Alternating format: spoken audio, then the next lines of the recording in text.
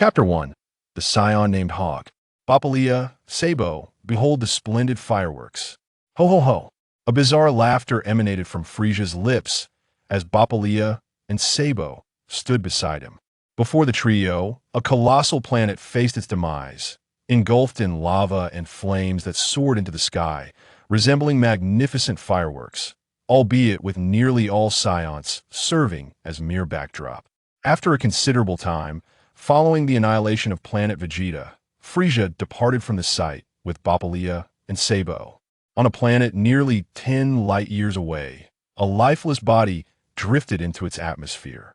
This corpse was entwined with a tail, unmistakably the remains of a scion. It likely traversed a small void created by the planet's explosion, which propelled the scion's body onto this distant world. The cadaver plummeted swiftly onto the grassy surface of the planet, which was teeming with life. Surrounding the scion's remains were towering trees and an array of exotic flowers, resembling a veritable paradise. The fallen scion's body was in a state of disrepair, missing a left arm, and even a small portion of its head was absent. The body was pockmarked and battered, having endured tremendous trauma.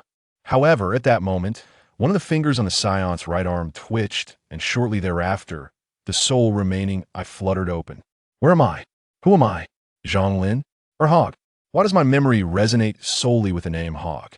Upon opening his eyes, Hogg was enveloped in confusion, muttering, "Shouldn't I have perished during a mission? Why do I only possess one arm? And why can I see only half of my surroundings? What on earth has happened to my body? Am I in hell?" Hogg was taken aback by the condition of his body. Ding, congratulations to the host for successfully binding the system. Warning, warning. Due to the severe damage to the host's body, urgent repairs are needed, or the host will cease to exist in this world. Ding, congratulations to the host for receiving a beginner's gift package, which includes a loan of 1 million fear points. Ding, commencing repairs on the host's body. Total cost, 1 million fear points. A series of mechanical voices echoed in Hogg's mind, leaving him utterly bewildered. However, he soon noticed that his vision began to clear, and he regained sensation in his left arm. The dents and scars across his body began to heal rapidly.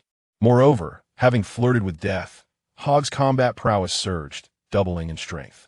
Once his body was restored, Hogg sat up in a fit of irritation, leaning against a towering tree over 100 meters high, panting heavily. The body that had once resembled a zombie was now transformed into that of a dashing young man. Have I crossed over? And into the world of Dragon Ball? No less. Hogg finally comprehended his situation. He was indeed a scion. 3 days prior, his home planet, Vegeta, had been obliterated by Frisia, and miraculously, his corpse had found its way to this new planet. Fortunately, the resilience of scion physiology meant that in just 3 days, he was merely missing a hand and had a minor head injury. Previously, I was an elite scion warrior with a combat power of 8,000. Now, due to my resurrection from the brink of death, my power has doubled. This means my current combat strength exceeds 24,000. Hogg never anticipated that coming so close to death would enable him to surpass Vegeta's initial arrival on Earth, indicating that he was now the strongest scion. A frown creased Hogg's brow as he lamented, "Yet this is still insufficient. Frisia possesses a combat power of 530,000 without transforming. I barely register as a speck in comparison. Truly a mere ant." Hogg need not worry. Frisia was oblivious to the fact that another scion still lived. The only surviving scions, apart from those in the 6th universe, included Goku, Raditz, a 5-year-old Vegeta, Nappa, and Vegeta's brother, Tarbell, along with Broly and others. Frisia aimed to eradicate the scions, unaware that several still persisted. Warning: the host currently bears a debt of 1 million fear points. Failure to repay within a month will result in the host's disappearance from this world. The system doused Hogg with cold reality. Nanny. Hogg was taken aback, suddenly recalling the system he had just bound. "System, what are fear points?" Hogg inquired. "Fear points represent the degree to which others fear and submit to you from the depths of their being, depending on their strength." The system elucidated. Hogg grasped the concept. For instance, a cat might fear him, earning a trivial fraction of a fear point, while a human could yield a more substantial amount. However, a single fear point would be insignificant against a debt of 1 million. Hogg envisioned the scenario of Frisia kneeling before him, trembling in fear. How many fear points would that yield? Alas, given Frisia's nature, he would never submit, even in death. With confidence, Hogg remarked coolly, "Ah, the challenge is what makes it intriguing." Then, Hogg's eyes gleamed as he asked, "What purpose do fear points serve?" Fear points can be exchanged for various items, but it is advisable for the host to set aside such thoughts for now. First, repay the 1 million fear points within a month before earning more to restore your body, the system advised. Listening to this, Hogg assessed his body and realized that although it had healed, numerous latent issues remained. If these were triggered during combat, they could prove fatal. Do not underestimate these issues. Even with a combat power of 24,000, they posed significant danger. Truly unfortunate. Hogg had not anticipated such complications, yet he remained unfazed. With his current power, exercising caution would allow him to navigate through challenges with ease. Hogg perked up his ears, detecting footsteps approaching from a distance, seemingly drawing nearer to his location. Chapter 2. A Debt of 1 million. Hogg quickly focused his thoughts, attuning himself to the nearby energies. He soon discerned the presence of a dozen or so energies converging towards him, each of similar strength, except for one individual at the forefront, who surpassed the rest. This was Hogg's first attempt at sensing energy, and he had already become quite proficient. Moments later, indeed, a group of peculiar yellow-skinned beings appeared before Hogg, wielding massive wooden clubs, a clear indication of their formidable strength. Just as I suspected, Hogg's gaze flickered as he observed the leading creature among the group, exuding an overwhelming combat power. Its height dwarfed the others, standing nearly 5 or 6 meters tall. "Host, would you like me to assess their combat power? It costs 10 fear points per inquiry, but your first 3 attempts are complimentary." The system suddenly interjected in Hogg's mind. "Oh, such a generous offer. Since it's free, let me take a look." Assessing. Beep beep beep. Assessment target. Sana, leader of the monsters. Home planet. Casa. Combat power. 331. After the assessment, Hogg sneered disdainfully. These creatures were weaker than he had anticipated, possessing a mere combat power of 300 utter trash. No, even less than trash. By the way, system, since you can assess others' combat power, can you assess mine as well? Hogg suddenly expressed a desire to know his own stats. Though he had 3 inquiries available, he was not in a hurry. After all, he intended to leave Casa and seek revenge on Frisia. At that point, he could simply acquire a scouter and wouldn't need to expend fear points to gauge his foe's power. Beep beep beep. Assessment target. Saiyan Hogg birthplace. Planet by Jita. Combat power. 24,563. Fear value. Negative 100,000. Other none. Indeed, as an elite in my previous life, I have double my power due to near-death splendid. Hogg felt elated upon discovering his information, though the burden of debt left him somewhat displeased. Roar. Suddenly, the leader of the Shana monsters and its minions began to roar at one another, seemingly engaged in discussion or perhaps a heated argument. In that moment, the Shana monster leader raised its enormous wooden club and charged towards Hogg. As it rushed forward, the other Shana monsters also lifted their clubs, as if rallying in support of their leader. Are you seeking death? Do you not realize that my combat power vastly surpasses yours? Hogg remained utterly unfazed as the beast charged, his expression betraying not a hint of concern. The Shana monster leader was colossal, akin to a truck, and any trees unfortunate enough to be struck by it were nearly cleaved in two, a testament to its ferocity. When only a few meters separated Hogg from the behemoth, the monster raised its massive club and swung it directly at Hogg, the air slicing apart in its wake. As the gigantic club loomed larger in Hogg's vision, the Shana monsters erupted in jubilant cheers, believing Hogg was destined to be reduced to mere pulp. Yet, a slight smirk graced Hogg's lips as a finger appeared with remarkable speed, effortlessly meeting the tremendous club.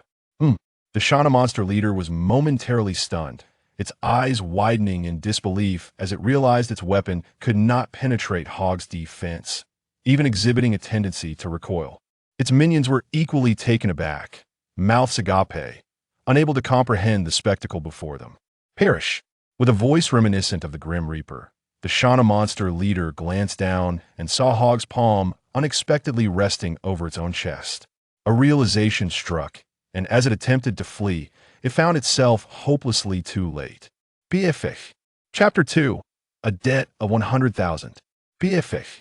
A golden beam of light pierced through its chest, propelling its massive form backwards, crashing down before the other Shauna monsters. Witnessing their invincible leader's downfall, fear washed over the faces of the Shauna monsters, particularly as Hogg shot a beam from single finger, obliterating one of their number. They crumbled into utter despair, gazing at Hogg as though he were the harbinger of death itself. Ding! Congratulations to the host for acquiring 130 fear points.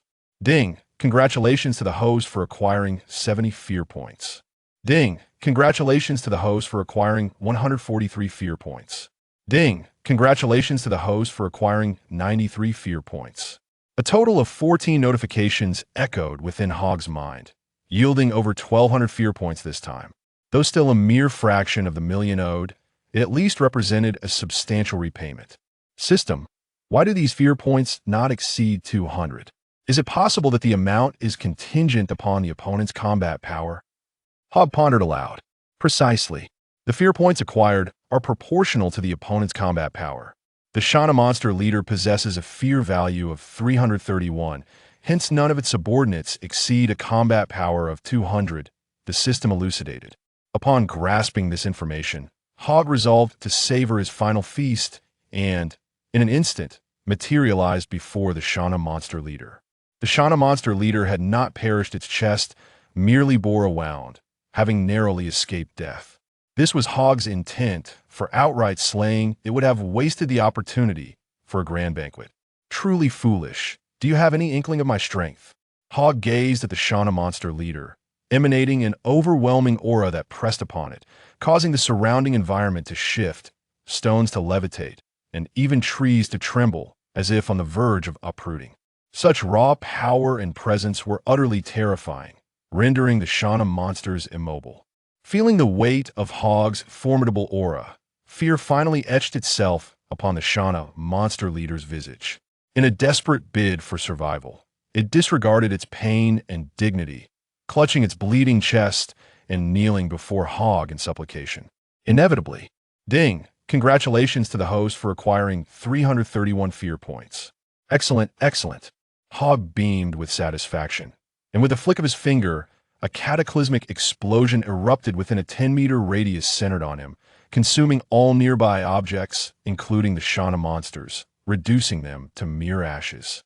Once all was settled, Hogg focused his thoughts. System, display my information. Beep beep beep.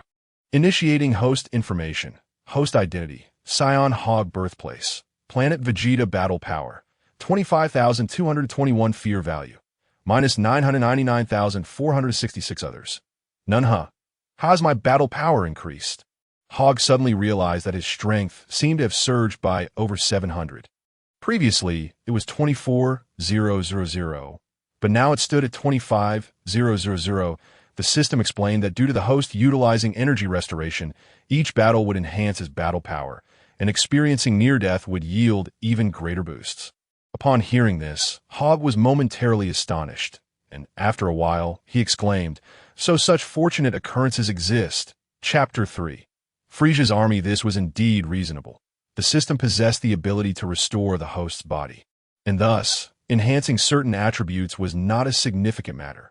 Moreover, Saiyans inherently possessed this attribute, experiencing boosts in battle power through near-death experiences. The system merely amplified this attribute, resulting in even greater increments post-battle and near-death situations.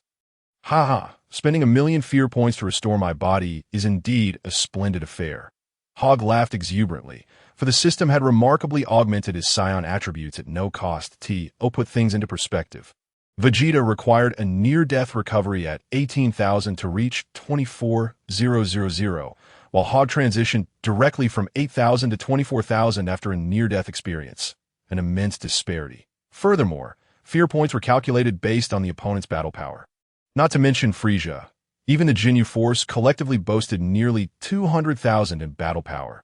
Instilling fear in them would allow Hogg to repay a fifth of his fear points. Hogg felt elated. Having grasped these facts, Hogg was finally free from the worry of failing to repay his fear points. For with his current battle power of 24,000, he could achieve a remarkably high battle power through combat, easily surpassing members of Frisia's army in due time. Oh, right, system, I have a question for you, Hogg suddenly inquired. Host, please proceed with your question. If I continue to instill fear in the same target, will I still obtain fear points? As fear towards one individual diminishes over time, the refresh period is 5 days. The system responded, 0.5 days. Hogg nodded slightly, murmuring, there are 6 5-day periods in a month, which means I must elevate my battle power to 200,000 within 5 days to potentially instill fear in Jinyu. While Hogg lacked confidence in frightening Frisia, he remained optimistic about intimidating the Jinyu force. Shaking his head, Hogg remarked, it's still too early to contemplate this. My most pressing concern now is how to leave this planet.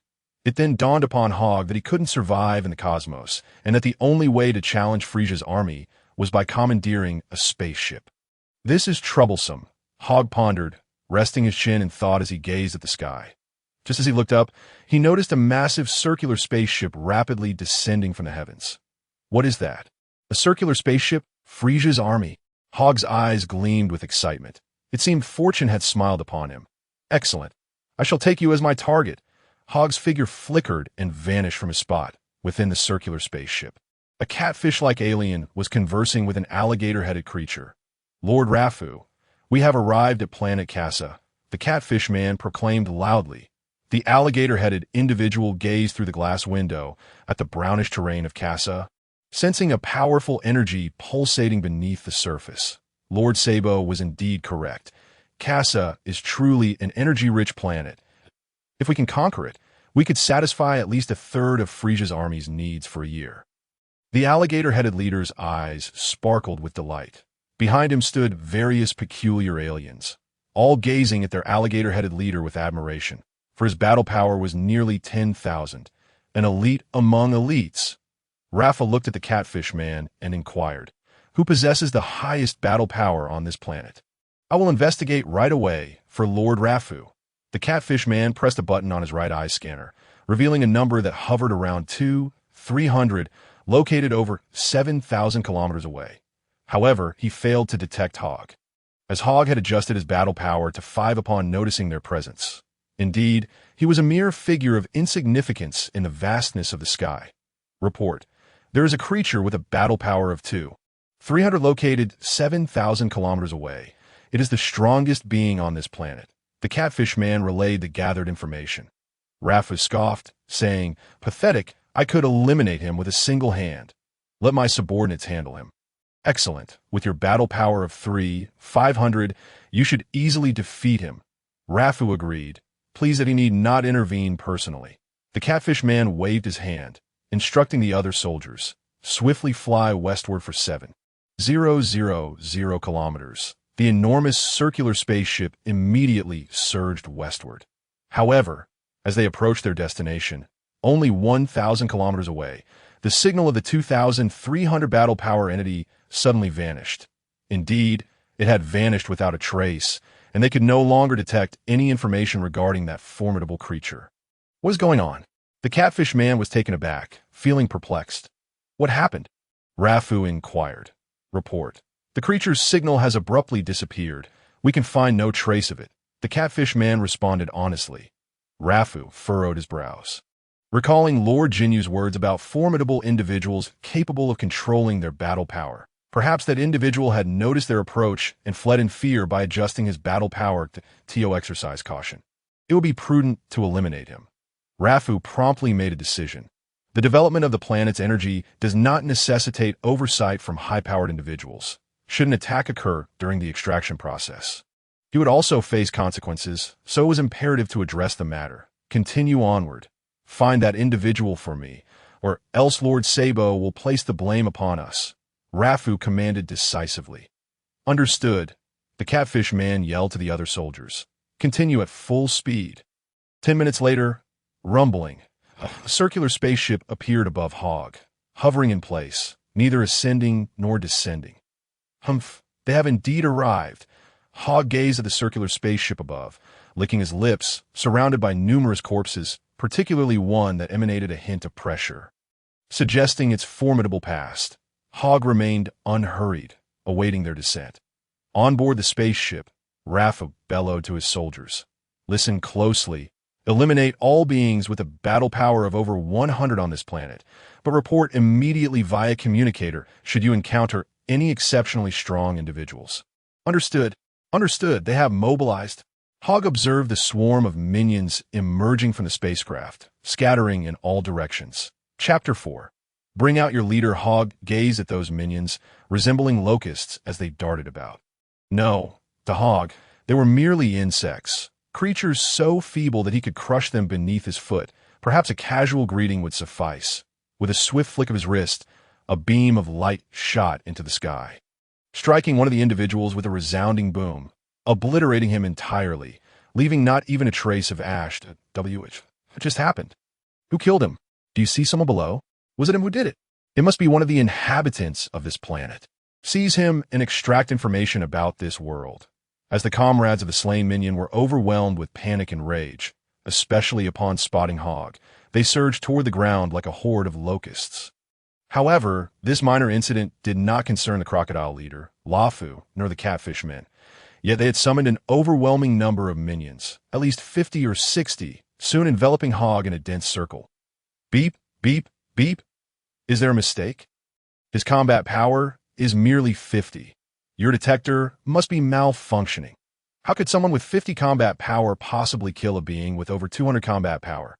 Indeed, my detector confirms he possesses only 50. Knowledge of combat power control is scarce beyond the lineage of Earth.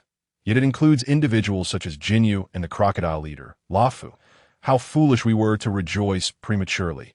His combat power is merely 50. He must have launched a surprise attack.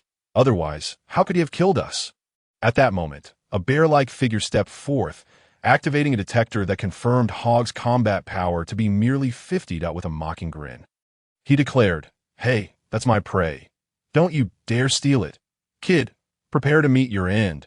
Hogg regarded the bear man with an expressionless demeanor. His true target lay within the spacecraft. Those two powerful presences he boldly commanded. "Get lost. Summon your leader." "Why you?" The bear man could no longer contain himself. With a swift motion, he appeared before Hogg, revealing his colossal claws, razor-sharp enough to slice through diamond, lunging at Hogg. Hogg remained utterly composed, not even attempting to evade as the claws approached. "Ha ha! Your demise is certain." Just as the bear man reveled in his triumph, his grin vanished in an instant, his eyes widening in disbelief as his claws failed to inflict any harm upon Hogg and instead shattered with a resounding bang. How is this possible? A shadow, swift as lightning, cleaved through the bear man's arms, blood gushing forth from the severed stumps. "I detest having my belly touched."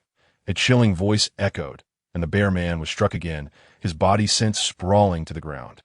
His gaze toward Hogg filled with sheer terror. "Ding! Congratulations, host. You have gained 211 fear points. Excellent. Another 200 fear points acquired." Hogg chuckled, his spirits soaring. How could this be? How could he have slain the bear man? Chapter 4. Bring out your leader. How could this be? How could he have slain the bear man? Is his combat power truly just 50? Could it be that our detector is indeed malfunctioning? Hogg remained rooted in place, yet not a single minion dared to approach, for even the strongest among them possessed only 500 to 600 combat power. What is happening? From within the crowd, a squad leader exclaimed as the detector emitted the voice of a catfish man. Our report. A combat power unknown entity has killed one of our own. The squad leader recounted the events in detail. However, before he could finish, Hogg suddenly materialized beside him, seizing the detector and uttering, "You can die now." A flash of golden light instantly consumed him, and in that fleeting moment of terror, his body erupted in a violent explosion. Hey, what on earth is happening? Speak up." The catfish men aboard the spacecraft shouted anxiously into the detector, but all that could be heard was a static hiss. "It must be that individual with 2,300 combat power. Let us descend." Lafu commanded decisively. This Lafu and the catfish man emerged from the spacecraft. They beheld the minions still encircling Hogg, yet none dared to approach him. Upon seeing Lafu and the catfish man, the minions' eyes sparkled with hope as if they had spotted a savior. Hogg looked up, coldly remarking, "You finally decided to show yourselves. I thought you preferred to hide like turtles." Hogg had sensed the presence of Lafu and the catfish men, recognizing them as the leaders of this squad. Although Hogg possessed the strength to obliterate them with ease, he was compelled to lure them out to facilitate his escape from his planet. After all, he currently lacked the means to leave and relied solely on this spacecraft, hoping to extract fear points from them. Otherwise, he would have simply annihilated them with a wave of energy. As Lafu and the catfish man landed, they scrutinized Hogg closely, inquiring, "Are you the one capable of controlling combat power?" "Oh, you're aware of this matter?" Hogg was taken aback by their insight. "Of course I know. Do you think your little trick could deceive me?" "How Navi?" Lafu had fully concluded that Hogg was indeed the individual with 2,300 combat power. He exchanged a knowing glance with the catfish man, who understood immediately and declared, "Lord Lafu, I will eliminate this pesky fly right away, and then we shall hasten our invasion of this planet." "Not necessary." The words did not come from Lafu but from Hogg himself, who interrupted their conversation. "You'd best come at me together. Don't waste my time." With that, Hogg let out a massive yawn, his face betraying a palpable disdain. "You insolent fool! How dare you underestimate me?" The catfish man seethed with rage, conjuring an energy sphere and hurling it toward Hogg. With a combat power of 3,005, he was confident this energy sphere would be lethal. "Seems you're being a tad too heavy-handed," Lafu remarked with a smile. "Humph, he was arrogant first," the catfish man retorted coldly. As the energy sphere sped towards Hogg, he showed no inclination to evade. Not even a twitch. Wait, he is not escaping. Perhaps he is too frightened to move. Is he truly paralyzed by fear of the deputy leader? At long last, the energy sphere struck Hogg, an orb infused with the formidable power of 3,500 combat strength. The force unleashed was unparalleled. The very earth trembled as a cloud of dust enveloped the vicinity, extending nearly 100 meters, accompanied by a resounding rumble reminiscent of the apocalypse. Chapter 5. The Renown of the Saiyan after the catfish warrior hurled an energy sphere. The surrounding area transformed into a desolate wasteland. All the minions were suspended in the air, desperately evading the shockwave of energy. As the dust gradually settled, a massive, bottomless pit, measuring 100 meters in diameter, emerged devoid of Hogg's presence. "Humph, that fool is surely doomed now. He thought he could challenge me with a mere combat strength of 2,003. Too naive, the catfish warrior reveled in his handiwork, convinced he had reduced Hogg to mere rubble. Chief Rafu, utilizing a scanner, found no trace of Hogg whatsoever. Well done. Now let us continue our conquest of this planet. Lord Frisia demands our victory within 3 days." Before Rafu could finish his sentence, a beam of light suddenly shot in from a distance. However, the beam was not aimed at him, but rather at the adjacent catfish warrior. "No, this cannot be. He is still alive," the catfish warrior exclaimed in shock. He desperately attempted to evade the energy beam, but its speed was overwhelming. He could not escape. Just as he shifted slightly, the beam pierced through the catfish warrior's chest. Gah!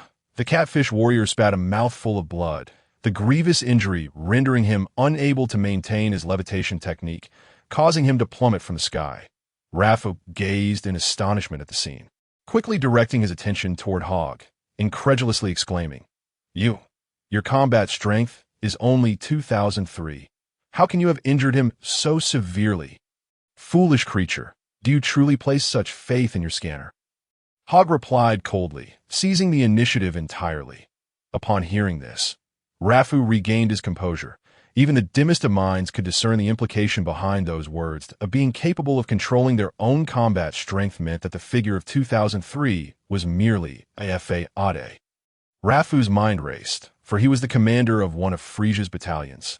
Attaining such a position required not only strength but also intelligence. The catfish, having sustained injury from his attack, had not perished, suggesting that Hogg's combat strength was not significantly superior. Additionally, Since Hogg had failed to dodge the catfish's energy sphere earlier, it was likely that his combat power was a notch below Rafu's. With newfound confidence, Rafu declared, "Boy, I offer you two choices. Join Frisia's army, or there is no need for a choice. I refuse to select the first." Hogg shook his head defiantly. "Then you shall perish," Rafu roared, transforming into a beam of light as he charged toward Hogg. Fully aware of Hogg's formidable strength, and thus employing his full might from the outset, Rafu delivered a powerful punch. Akin to the eruption of a volcano, yet Hogg effortlessly evaded the strike. Another punch followed, a flurry of blows raining down upon Hogg, yet his form moved with ghostly agility, avoiding every hit. Swish! Hogg sidestepped the punch. Reappearing at another location, Rafu bellowed in fury, gathering energy into a concentrated wave and launching it toward Hogg, successfully hitting his mark. "I struck him," Rafu exclaimed with delight, as the minions around him expressed their joy. For if Rafu could not prevail, they too would face demise. The earlier fall of the catfish warrior had cast a shadow of fear over them. Yet the next spectacle left Rafu and his minions dumbfounded. Hogg's form began to fade, revealing it to be merely an afterimage. "What? Are you pleased?" Hogg's mocking voice echoed from a distance. Rafu spun around, clenching his fists tightly, his gaze fixed intently on Hogg, fuming. "You scoundrel, if you possess the ability, do not evade. Face me head on. This is of your own making." Hogg's expression darkened. "Ha! I refuse to believe your combat strength is that formidable. Your incessant dodging reveals your inferiority," Rafu proclaimed, brimming with confidence, unperturbed by Hogg's presence. Swish! At a speed bordering on the extreme, Rafu doubted his own vision as Hogg suddenly appeared before him. So swift, Rafu found himself unable to react as Hogg's fist sent him flying. Hogg did not linger. With a swift motion, he reappeared above Rafu, delivering a crushing blow that sent Rafu crashing to the ground. Rafu plummeted like a meteor, and with a resounding crash, dust and debris erupted, the ground fracturing beneath him. "Come forth. I know you are not dead. I have yet to exert myself. How could you fall so easily?" Hogg remained unaffected by the swirling dust, his gaze locked onto the ground, from beneath the rubble. Rafu emerged, bloodied and battered, staring at Hogg with a newfound hint of trepidation. He stammered, "Scoundrel, why is your strength so formidable?" "You inquire of me?" Hogg replied, his voice resonating from above. In the next instant, he vanished into thin air, only to reappear before Rafu once more. Rafu was taken aback, his mind racing. This speed, it surpasses even before. Could his combat strength exceed mine by a substantial margin? Perhaps over 16,000? Just as Rafu grappled with his astonishment, he suddenly noticed a black tail coiled around Hogg's waist. Initially stunned, he then exclaimed in disbelief, "You are Saiyan?" "Ha ha!" Hogg erupted in laughter, affirming, "Indeed, I am a Saiyan." "No, this cannot be. 3 days prior, all Saiyans on planet Vegeta were annihilated by Lord Frisia. How can you?" Rafu felt a shiver run down his spine. Throughout the cosmos, all were aware of the warrior race known as the Saiyans, whose belligerence once plunged the universe into chaos, leaving all life on countless planets in disarray. Rafu had believed the Saiyan race extinguished just 3 days ago, yet he never anticipated encountering one here. Moreover, just a month prior, while on a mission, he had encountered a Saiyan named Bacta, a lowly warrior who had nearly brought him to death with a single strike, narrowly escaping thanks to a healing device. "Ding! Congratulations, host! You have acquired 8,413 units of fear value." The voice of the system echoed in Hogg's mind. Upon hearing this, Hogg smiled, having attained his desired goal. Having secured the fear value, he saw no need to prolong the game any further. Coldly gazing at Rafu, he uttered the death knell. "Prepare to die." A beam of light erupted from between Hogg's fingers. "No, Saiyan. Lord Zabo, there's a Saiyan." Rafu's words were abruptly cut off as the beam penetrated his body, followed by an explosive demise, leaving not even a trace of ash behind. Chapter 6. Not even in death shall you mind. Ship number 34, please respond. A figure with green skin clad in Frisia's combat attire shouted at the detector. Yet all that resonated in response was the incessant rustling sound, devoid of any reply. "Damn it!" Sabo cursed under his breath. "Sabo, what's wrong?" questioned a short, stout individual with pink skin as he approached, a look of confusion on his face. Upon recognizing the newcomer as Dodoria, Sabo inquired, "Dodoria, didn't Lord Frisia assign you to monitor all Scions returning to planet Vegeta?" "Indeed, that is correct," Dodoria replied, momentarily taken aback. Before asking, what on earth has transpired? Monitoring the Scions was indeed Dodoria's duty. Although Sabo's combat power exceeded his by a mere 2,000, Sabo primarily served as a communications officer by Frisia's side. Nevertheless, this communications officer possessed strength surpassing that of most others. During Bardock's team's assault on planet Mira, it was Dodoria who had intervened, demonstrating that every move of the Scions was meticulously surveilled by him. Sabo recounted the earlier incident, and upon hearing it, Dodoria furrowed his brow and remarked, "That's impossible. All adult Scions should have returned to planet Vegeta." "Adult Scions? What do you mean by that?" Sabo suddenly sensed something amiss. Dodoria elaborated. "You know that Scions are a warrior race. Whether adult or infant, they are expected to contribute. Some newly born infants are dispatched to remote, low-combat planets for conquest." Dodoria had always been aware of this tradition. Even Frisia was cognizant of it, yet only Sabo remained oblivious. Could it be that squad for Vegeta? Sabo speculated. Dodoria shook his head. "The ship number 34 is far for Vegeta. It would take at least a month to arrive. Moreover, just moments ago, Vegeta reported that they had conquered a planet, and the message was precisely from their location. Let us inform Lord Frisia," Sabo suggested. "Very well," Dodoria concurred as he followed suit. After Hogg had dispatched Lafu and the catfish creature, he had amassed nearly 50,000 fear points, a considerable sum that had repaid 1/20th of his debts. Just a single squad of Frisia's army yielded 50,000 fear points. If he were to venture to Frisia's headquarters, wouldn't he effortlessly amass 1,000,000 fear points? Hogg mused, feeling that fear points were exceedingly easy to acquire. Why combat power? Hogg clenched his fist, and in that moment, a surge of power coursed through him like a torrent breaching a dam, indicating a substantial increase in his fighting prowess. System, display my information. Host identity, Saiyan Hogg birthplace. Planet Vegeta combat power, 29,888 fear points. Minus 943,000 not bad. Not bad, he mused, satisfied as a contented smile graced his face. Chapter 6. Even if it explodes, you shall not mind. Hogg turned to the 3 soldiers beside him, who had been intentionally left behind. However, their detectors had long since been crushed by him, rendering them incapable of communicating with Frisia's forces. The 3 soldiers gazed at Hogg in terror. Their fear points had already been harvested by him, and they had witnessed his ruthless methods, as he had crushed everyone as easily as one would squash an ant. "Do not be alarmed. I shall not harm you, provided you comply with my commands," Hogg said with a smile. He had retained them for the purpose of escaping this planet, as he lacked the ability to pilot a spacecraft and needed them for navigation. Of course, Hogg had previously disabled the communication devices on the ship, for caution is the mother of safety. Hearing the glimmer of hope for survival, the 3 soldiers eagerly nodded, even vying to serve Hogg. Under his orders, they plundered a bounty of food and fine wines from the planet, loading them onto the spacecraft. For a lengthy journey necessitated sustenance. With all preparations complete, Hogg finally departed from the planet with the 3 soldiers. "Master, where are we headed? We need to set a destination in advance," one soldier inquired. Hogg contemplated for a moment. If he wished to hasten his combat power enhancement, Earth would be the optimal choice. Earth boasted 3 treasures: the Dragon Balls, the Room of Spirit and Time, and the Gravity Chamber, all excellent for amplifying combat prowess. Most importantly, he yearned for the dragon's assistance. He had already decided that his first wish would be to survive in the vacuum of space. As this was imperative, should the day come when he faced Frisia and emerged victorious, it was inevitable that Frisia would resort to treachery and obliterate the planet.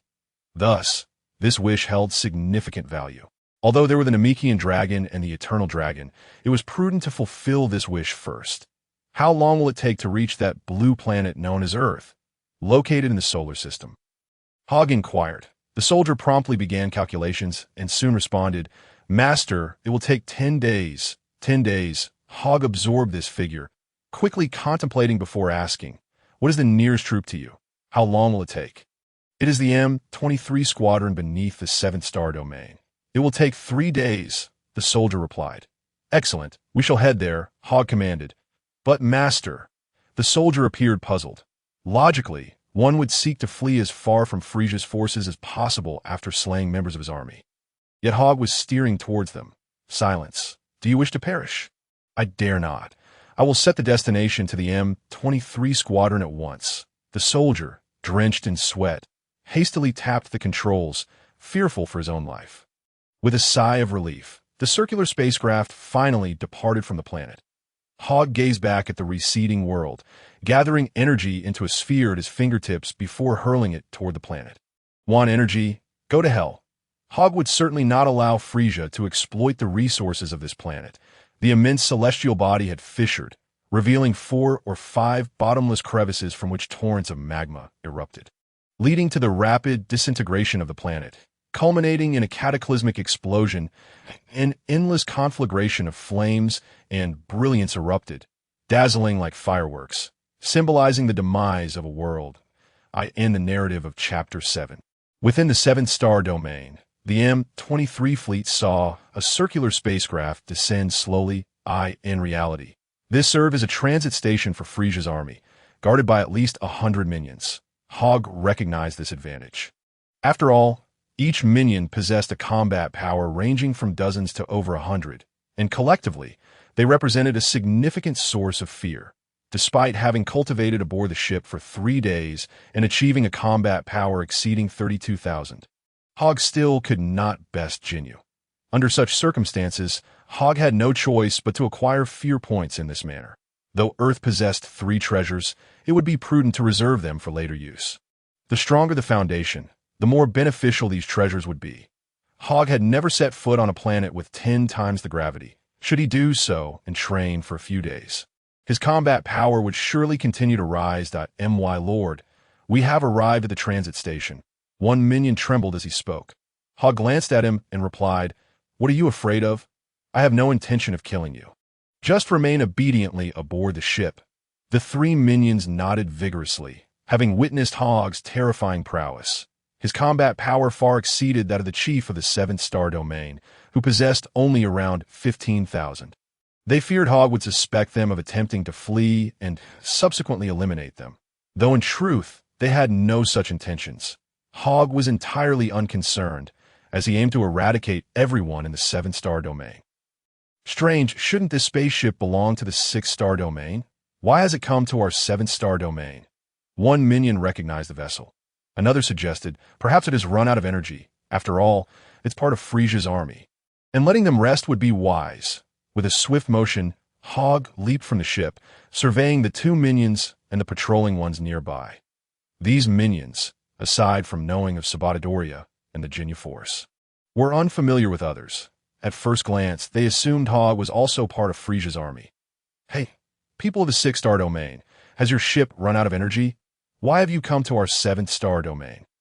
A minion approached Hogg, only to be met with a beam of light. The surrounding minions cried out in alarm, turning their furious gazes towards Hogg, shouting, "You from the 6th star domain? What do you think you're doing?" Before he could finish his sentence, another beam pierced through his chest, and he collapsed. Another minion stood frozen, his gaze fixating on Hogg's waist, stammering, "Why, you're a Saiyan? Enemy attack! Enemy attack!" A Saiyan has infiltrated. His incomplete warning was cut short as a beam of light also penetrated him. The 3 minions perished in the same manner, and simultaneously, a system notification echoed. "Ding, congratulations, host has acquired 170 fear points." The 3rd minion shout did not go unnoticed. Within moments, a large group, approximately 60 to 70 individuals, arrived at a Saiyan.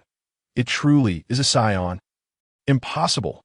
I heard that all Scions have been annihilated by Lord Frisia. How could one still exist here? It's not uncommon for a stray to slip through. Capturing him and bringing him back to Lord Frisia might yield a reward. The throng of 60 to 70 surged towards Hogg like a swarm of bees, Although their combat power ranged from 100 to a few hundred, united, they formed a formidable force. Almost there, Hogg smiled, raising a hand as an immense energy erupted from within him, coalescing in his palm into a cataclysmic force. Bang, bang, bang.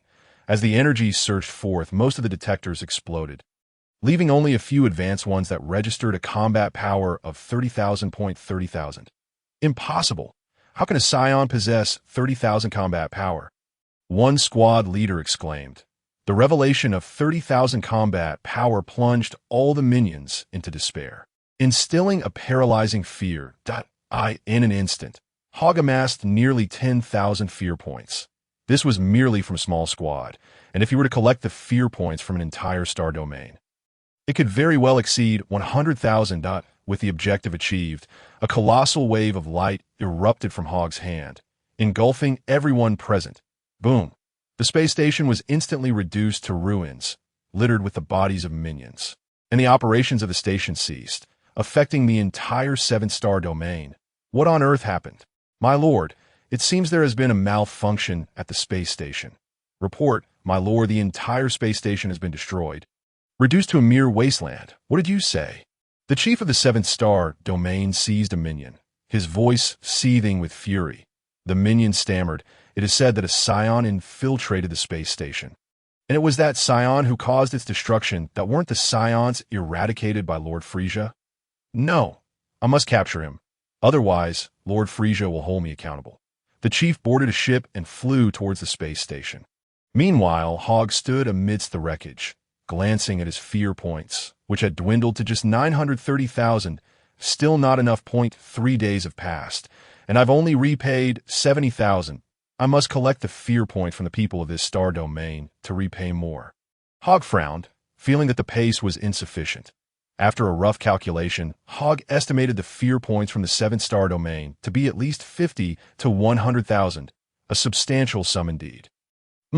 Hogg suddenly looked up as a spacecraft descended onto the ruins of the space station. A grin crept across his face as he sensed the energy of the newcomers and licked his lips. Combat power of around 14 to 15,000. This will be a delightful feast. Once the ship landed, the chief of the 7-star domain emerged, and upon stepping out, he beheld the chaotic ruins of the space station, with sparks of electricity flashing everywhere, igniting a surge of rage within him. His pupils constricted as he spotted Hogg not far away. "You there? Are you the Saiyan?" The chief glared at Hogg. "Oh, so there's still a piece of trash that hasn't died," Hogg remarked dismissively, not taking the chief seriously in the slightest. Seeing the contempt in Hogg's eyes only fueled the chief's fury further. "How dare you make such a mess? I must capture you and bring you back to Lord Frisia for punishment. Prepare to die." With that, the chief lunged directly at Hogg. I end this narrative of Chapter 8, The Doom of the 7-Star Domain. The chief, with his combat power of 15,000, could obliterate a planet. Yet, before Hogg, he was nothing but a mere insect. Too slow, as the chief of staff had yet to arrive, Hogg could no longer contain himself. His figure flickered repeatedly until he appeared right before him, delivering a swift kick that sent the chief flying. Hogg did not strike with full force. After all, securing a measure of fear was the priority. Consequently, the chief of staff sustained minimal injury, performing a roll before landing steadily on the ground. He wiped the blood from the corner of his mouth and looked at Hogg, saying, "Your strength and speed are commendable, but this is the 7th-star domain, the domain of Lord Frisia's army. Are you not afraid of what Lord Frisia might do to you?" "Frisia," Hogg responded with a slight smile, his eyes brimming with disdain. "He is merely an unsightly lizard. Even if he were to come, what could he possibly do? Moreover, he annihilated our Saiyan race, and I have yet to seek vengeance for that. Saiyan."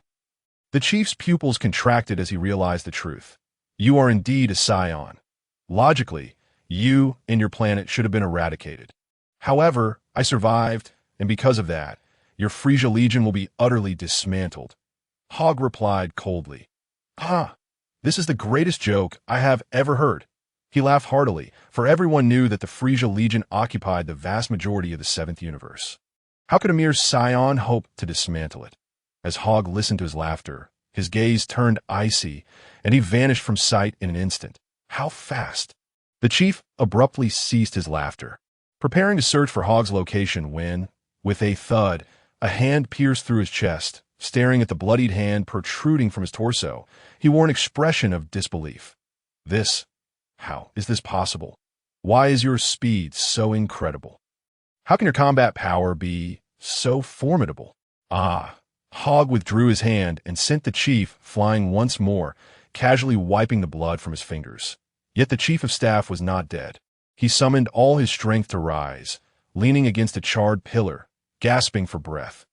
Hogg did not rush to attack. Instead, the chief activated a scanner to assess Hogg's combat power. 3,000, 6,000, 13,000, 22,000. Even King Vegeta's combat power barely exceeds 10,000. Yet you possess 22,000. The overwhelming power shattered the chief's courage, and he feared he might perish here. No, Saiyan, please do not kill me. I beg you, he began to plead. Ding! Congratulations, host. You have gained 15,200 fear points. Pleading for mercy? How disappointing. Hogg waved his hand, unleashing a burst of energy that reduced the chief to cosmic ashes. Excellent. Now, if I can showcase my strength in the 7-star domain, I will amass nearly 100,000 fear points. Hogg nodded in satisfaction. The 7-star domain was only about half an hour from the space station. Otherwise, the chief would not have arrived so late. Chapter 8. The doom of the 7-star domain. Hogg, of course, would not travel in his spacecraft. Instead, he piloted his own vessel, arriving at the 7-star domain approximately 40 minutes later. Is this the 7-star domain? Hogg observed and discovered that it was formed by 4 massive planets interconnected. Indeed, my lord, this is the 7-star domain, quite similar to our 6-star domain. One of the soldiers explained. What a grand spectacle. It is truly remarkable that the Frisia Legion possesses such technology. Although Hogg could not directly see the 4 planets, the soldier had displayed an image on the screen. It turned out that one massive planet was the central hub, while the other 3 orbited around it. Hogg was initially perplexed, for planets could not exist in such a manner. However, after the soldier's explanation, he learned that all 4 planets were dead worlds, showing no signs of activity. Coupled with advanced technology, this restrained the core movement of the planets, converting it into energy to sustain the spacecraft's power. Furthermore, the planets were interconnected by numerous passages, facilitating the Frisia army's movement. Truly a marvel of high technology. Hogg sighed. Alas, the 7-star domain is destined to become ruins today. But how can I maximize my fear points? After pondering, he devised an excellent plan. Standing outside his spacecraft and pointing at one passage, a beam of light shot forth, obliterating that passage entirely. Several soldiers stationed at that passage perished in the explosion. What is happening? It seems someone is deliberately attacking passage 301. Look, someone is there. It was his attack? Oh no, so many beams. We're doomed, the last soldier uttered in despair, witnessing dozens of beams racing toward them. With one energy beam headed directly for his passage. Boom! In an instant, over 100 passages were reduced to cosmic rubble. Flames began to spread, and some nearby passages caught fire, as those constructed in the vacuum of space could not withstand the shockwave of the explosion. Ding! Congratulations, host, you have gained 1,200 fear points. Ding! Congratulations, host, you have gained 730 fear points. Ding! Congratulations, host, you have gained over 6,000 fear points. In a brief period, Hogg amassed over 10,000 fear points. Yet it was still insufficient, merely 1/10 of what he needed from the 7-star domain. With a wave of his hand, he unleashed dozens of beams toward another set of passages. Bang! Bang! Bang! Without exception. Those passages were likewise destroyed. However, not all soldiers perished. Some, boasting combat powers exceeding 500, managed to endure, and there were quite a few of them. Hogg surveyed the densely packed soldiers, astonished to see at least 400 or 500 staring at him in disbelief. Hogg smiled with satisfaction, for each of them represented potential fear points. If he could extract fear point from these 500 soldiers, a significant debt would be alleviated. Who are you, boy, to dare disrupt our 7-star domain? A figure, one rank below the chief of staff, shouted defiantly. But the next moment, his face paled with terror as an energy wave shot toward him. No. Before he could utter another word, he was reduced to dust, and the atmosphere turned oppressive. Chapter 9. 200,000 fear points. Hogg was contemplating a strategy akin to Frisia's obliteration of planet Vegeta, luring out all the minions before annihilating the 4 planets of the 7-star region with a colossal energy sphere. However, he harbored little confidence in dispatching the 4 to 500 minions, especially considering Frisia's power level had reached an astounding 530,000 during the destruction of planet Vegeta, while his own was a mere 34,000. With a swift motion, the last beam of energy obliterated the final passage, and as anticipated, the remaining minions emerged, their numbers swelling to 600. Yet, this was merely a fraction. Many minions were still scattered across the other regions of the 4 planets. Even he would require several days to traverse all 4 planets. Hogg estimated that there were at least 2,000 minions within the 7-star region, and if each minion boasted a combat power of 200, that amounted to a staggering 400,000 fear points. Regrettably, his current combat power was insufficient, hovering around 34,000. He could only strike and then relocate. Given ample time, he would have gladly spent days gradually amassing fear points. Hogg sighed softly, lamenting the lost opportunity. He knew that should he proceed in this manner, reinforcement from other star regions would undoubtedly arrive, potentially attracting the likes of Zabo and Dodoria, not to mention the 3rd-star region's chief strategist, Sorbi. Hogg was acutely aware that Sorbi commanded 2 formidable subordinates, Sasami and Tagma, along with the mightiest Karuna, who had been slain by Zampa while searching for the Super Dragon Balls. Though they did not rival the Ginyu Force, they were certainly beyond his current capabilities to confront. It's time. Hogg gazed down at the throng of minions and flew higher into the sky. He ascended and prepared to attack. With all 4 passages of the 7-star region destroyed, he incited the collective ire of the minions, who unleashed hundreds of energy beams towards him. However, these attacks were mere annoyances, causing him no harm. Fools, I merely wish to protect my spaceship. Hogg extended a finger, condensing an energy sphere the size of a pea, infusing it with immense power.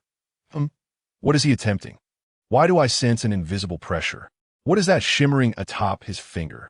Just as the minions were engulfed in confusion, the pea-sized energy sphere suddenly swelled, and with Hogg's sinister chuckle, it ballooned to a diameter of 100 meters. Resembling a miniature spirit bomb. No, this cannot be. Surely this is a jest. Such a massive energy sphere could annihilate 4 planets in an instant. It's over. The 7-star region is doomed. The minions gazed in horror at the enormous energy sphere, despair taking root in their hearts, as it radiated an intangible oppressive force that rendered them motionless.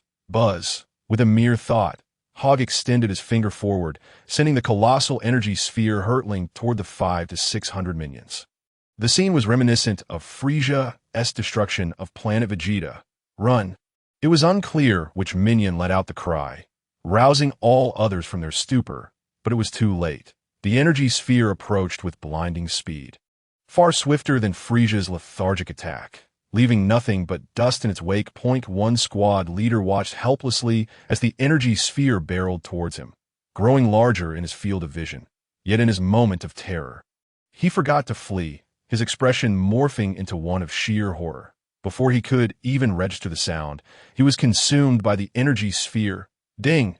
Congratulations, host, you have acquired 530 fear points. Ding! Congratulations, host, you have acquired 414 fear points. Ding! Congratulations, host, you have acquired 622 fear points. Chapter 9. 200,000 fear points. Ding! Congratulations, host, you have acquired 622 fear points. The massive energy sphere penetrated the main planet, causing the ground to split apart, magma to spew forth, and countless bolts of lightning to flash wildly. The main planet was met with its apocalypse. The 7-star region was utterly obliterated. As for the other 3 planets, Hogg's gaze flickered with murderous intent as he hurled 3 more energy spheres, obliterating the remaining 3 planets. Even after the demise of the 7-star region, amidst the rubble, numerous minions still clung to life, yet the fear points garnered were scant. Some were consumed by the energy spheres in their days, and similarly gained no fear points. Having completed his task, Hogg commanded, "System, display my information." A mechanical voice resonated, swiftly revealing a status panel. Host information: Saiyan Hogg birthplace, planet Vegeta combat power, 38,550 fear points. Negative 730,000, 200,000 fear points. This aligns closely with my expectations. After all, my energy sphere was only 3,000, not 530,000, hence the disparity in quality. Hogg felt little astonishment, yet possessing 200,000 fear points was quite satisfactory, as it equated to the fear points of a Ginyu Force member. Furthermore, his combat power had risen to nearly 40,000, rendering him adequately prepared to confront the third star region. As Hogg returned to his spaceship, he observed many minions floating in the cosmic expanse, yet most possessed merely a few hundred combat power, a trifling gain for him. He had little interest in a mere 100 or 200 fear points. Should more strategists from various star regions arrive, he would undoubtedly be in a far more favorable position. However, the next destination posed a dilemma. Earth could wait. Regardless, it was imperative to repay all fear points first. At that time, a journey to Earth could be postponed, where he could utilize the Dragon Balls, the Gravity Chamber, and the Time Chamber. "Parker, come here," Hogg called to the minion piloting the spaceship. Upon hearing Hogg's summons, Parker felt as though struck by lightning, immediately standing upright in a respectful manner, declaring, "My lord, how may I assist you?" Parker was one of the three minions. Ever since being captured by Hogg, he had witnessed Hogg's merciless methods, which instilled in him a profound fear of being slain by Hogg. "Do not be anxious. I wish to inquire how many star regions Frisia's army comprises," Hogg asked. Parker exhaled in relief, realizing this was the purpose of Hogg's inquiry. "My lord, I know of only 10 star regions, and the one you just destroyed is the 7th star region. The star region I hail from is the 6th star region." Parker responded that the chief strategist to the 3rd star region, a man named Sorbi. Hogg further inquired. Indeed, upon hearing Hogg question, Parker's eyes darted, and he quickly asked, "My lord, do you intend to?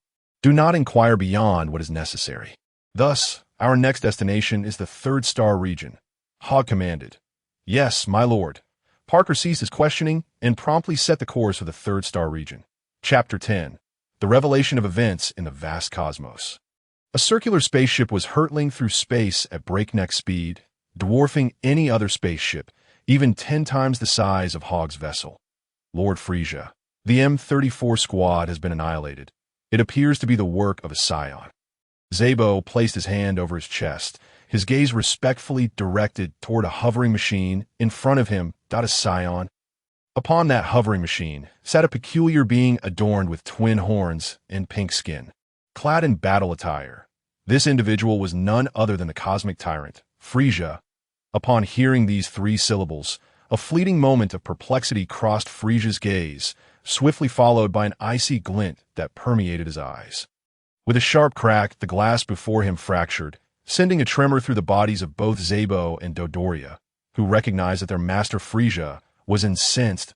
An oppressive aura enveloped the minions, rendering them silent, too fearful to even draw a breath. The surviving Scions were merely from Vegeta's squad. Could it be their doing?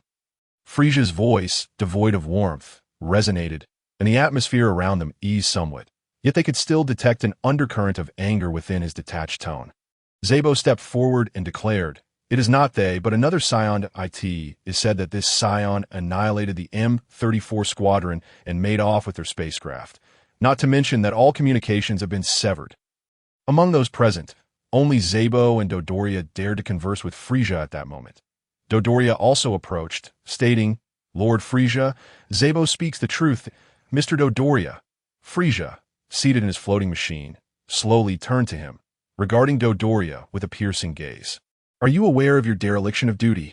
"Lord Frisia, please allow me to explain," Dodoria implored, bowing slightly in haste. "I require no explanations. You have 3 days to eliminate that Scion." Frisia was unconcerned with the Scion's origins. If there was a loose end, it must be eradicated without hesitation. That Dodoria's countenance darkened, for with their communication devices destroyed by Hogg, locating him seemed nearly impossible, especially with only 3 days at their disposal. Sensing Dodoria's distress, Zabo approached and reassured him, "Do not fret. Each of our spacecraft is equipped with a black box that can trace our adversary." "Oh, is that so?" "That is indeed splendid," Dodoria exclaimed. a glimmer of hope igniting within him as he breathed a sigh of relief. Just then, the outer door swung open, and a minion rushed in a flurry. Zabo reprimanded him with irritation. "What is the cause of such haste?" "Report to Lord Frisia. The 7th-star domain has been obliterated by a Saiyan," the minion announced. The revelation sent shockwaves through the assembly, and Frisia's fury ignited further. His fists clenched as he bared his teeth, growling, "That wretched monkey dares to annihilate the 7th-star domain. They shall pay dearly." Zabo seized the minion by the collar, demanding, "What transpired? Speak clearly." "Zabo-sama, the computer has just transmitted the data," the minion stammered, gesturing toward the screen ahead.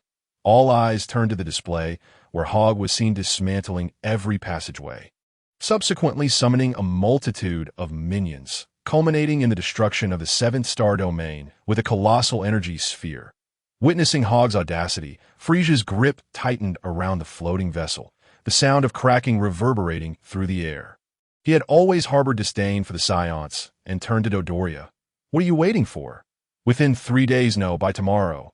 Apprehend the Saiyan." "Yes," Dodoria replied, awakening to Frisia's wrath. Chapter 10. The Unveiling of Truth.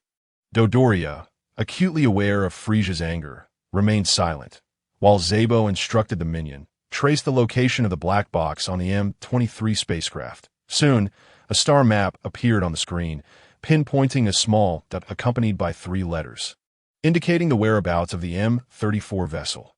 "Report, sir. The M-34 spacecraft's course appears to be directed towards the 3rd star domain," the communicator stated. "Excellent. Dodoria, let us proceed," Zabo decided, wary of Dodoria's potential to further complicate matters. Thus, the two boarded another circular spacecraft, accompanied by several minions, and set off for the 3rd star domain. Frisia awaited news aboard his own spacecraft, though a sense of unease lingered within him, prompting him to instruct the communicator to reach out to the chief of staff in the 3rd star domain. "Sorb, Lord Frisia, I am delighted you have remembered me." Sorb appeared on the screen, accompanied by 3 others, Red Bull, Sisami, the lanky Tagma, and the colossal Karuna, reminiscent of a great ape. Sorb, though Frisia had little recollection of him, he was still able to recall. "Indeed, it is I, Lord Frisia." Sorb, akin to the Kineo battle team, exhibited unwavering loyalty to Frisia and maintained a respectful demeanor. "A Saiyan has ventured into your 3rd star domain. Should you encounter him, eliminate him on sight. That, if you possess sufficient strength, capturing him alive is also acceptable." Frisia's eyes glinted with malice. "We will ensure the mission is accomplished," Sorb affirmed as the communication concluded. A sinister smile crept across Frisia's lips. "Oh ho ho ho. I shall lay a trap so intricate. Let us see where you dare flee."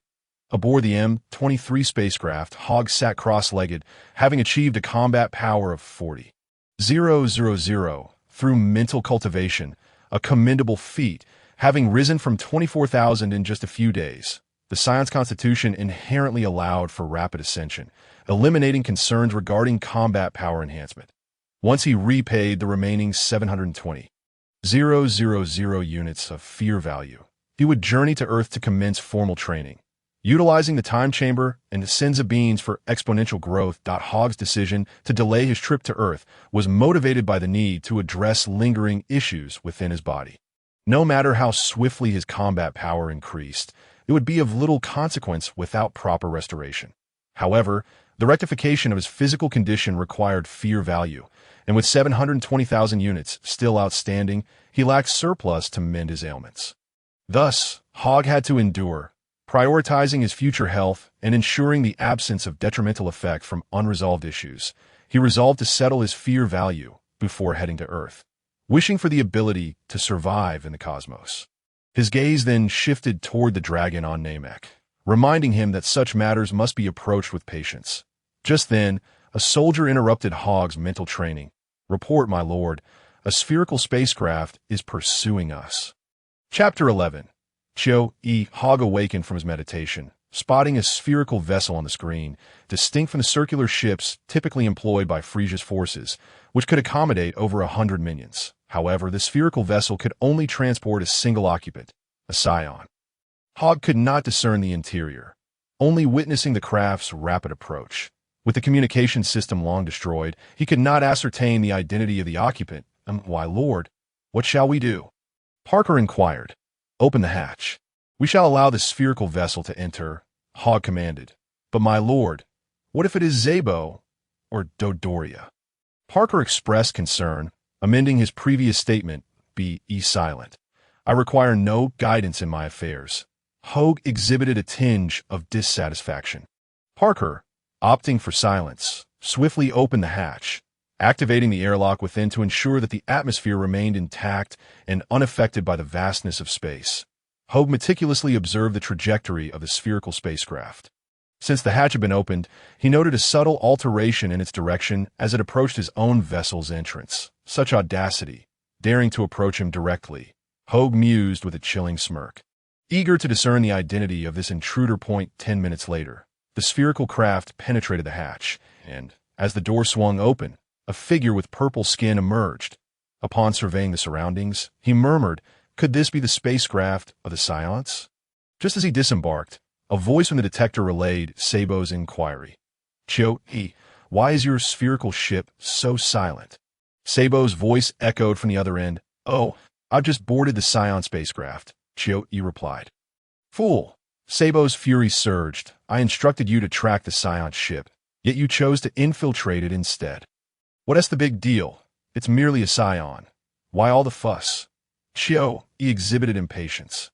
Feeling that Sabo was overly anxious, while others may be unfamiliar with the Saiyans, Chio-e had encountered King Vegeta, and even the mightiest among them, with a power level just above 10,000.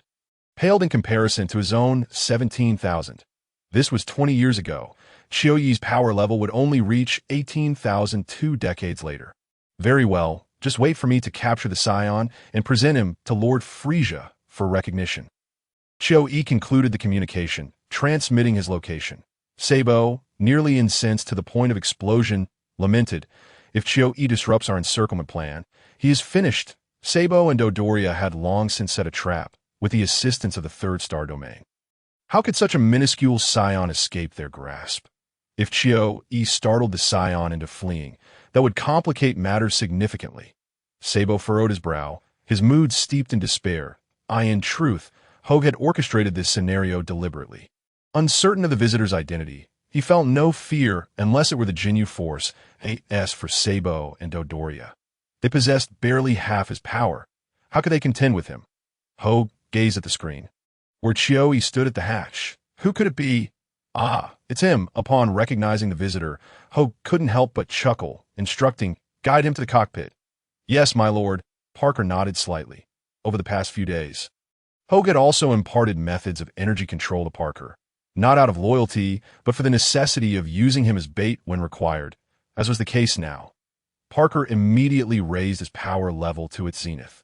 Approximately 700 at that moment. Chapter 11. Chio-e Parker instantly maximized his power level, which hovered around 700 At the hatch, Chio-e's detector began to blare incessantly. Upon inspection, he discerned Parker's location. Is that the cockpit? Why is the power level only 700? Where has the Saiyan gone? Although puzzled, Chio-e did not dwell on it and darted straight towards the cockpit. My lord. He is approaching, Parker informed. Observing the screen showing Chio-e, he continued, my lord, I recognize him. His name is Chio-e, with a power level of about 18,000. I am well aware of that. Look, he is here. Hogg rose, his gaze directed towards the corridor, where a figure materialized at the entrance. Who dares to intrude upon my ship? Ah, it is Chio-e. Do you know who I am? Chio-e retorted arrogantly. Indeed, you are a Saiyan. Chio-e suddenly noticed the tail at Hogg's waist, prompting a frown. Hogg smiled faintly. Who does not recognize Frieza's lapdog? You dare call me a lapdog? Chio-e trembled with rage, pointing accusingly at Hogg, that I shall see what skills you possess. A mere Saiyan with a power level of 5,000 is nothing but trash in my eyes. No longer able to contain himself, Chio-e, fueled by fury, lunged at Hogg and landed a punch on his face. How about that? Do you now understand my might? Chio-e sneered in the next moment. Chio-e sensed something amiss. He abruptly looked up, discovering that Hogg remained utterly unfazed, not budging an inch. His punch felt akin to a mere tickle. How is this possible? He exclaimed in astonishment. No sooner had he uttered these words than Hogg retaliated with a punch that sent Xiao-Yi hurtling backward, crashing to the ground, leaving a trail of purple blood in his wake. After rolling several times, Xiao-Yi managed to rise, his expression a mixture of shock and confusion. Wiping the blood from the corner of his mouth, he inquired, "Your power level was 5,000, was it not?" Before the confrontation began, Xiao-Yi had scanned Hogg's power level, which indicated a mere 5,000. Little did he realize it was merely Hogg controlling his own power point 5,000. Hogg shook his head, saying, "Open your eyes wide and behold the truth." With a thunderous roar, Hogg unleashed his energy, causing the entire spacecraft to tremble. Xiao-Yi watched in disbelief as the readings on his detector skyrocketed. Stabilizing at 40,000, "This is my full power," Hogg declared, a hint of pride in his demeanor. 40. 40,000? How could a Saiyan possibly possess such power? Xiao-Yi's eyes widened, and he thought to himself, "I must urgently contact Lord Frisia." Hogg had anticipated this move. He exchanged a glance with Parker, who discreetly concealed his energy and silently positioned himself behind Xiao-Yi, snatching the detector away. "My lord." The detector, Parker tossed the device to Hogg. Xiao-Yi froze momentarily, then despair washed over him. "It's over." Chapter 12. Who stated you were Frisia's lapdog? Hogg grasped the detector, the sole device capable of communicating with the outside world. "Xiao-Yi, do you have anything to say?" Hogg queried. Faced with a 40,000 power level, Xiao-Yi felt no urge to contend. Internally, he regretted not heeding Saibo's advice to simply follow the Saiyan ship, avoiding unnecessary complications. However, the situation had unfolded, and escape was no longer an option. He raised his head, offering a sycophantic smile. "If you spare my life, I can divulge a secret." "A secret?" Hogg narrowed his eyes. "If this secret holds sufficient value, I might consider granting you clemency." The destruction of planet Vegeta was not due to a meteorite, but rather the handiwork of Frisia, Xiao-Yi revealed.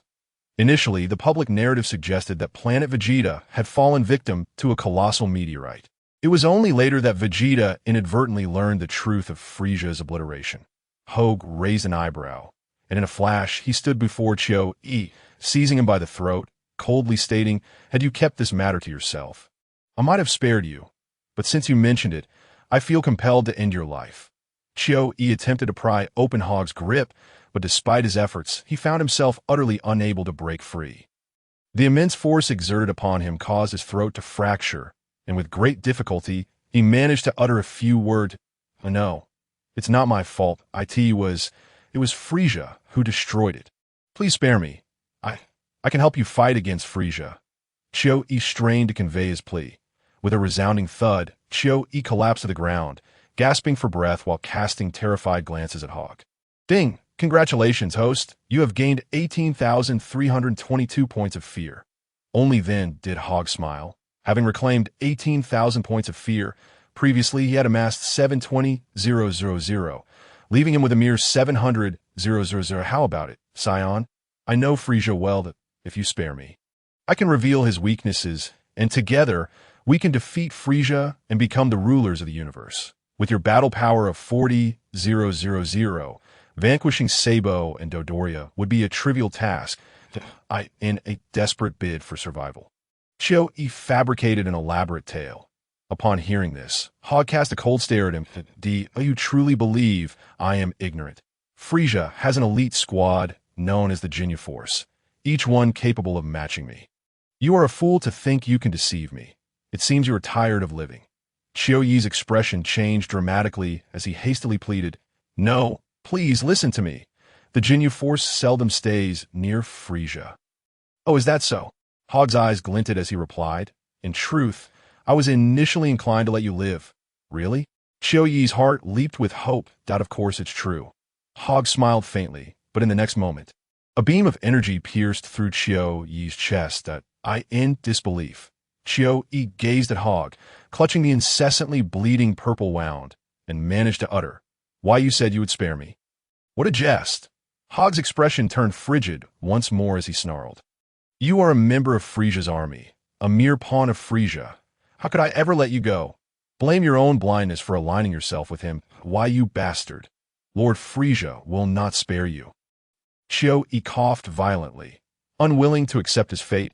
As more blood spewed forth, his life swiftly ebbing away, die. Another energy wave shot towards him, and in his weakened state, Chiu-yi was powerless to evade it. With a resounding explosion, he was obliterated. Hogg surveyed the remnants strewn across the ground, his brow furrowing. Clean this mess up. Chapter 12. Who told you to be Frisia's lackey? Hogg observed the debris littering the ground, his brow furrowing. Clean this mess up? Yes, my lord.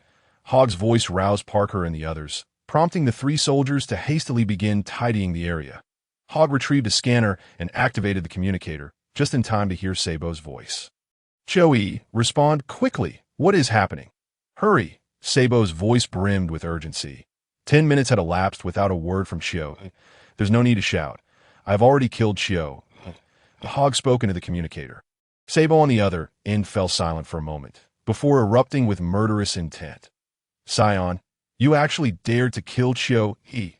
Sabo's anger was not due to Chiu-yi's demise, but rather because Hogg had discovered their plans through Chiu-yi, inciting a furious internal monologue. That Chiu-yi has ruined our plans. He truly deserves his fate.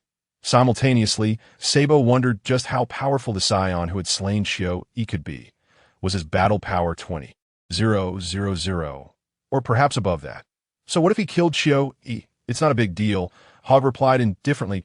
Do not be so arrogant. We have already laid a trap. You cannot escape. Sabo retorted fiercely, though. Is that so? Hogg smiled slightly as he answered. I am well aware of that.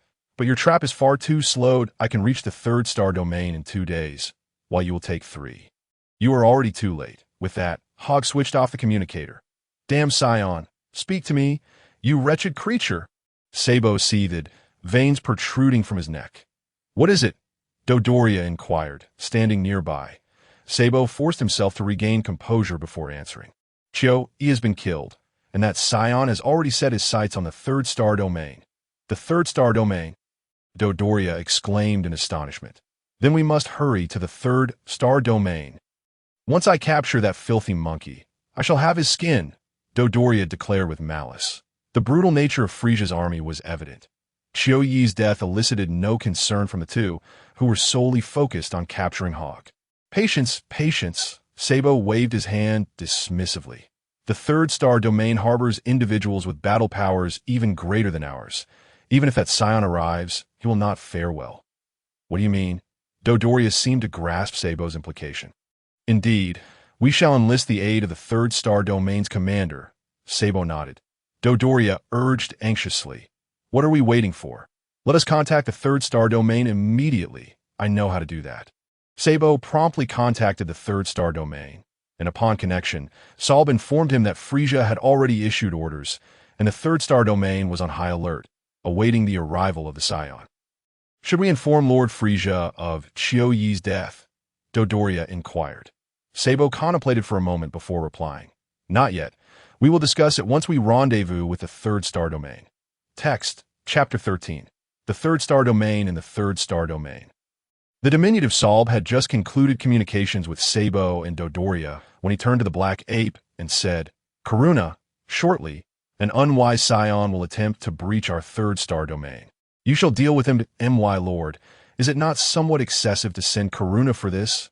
Inquired the nearby Red Bull, Zasami. The black ape, Karuna, exuded confidence as he replied, My lord, I too feel this is somewhat excessive. To put the entire 3rd star domain on alert for a single Saiyan seems unwarranted. Indeed, my lord, chimed in the lanky Tagma. For what I know, Saiyans generally possess low battle power. Even King Vegeta's power barely exceeds 10,000.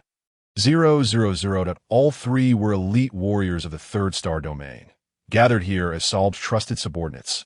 Aside from the Jinyu force, the 3rd star domain was the strongest under Frisia's control. How do you explain the destruction of the 7th star domain? Salb, bold and cunning, posed the question, illustrating why these loyal subordinates followed him without hesitation. Tagma stepped forward and confidently proclaimed, Using guerrilla tactics, I could easily decimate the second star domain. Very well, Tagma. You shall handle that, Saiyan. Remember, make it a clean job, Salb instructed. Yes, Lord Salb. Tagma slightly bowed, turned around, and stepped away from the scene. Meanwhile, Hogg remained seated in a meditative posture, diligently honing his mental prowess, although he had only engaged in light-hearted play with Chiu Yi for a brief moment. His combat power had already surged to 45,000, and he was confident that he could reach 50,000 before arriving at the third star domain. What does a combat power of 50,000 signify? It is at least superior to that of Gi's and Bart from the Jinyu Force. Undoubtedly, the mightiest among the Jinyu Force is Jinyu himself, boasting an astounding combat power of 120,000. Followed closely by Raikum. Gi's and Bart lagged, slightly behind Raikum. While Gudo found himself at the bottom of the hierarchy. 2 days later, as Hogg's spaceship appeared near the third star domain, it was promptly detected by the minion stationed there. Report, we have detected the M-23 spacecraft, which has just entered the third star domain, one of the soldiers relayed. Understood. Tagma opened his eyes and gazed at the transmitted data, realizing that Hogg's circular vessel was careening recklessly into the third star domain. While Sabo and Doria would arrive a day later, "My lord, I shall proceed," Tagma declared. "Tagma, you must exercise caution," Sorbet communicated. "Rest assured, my lord Sorbet, I shall accomplish my mission." Tagma shot into the sky, requiring no spaceship. As he soared at full speed through the vastness of space towards Hogg's vessel, but on the other side, Parker suddenly spotted a small racing towards them on the screen and exclaimed, "My lord, trouble is brewing. Tagma is approaching. Tagma?" Hogg immediately turned his gaze to the screen, witnessing a figure hurtling towards them with incredible velocity. In the original narrative, Tagma had trained alongside Frisia for 4 months, his combat power rivaling that of Gohan. However, now in Hogg's eyes, he was nothing but a mere shadow. A Tagma devoid of training was insignificant. As Tagma flew with all his might, Hogg assessed his opponent's combat power and discovered it to be a mere 22,000, comparable to Doria's power. When Frisia was resurrected, Sorbet had mentioned Tagma's combat power. "My combat power has reached 48,000. I am but a hair's breadth from 50,000, however, it matters not, for once I obliterate the third star domain.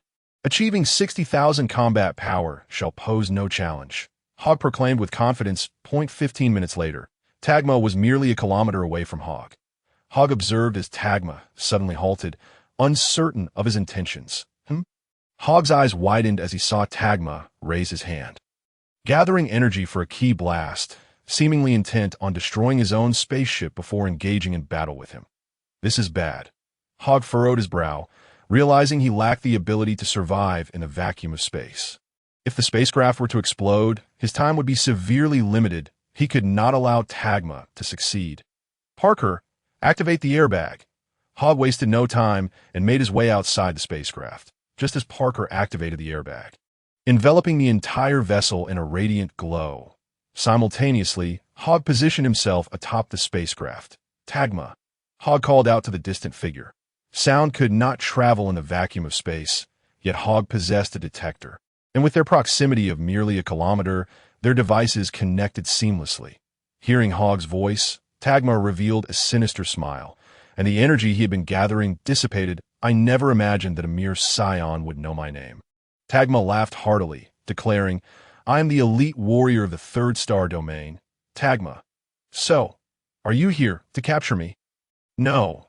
Tagma shook his head, asserting, "I am here to—" In an instant, Tagma's body surged forward, his combat power of 22,000 propelling him to his maximum speed. "I am here to kill you." Tagma's form became a white streak in the cosmos, closing the kilometer distance in just a second before unleashing a powerful punch, with a force akin to a volcanic eruption. The punch hurtled towards Hogg's face. Hogg merely tilted his body slightly to evade Tagma's strike, which Tagma had unleashed with full force, believing it would incapacitate Hogg. Unfortunately for him, he was gravely mistaken. You actually dodged?" Tagma could hardly believe it. He threw another punch, which Hogg effortlessly avoided, followed by another and another. Tagma unleashed a flurry of punches, none of which found their mark. Damn it, Tagma cursed furiously, bewildered at the turn of events. Why, you are just a Saiyan. Even King Vegeta possesses only a combat power of over 10,000. Even if you are an elite warrior, it should be impossible for you to evade my attacks. Frustration consumed Tagma as he swung wildly, but not a single blow connected with Hogg. Enough! Hogg's icy voice suddenly echoed, and with a single, powerful strike, Tagma found himself reeling, his pupils nearly bulging out of his head. A testament to the sheer force behind Hogg's blow. In no way. Tagma clutched his abdomen, struggling to raise his head, gazing at Hogg in disbelief. Tagma stared incredulously at Hogg, questioning whether the individual before him was truly a Saiyan. Was it not said that Saiyans possessed inherently low combat power? Did even King Vegeta not possess only a little over 10,000? What? Is this punch truly so astonishing? Tagma thought to himself. Utterly shocked, Hogg shook his head, disappointment etched across his face. Meanwhile, Sorbet had been closely monitoring the battle, perspiration beading on his forehead as he remarked in astonishment, I knew this Saiyan was extraordinary. Too bad Tagma wouldn't listen. Red Bull, Zasami, and Karuna were equally taken aback, unable to fathom that Tagma, an elite warrior, could not even land a hit on Hogg, and they sensed a hint of danger emanating from him. Zasami, Karuna! Sorbet turned to reprimand. What are you two dawdling for? Hurry and assist Tagma. Yes, my lord Sorbet, they replied in unison. Once they departed, Sorbet's brow furrowed deeply as he observed Hogg and Tagma, muttering, this situation has become troublesome. Perhaps the inhabitants of the third star domain cannot contend with this Saiyan. Subsequently, Sorbet contacted Frisia once more. Sorbet. Frisia appeared on the screen. Sorbet spoke cautiously. Lord Frisia, I believe my subordinates are insufficient to handle this Saiyan. I implore you to send the Jinyu Force for assistance. You are unable to deal with a mere, insignificant monkey. What use is the Frisia Force to you? Frisia retorted, his irritation palpable. However, he was also perplexed. Was this Saiyan truly so formidable? Moreover, Sabo and Doria had yet to report back. Had they already fallen to this Saiyan? A sense of foreboding washed over Frisia, and he instructed one of the nearby soldiers, summon Sabo for me. Upon the connection being established, the respectful voices of Sabo and Dodoria resonated through. Hearing their voices, Frisia immediately breathed a sigh of relief and inquired about the situation. Sabo recounted everything, including the demise of Chio-E. What did you say? Chio-E was slain by that Saiyan. Upon receiving this news, Frisia began to surmise the approximate combat power of the adversary, estimating it to be no less than 20,000. That how peculiar. There shouldn't be any Saiyan with a battle power exceeding 20,000. Perhaps I simply overlooked it, Frisia pondered. He then turned his gaze to Sorb and stated, Sorb, hold your ground. Sabo and Dodoria are hastening their arrival. However, Sorb did not continue, realizing that his three elite subordinates were no less capable than Sabo and Dodoria. Their arrival would only add 2 more cannon fodder. What was truly crucial was to summon the Jinyu Force. Are 5 of you incapable of handling a mere Saiyan? Frisia's voice suddenly turned icy, sending a chill down Sorb's spine, even from the distant third star region. Yes, I understand, Lord Frisia. I will surely eliminate that Saiyan, Sorb replied before severing the communication. With hands clasped behind his back, he looked towards Zasami and Karuna, his expression fraught with anxiety. Now, I can only place my hopes on Karuna. With a combat power of 45,000, he should be able to defeat that Saiyan. Damn it, I refuse to believe that a single Saiyan can be that formidable. Tagma exerted all his strength, throwing punch after punch at Hogg, but regrettably, none found their mark. Conversely, Hogg occasionally retaliated with a punch, leaving Tagma in a woeful state, his battle suit and face smeared with his own blood. Now I comprehend why Lord Frisia intends to annihilate Planet Vegeta. Your Saiyan potential is truly terrifying, Tagma roared. Only now do you realize it is far too late. Hogg sneered disdainfully and coldly remarked, Enough of this nonsense. I shall simply end your life. What did you just say? You intend to kill me. How audacious. Before Tagma could finish his words, he was met with a resounding slap, leaving a vivid red imprint upon his cheek. "You scoundrel! How dare you strike me?" The crimson mark drove Tagma to the brink of madness, for it was a humiliation, a raw and unadulterated disgrace he had never before endured. "Oh, you still not comprehend the chasm that separates us?" Hogg delivered another slap to Tagma's face, adding yet another bright red mark. "How?" Tagma tried to curse, but Hogg struck him a third time. Tagma wished to evade, but he found Hogg's speed increasingly overwhelming, rendering him unable to escape. The fourth slap, the fifth slap, the sixth slap. After enduring over 10 slaps, Tagma finally succumbed to despair, blood pouring forth uncontrollably. "Ding! Congratulations, host, you have acquired 22,000 fear points. Excellent, it won't be long before all fear points are settled." Hogg bore a satisfied smile. "Now that I have achieved my goal, it is time for you to meet your demise." Hogg raised his hand, an energy sphere manifesting at his fingertip, aimed directly at Tagma. Just as he was about to strike, Hogg suddenly turned his head, noticing another energy sphere hurtling towards him from a distance. Hogg was compelled to abandon his final blow, simultaneously launching his own energy sphere, which collided thunderously with the distant energy sphere. Boom!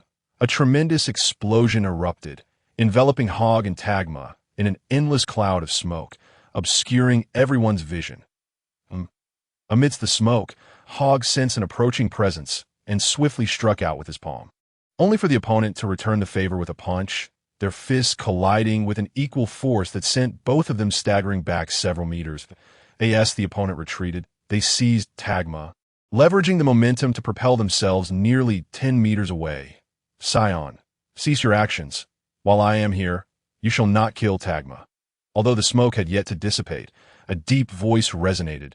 Hogg furrowed his brow, choosing not to respond but patiently awaiting the smoke to clear, revealing the figures of Karuna and Zasami. Indeed, it was you three, the elite of the third star region. Karuna, Zasami, and Tagma. Hogg surveyed the duo, recognizing Karuna as the most formidable opponent. "Since you are aware of our renown, why not surrender promptly?" Zasami growled. "Surrender?" Hogg suddenly burst into laughter, his eyes blazing with murderous intent as he declared, "Don't be foolish. Did you not just say that with you present, I could not kill Tagma? I shall do so right before your very eyes.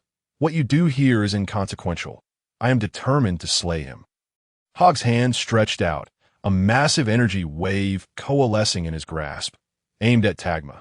While Hogg proclaimed his intent to kill Tagma, he was also keen to test Karuna's strength, for he had no knowledge of the opponent's battle power, albeit he was certain it did not exceed his own.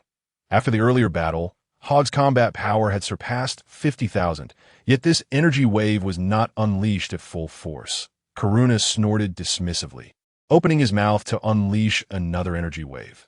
The two energy waves clashed violently, resulting in a tremendous explosion that sent a furious energy storm swirling in all directions, causing Hogg's hair to stand on end.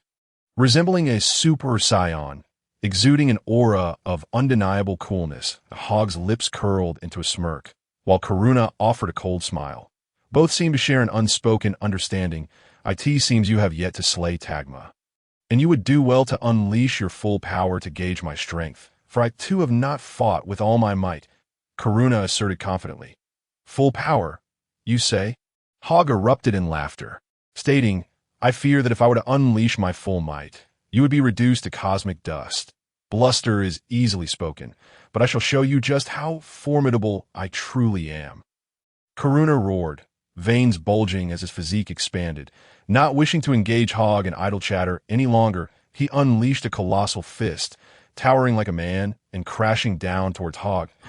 "Oh, you truly believe I cannot withstand such a punch?" Hogg's gaze flickered as he retaliated with a punch of his own. Although Hogg's fist was merely 1/5 the size of Karuna's, its sheer ferocity surpassed that of his opponent, since their combat powers were not far apart. Hogg exceeding 50,000 while Karuna hovered around 45,000. Karuna's size merely amplified the strength of his attacks. However, one should note that the explosive potential of a Saiyan is something an enemy can never fathom, unless they too are a Saiyan. Boom! The two fists traversed the cosmic expanse, colliding with a deafening crash. unleashing a torrent of chaotic energy that rippled outward, as if to shatter the very fabric of space itself. Yet, Karuna trembled as he sensed an overwhelming pressure. What is happening? Wow. Karuna could no longer endure it. Spewing forth a mouthful of fresh blood, his body hurtling backward. Hogg also felt immense pressure, yet he fared slightly better, only retreating a few steps, a mouthful of blood lodged in his throat, which he forcefully swallowed.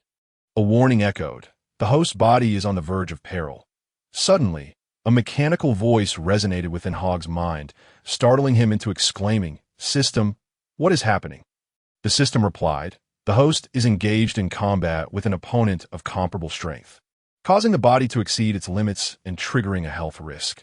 Hogg furrowed his brow, asking, "Is there any way to resolve this?" "It will cost 100,000 fear points to rectify a single peril. The host's body has 10 such risks. Should these perils manifest, the host will bear an everlasting flaw. The reasoning is straightforward. A person without a left hand will forever lack one, unless replaced by a mechanical arm, which ultimately cannot compare to a true limb. But I'm still in debt. How can I repair this?" Hogg exclaimed in a panic. "There is no need to rush, host. Your body will succumb to peril in 1 minute. You currently have only 1 minute to fight." The system offered an alternative course of action. Hogg breathed a sigh of relief, murmuring, "1 minute. Very well. A swift resolution is imperative. Karuna!" Hogg suddenly levitated, gazing toward the distant Karuna. Having barely steadied himself, Karuna was taken aback upon hearing Hogg call his name, filled with astonishment and confusion, unable to fathom such a formidable Saiyan. "Did I not just declare my intent to slay Tagma before your very eyes?" Hogg proclaimed, as the residual energy waves whipped around him like a tempest, causing his garments to billow. Chapter 15. "You cannot hinder my intent to kill. Did I not just declare my intent to slay Tagma before your very eyes?" Hogg reiterated, the energy remnants swirling around him like a gale. Karuna felt an ominous premonition. "Now, not only will I eliminate Tagma, but I shall also rid myself of you both." The moment the words left his lips, Hogg unleashed his full might, the immense aura emanating from him, causing the entire spaceship to tremble, with debris in the cosmic expanse swirling in response.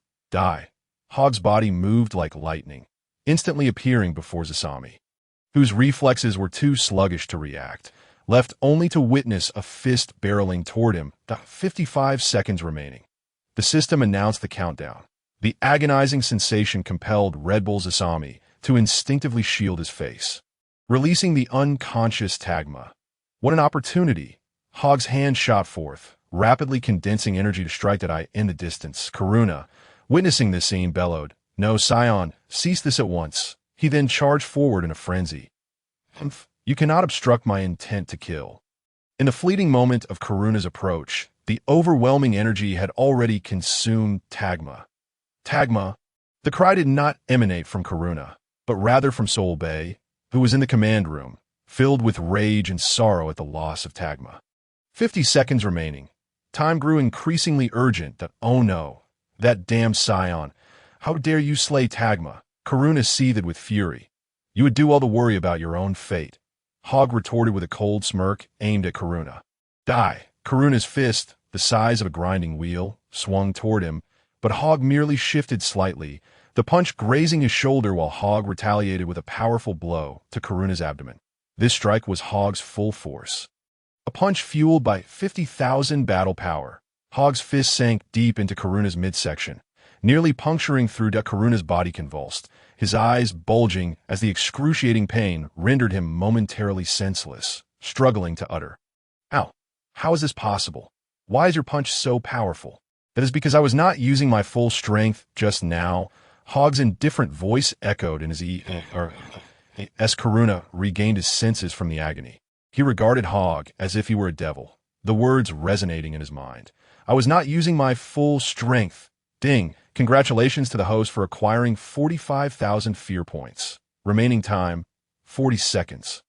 Chapter 16. Ultimate Flash. With the acquisition of 45,000 fear points, Hogg had finally grasped the fear value of the strongest elite in the 3rd star region. Without a moment's hesitation, His murderous intent surged, enveloping the entire third-star region in its shadow, casting a pall over all its minions. By vanquishing Karuna, he could gain even more fear points. Oh no, Saiyan, stop this at once. Soul Bay screamed from the command room.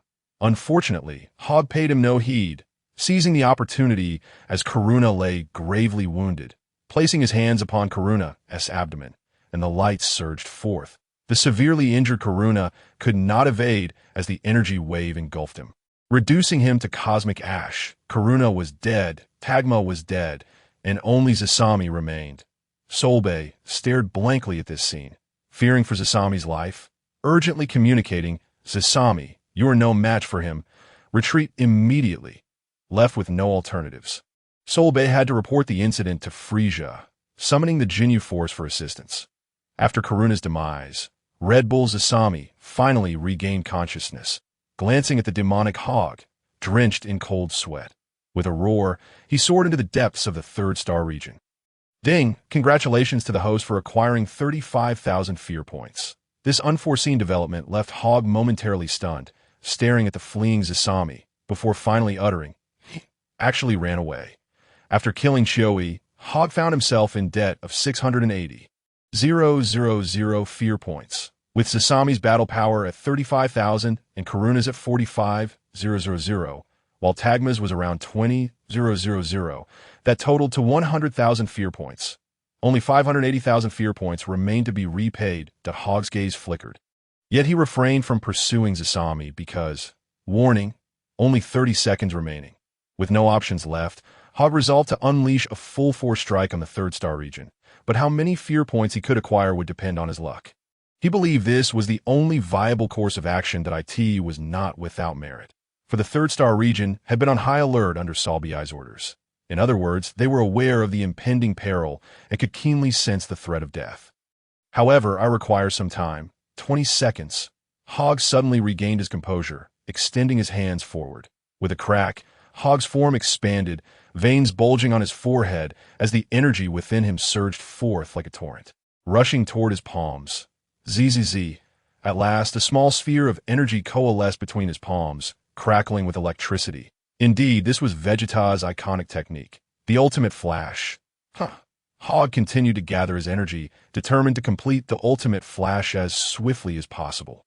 Hogg was truly investing his all, striving to unleash this ultimate technique, for it was known that Vegeta's ultimate flash could obliterate half of the fully formed cell.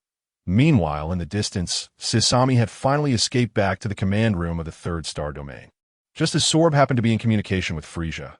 "Lord Frisia, it's bad. My two subordinates are finished," Sorb exclaimed anxiously. The deaths of Karuna and Tagma pained Sorb deeply. "What about Zabo and Dodoria?" Frisia's voice thundered through the screen. Sorb replied, "They have yet to arrive. Lord Frisia, I implore you to send the Jinyu force over.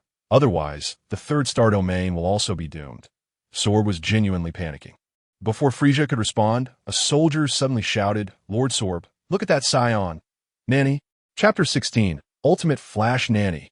Sorb and Sasami gazed through the screen at Hogg in the distance, with a displayed value showed 60,000. With a discernible upward trend. "No, this is impossible. Is this truly a Saiyan?" Sorb could hardly believe it. The Red Bull Sasami was already paralyzed with fear, frozen in place, and unable to move. 20 seconds passed. Hogg, having exhausted all his energy, finally completed the ultimate flash, casting his gaze into the distance. Even before the technique was unleashed, the cacophony of fear reverberated in their minds. Ultimate flash?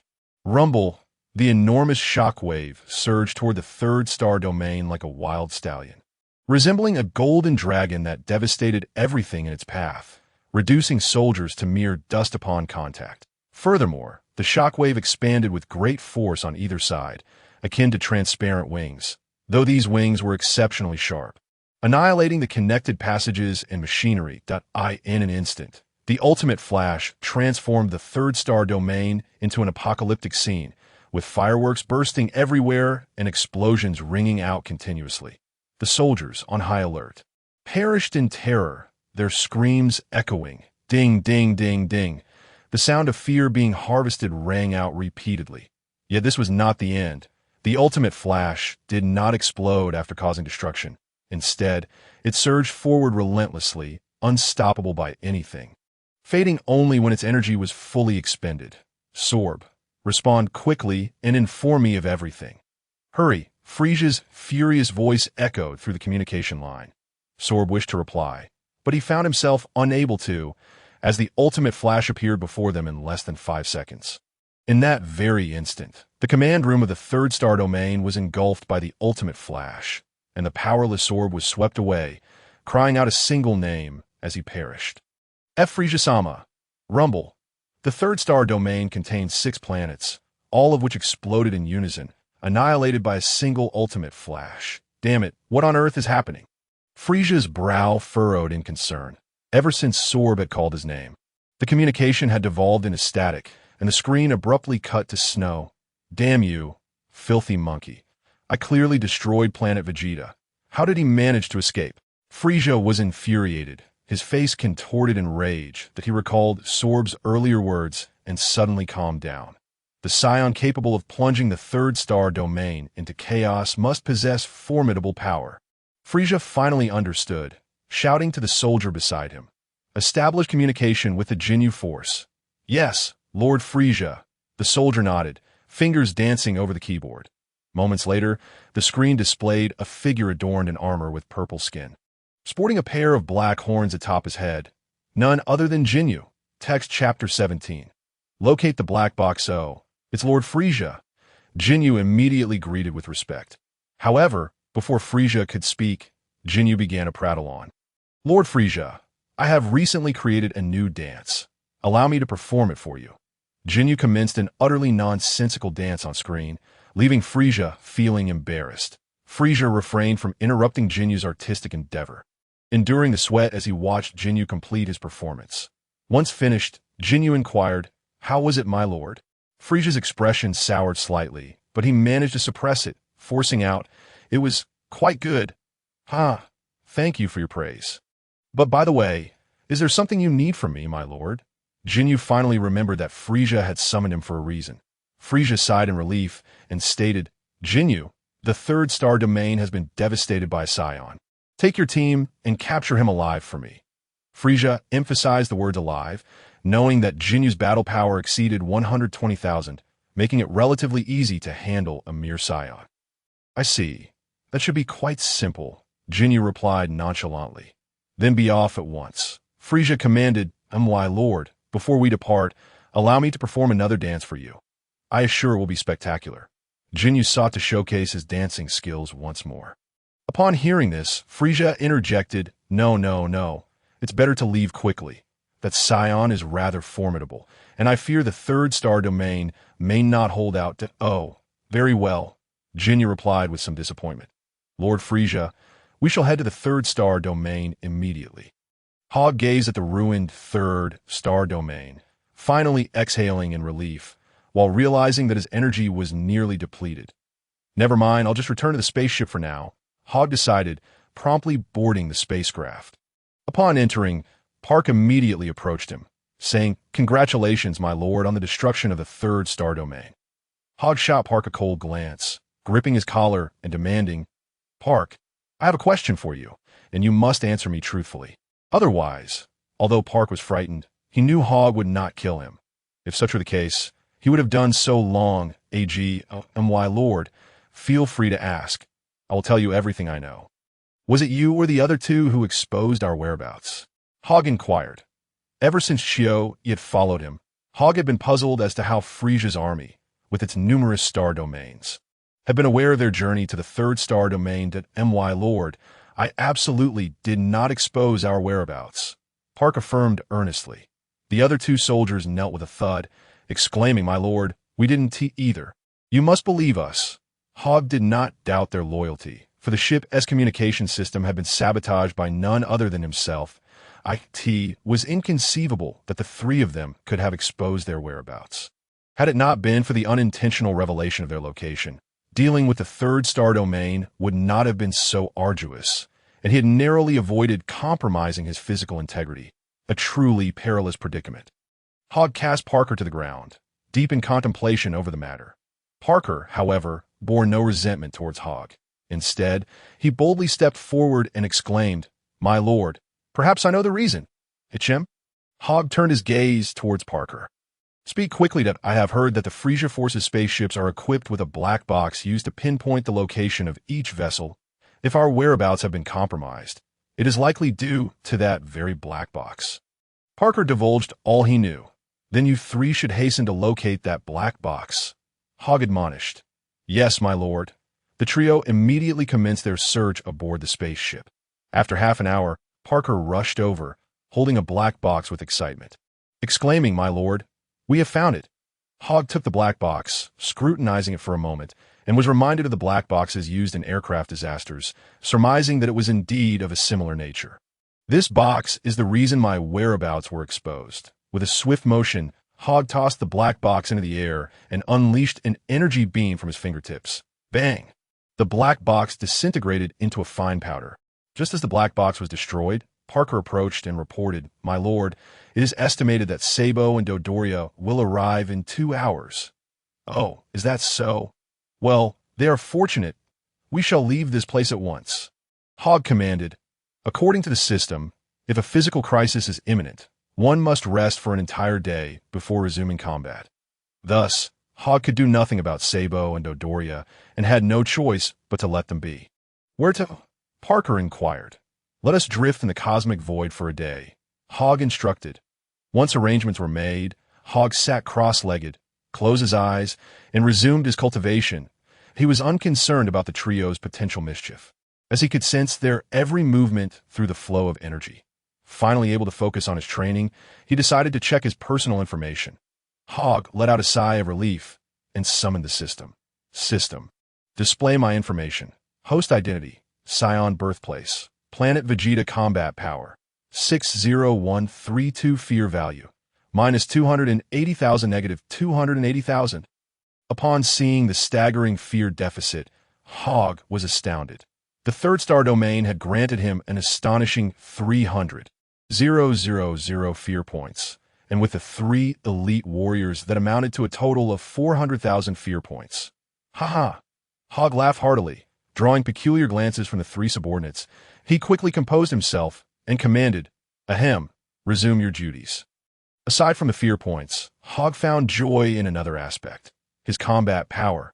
Having unleashed the ultimate flash at the brink of physical crisis was indeed a dangerous endeavor. After executing the ultimate flash, Hogg took 5 seconds to regulate his energy, returning to his usual state just in time to avert a physical crisis. While a combat power of 60,000 was formidable, it enabled him to defeat the other 4 members of the Jinyu force. Yet he still found himself unable to best Jinyu. Hogg suddenly realized that his rate of improvement in combat power was far too slow. If he could not defeat Jinyu, there was little hope of overcoming Frisia's first form. Perhaps I should venture to Earth? Hogg dismissed the thought. My fear value is now only 280,000 short. If I destroy another star domain, I should be able to settle my fear debt. Hogg remained resolute in his plan. First, repay the fear debt, restore his physical integrity, and only then would he consider a journey to Earth. However, he needed to find a planet to rest for a day, as drifting in space for an entire day was hardly advisable. My lord, we have located a suitable planet for rest, Parker suddenly exclaimed. Upon hearing that Parker had found an appropriate planet, Hogg activated the air sacs and stood outside the spaceship. Gazing at the planet Parker had mentioned, a smile spreading across his face. This planet was a third smaller than Earth, yet was entirely blanketed in lush greenery with patches of brown. Those were the marshy regions. To encounter such a vibrant planet was unexpected. Though it lacked the diversity found on Earth, it promised a comfortable place to recuperate. Hogg deemed this planet ideal for rest.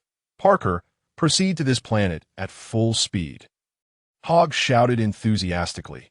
Eager to enter the planet and hunt some beasts for roasting, Hogg was undeterred by the presence of civilization. There would surely be wild creatures to capture. Understood, my lord. Parker piloted the spaceship swiftly towards the planet's interior. Hogg felt secure, as he could form a protective barrier of energy around himself, rendering him impervious to the searing heat of atmospheric entry, just as Hogg's spaceship was approximately 100,000 meters from the atmosphere. The planet suddenly began to tremble violently. Indeed, the entire planet was shaking. "What is happening?" Hogg exclaimed in shock, urgently calling out, "Parker, halt!" Without needing Hogg's reminder, Parker had already noticed the violent tremors and immediately stopped the spaceship just outside the planet's atmosphere. Hogg peered intently, observing that the southern continent of the planet, the area with the most abundant vegetation, was visibly wilting at an alarming rate, turning into desolate patches of yellow, while the decay appeared slow from space. It was alarmingly rapid on the surface. That moment, root-like tendrils resembling giant earthworms erupted from the ground. These roots forcefully tore through the soil, annihilating countless organisms and devastating vast areas of land. While at the center of these roots, a massive trunk slowly grew taller and thicker. Simultaneously, all the roots extended throughout the planet, siphoning the life force from everything in their path, leaving not a single drop of water behind. Hogg observed in horror and instinctively shouted, "This is the tree of spirit." In that instant, a face resembling Kakarot's flashed through Hogg's mind, and a name emerged. "Dales, Parker, see what I have discovered." Hogg's eyes gleamed with excitement, as if he had stumbled upon a treasure. Indeed, this was a treasured my lord. "What is this?" Parker asked, clearly unaware of the significance, feeling an instinctive fear emanating from the colossal tree at the center. "This is the tree of spirit, a tree that thrives on the nutrients of a planet. The fruits it bears can enhance our combat power," Hogg explained. Upon hearing this, Parker's eyes lit up, realizing that it meant they could increase their combat power without the need for training. But alas, Hogg sighed, the emergence of a tree of spirit signifies the impending doom of a planet. It would take centuries for it to recover. There are hardly any planets in the seventh universe that are so densely vegetated. No, we must seize it and eradicate all the seeds of the tree of spirit. At this moment, Hogg yearned to enhance his combat prowess, as Frisia's gaze permeated the cosmos. While he could evade detection temporarily, he knew he could not escape forever. Discovery was inevitable. "I shall deal with that fellow Dale shortly." Hogg commanded, "Parker, let us descend to the planet." "My lord, will there be any danger?" Parker inquired. "Enough chatter. I shall allocate some fruits to you when the time comes," Hogg retorted, his frustration palpable in the next instant. A tremendous roar erupted as the spaceship accelerated towards the planet. Hogg couldn't help but chuckle, shaking his head. This lad. 8 hours later, Hogg's recovery was imminent, and soon he would no longer have to worry about potential hazards. Upon landing, they were greeted by desolation. Parker, having followed Hogg down, exclaimed in astonishment, "My lord, it feels as though we have arrived on a dead planet." Just moments prior, Parker had observed this very planet cloaked in lush vegetation from outer space. Yet within 2 hours of landing, it had transformed into this barren wasteland. "Someone is approaching." Hogg did not respond to Parker's comment, but instead gazed into the distance, where he spotted 2 diminutive, comically shaped individuals. "Who are you? Do you intend to steal our spiritual fruits?" One of them shouted at Hogg. Hogg remained still, but Parker sprang into action, swiftly appearing before the two with a cold demeanor. "Indeed. We have come to seize your spiritual fruits." With a single punch, he obliterated one of the diminutive figure's heads. "No. This is impossible. How can you be so strong?" the other exclaimed, but before he could finish, Parker struck again, his fist piercing through the man's chest, ending his life. "Well done, Parker," Hogg praised, clearly satisfied with Parker's actions. Beaming, Parker replied, "It is thanks to your teachings, my lord." Indeed, during their time aboard the spaceship, Hogg had instructed them in controlling their combat abilities and refining their spiritual energy, resulting in a noticeable increase in their strength. Parker's combat power now hovered around 3,000. "Very well, we must locate the individual responsible for planting these fruits. While I initially intended for us to search separately, I believe that would be unwise. We cannot ascertain how Dales acquired the spiritual fruits or how many he has consumed. His strength could be formidable. If Parker encounters them first, separated as we are, I would be unable to assist. Furthermore, Dales, being a Saiyan, would undoubtedly possess a combat power exceeding 20,000, far superior to remaining safe on planet Vegeta." "Understood, my lord." Parker and the other two followed closely behind Hogg. who sensed several energies stronger than Parker's emanating from the trunk of the spiritual tree. Unmistakably, Dales and his companions were in that direction. "My lord, we just saw a spaceship enter the planet," reported a subordinate with a horse-like face, addressing the figure seated on the throne. "Such a thing exists."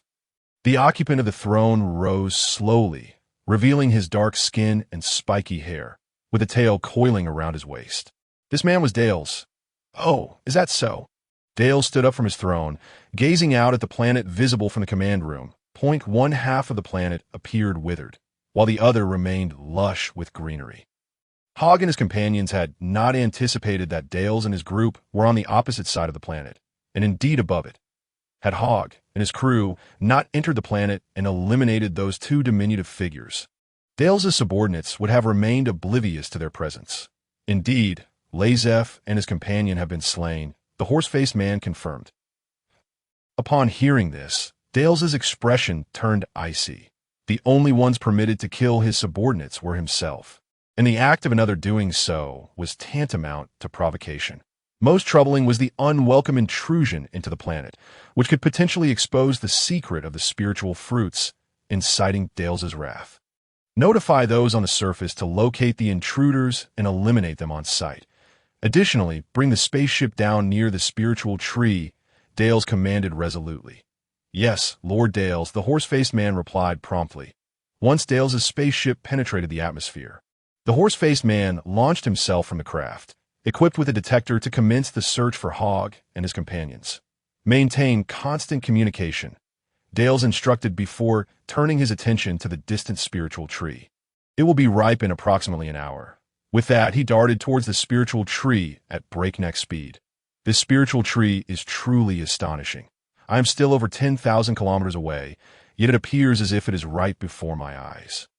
Hogg marveled at the distant tree, equally taken aback. "My lord, it is our first time witnessing such a towering tree," Parker exclaimed beside him.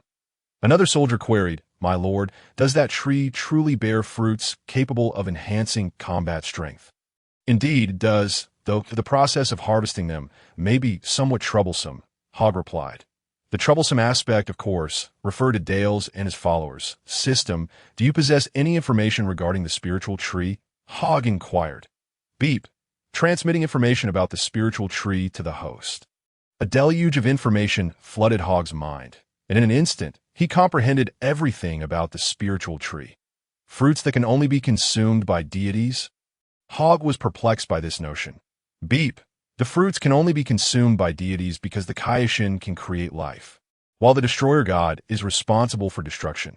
Thus, by planting a spiritual tree, the deity can restore the planet to its original state, which is why the fruits are said to be exclusive to divine beings." The system clarified. Hogg nodded in realization.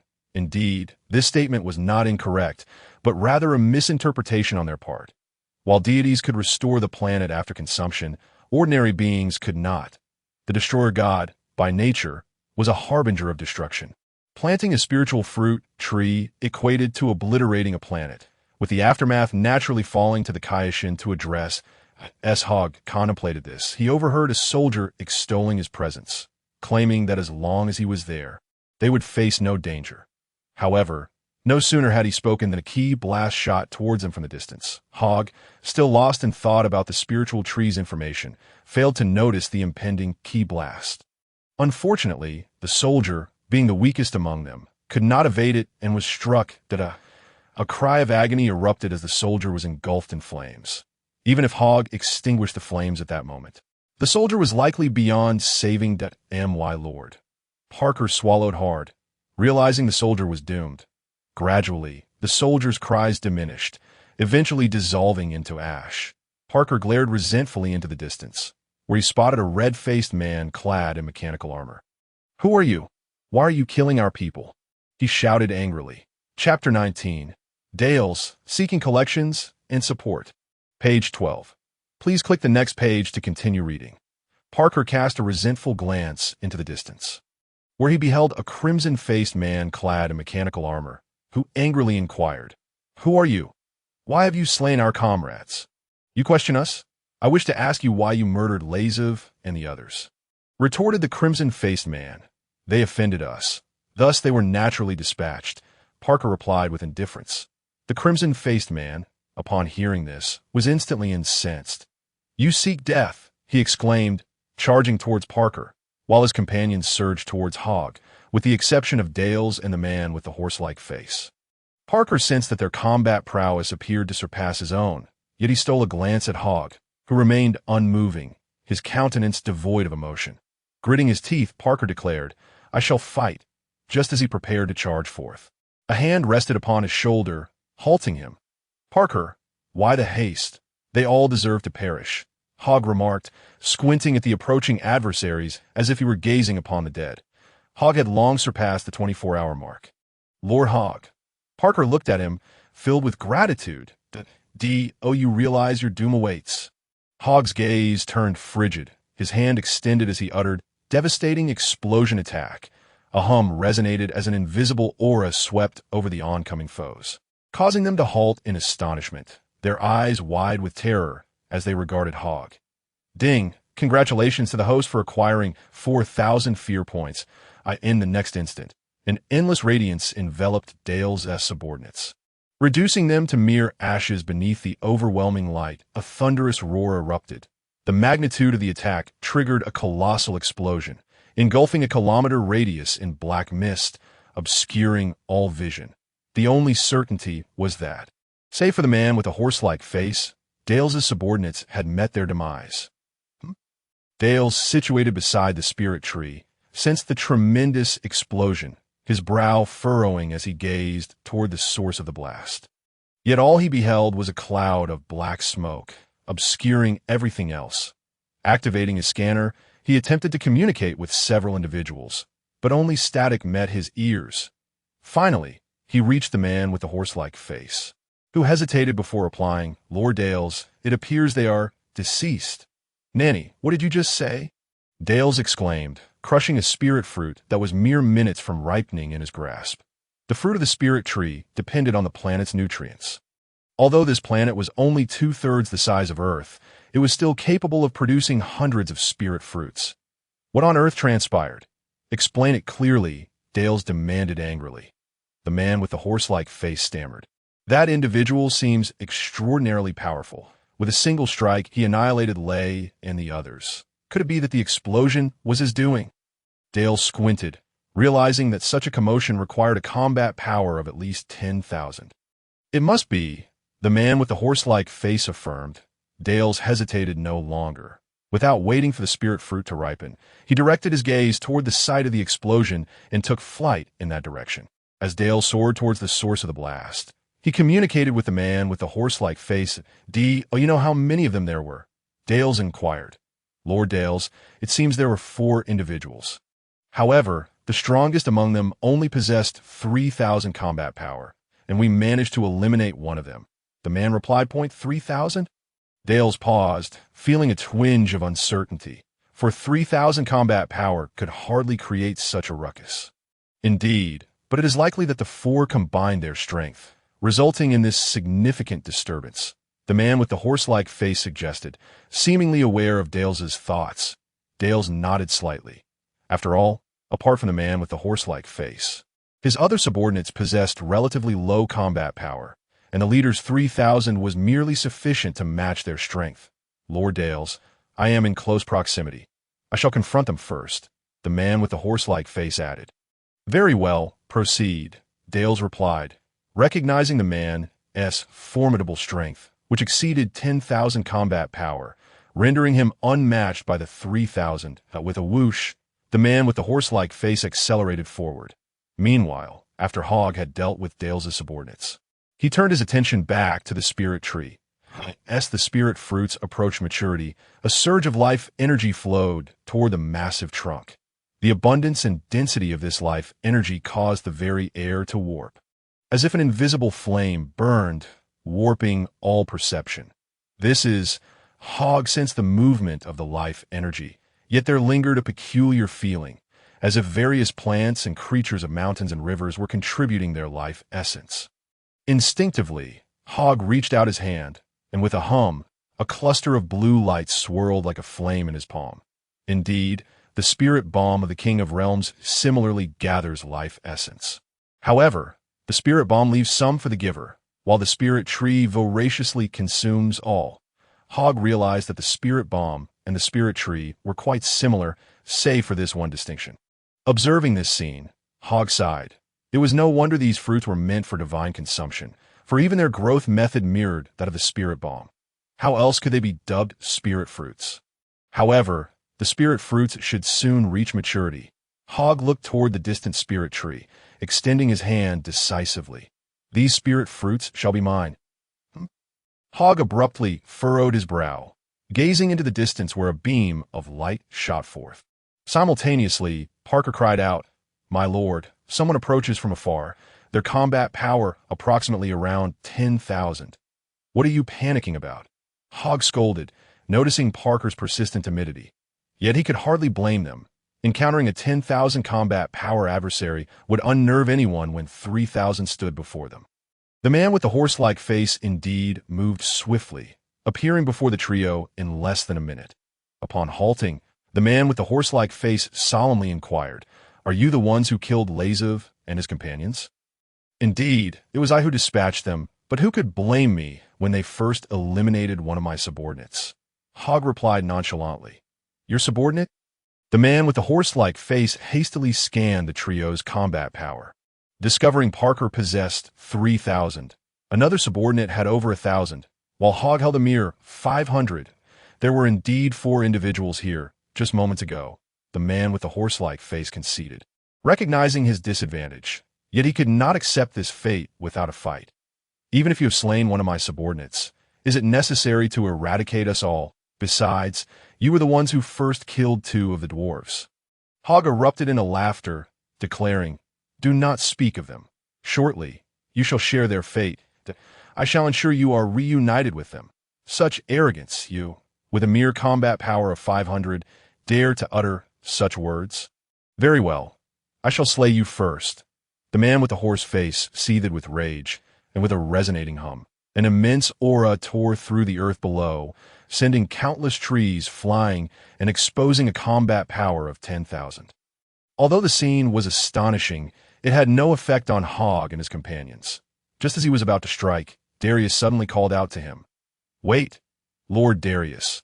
The man with the horse face had no choice but to abandon his attack. Inquiring, "What is it?" "Spare them. Let them work as laborers aboard our ship," Darius instructed from a distance. "Understood, Lord Darius." The man with the horse face calmed down and turned to Hogg, saying, "Listen here, lad. Lord Darius has decreed that you shall become our laborers. So I can only grant you a reprieve. A reprieve.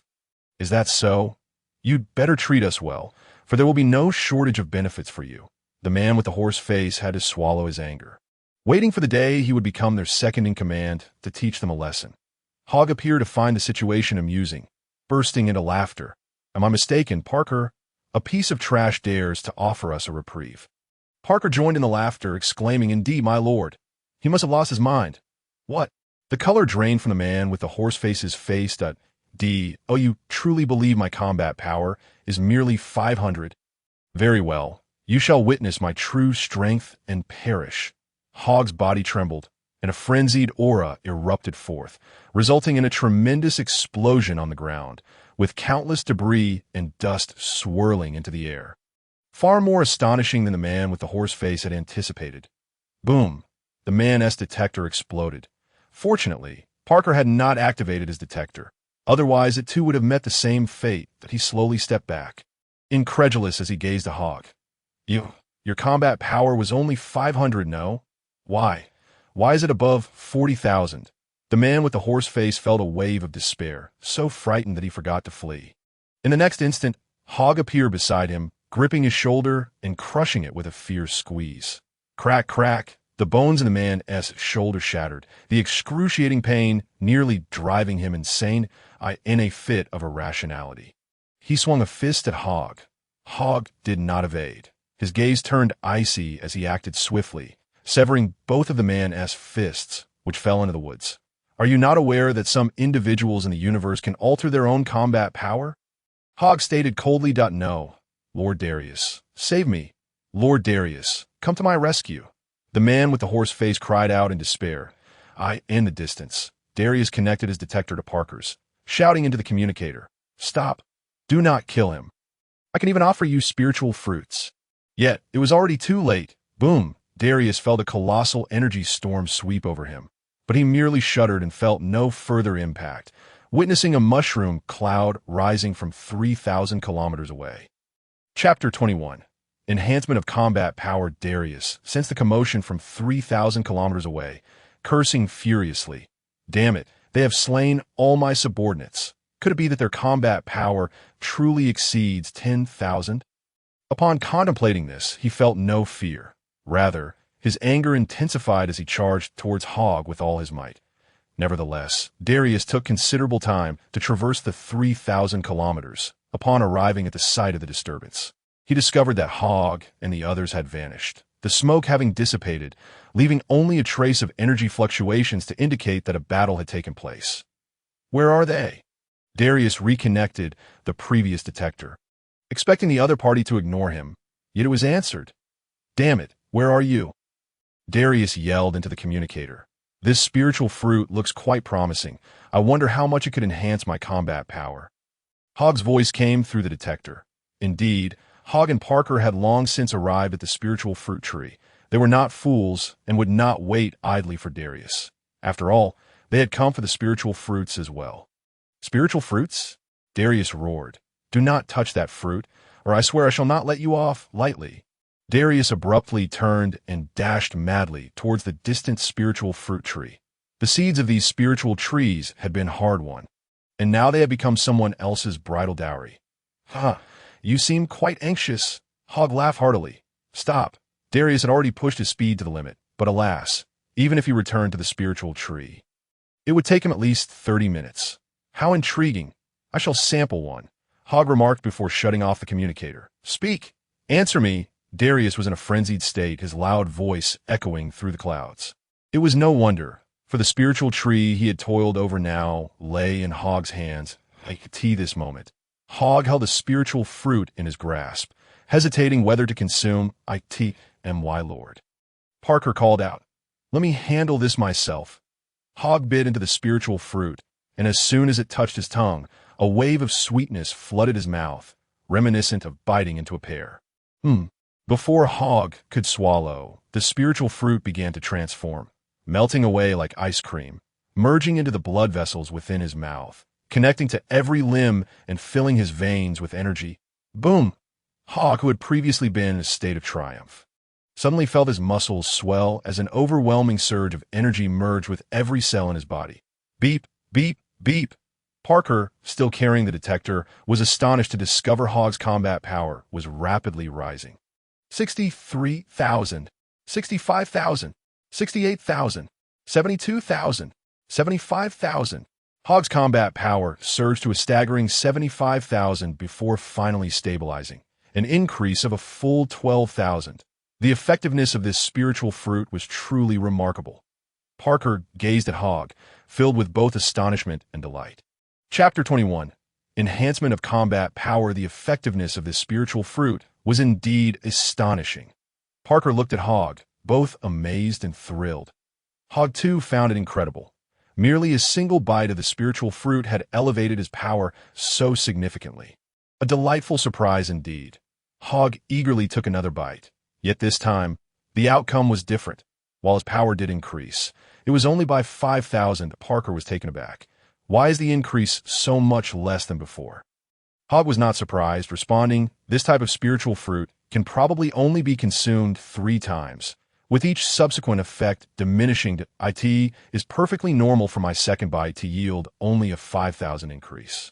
Contemplating Darius, who had been wandering the cosmos for 20 years, Hogg mused that if he had planted a spiritual fruit tree each year, consuming it 20 times would have allowed him to match Frisia's first and second forms.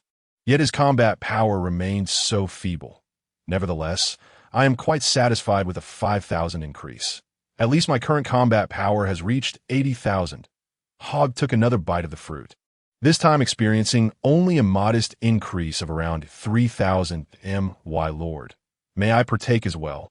Parker and another soldier inquired. "Go ahead." Hogg had originally intended to share with them. The two individuals were elated, soaring to the treetops, each plucking 3 fruits and consuming them eagerly. "Master, quickly observe my combat power," Parker exclaimed impatiently, tossing the detector to Hogg. After a brief examination of Parker's combat prowess, Hogg discovered that it had surged to approximately 11,000. The extraordinary spirit fruit tree had indeed proven its miraculous nature, elevating Parker's strength from 3,000 to 11,000. "He has arrived," Hogg remarked with a smile, gazing into the distance, where Dales streaked through the clouds like a white line, taking some time to finally arrive before him. "You scoundrels, you dare to steal my spirit fruits," Dales fumed, his anger boiling over as he realized the other's intentions.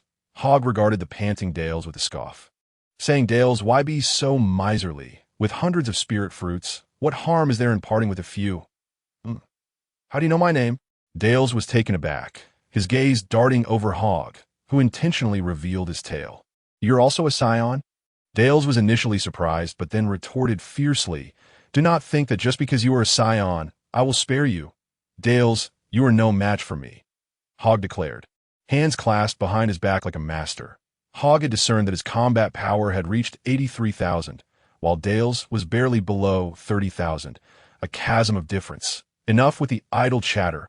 Not only have you slain all my subordinates, but you also covet my spirit fruits. Prepare to die." Dales extended his hands, channeling a massive shockwave directed at Hogg. "Alas, I told you that you are no match for me. Yet you refuse to believe it." Hogg shook his head in disappointment. Raising one hand and slicing forward, a radiant beam of energy erupted, shattering Dale's shockwave. However, when Hogg looked around, he realized Dales had vanished. "Fool, I am right behind you." A chilling laughter emanated from behind Hogg as Dale's long leg swept toward Hogg's waist. Anyone with comparable combat power would surely be cleaved in two by such a kick. Unfortunately, oh no, a mere illusion. Dales quickly realized as Hogg's figure began to fade from view. "Fool, I'm also behind you." Hogg's voice echoed from behind Dales. Chapter 22. No one will stop you from eating the spirit fruits. Hogg appeared behind Dales, who was completely unaware. The moment he turned, a fist akin to a meteor hurtled toward him. Dales had no chance to evade, and Hogg's punch struck him squarely, nearly twisting his entire face to the left, causing blood to spill from his mouth and one of his teeth to shatter. Whoosh! Although Dales was momentarily dazed by Hogg's blow, he was a seasoned Saiyan warrior. His energy surged dramatically as he swiftly retreated 100 meters away from Hogg. This distance was fortunate for him, as had Hogg continued his assault, Dales would have had no means of escape. "How now? Weren't you so formidable just a moment ago? You claimed that, even as a Saiyan, I would not escape your grasp. What say you now?" Hogg taunted, glancing at Dales from 100 meters away with a mocking smile. "Damn it." Dale's expression twisted menacingly. As a proud Saiyan, he could not bear such words. "That was merely my oversight. Now it will be different." With veins bulging on his forehead, Dales pushed his energy to the maximum and roared, charging once more toward Hogg. "You won't shed tears until you see the coffin." Hogg vanished with a swish, reappearing directly before Dales, delivering a fierce punch to his abdomen. Wow! Dales could scarcely endure the blow, ejecting a copious amount of blood, his consciousness wavering as his eyes widened in shock, seemingly on the verge of popping from their sockets. How could this be? Dales clutched his stomach tightly, laboriously lifting his head to behold Hogg looking down upon him, akin to an invincible war god. Utterly unbeatable, why you must have consumed the spirit fruits. Otherwise, there is no way you could triumph over me. Dales bellowed, filled with indignation. Hogg paused, replying, "Indeed, I have consumed the spirit fruits." Hogg was taken aback that Dales would assume his victory was solely due to the fruits. Even without them, his combat power exceeded 60,000. How could Dales, with his sub-30,000 strength, possibly defeat him? Damn it, I refuse to accept this. If only I had consumed the spirit fruits, I would undoubtedly triumph. Dales howled to the heavens, his anguish echoing. Observing him, Hogg called out, "Dales! Damn it, damn it." Dales paid no heed to Hogg's words. "Dales, if you insist on believing that, very well. Go consume the spirit fruits," Hogg suggested. "Damn it. If only I—" Dales abruptly snapped back to reality, fixing a fierce gaze on Hogg. "What did you just say?" I said, "You may go eat the spirit fruits, and after consuming them, return to battle me." Hogg reiterated. Dales rapidly regained his composure, pondering whether there was a hidden scheme. "You wouldn't deceive me, would you?" Dales inquired. "Why would I deceive you? No one will stop you. Do not forget that I am also a Saiyan." "You should be well aware of our nature," Hogg replied. "Indeed? You are also a Saiyan," Dale sneered, swiftly darting past Hogg toward the spirit fruit tree. Chapter 22. No one will stop you from eating the spirit fruits indeed. "You are also a Saiyan," Dale sneered, swiftly darting past Hogg toward the spirit fruit tree. I could see that moment. Parker approached and asked, "Master, are you truly allowing him to consume the spirit fruits?" "What? Do you lack confidence in me?" Hogg countered. "No, not at all." Parker shook his head vigorously, responding, "With your 83,000 combat power, he is nothing but a weakling." Enough with the flattery. Do not underestimate a Saiyan's physique. If he consumes the spirit fruits, he could reach such levels. Hogg held out his right hand. Virum. As soon as he finished speaking, a violent energy surged from the distant spirit tree. Both Hogg and Parker turned to see Dales compressing his energy. Clutching a spirit fruit in his hand, which he accidentally crushed due to excessive force, as expected, Hogg thought, sensing that Dale's combat power, while lower than his own, was still formidable, certainly not less than half. "Master, his combat power is around 50,000. Parker reported. "That I understand. You may step aside." Hogg knew the nature of Dales, and with his combat power significantly heightened, a counterattack was undoubtedly imminent. Dales charged toward Hogg while laughing maniacally, cursing, "You're finished. My combat power has reached 50,000. So prepare to die." Suddenly, Dales unleashed a shockwave from a distance, striking Hogg with an impact fueled by his immense power. The explosion was colossal, shrouding a radius of 1,000 meters in a thick black mist, with a mushroom cloud soaring into the sky. "How do you like that? Now you understand my might." Dales circled the mushroom cloud in triumph. Yet at that moment, a beam of light shot forth from within the cloud. Catching Dales off guard, he attempted to evade, but it was too late. With a sharp crack, the beam grazed his shoulder, tearing through his battle suit and revealing a bloodied wound beneath. How could this be possible? Dales exclaimed in shock as Hogg's figure erupted from the haze, delivering a powerful punch to Dales's face, causing him to lose 2 teeth in the process. Wiping the blood from his mouth, Dales glared at Hogg, noticing that aside from being slightly dirty, Hogg appeared entirely unscathed. "This is impossible. My 50,000 combat power can't possibly fail to harm you. I refuse to believe it," Dales shouted. Descending into madness, observing Dales's frantic state, Hogg shook his head in disappointment, saying, "Dales, you truly disappoint me, a Saiyan. How can you be so weak?"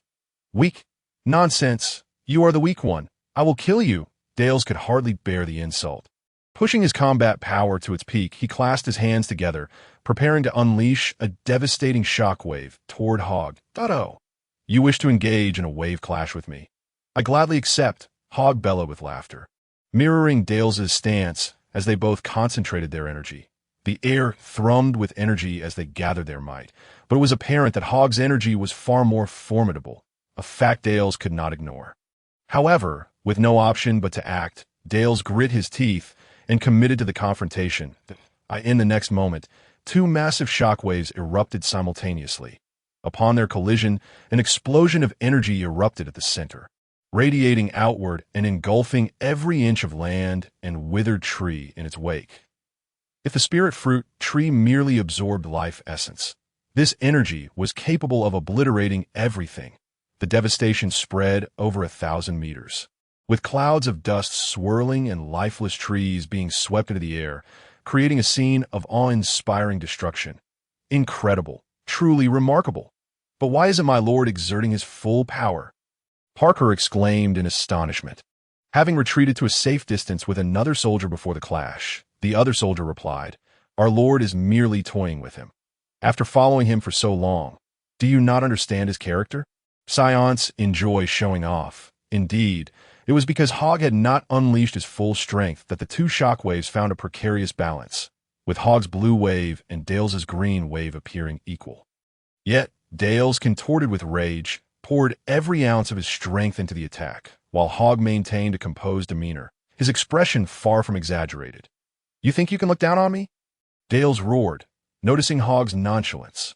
With a surge of fury, he intensified his green shockwave, escalating it to 6 parts, while Hogg's remained at 4.0. "How interesting. You truly are a Saiyan, capable of enhancing your power in battle.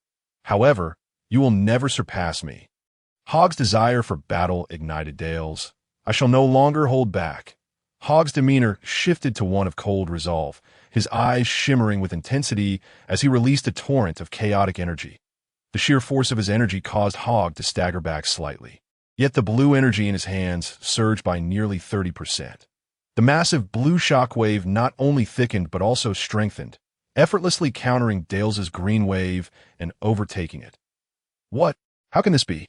His power is so immense." Dales gasped in disbelief, immediately sensing a tremendous force pushing him backward, his shockwave spiraling into chaos. "This is bad. I can't hold it back any longer. Damn it!" Dales roared in desperation. Hogg remained unfazed, gradually reclaiming the advantage, shifting from 6 parts to 7, then from 7 to 8. "Oh no, I can't hold it back." Dales watched helplessly as Hogg's shockwave consumed his own, leaving him powerless to resist. "It's over," Dales cried out in despair, as his green energy shockwave began to disintegrate, allowing Hogg's blue wave to advance unimpeded, ultimately swallowing Dales whole. The immense blue shockwave transformed Dales into a shooting star, vanishing into the distant horizon. Boom! Hogg uttered a single word, and a resounding explosion echoed across the sky, a cataclysmic sound reverberating through the world. An energy storm emanated from the epicenter of the explosion, generating relentless winds that tousled Hogg's hair, nearly radiating a golden glow. "My lord, congratulations," Parker exclaimed as he flew over to commend him. "You are truly remarkable, managing to defeat a warrior with combat power of 50,000. Another soldier praised. Hogg shook his head dismissively, stating no, he is not dead. "Just look." Hogg was unconvinced that a Saiyan like Dales could perish so easily. Their vitality was notoriously resilient, capable of turning the tide, even with a breath remaining. Of course, the disparity in their combat powers rendered victory impossible for Dales. The 2 soldiers were taken aback, and Parker quickly activated a scouter, discovering a presence over 10,000 meters away, registering a power level of over 35,000. "What? He truly isn't dead, and he's charging towards us," Parker exclaimed in astonishment. Hogg gazed into the distance as Dales flew back, closing the gap in no time. Upon his return, Dales was battered and bruised, appearing as a wounded beast as he growled, "Damn it, you have done this to me. So you still wish to fight me?" Hogg regarded Dales with newfound caution, aware that Dales could easily feign death and escape once Hogg turned his back. Yet, the Scion's pride forbade such an act, and more importantly, Dales had yet to reveal his ultimate technique. "Humph, this time will be different," Dales sneered. "Where do you find your confidence?" Hogg asked. Darius did not respond. Instead, he retaliated with a wave of energy, which struck Hogg squarely. Hogg stood motionless, allowing the shockwave to hit him, and with a resounding boom, an explosion engulfed the area in a cloud of black smoke. At that moment, a spherical object resembling a spirit bomb was hurled into the air, and Darius roared, "Explode for me! Mix with oxygen!" The energy sphere in midair suddenly surged, transforming into an artificial moon. As Darius gazed at the artificial moon, he unleashed a barrage of energy blasts towards Hogg, resulting in a series of explosions and an incessant billow of black smoke. Darius's body began to undergo a transformation. First, his eyes glowed crimson. Then his face morphed forward, his teeth elongated into fangs, and his dark visage sprouted a coat of black fur. "You cannot see the moon, but I can. Ha. Once I complete my transformation into a gorilla, I will obliterate the artificial moon." Darius reveled in his cunning as he transformed into a colossal ape. Amidst the black smoke, Hogg was aware of Darius's actions. He shook his head in resignation before amplifying his aura, effortlessly deflecting all of Darius's energy blasts, dissipating the smoke entirely. With a roar, the massive ape materialized in the sky, startling Parker and the others. However, Hogg regarded the transformed Darius with a mix of intrigue and anticipation. feeling his blood begin to boil. This is what it means to be a Saiyan. At that moment, having completed his transformation into a giant ape, Darius unleashed an energy blast towards the artificial moon, shattering it into fragments. Chapter 24. Intelligence outmatches Darius post-transformation. Darius displayed remarkable cunning, destroying the artificial moon to prevent Hogg from undergoing a similar transformation. He had been worried that if Hogg also transformed, he would still be unable to win. The destruction of the artificial moon left a remnant of energy floating in the sky, as Darius had calculated his actions precisely, ensuring that while he maintained his giant form, Hogg would not achieve the same. How about that? My battle power is tenfold what it was before, now totaling 300,000. How do you plan to defeat me? Darius laughed triumphantly in his giant ape form. Is this the legendary Saiyan transformation? It is said to amplify one's power tenfold. Parker, overwhelmed with astonishment, could offer no assistance. However, he was unaware that the Saiyan transformation was contingent upon one's current state. Darius was not at his peak, with a normal state of merely 35,000. Hence his giant form was only around 300,000 to Darius. It seems I underestimated you. I did not expect your battle power, though not formidable, to be accompanied by such guile. Hogg sensed the terrifying aura emanating from the transformed Darius. Are you afraid? Darius guffawed. Hogg raised an eyebrow, replying, Do you truly think I would fear you? In fact, I find you quite foolish. What did you say? Darius, convinced that his transformation had granted him overwhelming superiority, was taken aback by Hogg's disdainful remark. I said you were foolish, like a pig, Hogg reiterated. You bastard! Darius could hardly tolerate such an insult. His colossal fist, akin to a mountain, surged towards Hogg. Master, be careful! Parker shouted in concern. Hogg, unperturbed by the massive fist descending upon him, coldly remarked, I simply wish to see how strong your transformed state truly is. With a resounding impact, to everyone's astonishment, Hogg withstood the blow, firmly bracing Darius's fist, which could not advance an inch. Your strength is impressive, but I can still manage. Hogg smirked at Darius. This is impossible, Darius exclaimed in disbelief. Launching another fist towards Hogg's back, Hogg nimbly evaded, leaping onto Darius's massive arm, causing the strike to miss. Darius, it's my turn now. Hogg sprinted up Darius's arm and executed a powerful kick to Darius's face. Darius winced in pain, baring his teeth, and swatted a Hogg as if trying to swat AFLY.HM. Hogg suddenly turned, realizing he could not evade in time, as Darius's increased size also enhanced his speed and agility. With a resounding smack, Hogg was sent flying several hundred meters. Darius, unwilling to relent, leapt towards Hogg, positioning himself above him. I will end you. Darius's palms converged, preparing to deliver a fatal blow to Hogg. Yet Hogg executed a roll, extending his hand to unleash a beam of energy that struck Darius in the right eye.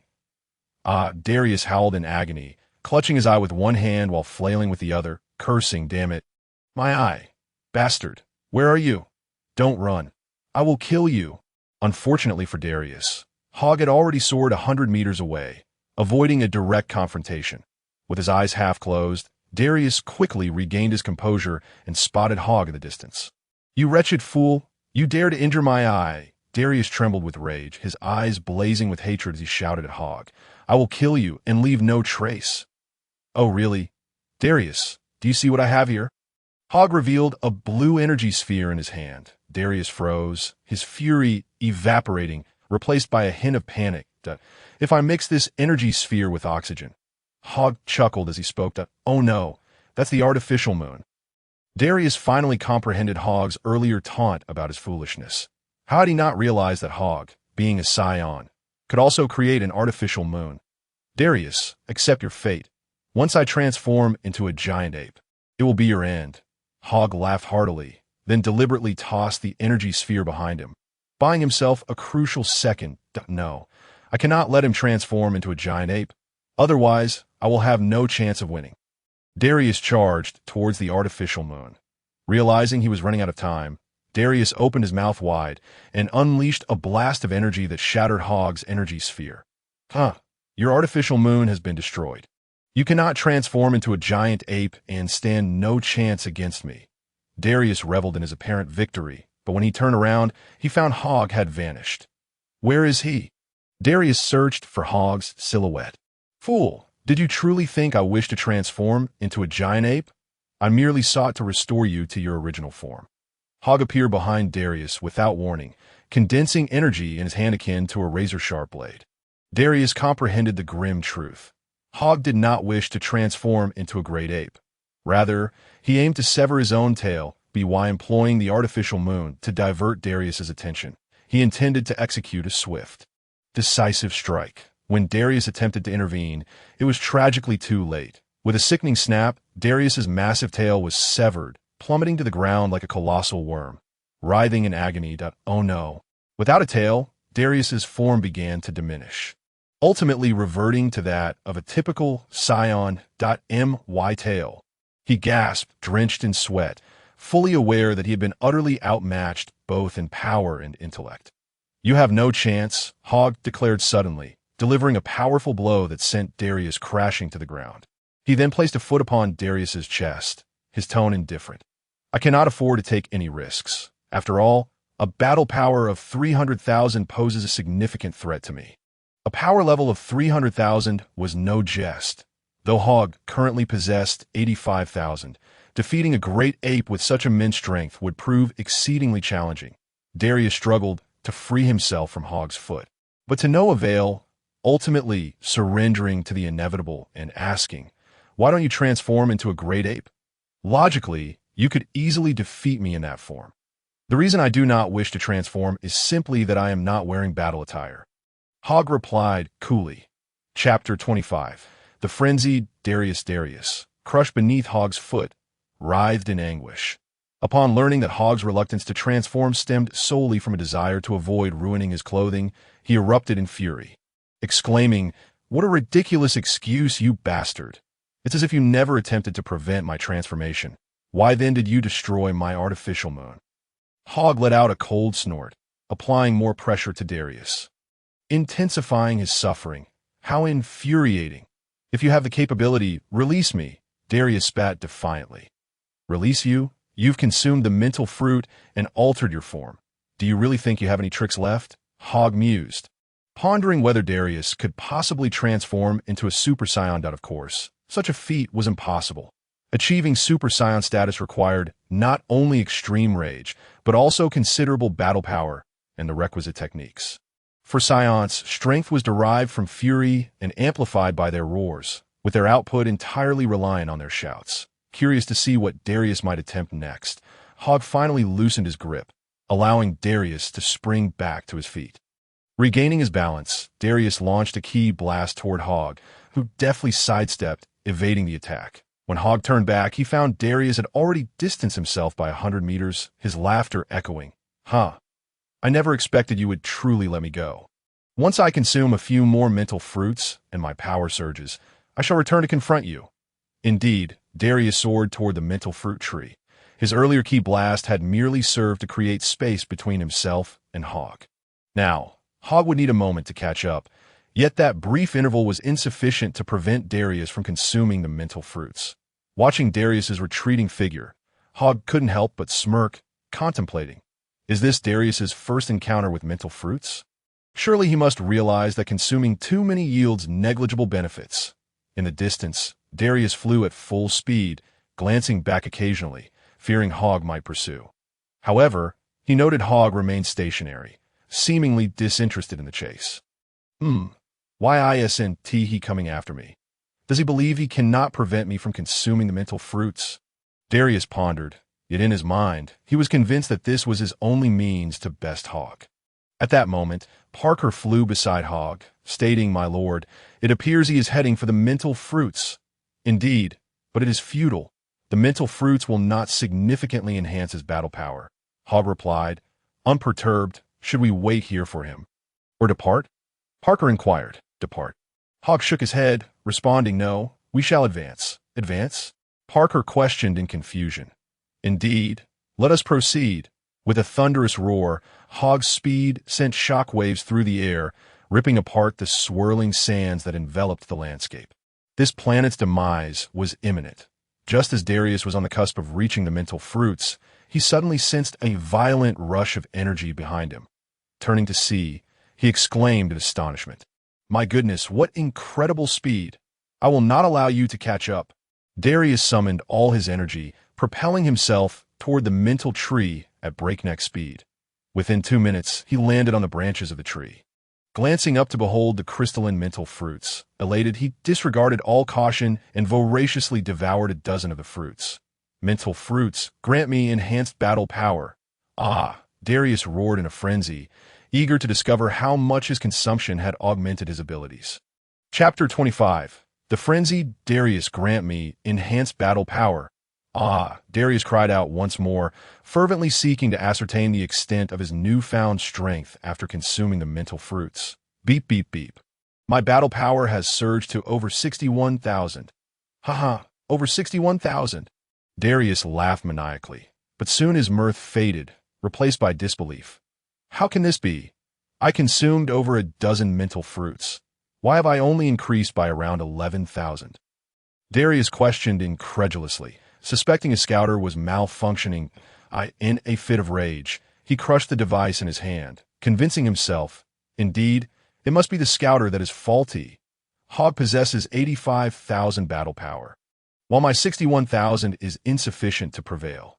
Indeed, my battle power must be above 100,000. Darius spiraled in a madness, teetering on the brink of collapse. Whoosh! 3 figures appeared above Darius. Hogg, Parker, and another soldier. "You've arrived just in time. My battle power exceeds 100,000, and your defeat is inevitable," Darius shouted frantically. Extending his hand, Darius unleashed a multitude of glowing orbs that cascaded down upon the mental fruits, obliterating hundreds of them. "Now you cannot consume the mental fruits, and your aspirations of surpassing me are shattered," Darius raved. Observing Darius's derangement, Hogg merely shook his head, murmuring, "Have I truly driven him to madness?" The soldier glanced at Darius and reported, "My lord, his battle power is merely 61,000. Darius, do you not realize that after consuming mental fruits 3 times, the enhancement effects become negligible?" Hogg kindly informed him. "No, I refuse to believe it. I will not accept this," Darius bellowed at the sky, his 61,000 battle power still formidable, causing the very ground to tremble beneath his aura, sending clouds of dust and debris swirling into the air, generating violent winds that formed tornadoes. Yet, none of this affected Hogg. Should he desire, he could easily quell the disturbance, but he chose not to silence. "You will all be silent." Darius suddenly extended a hand, directing a key blast toward the soldier, which erupted with a resounding boom, reducing the soldier to ashes before he could utter a sound. How unfortunate for the 2 nameless soldiers. 3 minions were left, with only Parker remaining. Darius's gaze, fierce and menacing, fell once more upon Parker, who, sensing the imminent danger, was filled with terror and attempted to retreat in haste, yearning to flee. "Die. All of you shall perish." Darius unleashed another energy blast, one that was so swift and potent that it left no room for Parker to escape. Yet, just as the energy blast was a mere meter away from Parker, Hogg suddenly appeared before him, extending his hand and dispersing the attack effortlessly. "Darius, enough is enough. You've already slain my other 2 subordinates. Do you still wish to take Parker's life?" Hogg glared at Darius, seething with anger. If you enjoy this, could you kindly get a collection? Please flood the review section with your comments. The upcoming story will feature unexpected twists regarding Frisia's fear levels. Will those who like it continue to follow along? Chapter 26. Journey to the First Star Domain. Hogg was finally enraged. These 3 minions had been unwaveringly loyal to him, never complaining in their service. Yet they had been ruthlessly killed by Darius and his ilk. Parker was the one Hogg valued the most, and he could not fathom Darius's intent to eliminate him as well.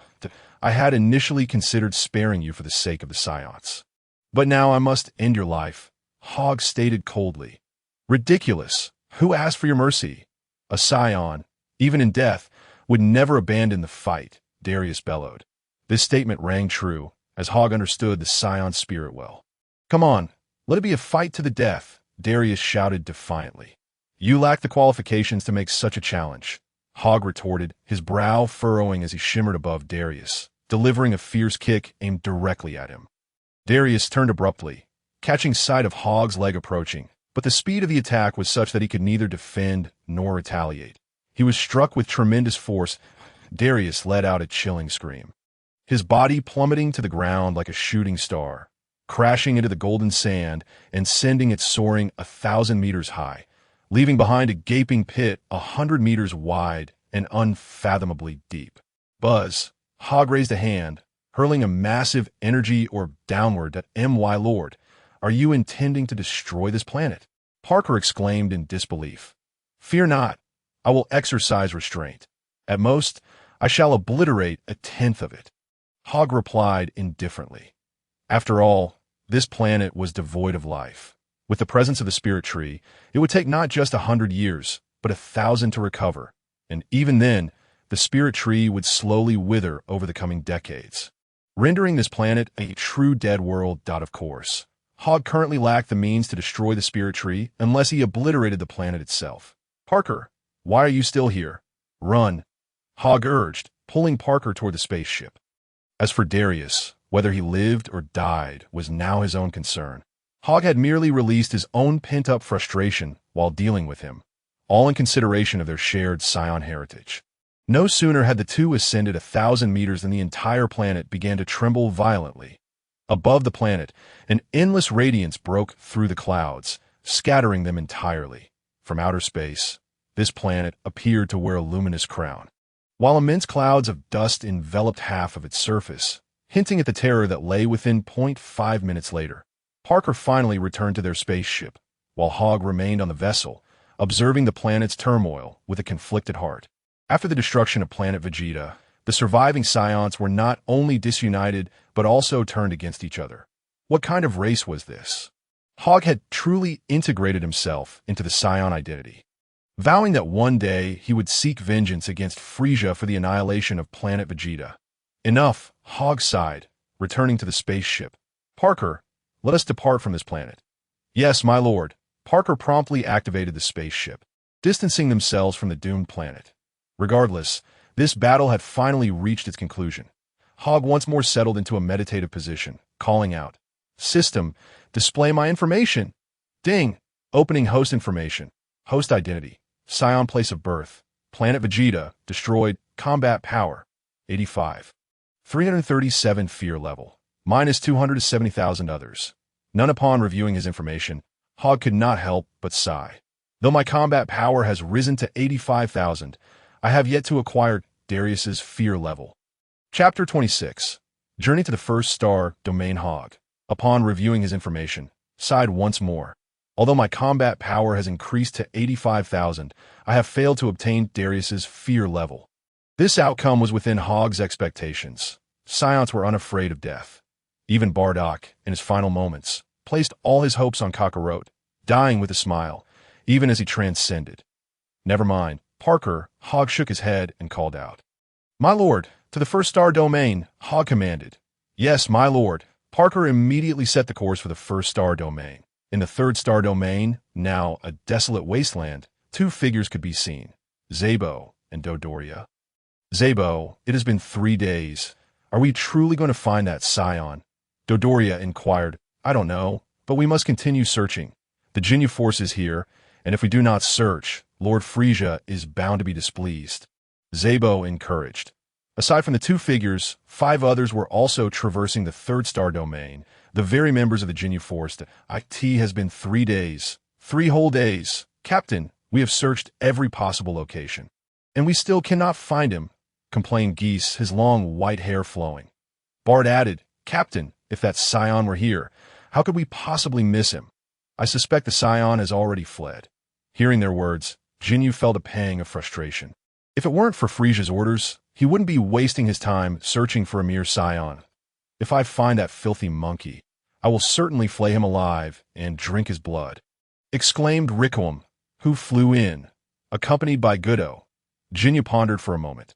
Continuing like this was futile, as they had explored every avenue. He turned to Bart and asked, "Bart, which star domain is closest to here?" "Captain, it's the First Star Domain." Bart replied that, "Oh, is that so? In that case, let us head to the first star domain to rest. Zabo and Dodoria can remain here to continue the search, Jinyu decided. That sounds splendid. Long live the captain. The other 4 members cheered with excitement, their exuberance not lost on Zabo and Dodoria. Captain Jinyu, your actions are quite excessive. Do you not fear that I will report this to Lord Frisia? Zabo, aware of his inferior strength, resorted to invoking Frisia's name to intimidate them. Unfortunately for Zabo, Jinyu was unfazed, replying, "And what of it? When Lord Frisia inquires, we shall simply say that the Saiyan fled long ago, and we could not find him." Upon hearing these words, Doria stepped forward and said, "In that case, Sabo, let us also retreat to the first star domain for some rest." "Are you out of your mind?" Sabo retorted sharply. "Ha, whether it's him or you, both of you are fools." Jinyu laughed heartily. "You bastard." Sabo was nearly livid with rage. Nevertheless, he understood that if this matter were to be pursued, Frisia would undoubtedly side with Jinyu and his team. After all, the Jinyu force was Frisia's elite unit. "Captain, let us not concern ourselves with them any longer. We should hasten to the first star domain for some enjoyment." "Just urged. No enjoyment. To enjoyment." Bart chimed in, and the others were equally enthusiastic. "Very well. Let us depart." Jinyu disregarded Sabo and Doria, summoned his spherical spaceship, and the Jinyu force left the third star domain, heading towards the first star domain. Chapter 27. Commencement of Destruction. Sabo and Doria watched helplessly as the Jinyu force departed the third star domain, feeling both frustrated and powerless. However, there was little they could do. Frisia would insist on bringing them back to Hogg, and they could only continue their search. "Sabo, what should we do?" Doria inquired. Let them be.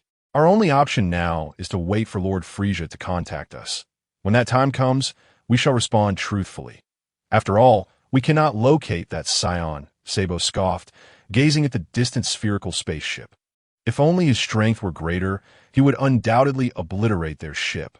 While he could not kill them, at least he could inflict serious injury.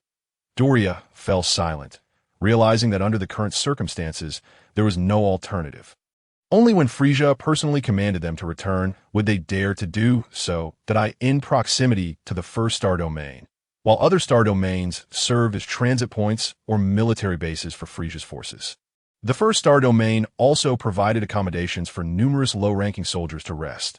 Indeed, Frisia's stronghold was located on a nearby planet, and with just a day's travel, one could reach the planet where Frisia resided. Frisia referred to this planet as the imperial capital of the Frisia Force, the Imperial Planet. However, Frisia belonged to a race known as the Frost Demons, and compared to his kin, he appeared as a Saiyan does to a Super Saiyan. Moreover, both Frisia and his father, Cold, were considered mutations of the Frost Demon race. Additionally, Frisia had an older brother named Cooler. The 3 of them were all mutated beings endowed with formidable combat prowess. When Saions are born, they are classified according to their combat power as lower, middle, upper, or elite warriors, while the Frost Demons are assessed based on the duration of their freezing. Each Frost Demon is encased in a colossal block of ice at birth, and the longer they remain frozen, the greater their combat power becomes. It is no wonder that Frisia, having been frozen for 50 years, possesses immense strength. Hogg was well aware of all these matters, as the memories of his previous life were not something he could easily forget.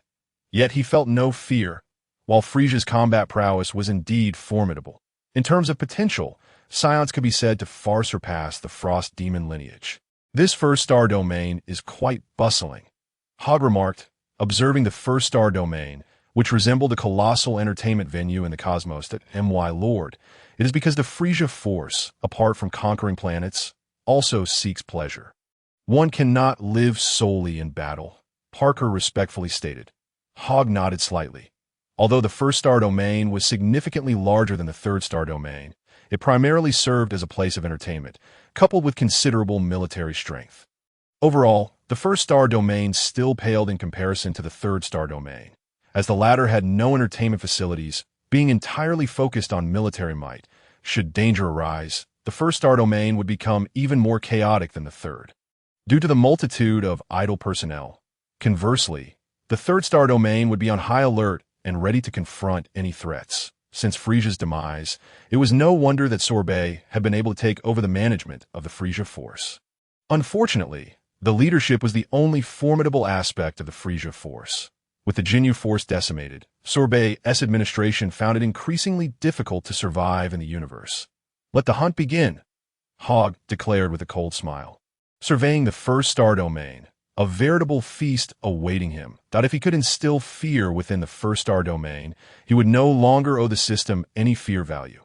Rather, he could acquire surplus fear value to mend his bodily ailments. "My lord, do you require my assistance?" Parker inquired, though he did not understand Hogg's intense hatred for the Frisia force. However, during his time in the Frisia force, he had often been bullied, lacking any rights due to his low combat power. Since joining Hogg, not only had Hogg taught him mental cultivation and control over his combat abilities, but he had also provided him with spiritual fruits, elevating his power from several hundred to over 10,000. Such a wise leader was rare to find. Thus, Parker was wholly devoted to following Hogg, harboring no ulterior motives. With a wave of his hand, Hogg instructed, "No need, just manage the spaceship and keep an eye on the surroundings." Hogg understood that unless the Jinyu force or Frisia and his father, Cold, arrived, no one could impede him. "Understood, my lord." Parker, aware of Hogg's temperament, promptly retreated to the spaceship. "Humph. First star domain, be annihilated." Hogg extended his hand, unleashing energy waves that transformed into 5 beams of light, striking 5 channels. Boom! The 5 channels were instantly destroyed, leaving a few surviving soldiers in a daze within the cosmic expanse. What happened? Why did all 5 channels explode simultaneously? Could it be a malfunction? Impossible! Are you an idiot? How could 5 channels exploding at once be a malfunction? Someone must be deliberately sabotaging us. Where is this person? Who dares to destroy our first star domain's channels? "Captain Lig, we have spotted a spaceship stationed at the edge of the star domain. It appears to belong to another star domain, but..." a communication officer hurriedly reported. The captain, referred to as Lig, rushed over and shouted, "Where is it? And what do you mean by but?" The officer pointed to the screen, which displayed Hogg's spaceship, and, as the soldiers magnified a particular area, they exclaimed, "Captain Lig, this individual must be the one who destroyed our 5 channels." "Who is this person?" Lig squinted, confusion etched across his face, then urged the communications officer to zoom in further. Upon seeing the spaceship, he was taken aback, exclaiming, "Isn't this spaceship from the 6th star domain? How audacious! Have the people from the 6th star domain gone mad?" Rigger seethed with fury. He instructed the vice captain to notify the staff of the 1st star domain. Then he took a few comrades and headed towards the edge of his own star domain, intending to interrogate the inhabitants of the 6th star domain regarding the situation. Just as Rigger departed, the vice captain had barely taken a few steps when a flurry of energy waves, accompanied by a series of whoosh sounds, hurtled towards them from the edge of the star domain. Rigger halted, his eyes wide as he witnessed the energy waves obliterate several passageways, accompanied by a resounding rumble as the tremors of the explosions reverberated through the area. Chapter 28. The cowering 1st star domain. Rigger stood there, helplessly watching as yet another series of passageways was destroyed, his mind racing with dread. Damn it, what are the people of the 6th star domain up to? This is disastrous. Commander Hage is surely going to blame me, and my position as captain. "Captain, should we still notify the commander?" The vice captain inquired. "Yes, of course. Inform him that the 6th star domain is behind this destruction," Rigger commanded. However, just as they were about to leave, a figure suddenly appeared on the screen, prompting the communications officer to rise respectfully and exclaim, "Commander Hage." The man referred to as Commander Hage demanded, "Where is Captain Rigger?" "Captain Rigger, Commander Hage is looking for you," the communications officer called out, noticing that neither Rigger nor the vice captain had moved.hm. "Is that you, Commander Hage?" Rigger hastily returned to the command room, barely stabilizing himself when another explosion echoed outside, shaking the space and causing dust to cascade from above. 3 more passageways had been destroyed. How infuriating! Rigger cursed vehemently on the screen. Commander Hage furrowed his brow. Fully aware of the unfolding events, he had 7 captains under his command, and now he convened them to devise a battle strategy. Listen closely, everyone. Those are not vessels from the 6th star domain. To be precise, a Scion has commandeered a ship from the 6-star domain and has already wreaked havoc in both the 7th and 3rd star domains, Commander Hage declared. Upon hearing this, the 7 captains began to murmur among themselves. Commander Hage, are you implying that a Scion is responsible for this destruction? Impossible. Didn't Lord Frisia annihilate planet Vegeta not long ago? It's highly probable that a Scion who was on a mission managed to survive and is now seeking vengeance against us. While I could destroy the 7th star domain, the Scion who obliterated the 3rd star domain is exceptionally powerful. We may not stand a chance. Indeed, wouldn't we be walking into our deaths by confronting him? It would be wiser to summon the Jinyu Force. As the captains absorbed the news of the 3rd star domain's destruction, a palpable sense of dread settled over them. None dared to volunteer for the confrontation, as no one was foolish enough to court death.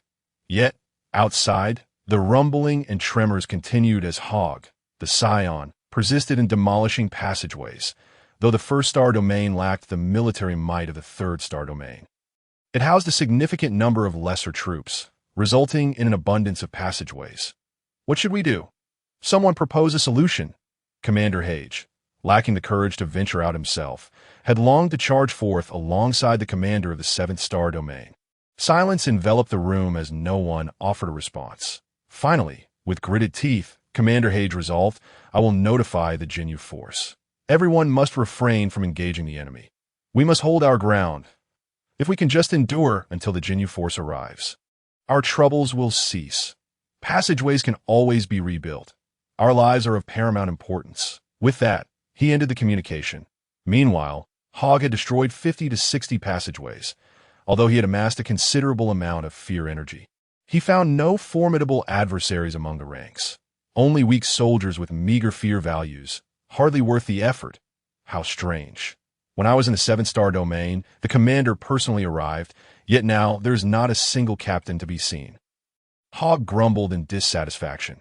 Time had passed, and his fear energy had only reached around 100,000, while he remained in debt for 280,000. Having repaid 100,000, he still owed 180,000. I refuse to believe you won't come out. Hogg scoffed, once again assuming the pose for his ultimate flash. This time he disregarded the passageways that remained intact. Acquiring fear energy was his foremost priority to that moment.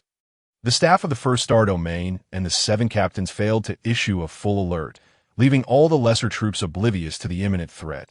They merely understood that someone was causing destruction, believing that their captains or even the commander would intervene, significantly diminishing their perception of danger. Commander Hage, viewing Hogg as he gathered energy for his ultimate flash, noted the display on the screen show a power level exceeding 85,000, nearly causing him to lose his composure. My heavens, 85,000 in battle power. This Scion is far too powerful. I must urgently inform the Jinyu Force. Commander Hage gulped, urging the communications officer to establish a connection with the Jinyu Force. In the distance, the Jinyu Force was en route to the 1st star domain, led by Captain Jinyu, who had been in slumber until abruptly awakened by a communication. Mistaking it for a call from Lord Frisia, he glanced at the screen only to discover it was from the 1st star domain.hm. The 1st star domain. Why are they contacting us at this hour? Have they discovered our ship? Just as Jinyu pressed the button, Commander Hage's frantic voice crackled through. Captain Jinyu, it's bad. We are under attack by a Scion in the 1st star domain, the very Scion Lord Frisia mentioned. Are you still in the 3rd star domain? Can you come quickly? Jinyu froze, his voice rising. What did you say? A Scion is truly attacking you. As soon as he finished speaking, Jinyu sensed an overwhelming aura radiating from the 1st star domain. Knowing he would need approximately 30 minutes to reach the 1st star domain, he was astonished that the energy could extend this far. What is that? Jinyu gazed towards the center of the 1st star domain, where a golden shockwave surged forth like a colossal golden dragon, piercing through the numerous planets of the 1st star domain. At that moment, Jinyu also heard the trembling voice of the communications officer beside Hage. Calm. Commander, that shockwave seems to be heading towards us. Then came a cascade of static, and the signal abruptly cut off. Damn Scion. Jinyu wasted no time rousing the other 4 members of the elite squad, declaring, a Scion has appeared in the 1st star domain. Captain, Is that true? Ha ha, at last, we have found that Saiyan. I shall skin that monkey alive, but who unleashed such a powerful attack? Captain, have you notified Lord Frisia? Jinyu nodded, affirming, that is precisely my intention. Jinyu then contacted Frisia, but unfortunately, Frisia was not on his home planet and could not intervene personally. Even if he were in his lair, it would take him a day to reach the first star domain unless he flew there himself. And even then, he would require his final form. Upon learning of the situation, Frisia appeared quite pleased and confidently allowed Jinyu and his team to handle Hogg. Saiyan, just wait, this time, you will definitely not escape. A cold smile crept upon Jinyu's lips as his gaze fixed on the first star domain, hastening his flight towards it. Chapter 29. Unseen greetings before sightings. Despite the devastation wrought upon the first star domain by Hogg's ultimate flash, the recreational planet had suffered minimal damage, and not a single commander or officer had perished. Nevertheless, Hogg had still managed to amass a considerable amount of fear value, albeit not as much as he had from the third star domain. As he surveyed the wreckage of the first star domain, Hogg furrowed his brow and muttered to himself, "This shouldn't be the case. Why is it that I have caused such destruction, yet no one has emerged to challenge me?" He understood well that the current fear value was primarily derived from the aggregation of numerous minor soldiers, with the other half needing to be obtained from the commanders and officers of the first star domain. Never mind, let me check how much fear value I have accumulated. System, display my information. Hogg commanded. Ding! Opening host information. Host identity. Saiyan birthplace. Planet Vegeta. Destroyed combat power. 86113 fear value. Minus 80,000 others. None. How is this possible? This must be a trick. Hogg could hardly believe the fear value displayed before him and inquired, System, are you certain there is no error? Absolutely no error. Please trust the host, the system responded. Hogg frowned, contemplating that the system would not lie, and there must be some underlying issue. Although he initially gained 100,000 fear value, which plummeted from 270,000 to 170,000, this time, employing his ultimate flash had only yielded 90,000 fear value. This was utterly unacceptable. Host, I took the liberty of investigating. There are 7 commanders and 1 officer in the first star domain, all of whom are alive and well hidden if the host can obtain the fear value from all 8 individuals. Repaying the fear value will not be a daunting task, the system suddenly reminded him. Upon hearing this, Hogg immediately grasped the situation and nodded. Indeed, my actions in the 3rd and 7th star domains could not have gone unnoticed by the other star domains. Since they are aware of my strength, it is unlikely they would willingly step forward to their demise. Thus, a defensive approach is warranted. Moreover, the officer and the 7 commanders had issued strict orders to all minor soldiers to refrain from venturing out regardless of the circumstances, consequently diminishing Hogg's ability to accrue fear value. If that is the case, I shall need to exert additional effort here, infiltrate, and locate them one by one to harvest their fear value. Hogg concluded that this was the only viable strategy. Just as Hogg was about to delve deeper into the first star domain, a sudden jolt coursed through his body, prompting him to turn around in astonishment towards the vast expanse of stars. For he sensed a formidable energy approaching. No, it's 5 energies, only the other 4 are weaker than myself. The Jinyu Force? Hogg could only surmise this. My lord, I have just detected 5 energy signatures rapidly approaching us. Parker's voice echoed from the spaceship. Hogg's suspicions were confirmed. Those 5 were undoubtedly the Jinyu Force. Parker, navigate the spaceship deeper into the first star domain, blending in among them. With your strength, you should be safe unless confronted by an officer. Even a commander would struggle to match you. But my lord, what about you? Parker exclaimed, filled with concern. Enough, do not be a hindrance here, Hogg growled. With no other option, Parker understood that Hogg was concerned for him. Recognizing that he was not truly impeding Hogg's plans, for it was clear that Hogg could not confront the Jinyu Force directly. I understand, my lord, Parker replied, steering the spaceship further into the depths of the first star domain. Once Parker departed, Hogg remained in place, his mind racing with thoughts. Engaging the Jinyu Force head-on. Hogg shook his head. Only a fool would consider such a strategy. He harbored no fear of the other 3 members. But the only one he found troublesome was good. Yes, that diminutive figure capable of halting time. If Good collaborated with Jinyu, Hogg would undoubtedly be at a disadvantage. Fortunately, the first star domains serve as both a recreational and military base.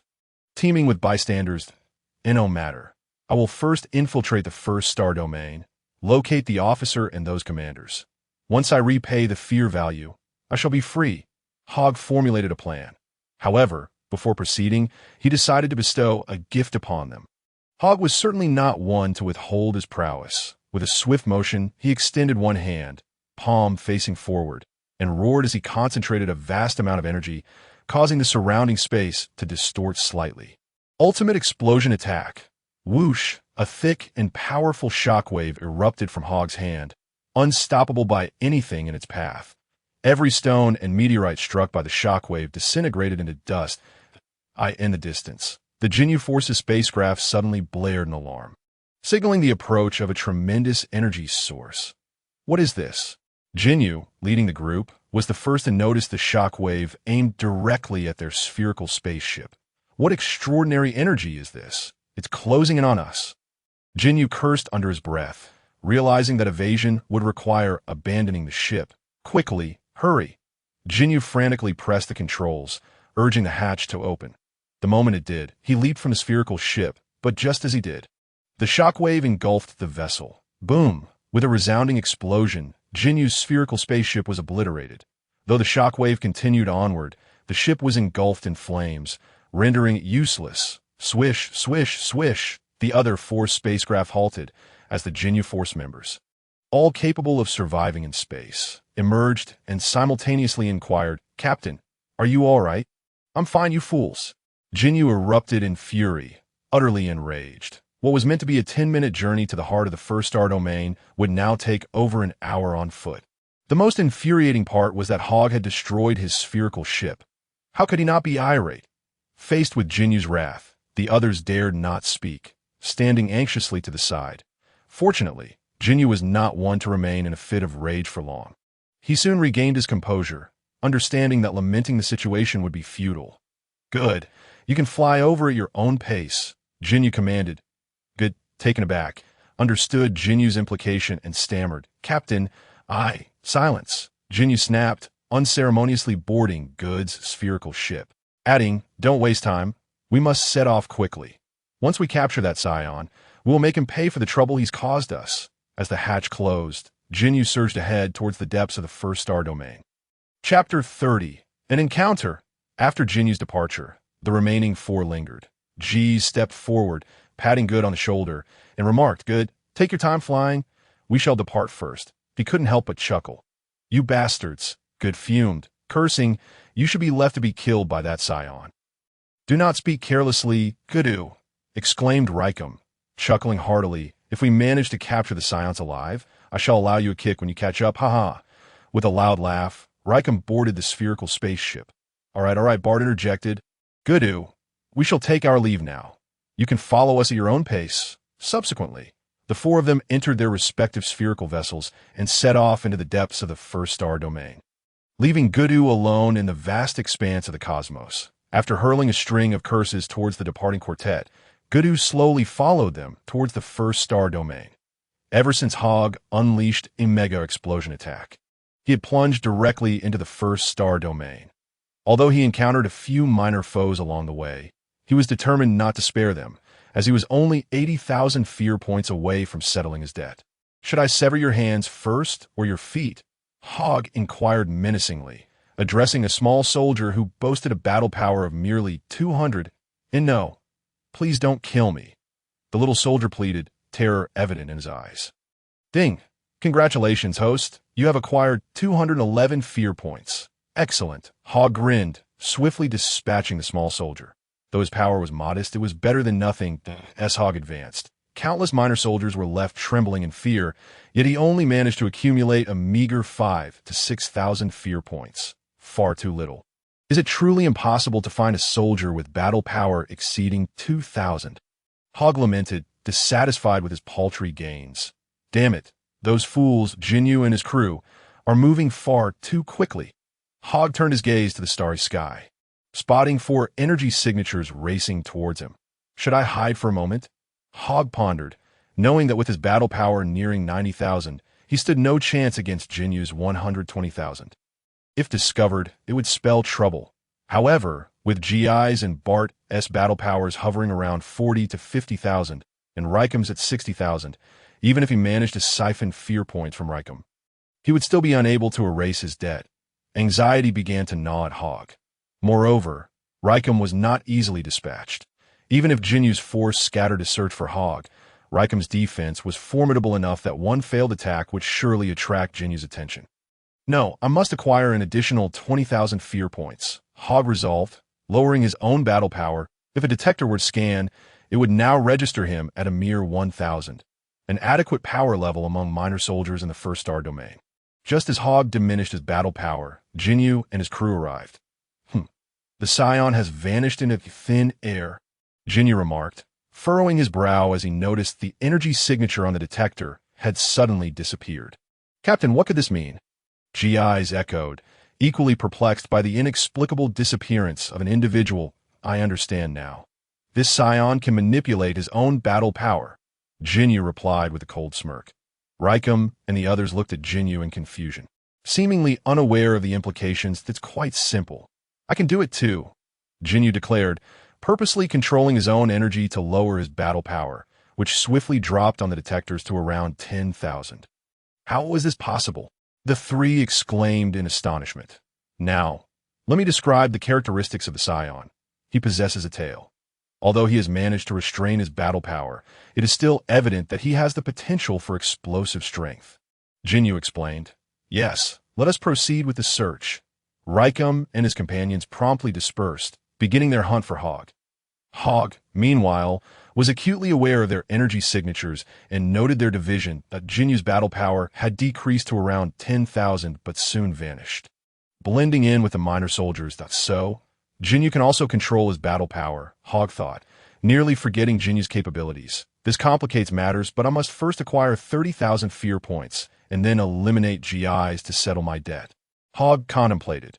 Currently, Hogg was concealed while Jinyu and his crew were exposed, a situation that favored Hogg considerably. He did not place much stock in acquiring fear points from the commander and captain. Given their formidable strength, even in their final moments, they could create a disturbance that might lead to his discovery, a disastrous outcome. With 30,000 fear points, combined with the 6,000 or 7,000 he had just obtained, and the fear points from eliminating GIs, he would be right at 80,000. The Hogg felt confident. The first star domain was teeming with minor soldiers, and Hogg began his strategy of striking and moving. He swiftly garnered over 10,000 fear points, yet he still required an additional 20,000.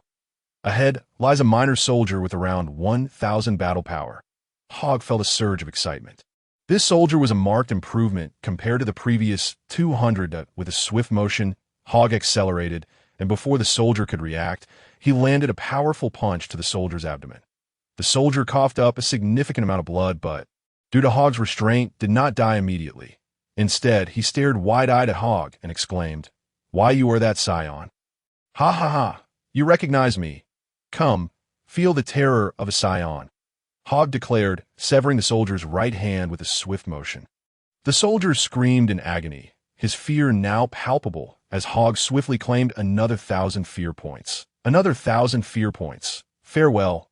Hogg struck again, and the soldier fell lifelessly on to the next target. Hogg said, narrowing his eyes as he sensed another energy signature approximately 500 strong. And he darted in that direction. Just as he had flown a few meters, a beam of energy shot towards him. Frowning, Hogg raised his hand and effortlessly shattered the beam. "Oh, look who I've found, a Saiyan." "Ha ha!" A mocking voice echoed from behind Hogg. Turning around, Hogg beheld a creature with purple skin, clad in battle armor, sporting a pair of black horns atop its head. There was no mistaking it. It was Jinyu. Hogg was taken aback. He had not anticipated Jinyu would track him down. Yet, rather than panic, Hogg remained composed, recognizing that with his battle power of 90,000, he could hold his own against Jinyu, though engaging in combat would yield no advantages for him. Hogg was not afraid of Jinyu. Rather, he deemed it a waste of energy and time to extract fear points from him. Nonetheless, should a confrontation arise, Hogg was not one to back down. A smirk crept onto Hogg's face as he disdainfully regarded Jinyu. I thought it was someone of importance, but it's merely you foul toad. Jinyu, of course, was oblivious to the future events wherein he would unsuccessfully exchange his body for Vegetas and instead end up in the body of a frog. However, referring to him as a toad lacked sophistication unless one understood the context, which is why Jinyu did not take offense. Instead, he began probing Hogg's battle power, as I suspected, a mere 5. This is a Saiyan who can manipulate his battle power, Jinyu remarked, his tone indifferent. Enough of the charade. Unleash your full power and let us engage in a proper battle. With unwavering confidence, Jinyu declared. Having encountered numerous Saiyans and accompanied Frieza to planet Vegeta, he possessed a profound understanding of their history and had heard tales of the Super Saiyan. He was acutely aware that, aside from the Super Saiyan, a regular Saiyan stood no chance against him. Frieza harbored a deep disdain for the incessant talks of Super Saiyans among the Saiyan populace. Yet his disbelief did not extend to Jinyu, who had once believed that Goku was indeed a Super Saiyan. Very well. Let's engage in a proper battle. Hogg unleashed his full power. Jinyu stood by, observing as Hogg's battle power surged from 5 to over 30,000, then to 50,000, and it continued to rise. Jinyu's previously composed expression began to betray his unease. The violent energy obliterated everything around them, leaving only Hogg and Jinyu in its wake, with occasional flashes of lightning dancing around Hogg's form, a battle power exceeding 90,000. Jinyu was utterly stunned, instinctively taking a step back, incredulity etched on his face. How can a Saiyan possibly possess a battle power of 90,000? Could it be? No, you cannot be a Super Saiyan. Jinyu swiftly regained his composure. What's the matter? Are you frightened already? Hogg raised an eyebrow, casting a cold gaze at Jinyu. Jinyu furrowed his brow and retorted. Even if your battle power exceeds 90,000, it does not guarantee your victory over me. This statement held truth. Jinyu's battle power was 120,000, far beyond Hogg's capabilities, yet at least Hogg had the strength to confront Jinyu. After all, Saiyans were a combat race known for their ability to challenge those beyond their level. With a thunderous roar, the battle commenced. Hogg launched the first attack, appearing behind Jinyu and delivering a punch aimed at his neck. With a swift motion, Jinyu evaded Hogg's strike. In turn, Jinyu materialized behind Hogg, executing a sweeping kick, which Hogg narrowly dodged. Each attack from both combatants resulted in a miss, their movements a blur. Hogg was slightly slower, yet Jinyu could not land a hit either. Suddenly, both figures collided, their massive fists crashing together with the force of meteorites, a clash of power that unleashed a tremendous energy, sending both warriors reeling backward. They cried out in unison, each flying back several meters. Hogg tasted blood in his throat, while Jinyu felt somewhat better, merely sensing a chaotic surge of energy within him, on the brink of spitting blood. It appears I have the upper hand. Jinyu sneered. You boast of your 120,000 battle power, while I barely exceed 90,000, and yet you revel in a minuscule advantage. If my power were equal to yours, you would be weeping in despair. Hogg taunted. Chapter 31. The first hidden danger, repair. Jinyu's expression shifted, fury boiling within him as he cursed. You bastard! I will make you pay. Jinyu's form surged forward once more, while Hogg steeled himself in preparation as they battled. The shockwaves from their earlier clash resonated throughout the first star domain. What was that tremor? Could it be the captain? Surely, the captain is fighting that Saiyan. GIs, Bart. We must hurry to assist the captain. Understood. We're making our way to the energy center now. Even Gudo, who was far behind, sensed the overwhelming energy and exclaimed in astonishment. What happened deep within the first star domain? Is the captain battling that Saiyan? I must hurry. Gudo increased his speed, eager to prove his worth after being reprimanded time and again for lagging behind.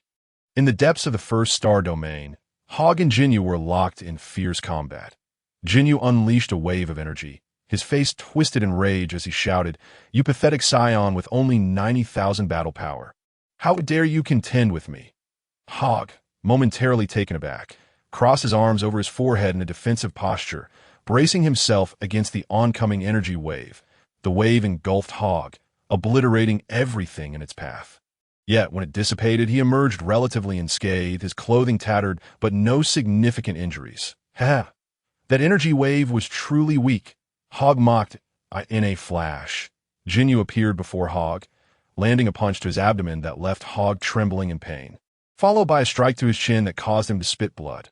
Hogg resembled a living target, absorbing blow after blow from Jinyu, the latter's speed increasing with each attack. Strangely, Hogg felt no real harm. Instead, he experienced a sense of elevation, as if the relentless assault was purging the impurities from within him. Ding! Congratulations, host! You have repaired the first hidden danger, eliminating physical impurities. Reward: 10,000 battle power. Jinyu, unleashing another punch, struck with even greater force. Suddenly, Hogg opened his eyes, swiftly grasping Jinyu's fist and coldly declaring, "Jinyu, have you had enough?" Hogg felt as though every cell in his body was absorbing something from a void. With each breath, his battle power surged by 1,000, having just absorbed 2,000 in the span of 2 breaths to seize Jinyu's fist. How can this be? Jinyu stared, astonished. Is it just my imagination? Or has his speed increased slightly? No, this is not your imagination. Observe my battle power. Hogg continued to amplify his strength as time passed second by second. After 10 seconds, Hogg finally digested the system's reward of 10,000 battle power, bringing his total to 100,000, allowing him to truly stand toe-to-toe with Jinyu. Chapter 32. The Solar Fist Hogg had not anticipated that through this unexpected turn of events, he would rectify his physical hazards. Previously, his focus had been solely on repaying his fear value, leaving him unaware of the nature of his hidden dangers. Now, however, he grasped the reality. These hidden dangers likely stemmed from superfluous materials hindering his combat capabilities. For instance, excessive impurities within his body, which could neither be ignited nor utilized as energy during battle, served no purpose at all. Yet when energy levels dwindled and the need arose to stimulate new energy from his cells, these impurities became a liability, potentially siphoning off a small portion of energy, and it was this minuscule energy loss that could critically influence the outcome of a battle. According to the system, he possessed 10 hidden dangers. He had just eliminated the superficial impurities, meaning deeper issues remained unrefined. Thus, the second hidden danger must pertain to these more profound impurities. Hogg has also found the path for his next cultivation. The hidden dangers that arose previously were due to his use of Ultimate Flash, which depleted his energy, that if he were to forcibly ignite new energy from his cells, the impurities would become a peril, siphoning away energy and leaving his body in a state of emptiness, with even life-threatening consequences. This endeavor of igniting new energy from his cells would undoubtedly follow a fierce battle, where exhausting one's internal energy indicates that the enemy's strength is at least on par with his own. After a fierce clash, the impact on mental fortitude would allow these impurities to take advantage of any weakness. 100,000 battle power. Jinyu gazed incredulously at the seemingly indomitable Saiyan before him, whose battle power continued to soar. Hogg had originally intended to continue battling Jinyu, but suddenly he sensed 3 presences approaching, each with battle powers exceeding 40,000, realizing that their confrontation had been detected. Jinyu's scouter emitted a series of beeping sounds, his face instantly alight with delight. "Oh, what if it's 100,000 battle power? Let us proceed," Jinyu remarked with a cold smile. "What? Are you resorting to numbers to overwhelm me?" Hogg raised an eyebrow, replying icily. Jinyu shrugged, stating, "They haven't even arrived yet. How can one claim it's a matter of numbers? By the time they get here, it will be too late." Hogg muttered a curse under his breath. Suddenly, Hogg lifted his head, a smile spreading across his face. "Jinyu, do you think I can escape right before your eyes?" "Escape?" Jinyu's expression shifted as he extended his hand, unleashing a beam of energy. Finally exerting his full strength, there was indeed a distinction between 100,000 and 120,000 battle power.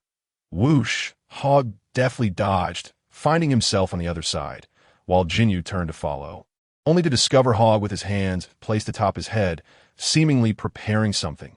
Solar Fist! A blinding radiance emanated from Hogg, who now resembled a miniature sun, so brilliant that Jinyu could hardly keep his eyes open. "Ah, my eyes, you bastard! What kind of technique is this?" Jinyu shielded his eyes, rolling amidst the rubble. "Hogg, I shall not entertain you any longer. Farewell." With that, Hogg vanished from the scene. As the light gradually faded, Jinyu's vision slowly returned. And just then, a figure appeared before him. Enraged, Jinyu assumed it was Hogg and threw a punch. "Captain, it's me."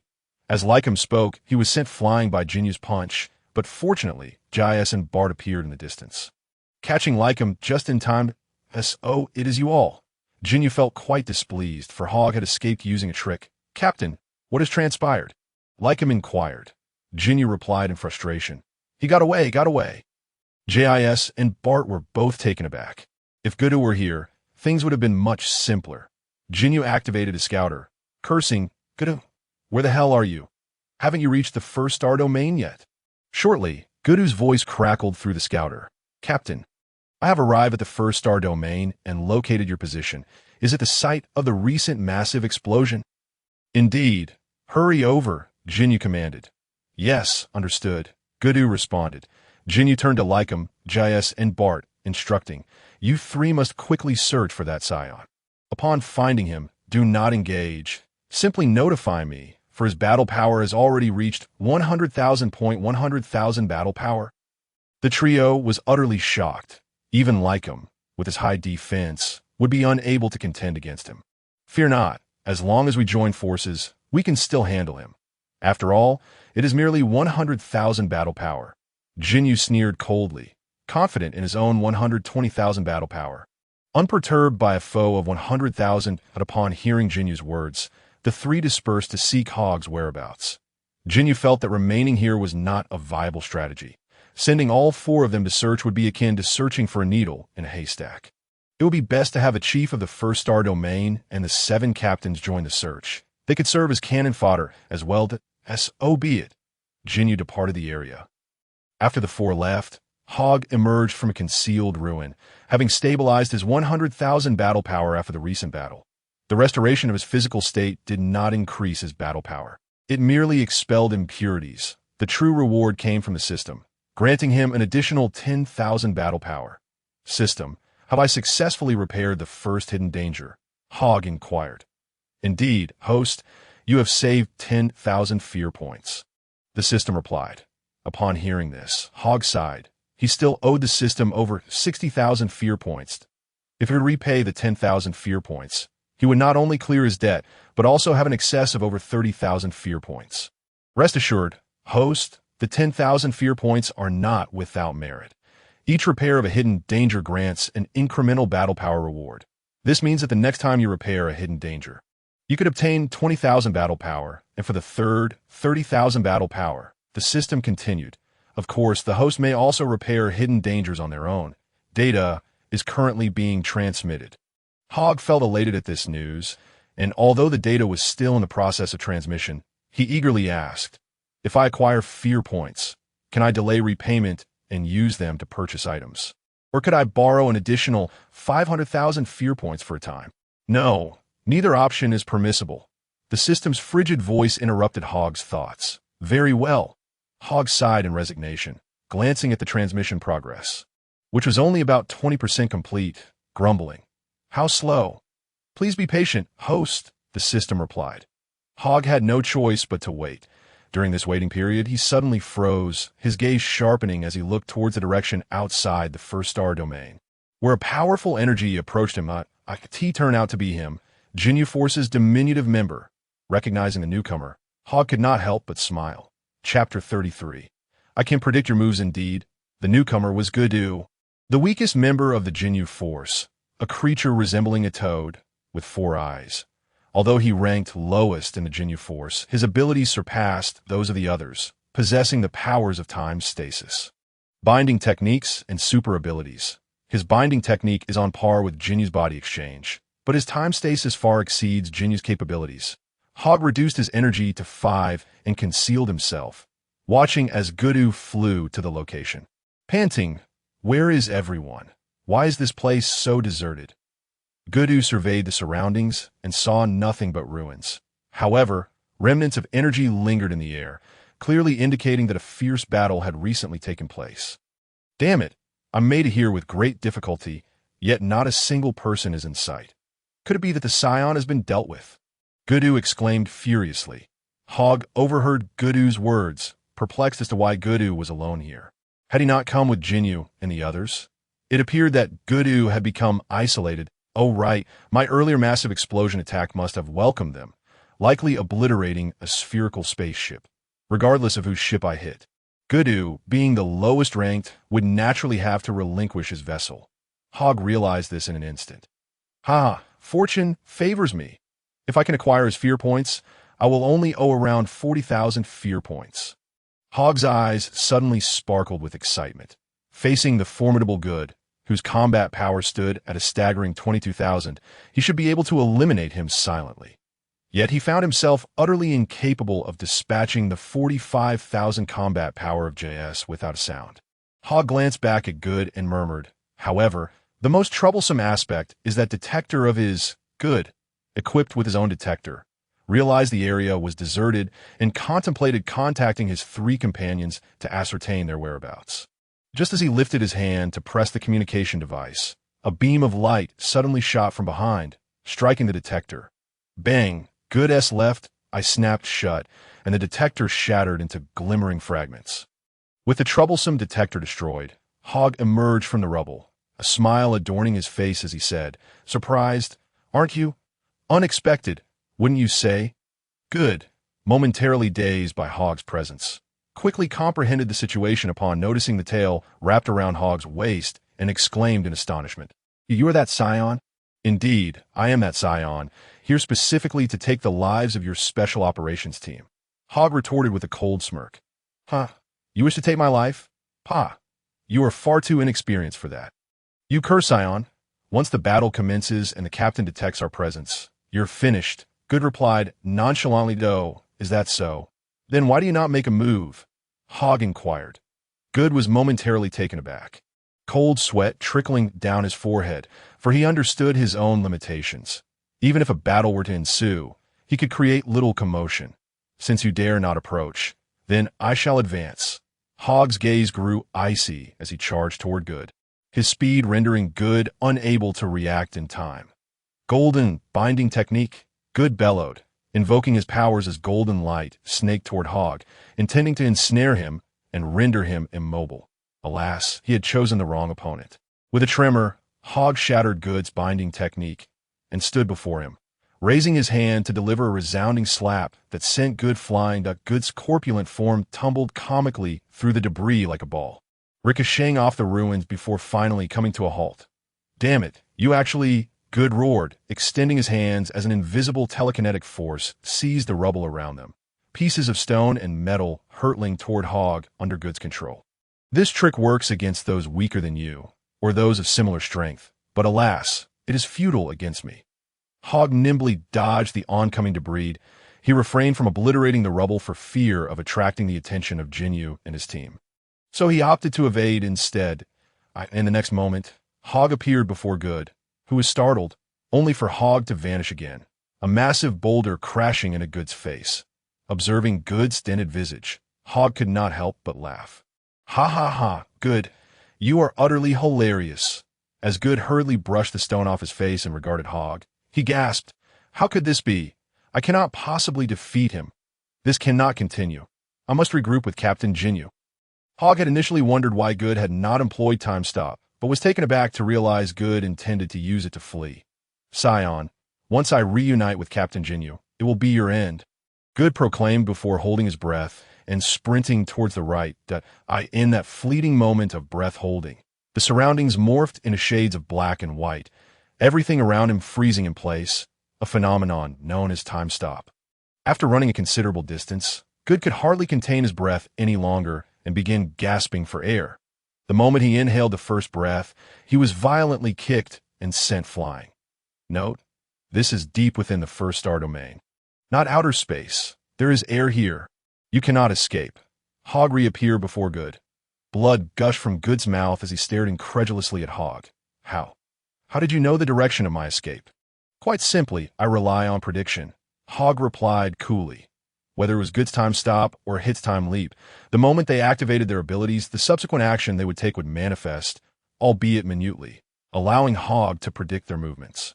Just before Good held his breath, his thoughts had already gravitated towards fleeing rightward, his eyes instinctively shifting in that direction by a millimeter at the very moment time ceased, thus enabling Hogg to anticipate Good's escape. It is worth noting that with Good's combat power at a mere 22,000, his speed while holding his breath would hardly pose a challenge. By the time Good could no longer hold his breath and time resumed its flow. Hogg, possessing a combat power of 100,000, required only a second or two to catch up with Good and strike him. Good, surrender. Your 3 abilities are utterly useless against me. Even your time stop cannot conceal your next move from my predictions. Hogg raised his hand towards Good, an astonishing energy swirling in his palm. And oh, you cannot kill me. If my captain arrives, you will be finished, Good exclaimed, retreating in terror at the sight of the immense energy Hogg wielded. Hogg, however, offered no response. Instead, his smile deepened as the energy in his palm intensified. Now was not the time to hesitate. Good let out a furious roar, once again holding his breath, the world around him fading into a monochrome stillness. This skill was indeed a formidable one, but the caster was simply too weak. Once time was halted, Good surprisingly opted not to flee directly, but charged toward Hogg, soaring above him, attempting to escape behind Hogg. After running a kilometer, Good could no longer restrain his breath and began gasping heavily.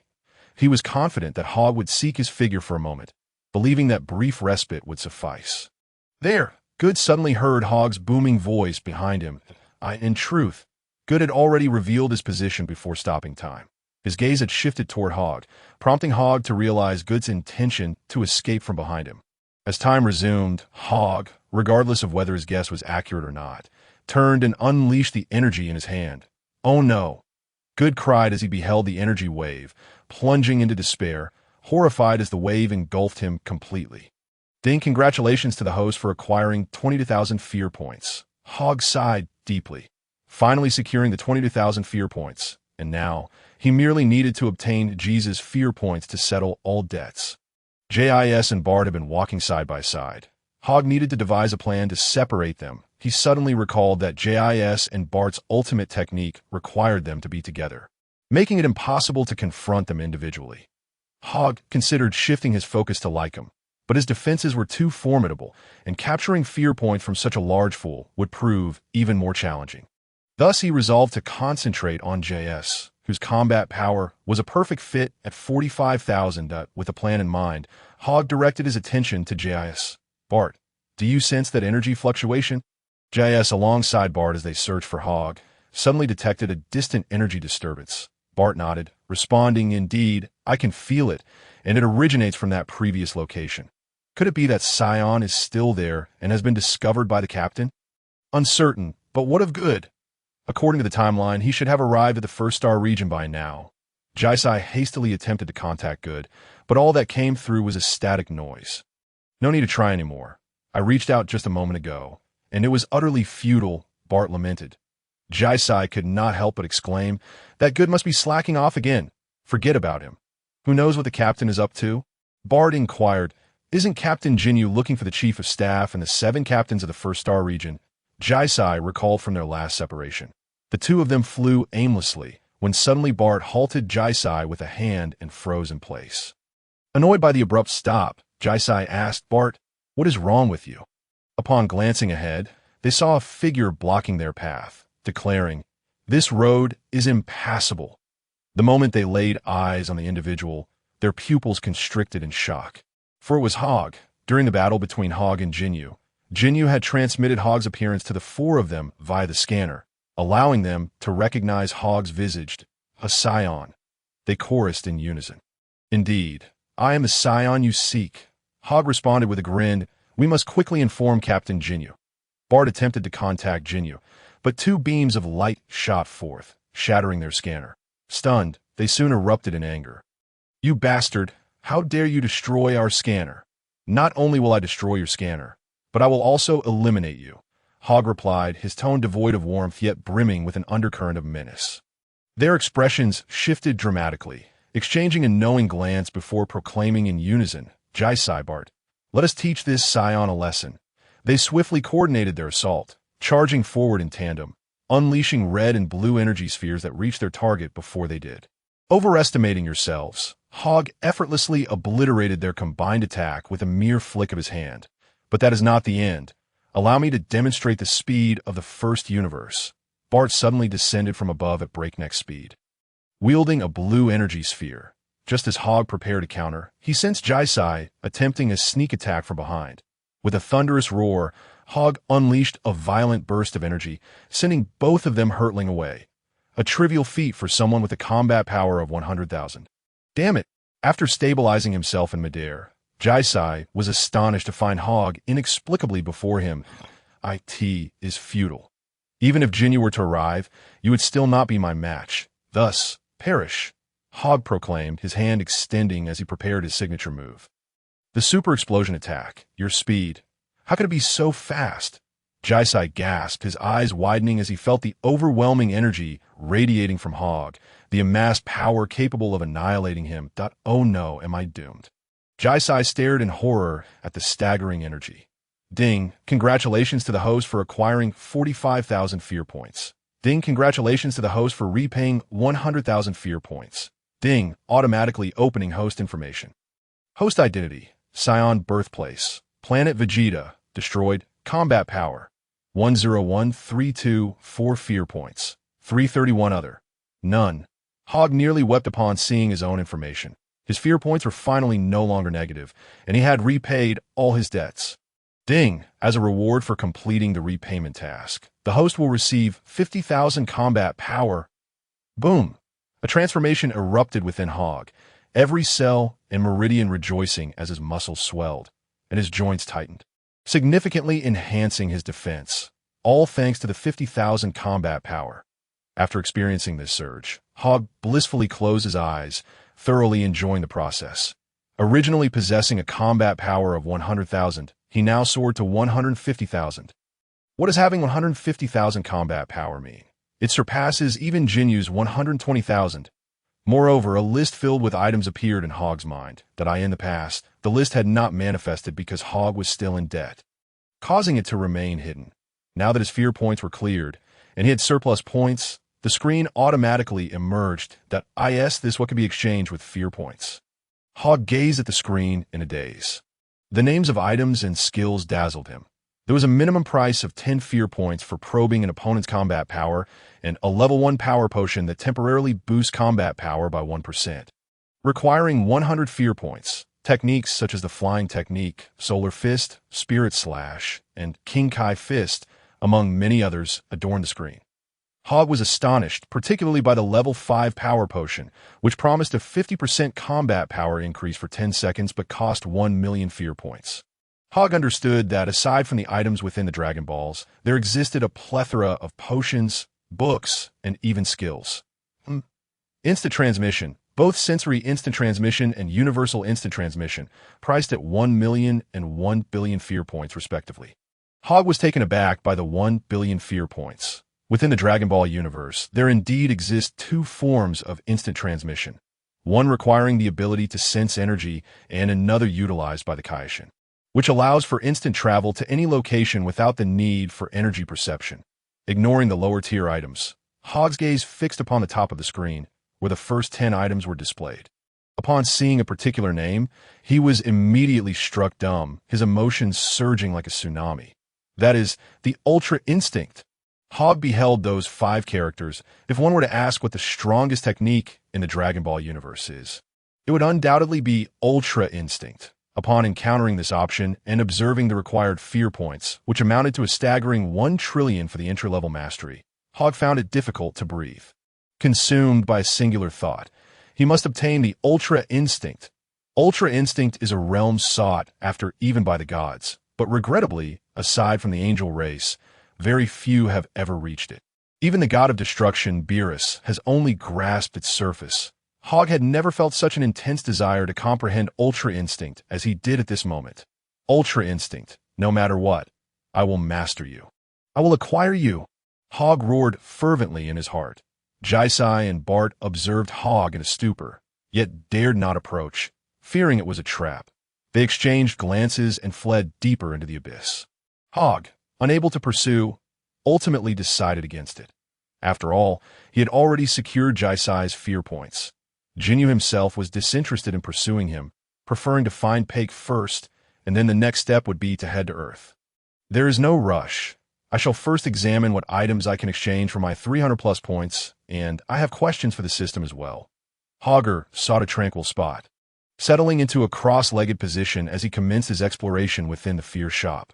Naturally, his initial focus was on the art of ultimate freedom, for each item was accompanied by detailed explanation. The art of ultimate freedom required its practitioner to possess divine energy. However, purchasers would receive divine energy as a complimentary gift, which itself was a form of divine practice.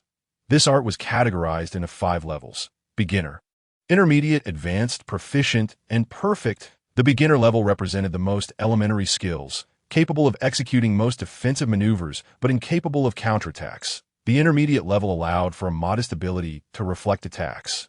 After perusing the introduction, Hogger inhaled deeply, contemplating how splendid it would be to master the art of ultimate freedom, yet lamenting his current inability to do so.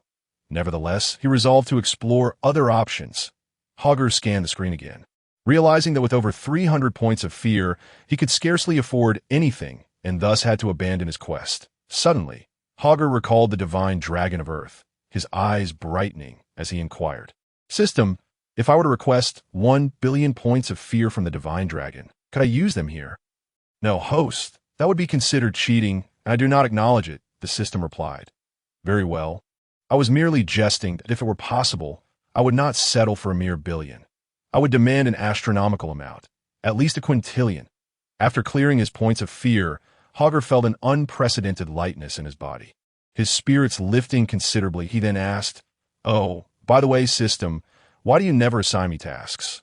Logically, aside from earning fear points from others, I should also be able to acquire them through tasks. Tasks are triggered randomly, with a probability of 0.001.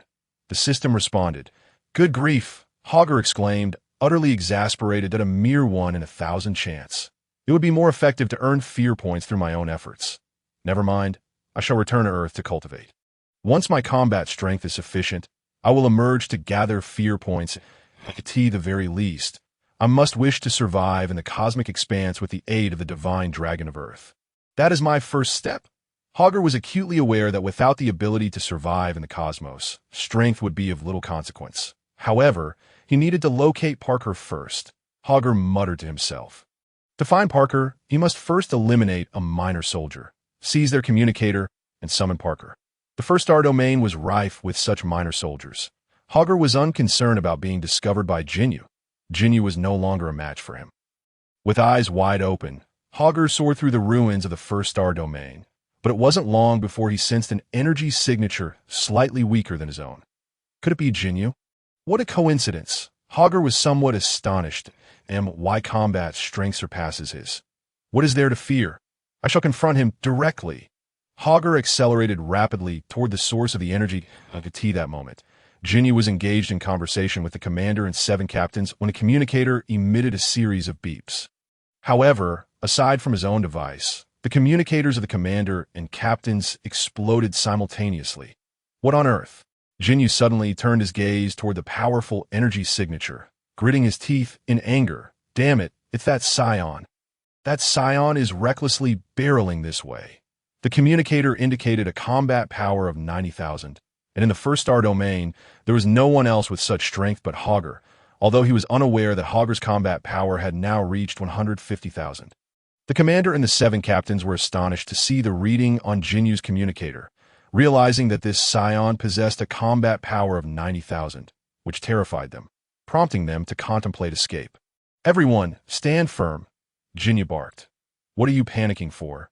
90,000 may be formidable, but it is still beneath me." It was then that they remembered Jinyu's combat power was around 120,000, and they felt a glimmer of hope, smiling once more.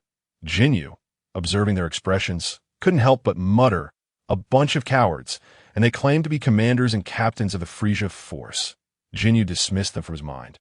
focusing instead on the distance, where a white beam of light materialized before them, halting not far from Jinyu, revealing Hogger's figure. Chapter 36. You are no longer my opponent. As the white beam of light ceased, Hogger's silhouette became visible to all, quite swift, hastening here to meet your demise. Jinyu scoffed. Yet as a formidable warrior, he instinctively sized up his opponent and noticed that this Saiyan appeared somewhat different from before. The commander and the 7 captains scrutinized Hogger closely. Is this truly the Saiyan in question? If Jinyu captain has said so, it must be accurate. How can such a powerful Saiyan exist? I can sense an astonishing energy emanating from him. Thank goodness I did not engage him earlier. Otherwise, I would have met my end. Hogger, overhearing their discussion, felt a chill run through him. Enough of your idle chatter about me. With a swift motion, Hogger unleashed a tempestuous wave of energy toward the commander and the 7 captains.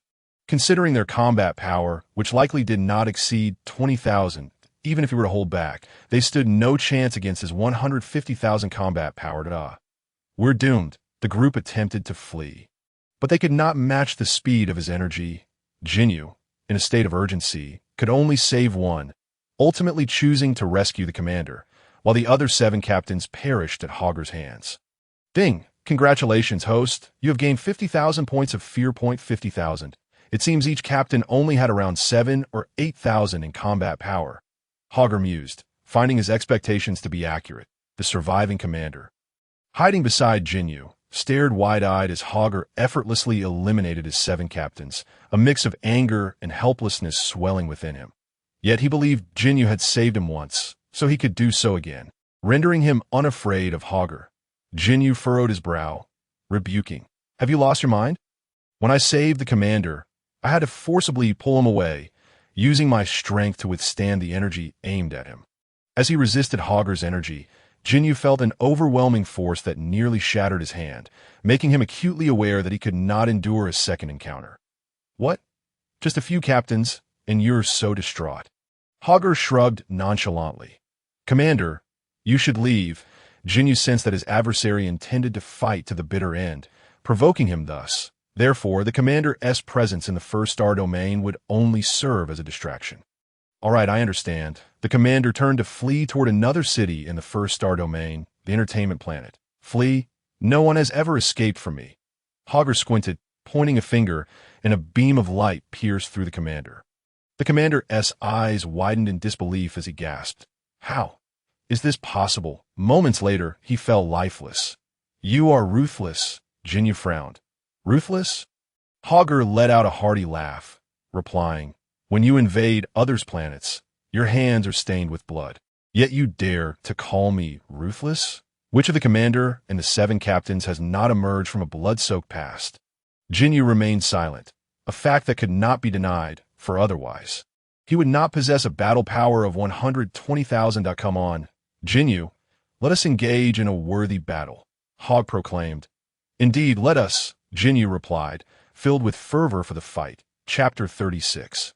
You are no longer my opponent. With that sentiment, Jinyu ceased to conceal his battle power, directly elevating it to 120,000, while Hogg too revealed his might, escalating to an astonishing 150,000. 150,000?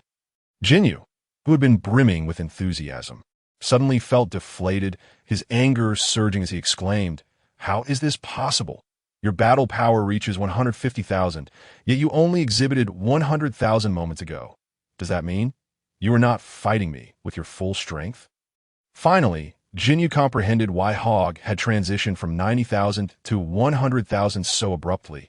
It was merely a ruse, as Hogg had not been exerting his full power in their earlier confrontation. Damn it! You dare toy with me. While Jinyu seethed with rage, he dared not advance that no, I truly only had 100,000 battle power before. Hogg retorted, Nonsense! It has not even been an hour since then.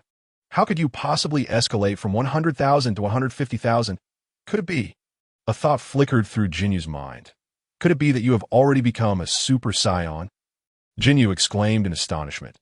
Hogg shook his head, stating, Becoming a Super Saiyan is not so easily attained. Regardless, I have no desire to engage in further banter with you. Without hesitation, Hogg appeared before Jinyu, delivering a powerful punch to his chin, sending Jinyu reeling backwards. Scoundrel! Jinyu quickly regained his footing and unleashed a flurry of strikes at Hogg. Hogg, with his keen reflexes, evaded every blow, crouching slightly before delivering another devastating punch to Jinyu's abdomen. This blow, infused with the might of 150,000, could have easily pierced through Jinyu's body had Hogg possessed a few more thousand in power. Oh no. Jinyu gasped as the punch nearly caused his eyes to bulge from their sockets. Instinctively, he clutched his abdomen, purple blood mingling with saliva as it dribbled from his mouth, and he managed to utter, "You bastard, that strike was truly formidable." Despite sustaining such a grievous injury, Jinyu's lips curled into an eerie smile as he lifted his head, declaring, "Is that all the power your fists possess?" Hogg furrowed his brow, sensing something unusual about Jinyu, but recalling the original narrative brought clarity. It seemed Jinyu desired to exchange bodies with him. Jinyu spread his arms wide, his expression one of unrestrained arrogance. Though traces of purple blood lingered at the corners of his mouth, he laughed heartily. What's wrong? The Saiyan who instills fear across the universe possesses such meager strength. How pitiful. How pitiful indeed. Ha ha ha. Very well. I shall indulge your wish, Hogg replied, amusement flickering in his eyes. Jinyu ceased his words, eagerly anticipating the weight of Hogg's next strike, convinced that as long as he survived, he could exchange bodies with his opponent. A sly smile crept onto Hogg's face as he spread his arms. Assuming the stance for ultimate flash, the torrent of violent energy began to coalesce, and yellow lightning danced between his hands, the energy's aura distorting the surrounding space. Jinyu was taken aback, his smile vanishing instantaneously, replaced by sheer terror. This astonishing energy aura, I cannot possibly withstand it. Jinyu roared to the heavens. We're doomed. Chapter 37. Plotting against Jinyu. Jinyu had initially contemplated self-harm to facilitate the body exchange. Emboldened by his arrogance, confident that Hogg could not kill him with a single blow. However, it became evident that Hogg indeed could. I miscalculated. Jinyu felt his resolve shatter, realizing that he could not escape the overwhelming energy. It felt as though Hogg's technique was honing in on him. Jinyu had once wished to swap bodies with Hogg, but under the present circumstances, it seemed he had not sustained enough injuries. Even if he succeeded in the exchange, Hogg would likely still possess the strength to contend with him. Enough of this. Jinyu resolved to risk it all, his eyes glinting with determination, intent on exchanging bodies with Hogg. Hogg furrowed his brow, bellowing, Jinyu, do you wish to exchange bodies with me? It is futile. I'm already on guard. Your attempt to switch will be completely evaded. Nanny, how did you know I wanted to exchange bodies with you? Jinyu exclaimed in surprise. Not only you, even Frisia's weaknesses are known to me. One day, I shall personally slay Frisia. Hogg laughed heartily. The truth behind Frisia's weakness lay in his inability to engage in prolonged battles.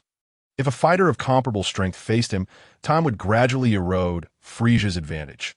Jinyu felt a chill run through him as he realized he could no longer exchange bodies with Hogg.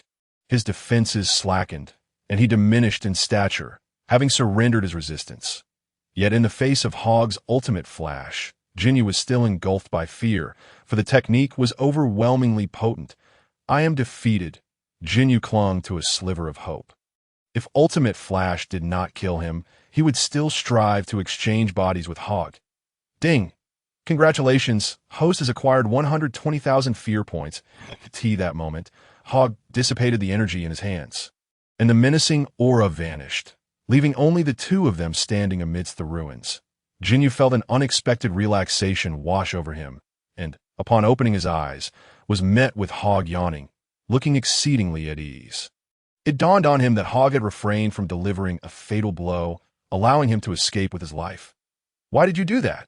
Jinyu questioned, perplexed. Jinyu, truth be told, I have no intention of killing you, and I even feel a degree of sympathy for you, Hogg suddenly remarked. Jinyu was taken aback, pondering the strange behavior of the individual before him. Just a moment ago, he had sought to end Jinyu's life. Yet now he expressed sympathy and claimed not to wish for his demise. That I know what you're thinking. I never intended to kill you. That it is you who has harbored that belief. If I truly wished for your death, I would have done so long ago, wouldn't I? Because I disrupted Frisia's dominion over the star systems, your team pursued me, and my resistance naturally created the illusion that I sought to kill you. Hogg explained. Upon hearing this, Jinyu contemplated the truth of Hogg's words. Indeed, Hogg had solely been acting in self-defense. That cannot be. What exactly are you trying to say? I do not comprehend a single word. And what are your true intentions?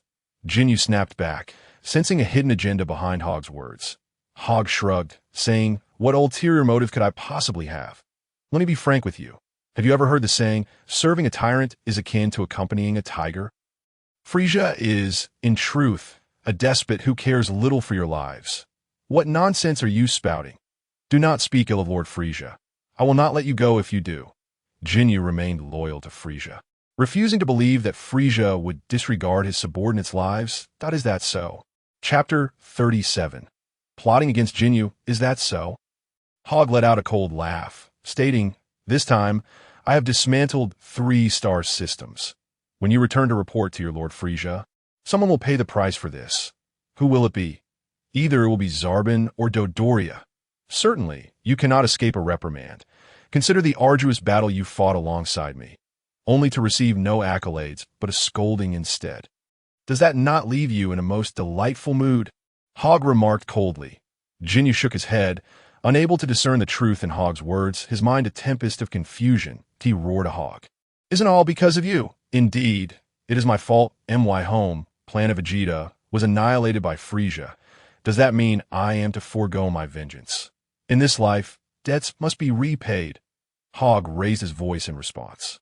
Jinyu fell silent, realizing that Hogg sought out Frisia's forces for revenge, as Frisia had indeed obliterated planet Vegeta sometime a Saiyan.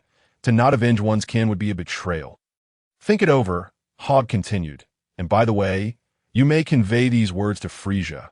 I assure you, he would likely eliminate you on the spot. You believe that?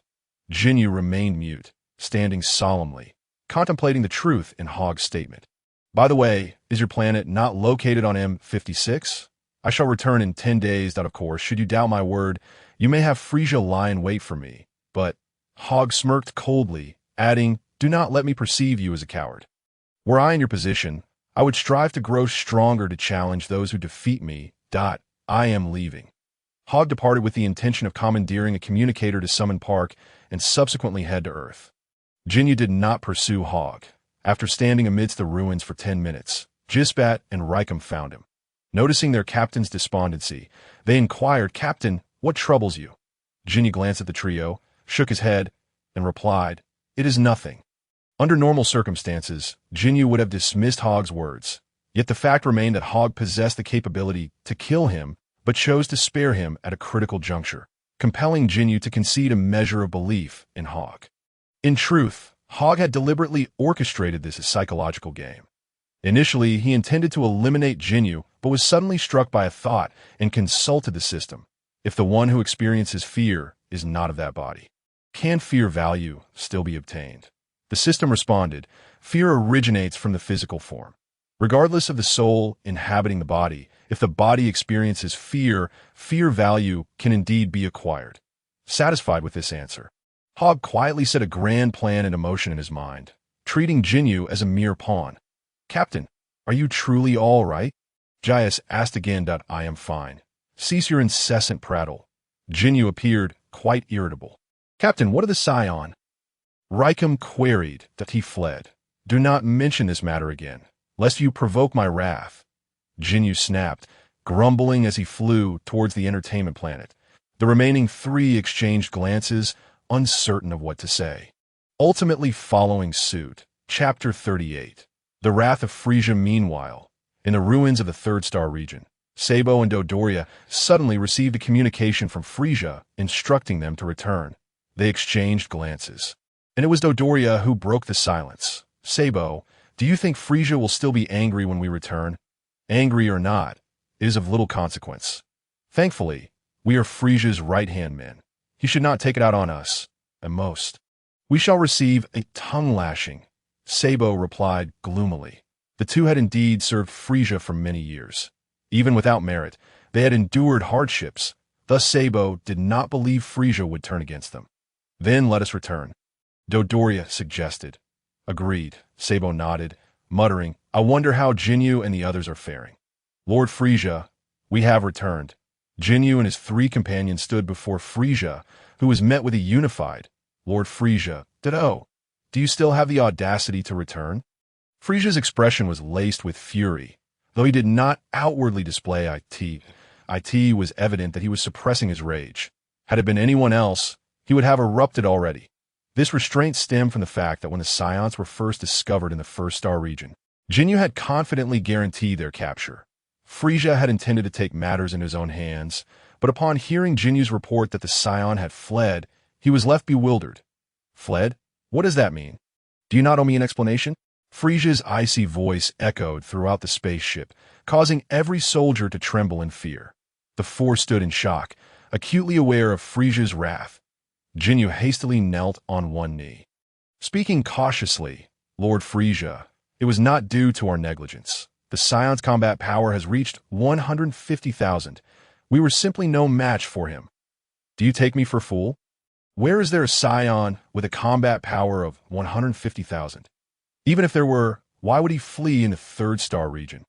Frisia's disbelief was palpable, his tone brimming with unspoken menace.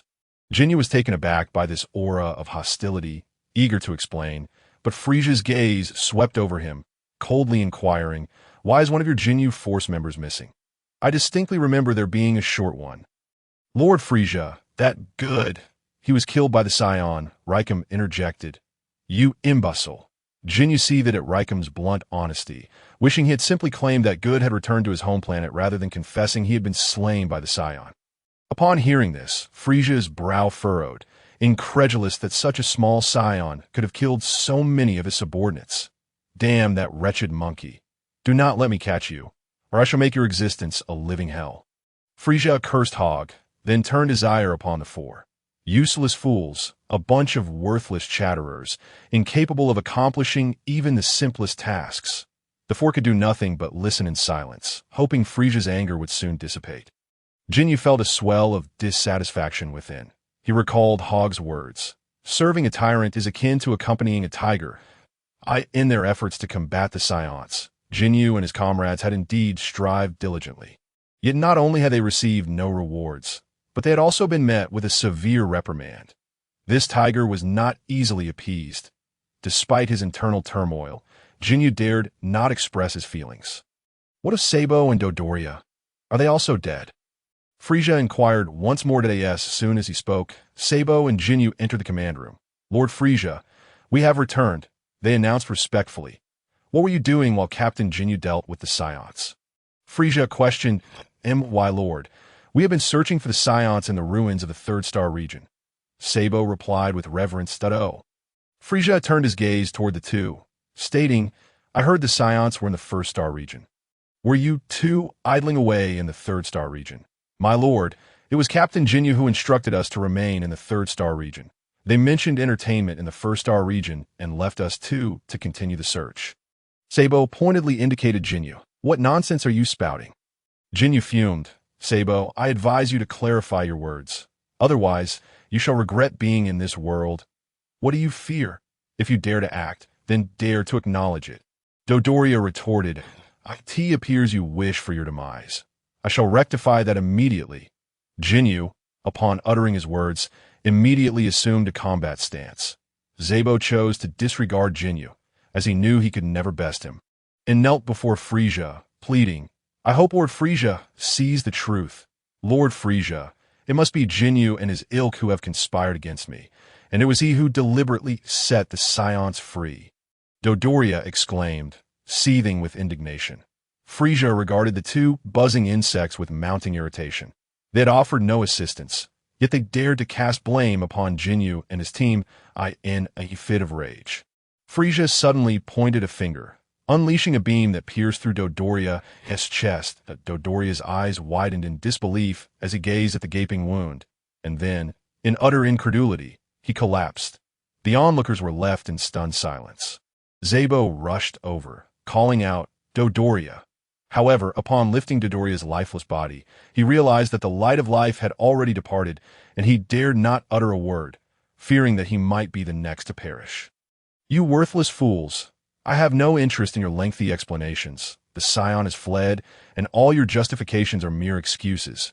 Now listen carefully. I want every star system on high alert. We must locate that Scion," Frisia declared with a thunderous voice.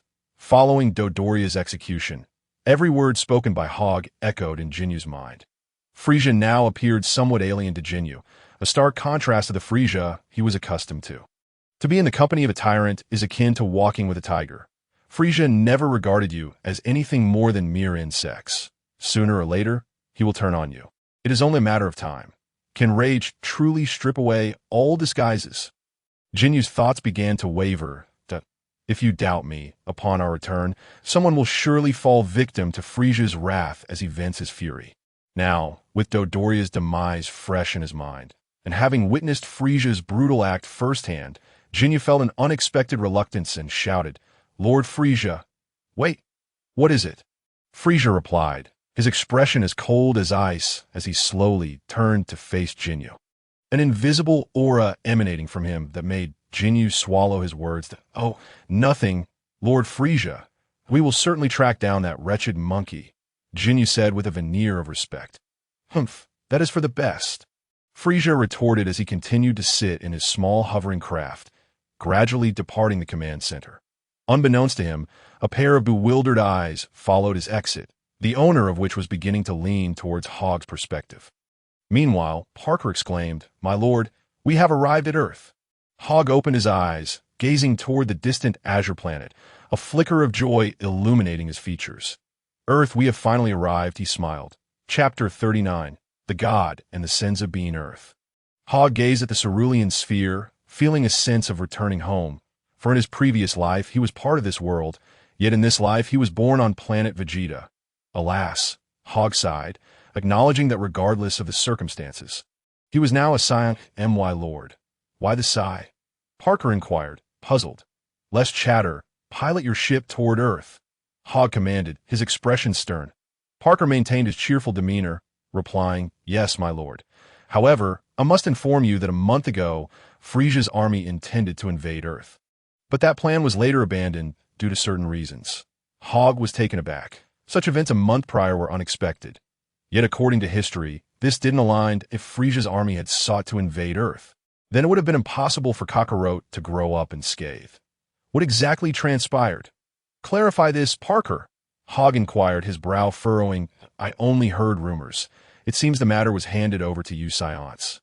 "But it was ultimately left unresolved," Parker explained. Upon hearing this, a smile spread across Hogg's face that, it must have been assigned to Kakarot when he was still an infant, since this planet was under threat of invasion. No one would dare target Earth. Kakarot's existence indirectly granted Earth 2 decades of peace. And of course, Earth would continue to be under Kakarot's protection. If that is the case, little Goku must have arrived on this planet and been adopted by Son Gohan. Hogg thought to himself, yet he chose to disregard it, not wishing to alter history. Never mind, let's seek out the god. Upon arriving on Earth, I shall greet him first, Hogg resolved. As the spaceship breached the atmosphere, Hogg dove into the clouds, speeding toward the sacred temple, the temple. A frail green-skinned being stood. At this moment, the god was yet to lean upon a cane and could still walk freely, with the black creature Bubbles attending to him. "God," Bubbles called out, a bead of sweat glistening on his forehead. The god, with numerous wrinkles adorning his face, gazed skyward, sensing a malevolent and formidable presence that likely surpassed his own previous form. "What shall we do, God?" Bubbles asked anxiously. "Life and death are predetermined. If this is the calamity of this planet, then there is little we can do," the god replied, closing his eyes and quietly awaiting fate's arrival. Suddenly, Hogg's figure materialized before the god and Bubbles. "God, Bubbles, you are indeed here. How do you know my name?" Bubbles exclaimed in astonishment. "I certainly know, and I am also aware that your counterpart Piccolo was sealed away by the Demon King Piccolo." Hogg responded with a smile. The god opened his eyes and scrutinized Hogg, questioning, "Outsider, what brings you to Earth?" "God, I specifically came to extend my greetings," yet your demeanor is rather inhospitable." Hogg replied, feeling somewhat exasperated. Is it possible that being a Saiyan inherently exudes an aura of malevolence? That cannot be, for little Goku and his companions do not embody such traits. Hogg pondered that perhaps it was a matter of environment, given that he had been embroiled in conflict for quite some time. "Extend greetings?" The god was taken aback. "Indeed, God, do not be so tense. Moreover, do not judge a person solely by their aura. I come here with no intention of taking any life." Unless provoked, Hogg asserted, feeling no need to concern himself with mere insects. Chapter 39, The God and the Sins of Being. I have no need to argue with such insignificant beings. The god seemed to relax slightly, saying, "Very well, then what is your purpose for being here?" "For the Dragon Balls," Hogg stated plainly. The god in bubbles did not display much surprise. Although Earth was a lush blue planet, it held little allure in the eyes of extraterrestrials. "Say for the Dragon Balls at O. And there's another matter," Hogg grinned. The god, perplexed, inquired, "What is it?" Hogg pointed behind the god, saying, "The hyperbolic time chamber. You know of this. Who exactly are you? The previous god?" The god's expression shifted, revealing surprise. "No, I am not the previous god. I am the author of the Dragon Balls," Hogg stated with a chuckle. "Author?" The Celestial and Bobo were both perplexed. "There's no need for you to overthink it. I do not require the spirit time room at present. I shall make use of it once I have gathered all the Dragon Balls. Well, having exchanged pleasantries, I shall take my leave now." He chuckled. The sound of laughter lingered, yet Hogg's figure had already soared towards Karen. What astonishing speed! I genuinely hope he adheres to his words and refrains from taking any action against Earthlings. The Celestial remarked in astonishment. Beside him, Bobo inquired, "Celestial, should we investigate the spherical spaceship that fell not long ago?" "No need," the Celestial replied. "That child with the tail has already been adopted by a mortal, so we need not concern ourselves with it." With that, the Celestial closed his eyes, seemingly deep in thought. Karen Tower, Sins of Beans. Hogg flew rapidly from afar, soon entering the tower. "Outsider, what brings you here?" The cat sage appeared calm on the surface, yet a tempest was brewing within. Pondering how such a formidable individual could exist, and no need to be so anxious. "Just bring forth the Sins of Beans." Hogg extended his hand. "Sins of Beans? I'm unfamiliar with what those are." The cat sage shook his head. "Come on, are you pretending with me?" Hogg disregarded the feline, and with a flick of his finger, a wine jar began to float towards him. This was a display of superpower. Prior to arriving on Earth, Hogg had expended 110,000 to acquire this ability, as superpowers were classified into 10 levels, with the first level requiring 10,000 fear points and the second level requiring 100,000. Hogg initially intended to reserve 100,000 to rectify the latent issues within his body, but realizing that several of these issues could be self-corrected, he gritted his teeth and upgraded his superpower. With 120,000 fear points exchanged for a second-level superpower, Hogg now possessed just over 10,000 fear points, rendering him rather impoverished. However, there was indeed a distinction between the first and second levels. The first could only move one individual, while the second could manipulate vehicles such as planes and cars. The third level could even shift mountains and rivers. The fourth could relocate continental plates. And the fifth could move entire planets. Yet, the fear points required were exorbitant. To reach the third level required 1 million fear points. The fourth level demanded 10 million, and the fifth a staggering 100 million. As the wine jar approached, before he could even unveil the covering cloth, a wave of bean-like fragrance wafted forth. Bang! The jar settled firmly in the center of Hogg's palm. Chapter 40. West City. Hogg gazed at the wine jar resting in his palm and promptly lifted the lid, revealing it to be brimming with Sins of Beans. Is this truly a Sins of Bean? Hogg's eyes sparkled with excitement. "You cat, how stingy you are. It's merely a handful of Sins of Beans, yet you hide them away." Hogg lamented, and then reached into the jar to grab a handful. Approximately 30 beans were amassed, and with a ding, Hogg transformed into a cloth bag, storing these 30 beans within. The entire process left the cat sage merely watching in a daze, unable to intervene. Eventually, the jar floated back to its original spot with a thud, startling the cat sage from his stupor. The cat sage scratched his ear and remarked, "I never would have guessed you possessed such capabilities." Flattery won't suffice.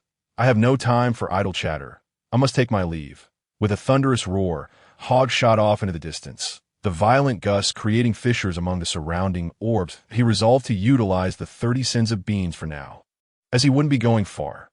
Ultimately, the sins of beans would still belong to him. His immediate objective was to locate a Dragon Ball. Once he secured one, he would head to Capsule Corp, enlisting Bulma and her father to assist him in crafting a Dragon Ball radar. Consequently, the remaining 6 Dragon Balls would be much easier to find. Hogg's mind brimmed with plans. System, I shall expend 100 fear points. Assist me in locating one of the Dragon Balls, will you? Hogg inquired. The system responded, there are no such exchange terms available. I apologize, system. You are insufferable. You can only adhere to regulations, driving me to madness. Hogg expressed his exasperation. Since the system was unwilling to assist, he resolved to search for the Dragon Balls himself. His first destination was to seek out Master Roshi, for the sole clue regarding the Dragon Balls lay within the one he possessed.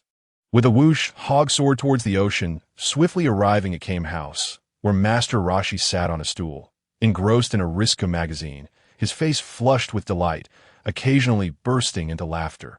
Hogg suddenly pointed, and a pin-sized energy plummeted into the sea, causing a colossal tsunami that engulfed Kame House, including Master Roshi. As the waters receded, Master Roshi found himself adorned with seaweed and crabs, still dazedly seated on the stool. Master Roshi, you certainly know how to indulge. Hogg scoffed. Huh? Who are you? Master Roshi, oblivious to the presence before him, was taken aback, for reaching this island from the vast ocean was no trivial feat. Do not be alarmed. I merely wish to request something from you. What is it? In a flash, Hogg appeared before Master Roshi, seizing his collar as he coldly queried, do you possess a yellow orb adorned with stars? Although Master Roshi was still unable to sense ki, his subconscious recognized Hogg as a formidable adversary, and indeed, he did possess the orb, as described, a starry orb. Yes, I have one, Master Roshi hastily replied. Hogg released Master Roshi, nodding in satisfaction. Now that's more like it. Hurry and fetch it for me. Master Roshi crawled into his house like a dog, soon emerging with a yellow orb in hand. Upon seeing this orb, Hogg's eyes lit up. Indeed, it is a Dragon Ball, Chapter 40. West City. Upon receiving the Dragon Ball, Hogg scrutinized it closely, discovering it to be a 3-star ball, and no matter the number of stars. As long as I possess one Dragon Ball, I am confident in locating the remaining 6, Hogg declared with conviction. Is there anything remarkable about this orb? Master Roshi inquired. Silence, Hogg admonished. Master Roshi could only mumble in response. Keeping his thoughts to himself, Hogg cast another glance at Master Roshi and suddenly recalled Bulma's prior exploitation of him, igniting a fire of anger within. At that moment, Master Roshi remained entirely unaware and continued to boast. I obtained this orb over 100 years ago from the depths of the ocean. Before he could finish his sentence, with a smack, Master Roshi was sent flying back into his house, while the old turtle hurried over, anxiously observing Master Roshi. Not worry. He is not dead. Hogg flicked his tail. Master Roshi, I warn you, it would be wise to steer clear of a girl named Bulma in the future, or you might find yourself in dire straits. Hogg huffed before soaring into the sky. Lying amid the splintered wood, Master Roshi felt excruciating pain, as if his entire body were about to disintegrate. Bulma, this hurts like hell. The name lingered in his mind. Hogg hovered in midair, his gaze directed westward. Next, I shall journey to West City to craft a Dragon Ball radar, create a gravity chamber, and of course, meet with Bulma. Let me think. How old is Bulma this year? I recall that when Goku was born, Vegeta was already 5 years old, and Bulma was merely 1 year younger than him. However, Goku has been on Earth for several months now, so Bulma must be at least 5 years old. Hogg had speculated about Bulma's age. Regardless of her years, my intention was not merely to seek her out. The Dragon Radar and Gravity Chamber were essential for my training. Hogg decided not to dwell on such thoughts any longer and soared towards West City. West City, good heavens, come down. Do not play on my aircraft. If it breaks, how shall I patrol the universe? A figure resembling Ultraman shouted from below. Above him, a short-haired girl skillfully maneuvered a spaceship through the air. She appeared to be no older than 7 or 8, yet she piloted the vessel with remarkable expertise, her smile radiating joy. "Madam, please get your daughter down quickly. It's urgent," the man exclaimed, pointing upward. In front of him stood a beautiful woman holding a small girl, who was incredibly adorable and around 5 or 6 years old. The little girl gazed at her sister soaring above with eyes full of longing and envy. "Alala, Ties, come down. It's dangerous," the lovely woman shouted weakly. "I say, what good is your feeble shouting? I can hardly hear you," Gak roared. The beautiful woman, with her slanted eyes and peculiar manner of speaking, replied, "Alala, I truly do not know what to do. My calls aren't reaching her." Gak felt utterly helpless, but suddenly a white beam of light shot through the sky from a distance and severed the right wing of Ty's spaceship. Bang! Ties plummeted towards the ground along with her damaged craft, causing the beautiful woman to finally react. "Oh, my daughter! Who will save my daughter?" Hogg abruptly halted, murmuring, "Did I just collide with something? How peculiar!" Turning around, he beheld Ties and a smoke-emitting spacecraft descending rapidly. Without hesitation, he shot towards them. Chapter 41. The sisters Ties and Bulma.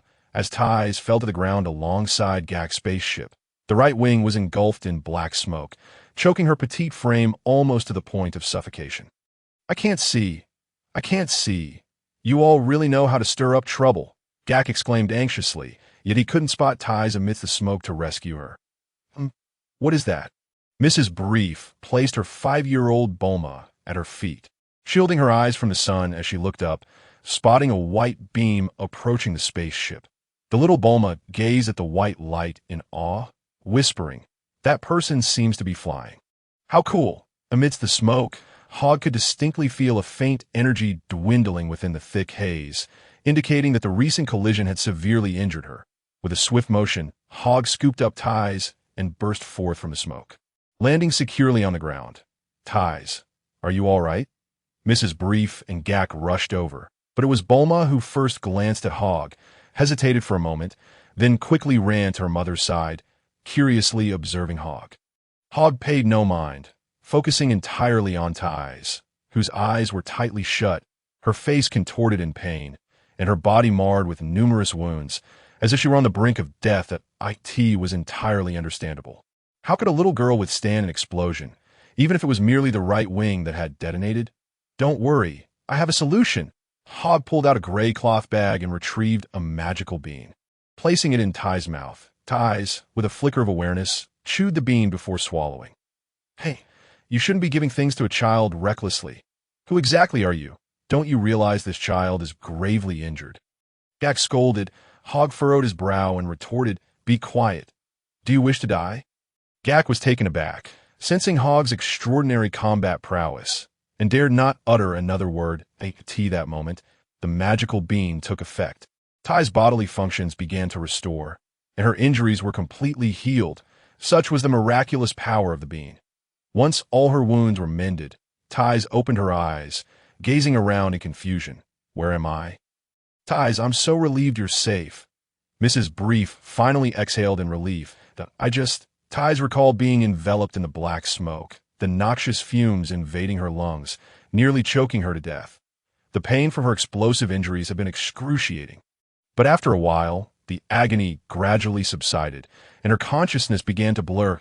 In her dazed state, a pair of large hands cradled her and offered a bean, and thus a miracle occurred. Not only was she free from pain, but she also rapidly recovered. "Big brother, did you save me?" her innocent voice chimed. Hogg, hearing such a melodious tone for the first time, nodded slightly. "Indeed, it was I who rescued you." "Thank you, big brother," Ty said without hesitation, planting a kiss on Hogg's cheek. Hogg felt the soft touch of her tender lips against his face, a sensation that ignited every nerve and cell within him. Truly, it was a celestial melody. Could there be a voice more enchanting than hers in this world?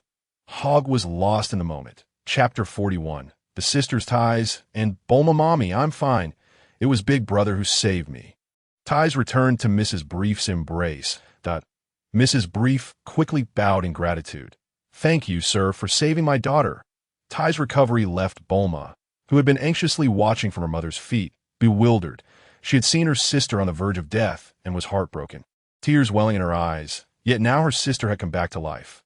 Wow, big brother, you're really amazing. How did you do that? Bulma suddenly dashed out from beside Mrs. Brief, raising her hands and exclaiming excitedly. Hogg was taken aback. He had just been pondering whether there was a voice more delightful than Ty's, and it seemed there truly was little Bulma's voice. Well, that's a secret, Hogg replied with a smile. Bulma immediately pouted, dissatisfied. Big brother is a bad person. He won't tell me. Big brother is not a bad person. He just saved me. Ty's interjected, jumping down to address Bulma. But I want to know big brother's secret. Bulma whispered. Then you should be polite and ask big brother properly. Ty's responded. Bulma looked puzzled and asked, How do I ask? Silly. Ty's replied exasperatedly, watching the two irresistibly adorable girls bicker over their questions. Hogg felt his heart melting and finally said, You two should stop arguing. Big brother is hungry. I asked anything to eat? Yes, big brother. I can make pudding. I'll make some for you. Ty's eagerly volunteered. Big brother, although I can't make pudding, I have lots of snacks hidden, little Bulma added. Realizing that her daughter had been hoarding snacks, Mrs. Brief remarked, Thank you for saving my daughter's life. Please come in and let us host you properly. You're most welcome. In truth, my visit this time is also to seek out Dr. Brief. Hogg nearly forgot that he was here on business. Oh, you know my husband? Mrs. Brief inquired. Who in this world hasn't heard of Capsule Corporation? Hogg replied with a chuckle. Upon hearing this, Mrs. Brief's smile widened, clearly feeling a profound sense of pride as Dr. Brief's wife. Big brother, let us proceed inside. Tai and Bulma each tugged at one of Hogg's hands, urging him to enter. Hogg had no choice but to comply respectfully, stepping forward. Yet the softness and warmth of their little hands felt remarkably comforting, akin to cotton. Hey, what about me? Where's my spaceship? Darn it, Gak shouted. Having been ignored for quite some time, Gak glanced at his spaceship, which had been reduced to a pile of rubble. In pursuit of justice, he hastily followed, regardless of Mrs. Brief's opinion that on the way, Gak trailed behind. Scrutinizing Hogg closely, upon noticing the tail coiled around Hogg's waist, he was momentarily taken aback. Could this person be? Gak shook his head, dismissing the thought. Impossible. If he were truly a Saiyan, Earth would be doomed. Gak had heard tales of the Saiyans' fearsome reputation, cruel, volatile, and notorious throughout the cosmos. Yet, why had he just rescued Tai? Why was he so gentle with both Tai and Bulma? Perhaps he was merely an earthling resembling a Saiyan. But what accounted for the astonishing aura radiating from him? Gak trembled at the very essence he perceived. Hogg noticed Gak's stare and abruptly turned his head to glance at him. Gak was startled. Freezing in place with a sheepish grin, Big brother, why have you stopped? Bulma asked. No, we are moving now. Hogg replied, turning back to continue forward. Gak exhaled in relief. In that fleeting moment when Hogg glanced back, the malevolent energy he had exuded confirmed Gak's suspicions that Hogg was indeed a Saiyan. Hogg was well aware of the sinister nature of his energy, but as a Saiyan, who among them was not battle-hardened, with countless bloodshed on their hands, it was no exaggeration to say that the aura of a Saiyan is inherently malevolent. Upon entering, they found Dr. Brief enjoying a smoke and sipping tea. Mrs. Brief approached him and recounted the earlier events, leading Dr. Brief to warmly welcome Hogg. I shall prepare pudding. I want to help. The two children chimed, darting away. Thank you for saving my daughter. What reward do you desire? I shall fulfill your request. Dr. Brief expressed his gratitude. Would you be able to construct a gravity chamber? Hogg inquired. A gravity chamber? Dr. Brief was taken aback, but quickly regained his composure. Are you referring to one that increases the surrounding gravitational force? Precisely, Hogg replied, feeling relieved that the prospect seemed feasible. May I ask how many times the gravity you need? 2 times? Or perhaps 3? Dr. Brief queried. Hogg shook his head with a smile, confident in his current battle power of 150,000. Stating directly, that is insufficient. I require a gravity chamber capable of 150 times the gravity. What did you say? Even the typically composed Dr. Brief could not conceal his surprise, while Gak appeared as if his eyes might pop out of his head. You must be joking, Dr. Brief asked, regaining his composure.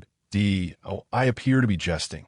Hogg replied sternly that Dr. Brief's expression shifted slightly as he said, "This could be problematic." Hogg was taken aback, asking, "What do you mean? You cannot produce it." "That shouldn't be the case. After all, you once created a 300 times gravity chamber for Vegeta to train with. How can you not manage one at 150? I can create it, but I lack the materials capable of withstanding such pressure. Hence," Dr. Brief sighed, displaying a look of deep resignation. Hogg understood. After all, Goku's 100 times gravity chamber had been constructed based on the materials used for the Namekian spaceship, which could navigate through space effortlessly for years, capable of enduring such gravitational forces. "Rest assured, I possess the materials. However, I shall only provide you with a single piece for research, enabling you to recreate it," Hogg stated. Upon hearing this, Dr. Brief's eyes lit up. As a scientist, he was particularly fond of high-tech and unknown technologies. "Parker, navigate the spaceship to this location," Hogg immediately communicated. "Yes, sir," Parker responded. Gak, overhearing Hogg's communication, pointed at him and exclaimed, You are indeed a Saiyan, not an Earthling." Hogg shot him a glare, and Gak felt as if he'd been struck, stumbling backward. "Be silent. The Saiyans are not a topic for you to discuss," Hogg coldly admonished. Having come to Earth without taking a single life and maintaining his integrity, he had no fear in acknowledging his identity. Dr. Brief sighed and said, "Gak, you may stay with us for a time. I will naturally assist you in repairing your spaceship. You are an alien. After all, you won't need your spaceship, that I will study the material from Gak's spacecraft," Dr. Brief added. Hogg chuckled, saying, "Doctor, I would also like to request your assistance." "What kind of assistance?" Dr. Brief asked, slightly taken aback. Hogg promptly produced a Dragon Ball, saying there are 7 of these orbs on Earth, known as Dragon Balls. This is one of them. Each Dragon Ball emits a faint signal. "So, I would like you to create a Dragon Ball radar?" "I will certainly try." Dr. Brief nodded in agreement.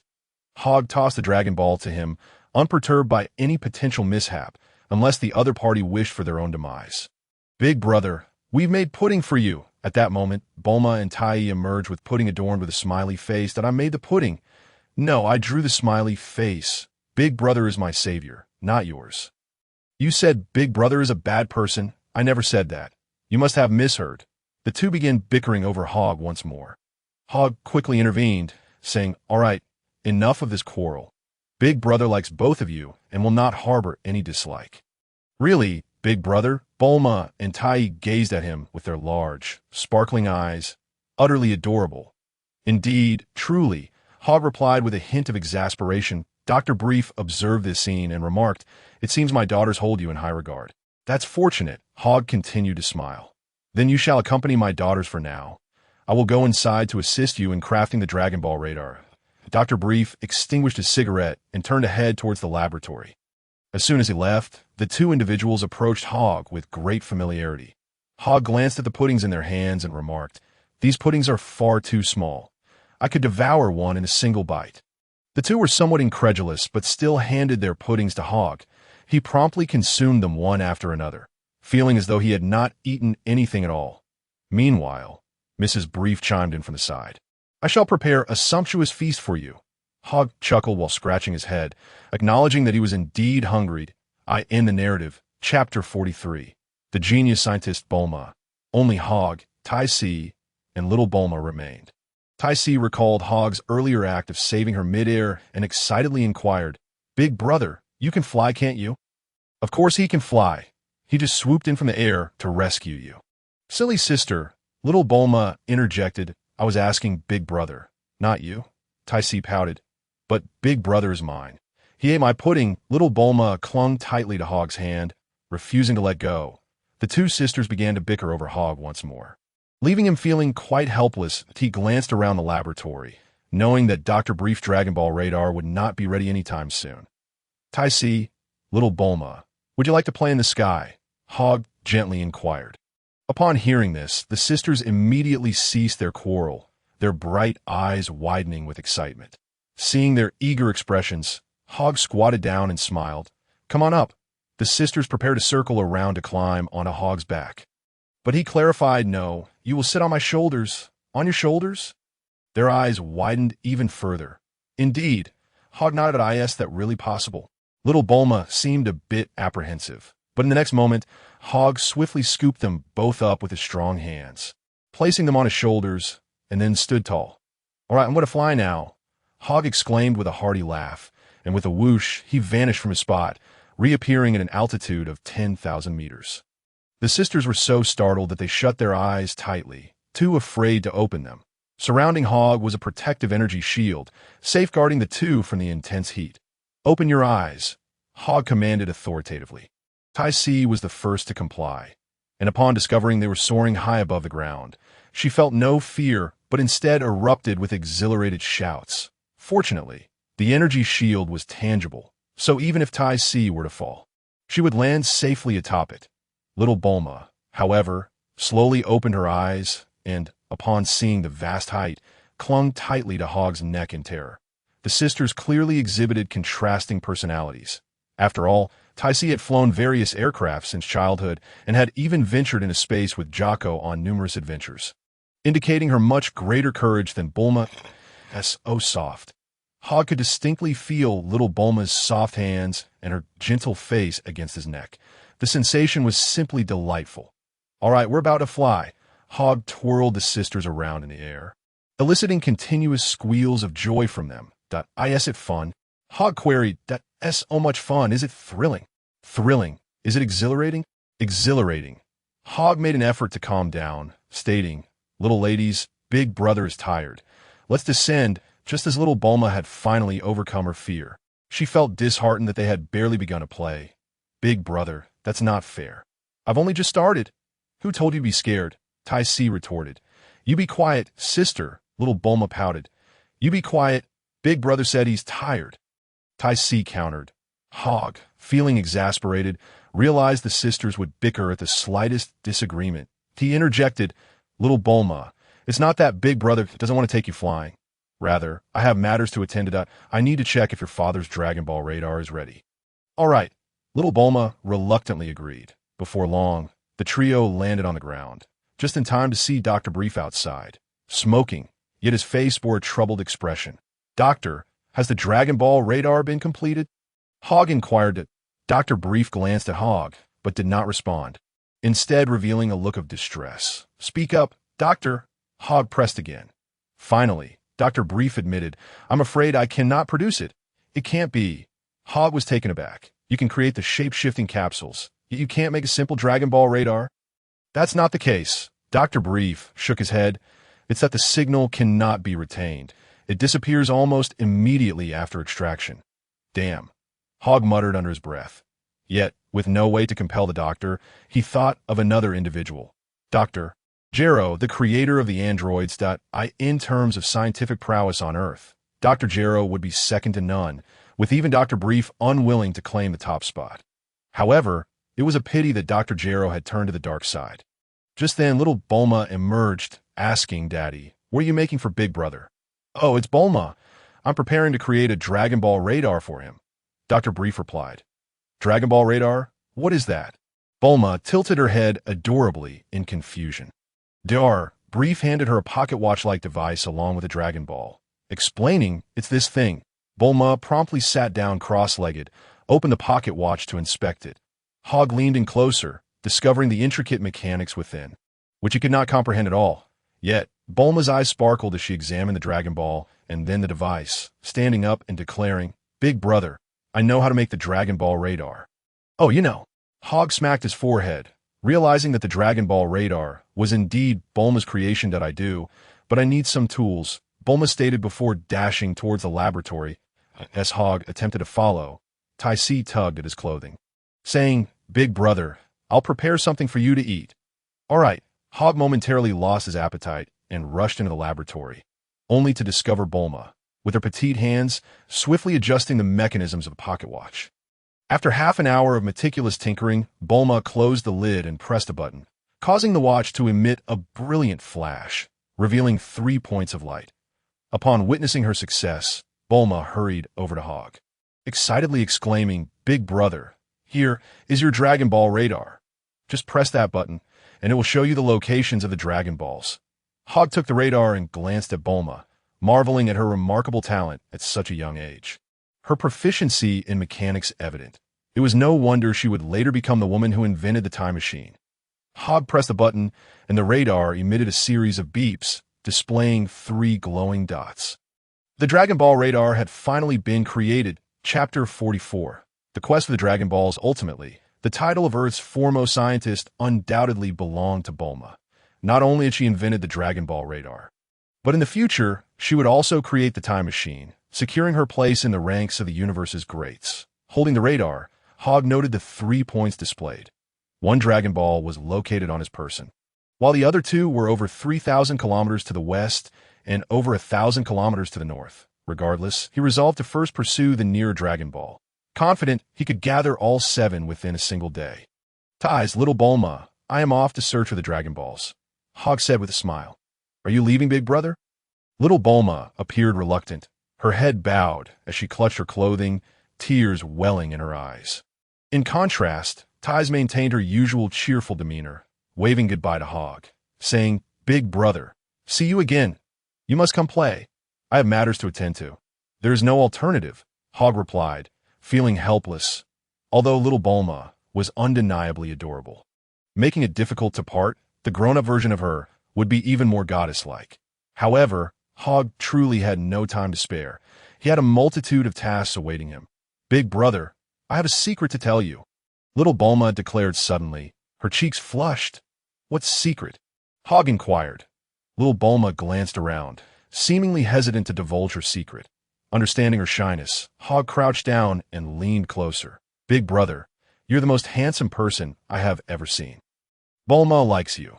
You must come back to find little Bulma in the future." After uttering this, little Bulma turned and dashed back into the house, her face still flushed. Hogg watched her retreating figure, recalling the future goddess Bulma, and couldn't help but chuckle. While she might be drawn to handsome men, she also sought those who could provide her with a sense of security. Hogg then turned to Dr. Brief, saying, "You must remember to help me construct the gravity chamber. I anticipate needing it by tomorrow." "Tomorrow, you say?" Dr. Brief pondered for a moment before responding. "Very well, it shall be done." After all, the framework and materials were already in place. With some haste, a gravity chamber capable of 150 times Earth's gravity could certainly be produced. Hogg soared into the sky, his gaze fixed on the north, where Dragon Ball was located over 1,000 kilometers away. 1,000 kilometers? A trivial task. Within 2 minutes, Hogg found himself hovering above a small town, then pulled out the Dragon Ball radar, narrowing the range to within 100 meters, still about 200 meters to the north. Hogg flew another 200 meters and landed beside a well. According to the radar, one of the Dragon Balls was likely hidden within the well. "Young man, what are you trying to do?" An elderly man approached and inquired, "I would like to ask if you have seen such a sphere." Hogg produced a 3-star ball for the old man to see. The old man shook his head, saying, "I have not seen it, but you look weary from your travels. Why not sit down and have a drink?"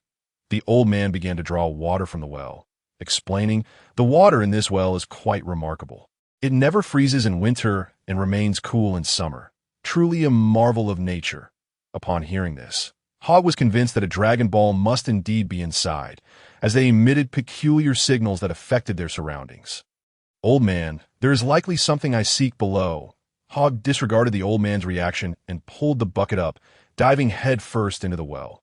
The well was not particularly deep, and before long, Hogg found himself submerged in the water. Shortly after entering, the Dragon Ball he held emitted a low hum and radiated a golden glow. Indeed, he had found it. After some exploration, he discovered a Dragon Ball resting at the bottom of the well. It turned out to be a 1-star ball. Chapter 44. The Quest for the Dragon Balls. Emerging from the well, he found a crowd gathered around, with the old man shouting that someone had jumped in to commit suicide. Hogg couldn't help but chuckle. He had merely sought a Dragon Ball. Yet considering the situation, he opted not to explain himself and shot straight up into the sky, reaching an altitude of several kilometers. The next Dragon Ball lay over 4,000 kilometers to the west. Oh wait, 2 of them. Hogg realized that the radar displayed 2 points, nearly overlapping due to their proximity, 4,000 kilometers to the west. It turned out to be the 2-star ball.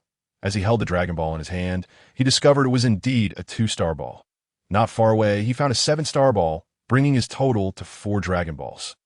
3 remained. He wondered where they might be.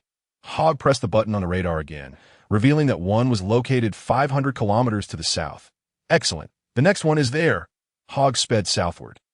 Upon arriving at the designated area, he beheld a vast expanse of forest and steep cliffs. This could pose a challenge. Would he have to destroy all this lush greenery? Hogg pondered. However, such destruction was out of the question. He decided to take his time and search diligently. What is that? Just as Hogg was about to investigate, he spotted a boy sprinting on all fours, who then leaped onto a rock and howled at the sky. Producing a wolf-like sound, behind the boy trailed several shadows, 4 or 5 wolves, each with eyes gleaming like sinister jewels, confronting the boy. Upon closer inspection, Hogg recognized the boy. I know who that is. It's a young Yamcha, Wolf-Fang Fist. Young Yamcha exhibited no fear of the wolves. Instead, he charged at them, unleashing his signature move, instantly subduing the pack. The wolves, tails tucked, fled with howls of defeat. After driving off the wolves, young Yamcha wiped his nose, seemingly quite pleased with himself. Intriguing. Hogg descended and stood behind young Yamcha. The boy turned, warily regarding Hogg, and asked, "Who are you?" "You need not concern yourself with my identity. I merely wish to warn you to avoid any association with a girl named Bulma. Or else." Hogg spoke coolly. Or else what? Xiao Yamucha furrowed her brows and inquired.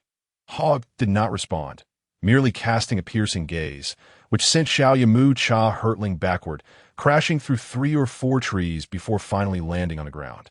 As she touched the earth, a blue creature emerged, clutching a yellow orb in its grasp.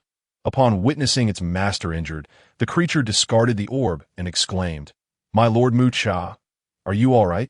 Chapter 45. Gathering the Dragon Ball's Purr. Who had stumbled upon a sphere by chance, intended to present it to Mucha, but upon seeing his master grievously wounded, he turned to Hogg and demanded, "Who are you, and why have you harmed my master?" Hogg, however, paid no heed to Purr and instead ambled towards the Dragon Ball that had rolled over, picking it up to discover it was a 6-star ball. Excellent, he mused, the 6-star ball is now in my possession. All that remains are the 5-star and 4-star balls. Hogg ascended into the air, producing the Dragon Ball radar, ready to seek out the next orb. The next Dragon Ball is located in a city 200 kilometers away. Hogg's form swiftly vanished as he soared towards the city. However, upon arriving at his destination, Hogg noticed that the Dragon Ball was on the move, now situated at the outskirts of the city, beyond which lay desolate sand dunes. Could it be atop a vehicle? Following the signal, Hogg pursued the glimmering light. That moment, a tank traversed the dunes, adorned with a red flag bearing an R on either side. Report, we have successfully captured the twin siblings. A voice echoed from within. Well done, hurry back to headquarters. Dr. Jero requires those twins. Another voice chimed in. Inside the tank, indeed sat a pair of twins. The brother quivered. Sister, I am scared. Fear not, brother, she replied, embracing him tightly. Keep it down, you little brats. You're disturbing my sleep, grumbled a soldier brandishing a rifle, yet his gaze quickly fell upon the yellow orb clutched by the boy. Hey, what's that? Hand it over, he demanded, reaching out. The boy, naturally unwilling, retorted, This is a gift from my mother. I cannot give it to you. Haha, she's dead. What use is the gift now?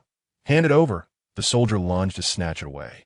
The boy, too weak, had the orb forcibly taken from him, prompting the girl to pull her brother into her arms and scold, You wicked man. Someone kind will surely teach you a lesson. Our Red Ribbon Army is the mightiest in the world. Who dares to challenge us? The soldier laughed boastfully. I could see that moment. A voice rang out from outside. Isn't that the Red Ribbon flag? Attack.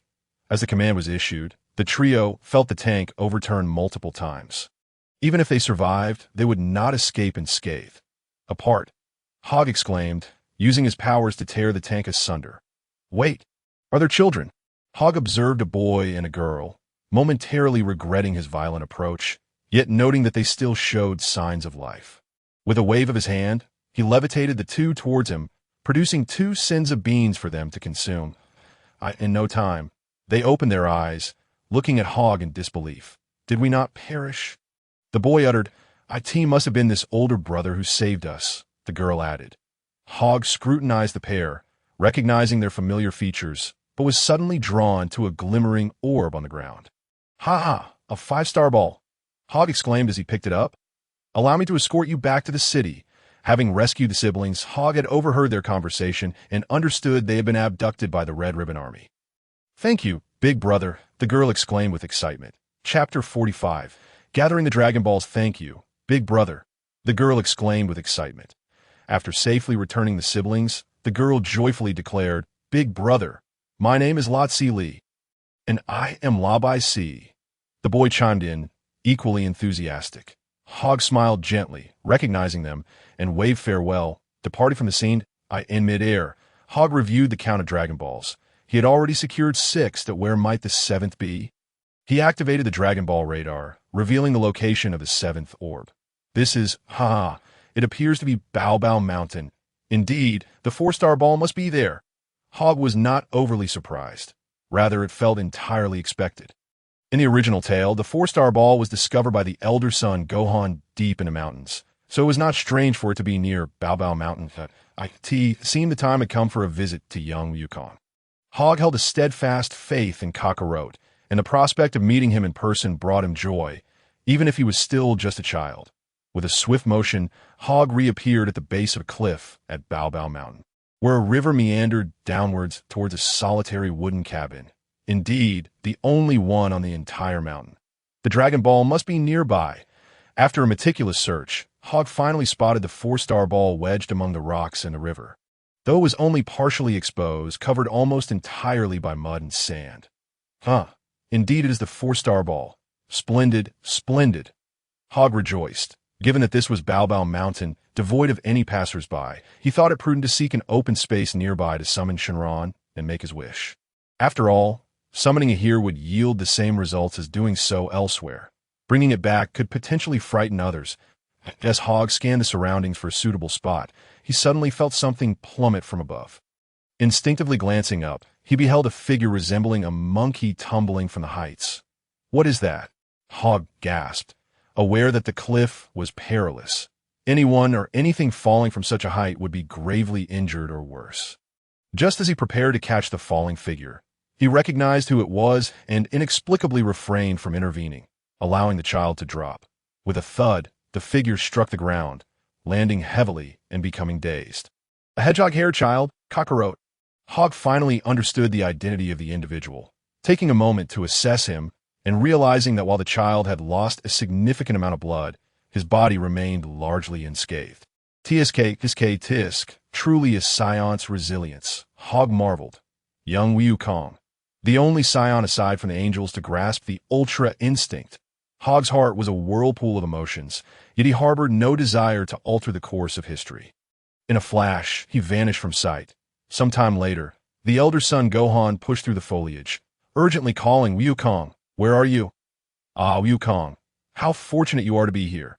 He hurriedly scooped up the young Wukong, relieved to find that despite the bleeding, he was not gravely harmed, and he breathed a sigh of relief. "Let's see if you dare to be so mischievous again." Old son Wukong wore a look of indulgence as he gently placed little Wukong upon his back and departed from the location. In Chapter 46, the dragon appears to grant my wish.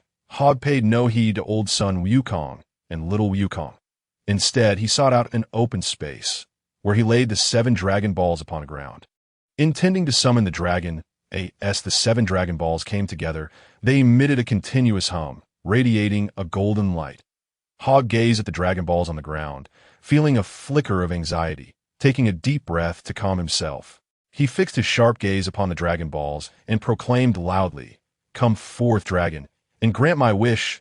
No sooner had he spoken than the frequencies of the 7 Dragon Balls began to accelerate, and the sky darkened with ominous clouds.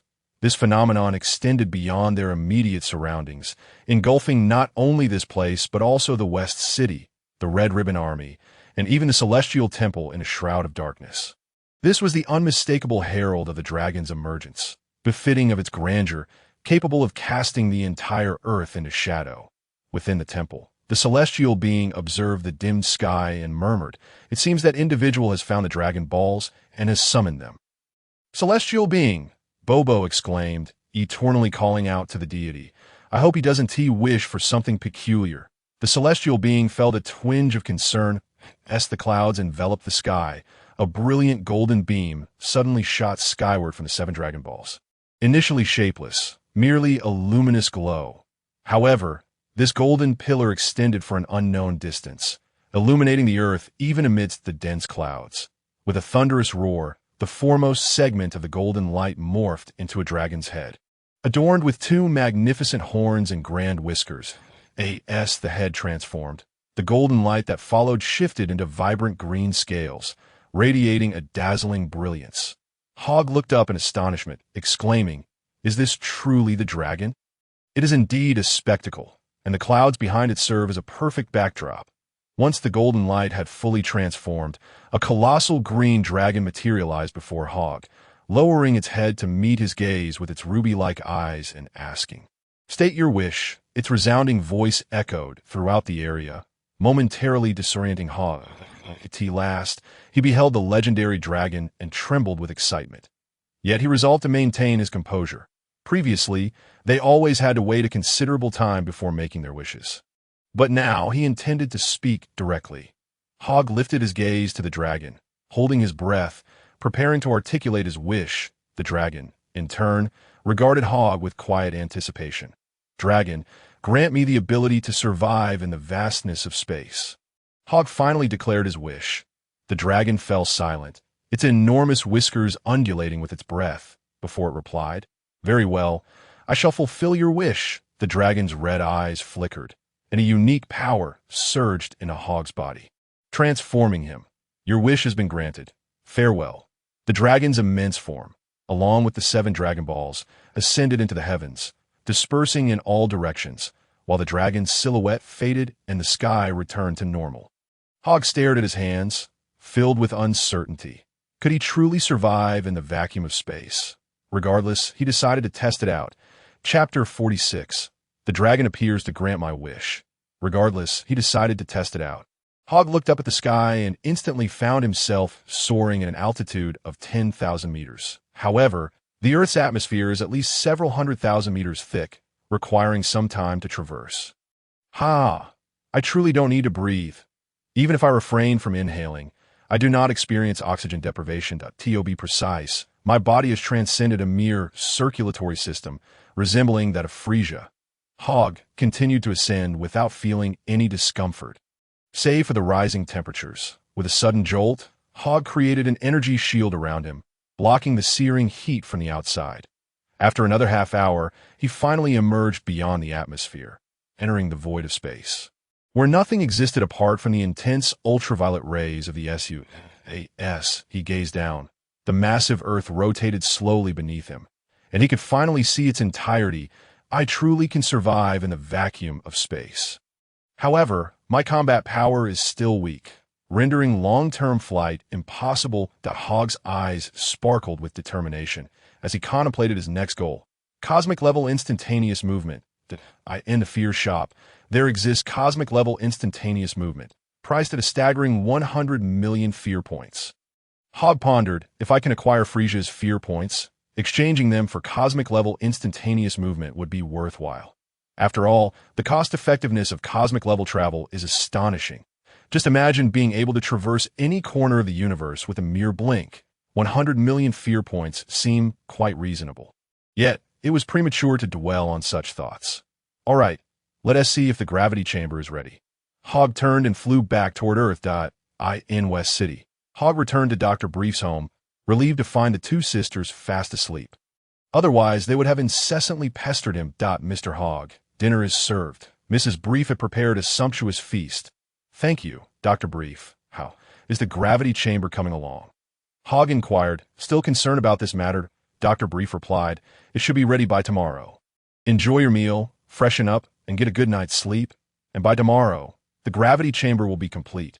With no other option, Hogg had to wait if he were to enter the time chamber now.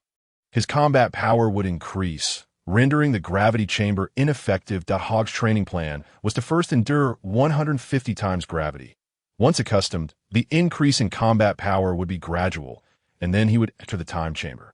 Under dual pressure, he could significantly enhance his combat abilities. If he were to enter the time chamber now, he could indeed boost his combat power, but an increase would make adapting to 150 times gravity considerably easier, resulting in less overall growth. The reason was simple. As the body adjusts to new pressures and environments, it inevitably enhances itself, of course, if one is comfortable in one place and then moves to another equally comfortable place. There is no distinction. Only in harsh environments does the body truly improve. Hogg also craved a hearty meal and a long sleep, preparing for a year's worth of training, as he only intended to stay inside for a day. Earth's cuisine is truly delightful. Hogg devoured every morsel from Bulma's pantry, satisfied. Before sleeping soundly until the break of dawn, Dr. Brief pointed to a spherical chamber towering 5 to 6 meters high, saying, "This is the gravity chamber you desired." Chapter 47. Entering the time chamber. Is this truly the gravity chamber? Hogg opened the hatch and stepped inside, where a screen suddenly appeared before him. Dr. Brief stood outside, instructing Hogg on how to operate it. Following Dr. Brief's tutorial, Hogg began to activate the gravity chamber, and the hatch closed behind him. Once sealed, the space transformed into a confined environment, yet still contained air. Hogg was unperturbed. Even without air, he would be fine, as he had already attained the ability to survive in the vacuum of space. Start with just double gravity for now, Dr. Brief cautioned, concerned about any unforeseen incidents. Double? That's far too little. Hogg shook his head and directly increased the gravity to tenfold. Just as he pressed the button, a sound of inhalation resonated around him, and a sense of oppressive heat enveloped him. His body suddenly felt as if it were being crushed by an immense weight, leaving him somewhat uncomfortable. This sensation. Hogg suddenly drew in his breath, his energy surging explosively, and in an instant he broke through his limits, moving freely within the gravity chamber as if unaffected by its pull. Tenfold was far too light. Hogg, now capable of rapid movement and swift strikes, quickly acclimated to the tenfold gravity. Tap, tap, tap. Hogg immediately adjusted the gravity to 50-fold. With a thunderous roar, the immense pressure caused his knees to bend slightly, and every inch of skin felt as though it were being weighed down, rendering him nearly immobile. My heavens, are you insane? 50 times the gravity. Turn it back immediately. Dr. Brief shouted from outside. Hogg paid him no heed. Instead, a smile crept onto his lips as he murmured, "It seems I must show my true abilities." But Hogg elevated his energy to its peak, reaching his limit of 160,000 battle power, 80-fold. No problem, he felt at ease. 100-fold. He could still move freely, but flying consumed a considerable amount of energy. 110-fold. He could continue to walk, but flying had drained all his energy. 120-fold. Movement became arduous, and he could no longer take to the skies. 130-fold. It felt akin to an ordinary person carrying an additional 20 kilograms. Exceedingly challenging. Was 130-fold indeed my limit? It was understandable, as 100-fold gravity had allowed Kakarot to achieve a battle power of 90,000, while the limit at 130-fold was 160,000. Hogg had already come to this realization.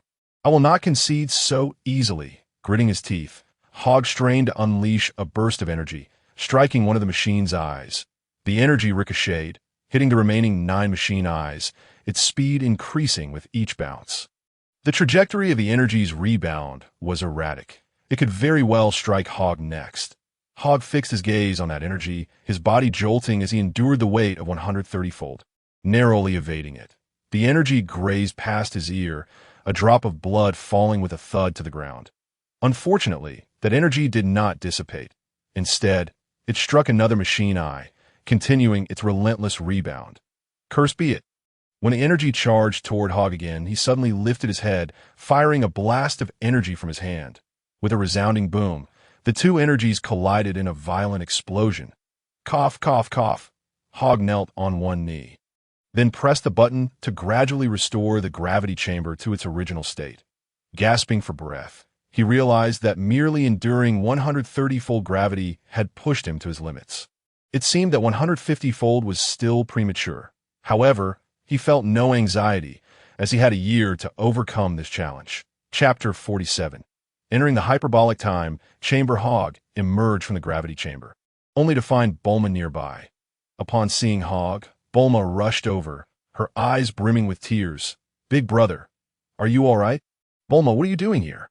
Hogg inquired. Big brother, you're hurt, Bulma said with concern. Hogg glanced at his shoulder. Noticing indeed the bloodstains, it's nothing. I'm just training.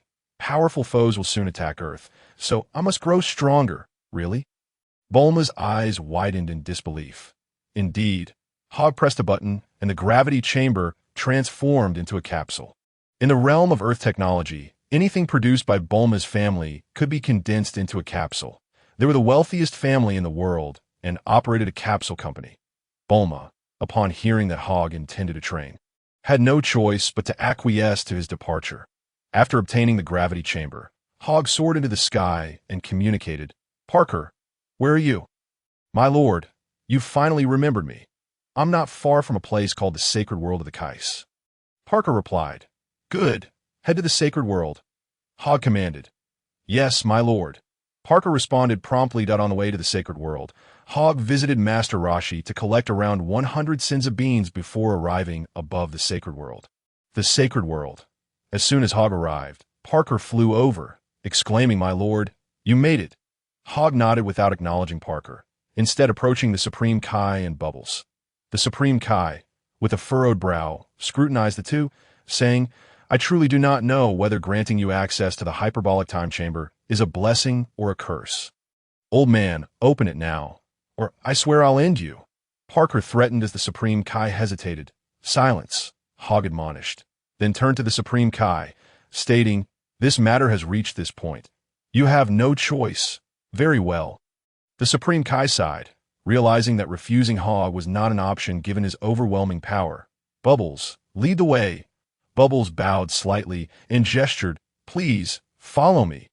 Under Bubbles' guidance, Hogg and Parker arrived before a massive door. Bubbles opened the door, declaring, This is the hyperbolic time chamber. Parker peered inside, realizing that the interior mirrored the exterior perfectly, which ignited his fury that he grabbed Bubbles by the collar, shouting, You little brat, do you dare to fool us? No, inside is truly the hyperbolic time chamber, Bubbles replied anxiously. Parker, it is indeed the hyperbolic time chamber. Let us enter. Hogg took the lead, stepping inside first, followed closely by Parker as soon as they took their first step.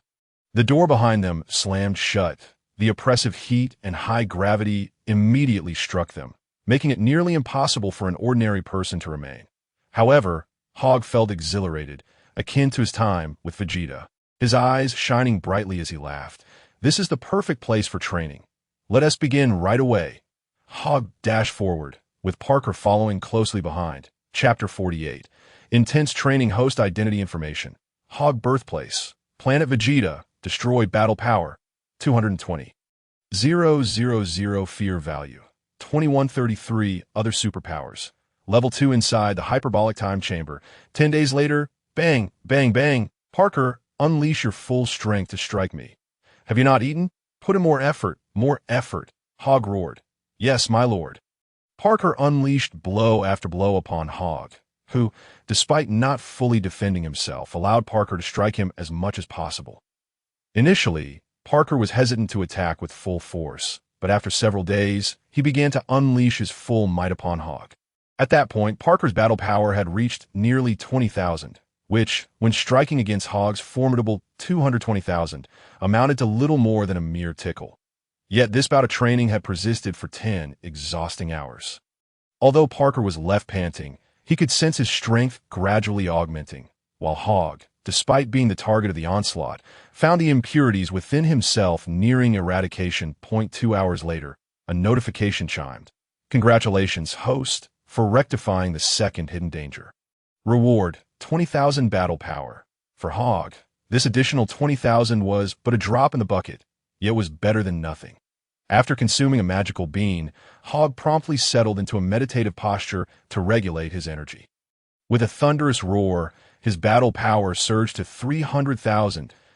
Just as he contemplated teasing his own energy, Parker, who had taken a brief respite, suddenly launched a surprise attack from behind. Hogg bellowed in response, countering with a powerful energy blast. Parker's eyes widened in shock, and he clenched his teeth, realizing he could not withstand the attack. He swiftly dropped to the ground, narrowly evading the energy blast. Hogg could have allowed the energy blast to strike the ground and eliminate Parker. But he refrained, as this entire exercise was meant to train his own reflexes by allowing Parker to ambush him intermittently. My lord. If this continues, it seems I may be the first to meet my demise. Parker protested, rising to his feet with dissatisfaction.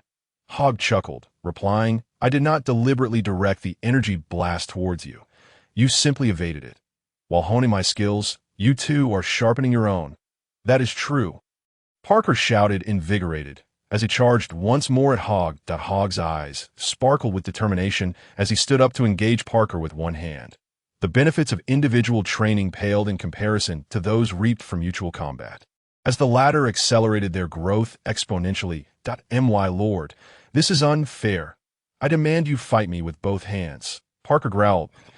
As you wish. Hogg acquiesced, employing both hands. Within mere seconds, Parker was sent crashing to the ground by a single palm strike. Unyielding, Parker rose again, only to be knocked down once more. This cycle repeating endlessly. 2 months later, Parker exclaimed with glee, Ha ha ha! My lord, my battle power has reached 100,000. And what of yours? My lord, Parker inquired eagerly. Approximately 800,000, Hogg replied nonchalantly. Parker was taken aback, his eyes widening in disbelief. My lord, how have you advanced so rapidly? If your battle power were comparable to mine, I would have surpassed 1 million long ago. It must be your influence holding me back. Hogg shook his head, explaining that training with Parker felt akin to training alone. After all, Parker's battle power was significantly lower, preventing them from being evenly matched. If they were equal, Hogg could identify all his shortcomings, but as it stood, he could only discern a fraction. My apologies, my lord, Parker said apologetically. There is no need for apologies. You are not a Saiyan. It is only natural. Alas, my talent still pales in comparison to Vegeta's. Hogg sensed, as Goku had mentioned, that remaining in the hyperbolic time chamber would still allow him to improve. Another 2 months passed, and Hogg's battle power surged by over 200,000, reaching its limit. The repetitive training motions began to hinder his growth, leading to a stagnation in his techniques. A troubling development. There's one final method. Hogg thought, his eyes lighting up, that he decided to employ the gravity chamber within the hyperbolic time chamber. First, he spent 10 days acclimating to 150 times Earth's gravity, followed by 20 days mastering flight and high-speed movement within the gravity chamber.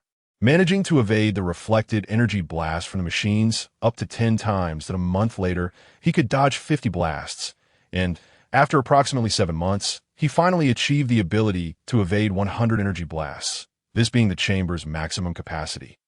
However, it was no easy feat on the first day of the 8th month. Hogg effortlessly evaded the blasts and aimed to increase his count to 110 when suddenly, the gravity chamber erupted with a resounding crash. Parker hurried over, worry etched across his face. My lord, are you unharmed? Hogg crawled from the wreckage, shaking his head and smiling. I am fine. He then settled into a meditative position. System, display my information. Opening information now. Host identity, Hogg. Birthplace, planet Vegeta, destroyed. Fear level, 2133. Battle power, 2.23 million. Other super abilities. Level 2. Hogg was momentarily stunned upon viewing his stats, questioning whether he had misread the figures. His battle power was an astonishing 23 million, nearly 10 times what it had been 6 months prior. He called the information forth a few more times, and the battle power remained unchanged. Now convinced, he took a deep breath to calm himself. Yet, when he realized that a battle power of 2.23 million was merely superior to Frisia's second form, it seemed less impressive, unless he could transform into a Super Saiyan. All right, I have 4 months left. Let us see what I can do, Hogg declared with renewed confidence. Suddenly, within the vast expanse of the hyperbolic time chamber, Hogg let out a primal scream, the immense force causing the entire chamber to tremble. Parker, initially puzzled by Hogg's outburst, soon found himself in awe as he sensed Hogg's overwhelming energy, his jaw nearly dropping in astonishment. Is this the power of my lord? Truly formidable. Parker marveled for the first time at such a potent aura. Could it be that my lord has become the strongest in the universe? He began to idolize Hogg blindly. After all, Parker had experienced his own growth from a few hundred to over 100,000. He was nearing his limit. While he reveled in surpassing Jinyu, he couldn't help but realize just how immensely powerful his lord had become. 5 minutes passed, and Parker grew increasingly concerned. My lord, are you truly all right? 10 minutes later, Hogg finally relented, having shouted for nearly the entire duration and nearly losing his voice in the process. Damn it, I never realized that shouting could be so exhausting. Clearly, my output is not suited for such vocal exertion. Chapter 49. The plan commences 8 months and 15 days later. The Supreme Kai and Bubbles watched the hyperbolic time chamber with anxious anticipation, knowing that Hogg and Parker were about to emerge. They had not trained for a full year, but rather just over 8 months. The reason echoed Goku's experience. Further improvement within the chamber was no longer possible, as only true combat could elevate their battle power. I never expected them to train for a total of 17 hours, the Supreme Kai remarked solemnly. Indeed, I could hardly last an hour when I entered for training, Bubbles replied. Beads of sweat trickled down Bobo's forehead. He spoke, a year comprises 12 months, and a day consists of 24 hours. While Hogg and Parker have been inside, only 17 hours have elapsed outside. For them, a month has passed, whereas merely 2 hours have transpired in the outside world. With a thunderous sound, the door to the spirit time room finally swung open, and Hogg and Parker emerged. The deity gazed upon them, noting the tattered state of their battle attire. The Hogg spaceship had been seized from the 6-star region, intended for transporting minions to invade Earth, so possessing spare battle suits was quite customary. The deity observed Hogg, noticing his muscles had significantly bulked up. Moreover, Hogg's aura had deepened considerably. Upon entering, the deity sensed Hogg's energy had been somewhat chaotic, yet now it was orderly and composed. Deity, are you here to welcome me out? Hogg asked with a smile upon seeing the deity. The deity, maintaining a serious expression, replied, Not at all. We have been waiting here all along. Oh really? That is even more delightful than a warm welcome. Hogg's grin broadened. I know who you are now. You are a Saiyan, aren't you? The deity fixed his gaze upon Hogg. Indeed, it appears you have communicated with King Enma. Hogg explained, the deity had the ability to converse with King Enma of the underworld. After all, it was the deity who had requested King Enma's assistance after Goku's death when he left behind his body. A Saiyan. The deity's pupils constricted as he hoarsely remarked, I am aware that you have become incredibly powerful, capable of obliterating Earth with a single strike. However, I hope you will spare our planet in the future. Hogg considered the deity's concerns to be unfounded, deeming him a stubborn relic of the past. Deity, you needn't worry. Earth has nurtured me, so how could I possibly destroy it? Well then, I am off. After Hogg's declaration, he departed the deity's palace alongside Parker. Deity, did he just say that Earth is where he was nurtured? Could it be that the Saiyan considers it his homeland? Bobo inquired. No, that cannot be. King Enma has stated that Saiyans are from planet Vegeta. The deity found himself at a loss. For the sake of Earth, there was but one course of action, to unseal the fusion with the Demon King Piccolo. Alas, even that would not guarantee victory against Hogg, who had only just arrived on Earth. Master, I truly wish to eliminate that deity. He is so long-winded, Parker remarked from the side. Silence. The deity acts in the interest of Earth. I understand his position. Furthermore, do not harbor any murderous intentions toward him in the future, Hogg admonished, furrowing his brow. There were 2 reasons for his stance. One was the Dragon Balls, and the other was his desire to prevent chaos on Earth. Master, shall we continue to remain on Earth? Parker asked. No. Hogg fixed his gaze upon the starry sky and coldly declared, Let us head to Planet 56 and seek out Jinyu.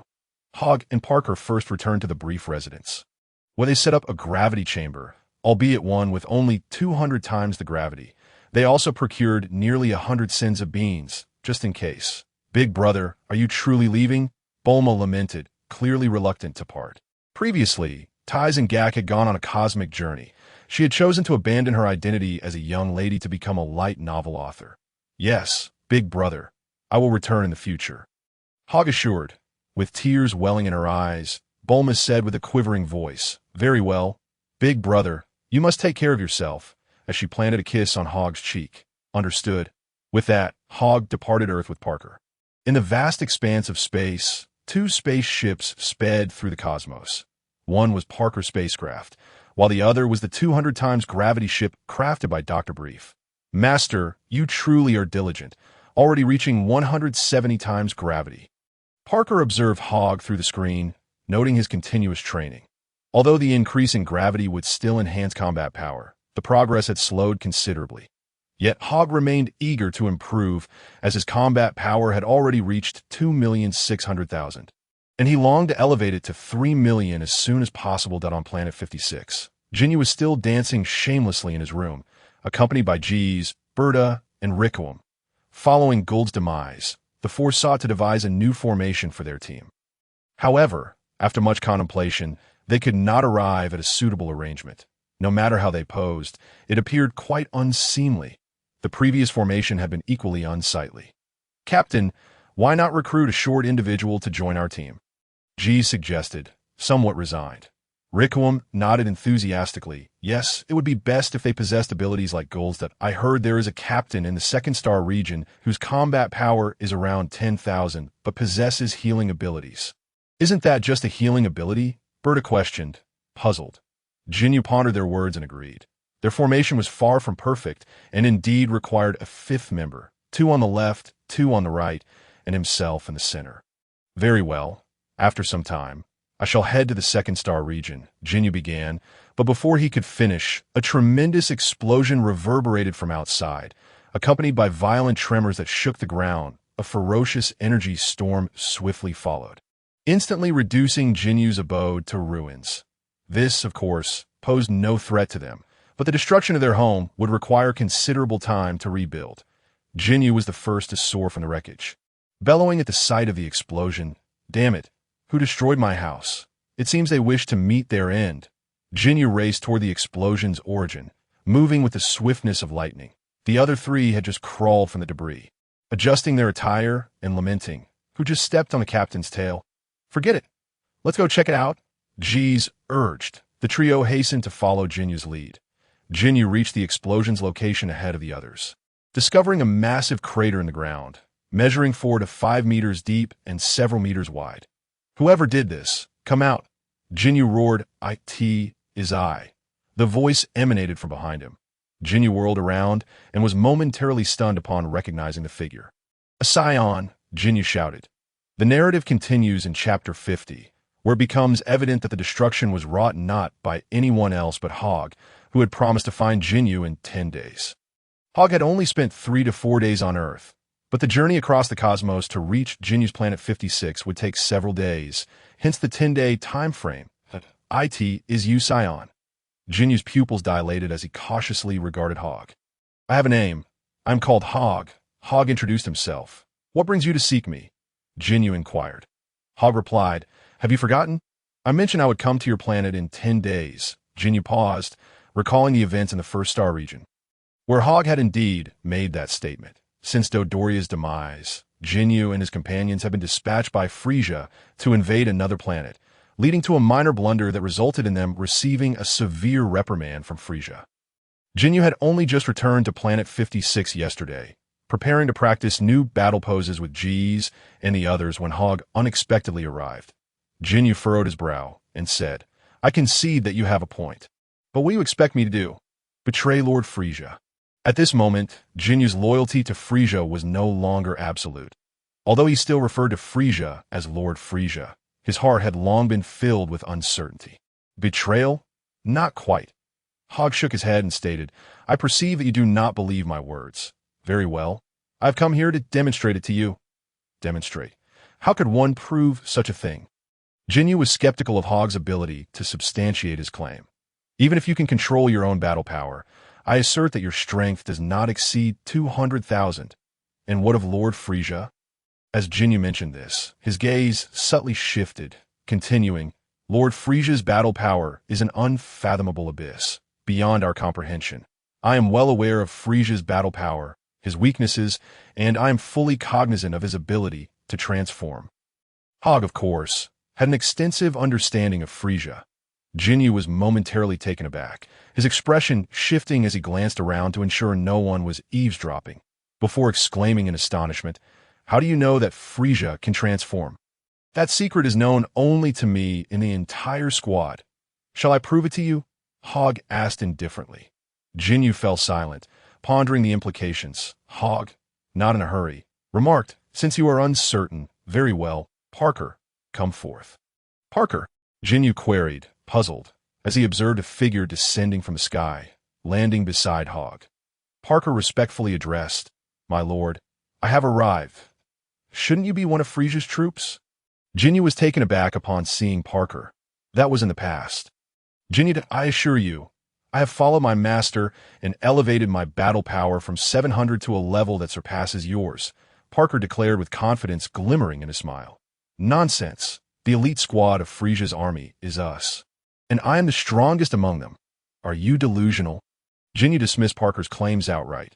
Parker laughed heartily. "Then why is there a massive pit here?" "So it was you who did this. I see you have a death wish."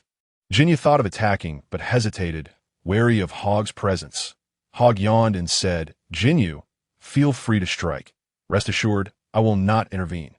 "Very well. I shall teach this insolent brat a lesson," Jinyu declared as he swiftly lunged toward Parker's head. Parker, having trained in the hyperbolic time chamber for 8 months and acquired combat skills and experience from Hogg, though possessing a battle power of around 120,000, was not one easily defeated by Jinyu. "Overestimating yourself," Parker bellowed, not evading, retaliating instead with a powerful punch that struck like a millstone, crashing into Jinyu's claws and forcing him to stumble back.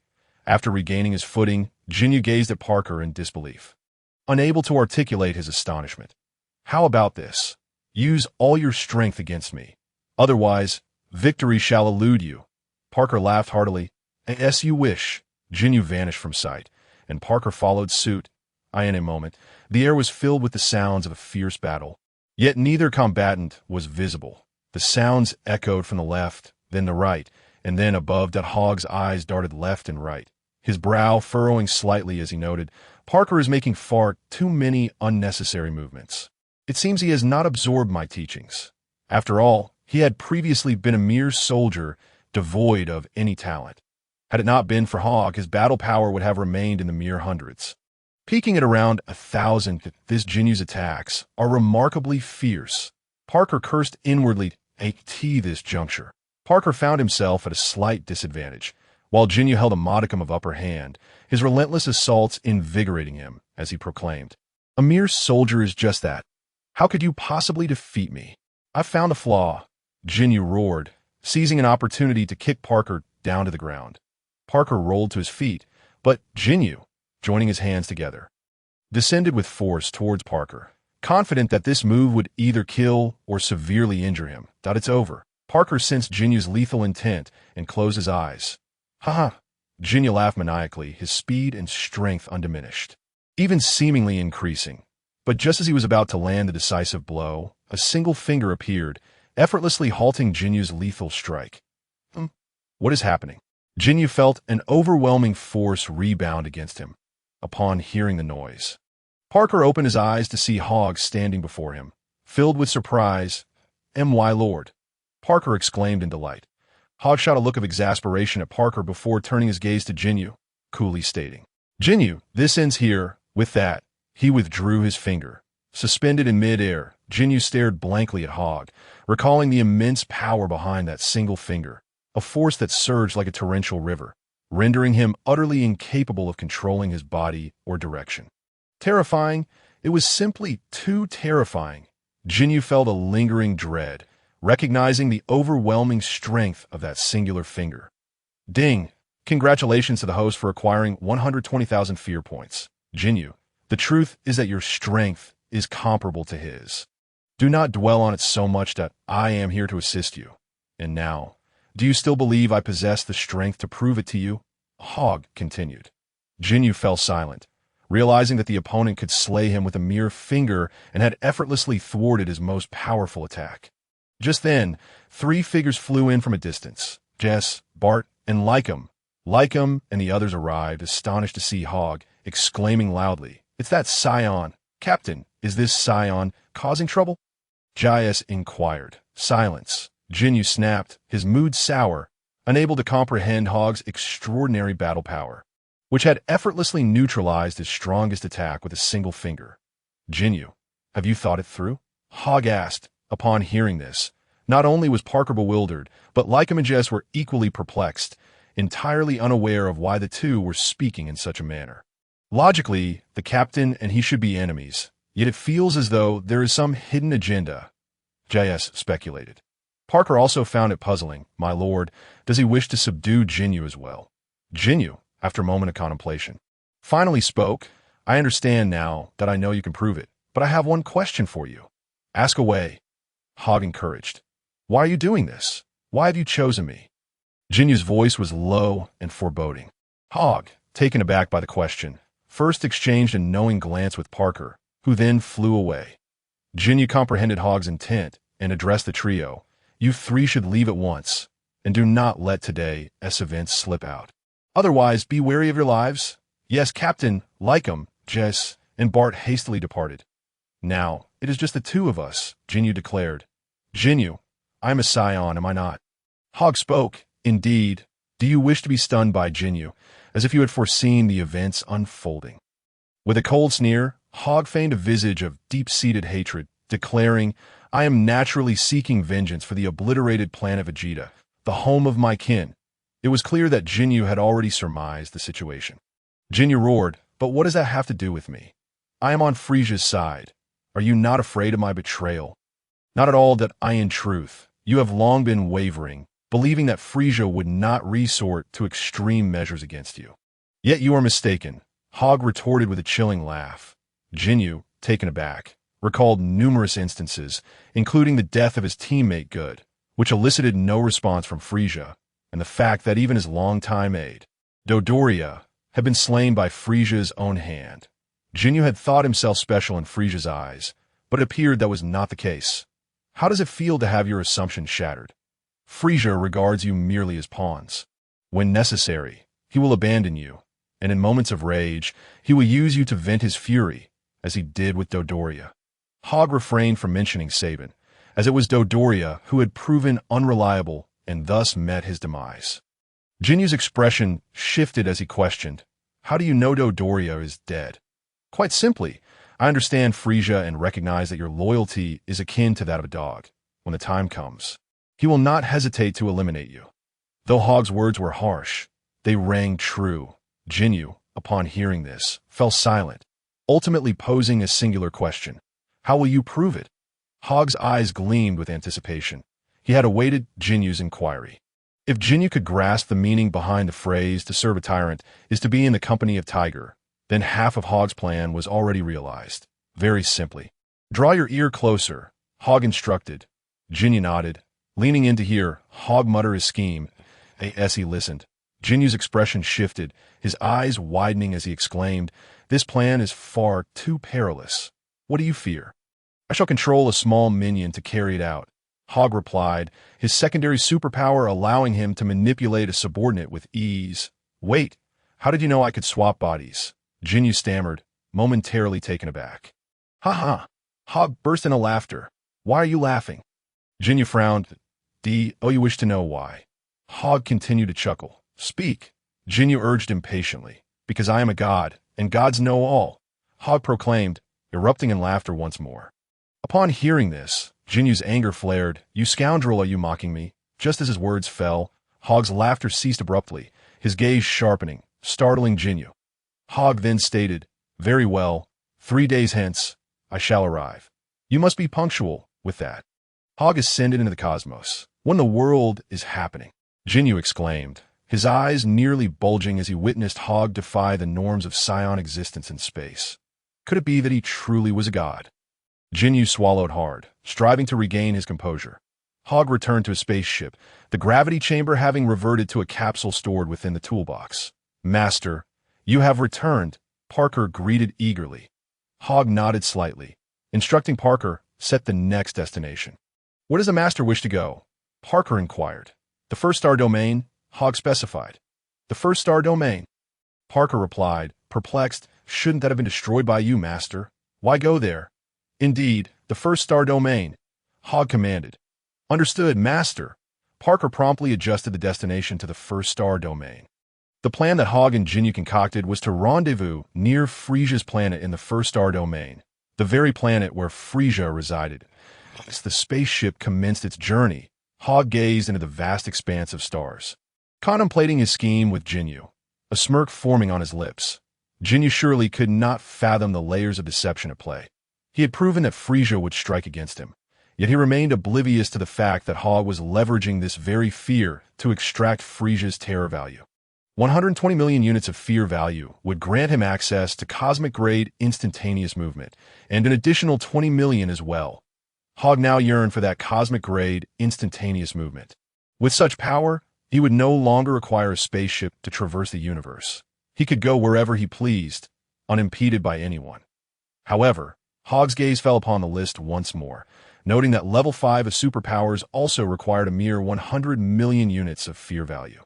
100 million units would grant him the ability to survive in space. But to acquire the Super Dragon Balls, he must elevate his powers to level 5, or else he would be unable to manipulate them. Initially, he had intended to utilize the Earth Dragon, which he had successfully summoned, then seek out the Namekian Dragon, and finally pursue the Super Dragon Balls to summon the Super Dragon. Yet it now appeared that he lacked the capacity to summon the Super Dragon. For each Super Dragon Ball was as large as a planet.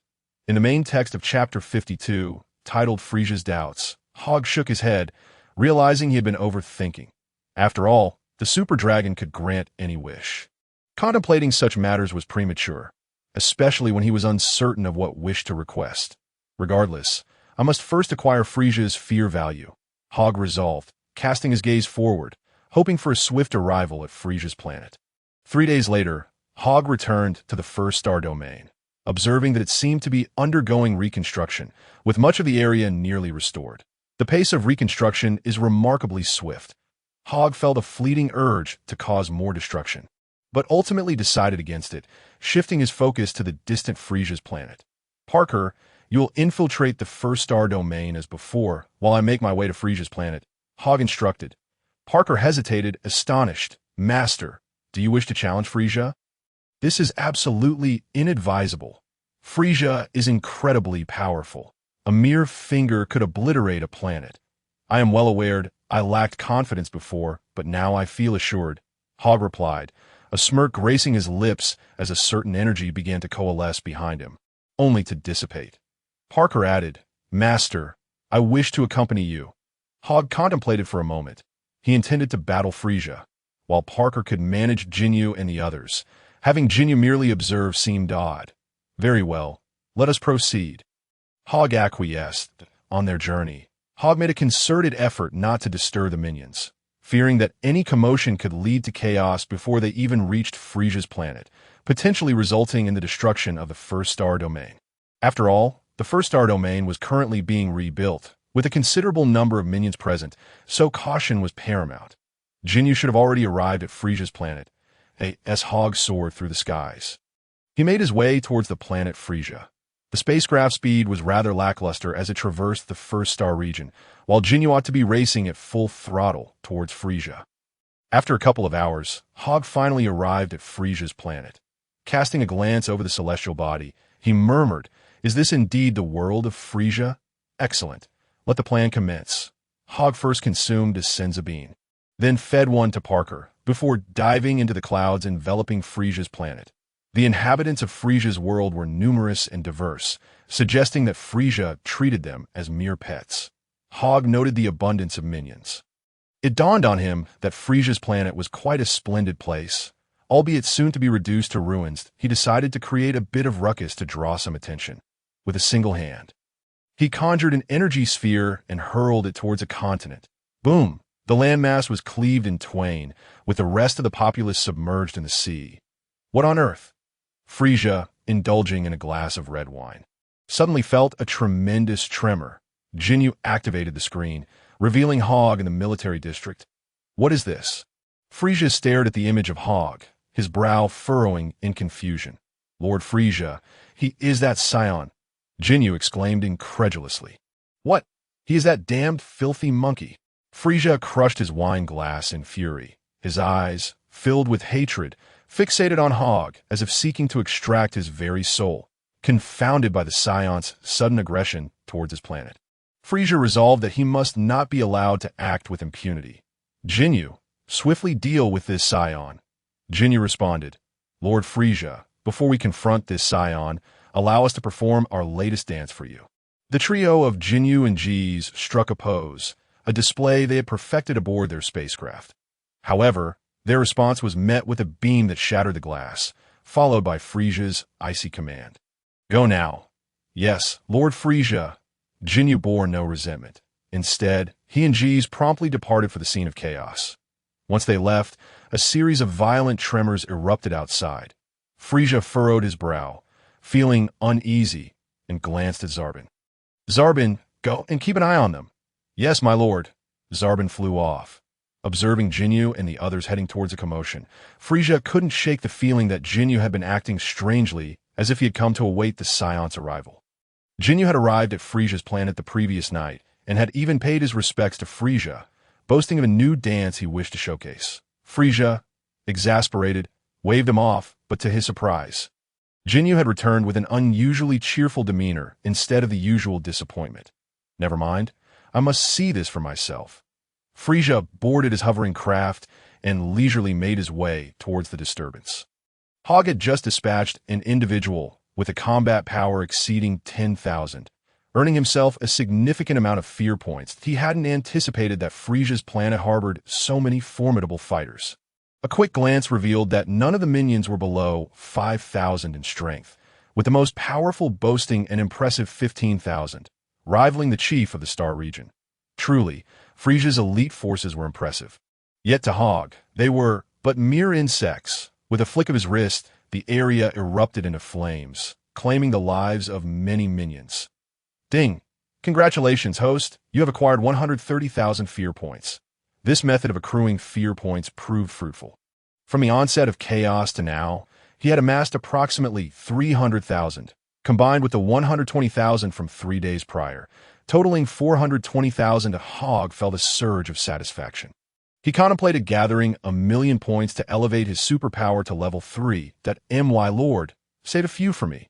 Parker approached from a distance, and no need to save any. Jinyu and his team are on their way. Hogg replied.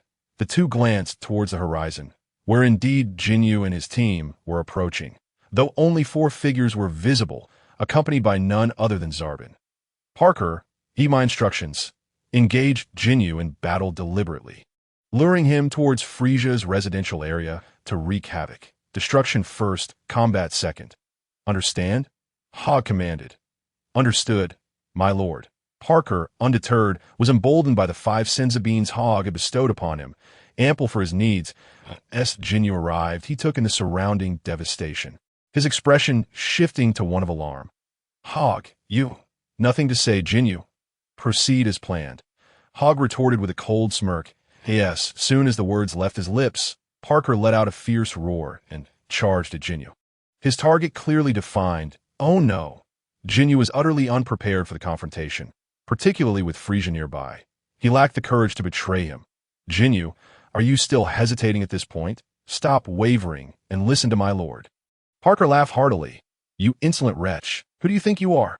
Although Jinyu feared Hogg, he held no such trepidation towards Parker, especially since Parker's combat power was comparable to his own, having previously lost him.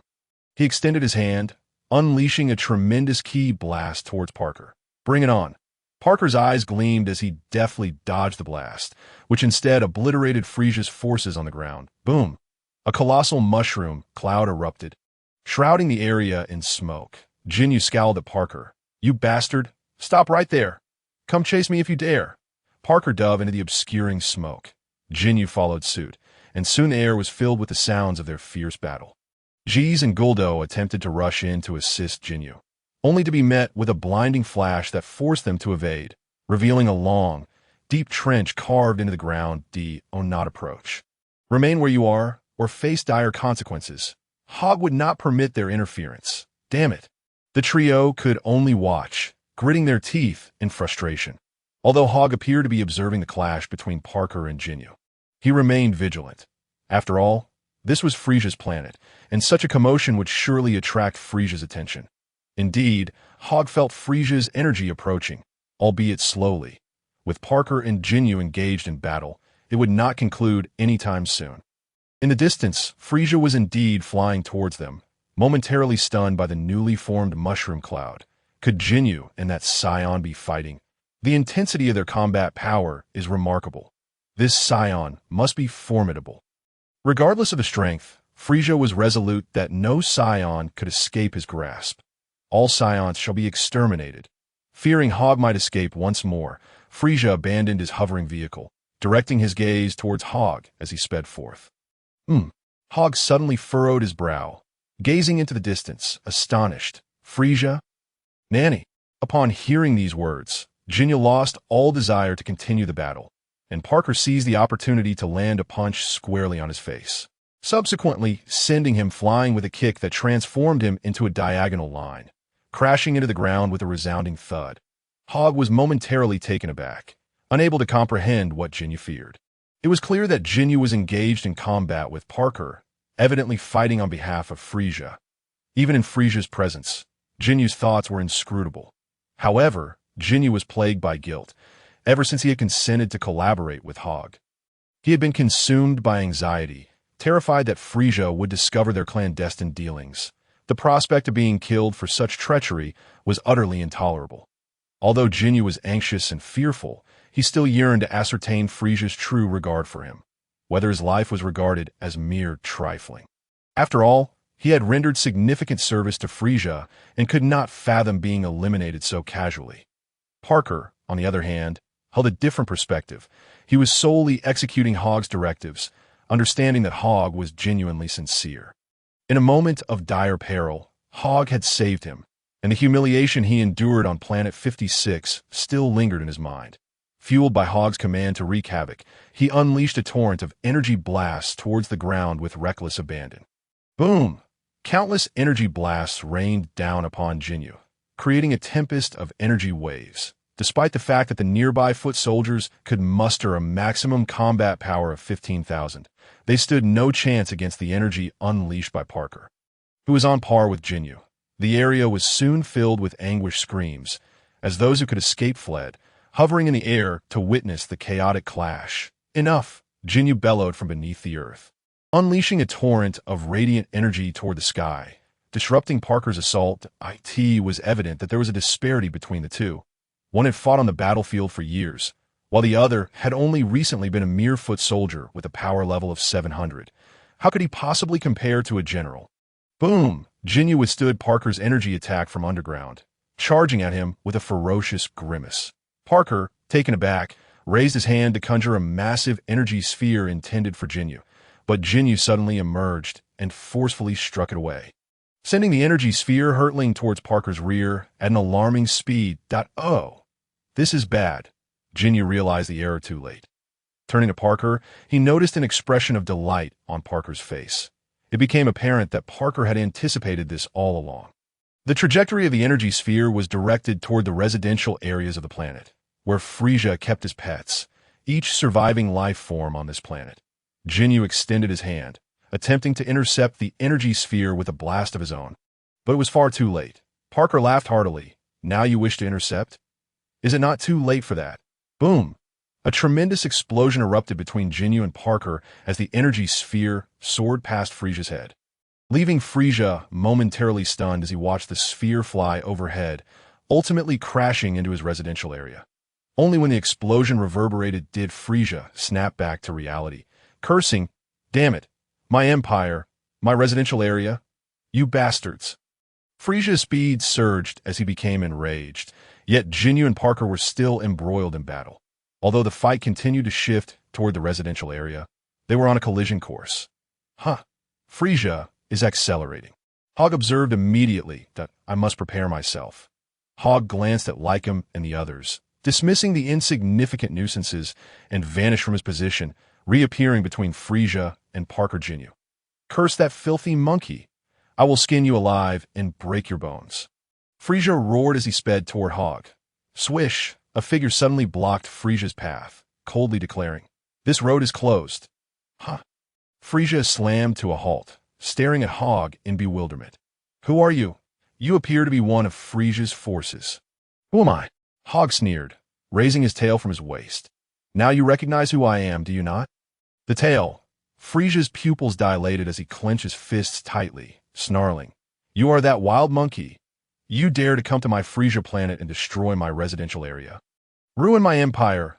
Wait, if you are that dead monkey, then who is battling Jinyu? Frisia paused, turning around to see two beams of white light racing toward the residential area. Hogg also noticed the two beams and felt fortunate that he had intercepted Frisia. Otherwise, the destruction of Frisia's empire and residential area would have been inevitable. Chapter 54. Frisia, transform. As Parker fled ahead, he muttered in disbelief, "What has gotten into Jinyu? He has suddenly become so powerful. The key point is, I cannot engage him in a true battle." Parker recalled Hogg's instructions to head to the residential area, destroy it, and then dismantle Frisia's empire. Thus, he continued to fly toward the residential area with Jinyu in pursuit. Frisia, observing the two beams heading toward the residential area, bellowed, "Leave them behind." He then unleashed two energy blasts, intending to strike Jinyu as well. Both Jinyu and Parker sensed the terrifying energy and turned to see two energy blasts hurtling toward them. "This cannot be real," they exclaimed in unison. Both were equally astonished, yet their feelings diverged entirely. Parker was taken aback by Frisia's true power, while Jinyu was shocked by his master Frisia's intent to attack him. Moreover, these energy blasts were fired in Frisia's fury. Even without full force, they wielded at least half of his power. An energy blast with a combat power of 260,000 was far beyond what the two could withstand. "Parker, eliminate Jinyu, now." Hogg suddenly appeared before them, striking down to dissipate the two energy blasts. "Nanny?" Frisia was momentarily dumbfounded as he witnessed Hogg effortlessly neutralize his energy blasts. He finally began to believe the extent of the Saiyan strength that Jinyu had spoken of. "You filthy monkey, you dare to ruin my plans," Frisia cursed. Ignoring Frisia, Hogg turned to Parker, commanding, "Parker, continue." "Yes, my lord," Parker sneered, attacking Jinyu once more, leaving Jinyu with no choice but to retaliate that "My lord." Frisia was taken aback, glancing at Parker in confusion. Such a lowly soldier should have been one of Frisia's forces. Why did he address his Saiyan as "my lord"? "Frisia, do not look away. Your opponent is me. He could no longer tolerate your tyranny. Which is why he sought my allegiance," Hogg stated indifferently. Frisia finally understood, chuckling. "So that's how it is. You act as if you were a righteous warrior, destroying star systems in the name of goodness. Believing we are the evil side? Not at all." Hogg shook his head. "You are overthinking this." Frisia's expression gradually darkened. He had always despised the haughty demeanor of the Saiyans, who displayed no semblance of courtesy. "Oh, is that so? But what does it matter? After all, the one who will die is you." Frisia spread his arms wide and lunged at Hogg with blinding speed. As Hogg bent down, he deftly evaded Frisia's oncoming assault. However, Frisia quickly pivoted, delivering a powerful punch that seemed to swell with immense force, akin to a fist striking solid rock. The impact was astonishing.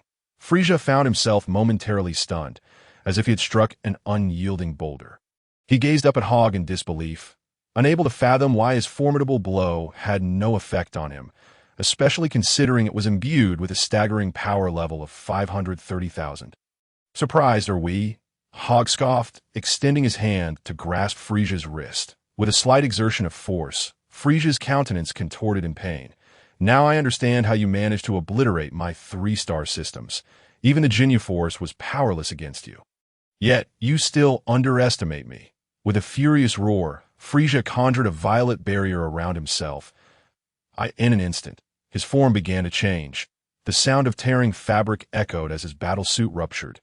Despite the transformation, he found himself unable to break free from Hogg's grip. "Damn it, you scoundrel," Frisia hissed, having ascended to his second form, nearly matching Hogg's height, yet still kneeling, unable to escape Hogg's iron grasp, which seemed to only tighten. "So what if you've transformed? It's merely a power level of 1,000,000. Far too feeble," Hogg remarked, shaking his head dismissively. "I have never encountered such a formidable Saiyan." "Who are you? Are you truly a Saiyan?" Frisia's eyes widened in shock. "Do you recall that tedious legend?" Hogg retorted. "The so-called Super Saiyan legend." Frisia's pupils dilated in astonishment. "The legendary Super Saiyan?" he exclaimed, disbelief etched across his face. Hogg, pleased with Frisia's reaction, released his hold, causing Frisia to tumble away like a discarded ragdoll. He quickly regained his footing, his gaze filled with resentment as he glared at Hogg. Oh, not jest. The notion of a Super Saiyan is nothing but a ludicrous joke to me. Frisia seethed, maintaining an air of confidence, knowing he still had 2 transformations left. Indeed, for now, I am but an ordinary Saiyan, Hogg replied, his expression turning cold as he extended a single hand and bellowed. Ultimate explosion attack. What is this? Damn it, Frisia roared. Sensing the overwhelming energy emanating from Hogg, he began to change rapidly, compelled to transform twice in quick succession. In his third form, Frisia resembled a grotesque creature. Yet his power level surged to approximately 2 to 3 million. Now rivaling Hogg at AS, he completed his transformation. Hogg's ultimate explosion attack struck. Frisia braced himself, finally capable of contending with Hogg, but was still blasted into the ground. The earth trembled violently, and a cacophony of thunderous explosions filled the air as countless fissures split the ground, stretching for miles. The devastation was immense. Half of Frisia's empire lay in ruins, suspended mid-air. Hogg remained unaffected by the ensuing energy storm. Suddenly, a figure emerged from the depths of the earth. It was Frisia, veins bulging, trembling with rage. "You filthy monkey! You sully my body! I will not let this go unpunished. You shall experience ultimate terror, then transform into your final form." Hogg replied coolly, "Very well. As you wish." Frisia clenched his fists, his eyes widened as he began his arduous transformation, the culmination of his power. The final form of Frisia materialized before Hogg, undeniably more aesthetically pleasing than his previous forms. "Is this your ultimate form?" Hogg inquired, though he sensed the immense power concealed within Frisia. Frisia remained silent, focusing on his transformation, dismissing Hogg entirely, a display of the authority his final form commanded. Hogg understood Frisia's emotions at that moment. With a power level of 100 million, this was the moment he had awaited. Regrettably, he could not yet siphon Frisia's fear, even if he were to become a Super Saiyan.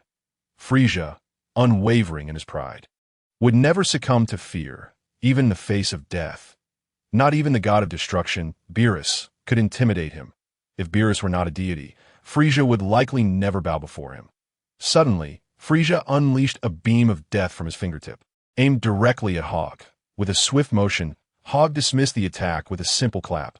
"Frisia, your final form possesses limited combat power. It requires time to charge. You believe you could defeat me without preparation?" How Navi got Frisia's eyes snapped open, and he laughed maniacally. "It seems you have a fair understanding of our kind, but matters not. You are already dead." "Dead?" Hogg chuckled dismissively. "You needed 3 transformations to threaten me. Should I merely transform once into a Super Saiyan, I would effortlessly overpower you.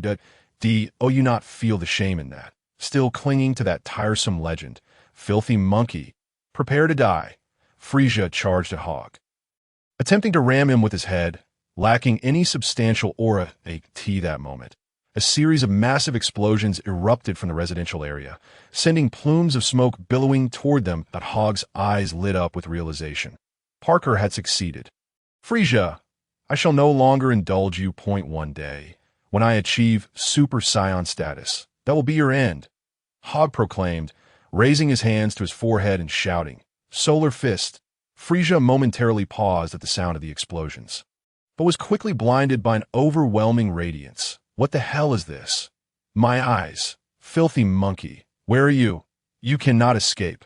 My empire, my people." With a swift motion, the unseen Frisia desperately unleashed beams of death from his fingertips, filling the skies with a flurry of deadly light.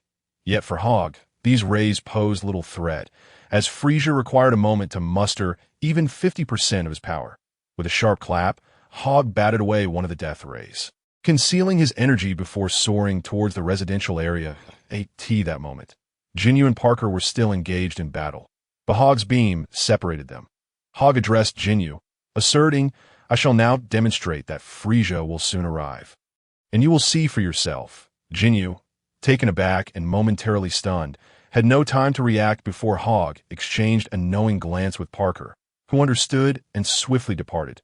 Jinyu surveyed the devastation around him, Realizing the residential area lay in ruins, a mere wasteland, and could only imagine the fury that Frisia would unleash. Captain! At that instant, Guys, Bart, and Rickham flew in, and upon witnessing Jinyu's dazed expression, they grasped the situation. Do not utter a word when he arrives. Understood? Jinyu commanded, to which the three nodded in silent agreement. Meanwhile, Hogg and Parker had distanced themselves, and Hogg instructed, Parker, you must leave now. I have matters to attend to. Understood, my lord, Parker replied before departing. Hogg then sought refuge in a concealed location, using his energy to continuously monitor the situation, prepared to control a minion to allow Jinyu to switch bodies if necessary. Indeed, Hogg's plan was to prove that Frisia would undoubtedly use Jinyu as a target for his wrath, potentially leading to Jinyu's demise. This would convince Jinyu of Frisia's tyrannical nature, showing he cared not for their lives. The intricacy of Hogg's scheme involved saving Jinyu once, controlling a minion to facilitate the body swap, and subsequently persuading Jinyu to join forces against Frisia under the pretense of avenging the Saiyans. Hogg would then tempt Jinyu with the prospect of possessing Frisia's body, and Jinyu, being prone to temptation, would undoubtedly be swayed, ultimately leading to Jinyu's exchange of bodies with Frisia. Hogg could then turn the tables on the body swap Jinyu, instilling fear in him and thereby amassing a staggering fear value of 120 million. Jinyu had always been a pawn in Hogg's grand design, and for the sake of that fear value, Hogg had exhausted his cunning, recognizing that while Frisia would not tremble in fear, Jinyu certainly would. That 120 million fear value could be exchanged for universe-level instant transmission or elevating his abilities to level 5, enabling him to manipulate the Super Dragon Balls and summon the Eternal Dragon. Thus, Hogg yearned for that monumental fear value. As Frisia became aware of the commotion, he hastened back to his residential area, only to find it had been reduced to ruins, a shadow of its former beauty. Damn it! That wretched monkey! This place was once so magnificent, and now it lies in utter devastation. Frisia roared, his voice shaking the very earth beneath him. Lord Frisia! At that moment, Jinyu and Rickham landed before him. Upon seeing the four, Frisia's rage ignited further, suspecting they had been the cause of this destruction. Do you understand that this is my planet? The planet known as Frisia's Star. Such a beautiful place, now reduced to a desolate wasteland unfit for habitation. How dare you? Frisia bellowed at Jinyu, feeling the waves of Frisia's fury crashing over him. Jinyu quickly knelt, earnestly stating, My lord Frisia, it is my failure. I cannot stop the Saiyans, that I accept full responsibility. Responsibility? Frisia suddenly unleashed a death ray that pierced through Jinyu's armor. You think you can bear this burden? With a furious exclamation, Frisia's finger directed another death ray, which immediately penetrated Jinyu's heart. Jinyu, taken aback by Frisia's sudden betrayal, trembled in disbelief, recalling Hogg's words. Everything Hogg had said was true. Oh, Lord Frisia, Jinyu gasped, clutching his chest. His expression filled with resentment and despair, desperately seeking an explanation for such treatment. Having fought tirelessly for Frisia, conquering countless planets, and acquiring advanced technology, Jinyu now faced the grim reality of a death ray as his reward. It dawned on him too late that Frisia's wrath was indiscriminate. Lord Frisia! Rickham and the others shouted in alarm. Witnessing their captain's dire plight, they felt a profound sense of injustice but dared not express it, only managing to call out in dismay. Frisia coldly regarded the trio, declaring from now on, your squad will need a new name. I will not tolerate your antics before me. I must swiftly issue orders to track down that foul monkey. Jinyu, with his heart pierced, felt his consciousness fading, blood seeping from his wound, and soon he collapsed to the ground. Upon hearing the commotion, Frisia pointed to a nearby minion, commanding you, come here, dispose of this worthless fool in the incinerator. The minion complied without a word, approaching Jinyu and hoisting him up before departing. Frisia, unwilling to linger, ascended into the sky, returning to the remnants of his empire. Upon entering, several minions greeted him, exclaiming, Lord Frisia! Frisia issued a series of commands before retreating to the command room, where he meditated in a suspended position that I cannot allow such events to transpire again. I must become accustomed to this state. If that Saiyan dares to return, I must be prepared to face him at 50% of my power. He murmured darkly that it is noteworthy that Frisia's 50% power equated to a battle strength of 60 million, and this transformation did not require charging. He merely needed to elevate his power. However, the drawback lay in Frisia's prolonged suppression of his strength, rendering him unaccustomed to wielding it fully, a significant vulnerability as he could not sustain his full power in battle. Why is that Saiyan's battle strength so formidable? I cannot fathom it, Frisia muttered, recalling Hogg, whom he could not best even at his third transformation. Whatever. The disparity between my third and final forms is like heaven and earth. Should he return, he will surely perish in my hands. Frisia proclaimed, brimming with confidence, that I am the incinerator. A radiant light emanated before swiftly fading, revealing a minion with a fish-like head emerging. The fish-headed being surveyed his hands, murmuring, my battle power is merely 300. Alas, we toil day and night for Frisia, conquering territories for him, yet he treats us thus. It is utterly despicable. The figure of the fish-headed man was marred by an expression of resentment. Indeed, this individual was Jinyu after the body swap. He finally comprehended the words uttered by Hogg. Yet, it was too late. Frisia had already marked him for death. Fortunately, he possessed the ability to swap bodies. Otherwise, he would have truly faced his demise. Jinyu cast a glance at the corpse behind him, which was already being incinerated in the melting furnace. The sight of his former body filled Jinyu with an unsettling sense of dread, yet there was little he could do about it. Seeking revenge on Frisia was an impossibility. Jinyu understood the extent of Frisia's combat prowess. Even if he were to amplify his strength 1,000-fold, he would still be no match for Frisia. At that moment, Jinyu's ears perked up, alerted by the sound of footsteps. Who could it be? However, he felt no fear, for he was simply following Frisia's orders to incinerate Jinyu's body. Jinyu forced himself to remain calm, directing his gaze toward the source of the footsteps. The sound approached at a leisurely pace, and he swallowed hard, fixating intently in that direction. When the owner of the footsteps finally appeared before Jinyu, he was momentarily taken aback, revealing an expression of astonishment. He had not anticipated that it would be Hogg. Jinyu refrained from calling out, instead falling silent as he regarded Hogg, pondering whether this Saiyan would recognize him, but of course, Hogg could not fail to recognize Jinyu. This subordinate had been injured by Hogg, who then used his telekinetic powers to assist Jinyu toward the incinerator. Additionally, Hogg had spent 1,000 points of fear to have the system remember Jinyu's soul signature. Jinyu could run to the ends of the earth. But as long as he stood before Hogg, he would be unmistakably recognized. Jinyu, what are you pretending to be? Hogg halted, looking at Jinyu with a scoff. Jinyu, taken aback, asked in disbelief, You know I am Jinyu? Of course I do. I possess a unique sensitivity to soul signatures. Regardless of whose body you swap into, I can discern it as you. Furthermore, this body is one I control with my powers specifically for the purpose of the swap. I also saved your life, do you understand? Hogg replied indifferently, that's how it is. Jinyu mused, puzzled. He had wondered how Hogg could be in proximity amidst the fierce battle with Frisia, as it would endanger the nearby subordinates.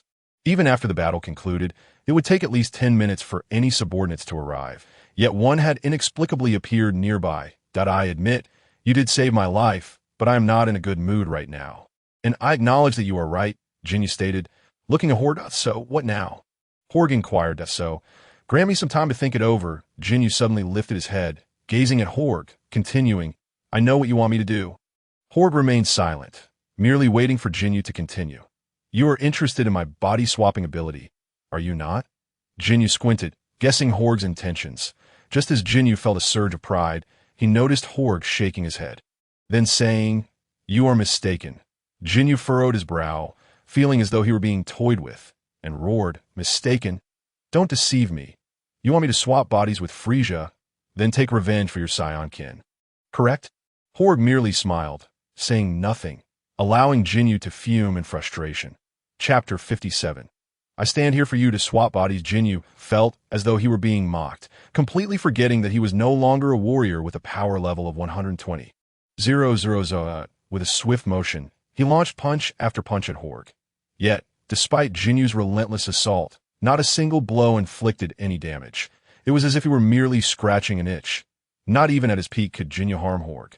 Hogg suddenly narrowed his eyes, and Jinyu was sent flying, crashing through several walls before collapsing. "You bastard!" Jinyu struggled to rise, clutching his abdomen, utterly helpless against Hogg. "Jinyu, I find you truly foolish," Hogg shook his head, offering yet another critique. "Spare me your words. I have already died once. I do not fear dying again. If you were not seeking revenge for your kin, why would you use me?" Jinyu snapped. Hogg stepped forward, stating, "Since you say that, I have no choice but to prove it to you through action." "Prove it again?" Jinyu frowned. "You are so confident in your ability to swap bodies, are you not? You believe that once you exchange bodies with Frisia, you will easily defeat him, correct?" Hogg articulated Jinyu's innermost thoughts. Jinyu replied sullenly, "I assent that the case. Indeed, I wish for you to swap bodies with Frisia, but you overestimate your ability to do so." Hogg retorted with a cold laugh. "What do you mean?" Jinyu was taken aback, sensing he was grasping something significant, while an ominous premonition stirred within him that "I am standing here right now. You may use your body-swapping ability on me. I should inform you that my power level is around 3 million.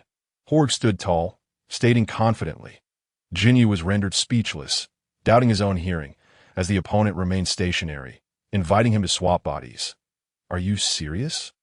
Jinyu exclaimed, "Of course, I am. Come on." Hogg grinned wickedly. "Haha, swap?" Jinyu shouted, extending his arms and channeling his soul. Yet Hogg remained motionless, as though awaiting Jinyu to initiate the swap. In his soul form, Jinyu was filled with exhilaration, believing he could finally swap bodies with Hogg. However, upon the moment of contact, a vast energy abruptly shielded Jinyu's soul from entering. Humph. Jinyu looked up to see Hogg smirking coldly, but the state of his soul could not linger outside for long. Jinyu's spirit was forcibly drawn back into his body. Once retracted, Jinyu was seized by a violent coughing fit, blood spewing forth uncontrollably, as the failure of the body swap had left him severely injured. Why can't I swap bodies with you?" Jinyu leaned against the wall, perplexed as he gazed at Hogg. Hogg replied indifferently, "It's simple. Before absolute power, any underhanded tactics are futile. Previously, your power level was 120,000. Perhaps you could have successfully swapped then. However, your current power level is merely a few hundred, making a successful swap impossible." Jinyu comprehended fully. The disparity in strength was insurmountable, rendering the body swap unattainable. "Then why did you save me? Given my current state, I cannot swap with Frisia," Jinyu asserted, then involuntarily spat blood anew. Simultaneously, Jinyu realized why Hogg had labeled him foolish. If he had recklessly attempted to swap bodies with Frisia, it would have surely led to his demise. Of course, the body with a power level of 530,000 could still have facilitated a successful swap. "To call you foolish is to speak the truth." Hogg reiterated, disappointment evident on his face. "As long as we can incapacitate Frisia, we can ensure you remain in place to swap bodies." Upon hearing this, Jinyu first froze, then erupted into laughter, ultimately saying, "I thought you would utter something profound. It turns out you are merely indulging in fanciful delusions." In Jinyu's recollection, Frisia's ultimate form was unbeatable, which led him to dismiss Hogg's words as mere folly. "You believe I cannot defeat Frisia?" Hogg inquired, raising his brows. "Indeed," Jinyu nodded. "But what if I could transform into a Super Saiyan?" Hogg suddenly proclaimed, "Super Saiyan." Jinyu echoed, then added, "Are you suggesting that you can become a Super Saiyan?" "Precisely. The reason Frisia sought to obliterate planet Vegeta was out of fear of the emergence of a Super Saiyan." Hogg explained. Jinyu fell silent, momentarily at a loss for words. "Believe it or not, I can grant you 7 days to ponder this. I will return to Planet 56 after that," Hogg stated. "However, I can no longer return to Planet 56. Jinyu replied. "True," Hogg conceded, momentarily stumped, then continued, "Regardless, you are currently stationed on Frisia's planet. Your current role as a soldier is not without its advantages. If you can survive 7 days, I shall seek you out then." Jinyu remained silent, enveloped in contemplation. Hogg, undeterred by Jinyu's lack of response, declared, "I shall take my leave," and promptly departed. After Hogg's exit, Jinyu found himself increasingly inclined towards Hogg's proposition, yet he was acutely aware of Frisia's formidable power. Watching Hogg's vanishing figure, he murmured, "A Super Saiyan, you say? I shall await this spectacle." Ding! Congratulations to the host for acquiring Jinyu's soul essence. Hogg gazed at a spherical object, sighed, and cursed, "Damn it, profit-driven system, just for a mere soul essence." It demands 1,000 fear points. The system remained silent in response to Hogg's grievances that, in truth, Hogg had intentionally allowed Jinyu to exchange bodies with him to obtain Jinyu's soul essence for within 7 days. Who could predict with whom Jinyu might swap bodies? However, possessing his soul essence would grant Hogg the ability to locate Jinyu regardless of any such exchange. Never mind, I shall return, Hogg resolved, swiftly making his way back to the spacecraft in the first star domain. Having just traveled there with Parker, upon Hogg's return, Parker exclaimed, "My lord, you've returned. Where have you been?" "Nowhere in particular," Hogg replied wearily. "I went to rest. My lord, may I unilaterally decide our next destination?" Parker suddenly asked with an air of mystery. Where do you wish to go?" Hogg inquired, puzzled.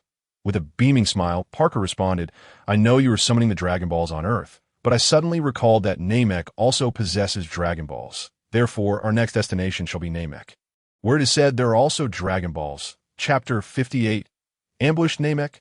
Upon hearing this term, Hogg was momentarily taken aback, then questioned Parker, "How do you know that Namek also possesses Dragon Balls?" "Because I was a pilot before, and I am familiar with most regions of the universe that, in relation to Earth. Namek is located in the 27th main star system of the Lyra constellation. As the 4th planet," Parker explained with a smile. It became clear that Parker had been selected by Hogg precisely for his piloting skills, as he was well-versed in the majority of celestial bodies and their routes. Parker was also aware that Frisia's forces had originally intended to invade Earth, but this task had been usurped by Goku, leaving Earth unscathed. "I see," Hogg mused, given that he needed to find Jinyu again. He thought it prudent to visit Namek during this interval. Perhaps he might acquire the Dragon Balls there as well. "Parker, let us proceed to Namek," Hogg commanded. "Yes, my lord." In a half-moon-shaped building, painted white, sat a rather large yet corpulent individual. His skin was green, with mantis-like striped arms, and most notably, he had 2 antennae protruding from his head, coughing violently. This individual was the Grand Elder of Namek. After a few intense coughs, he summoned a robust Namekian to enter. "Grand Elder, are you all right?" Nail inquired. Although Nail's combat power was only around 30,000 at present, he was still an elite warrior of Namek. It would take another 20 years for his power to increase to 42,000. "I am fine," the Grand Elder replied, forcing a nod and letting out a sigh of relief. Nail was well aware that whenever a threat loomed, the Grand Elder would sense it, often feeling his life force wane under such pressure. As the oldest and most venerable Namekian, it was not unusual for him to have a limited lifespan. "Grand Elder, I sensed something amiss even before you spoke," Nail admitted, frowning. "Nail, do not blame the Grand Elder," he began, but was interrupted by Nail. "Grand Elder, do not say that. I take pride in being an elite warrior of Namek," the latter declared. Alas, the Grand Elder sighed deeply. "Grand Elder, you must tell me, does a danger threaten Namek once more?" Nail pressed. He understood well that since the Grand Elder had extracted Dragon Ball fragments from the Super Dragon Balls a century ago, which transformed into the current Dragon Balls of Namek, the planet had been under constant scrutiny. While few knew of the existence of the Super Dragon Balls, those who did could not obtain them.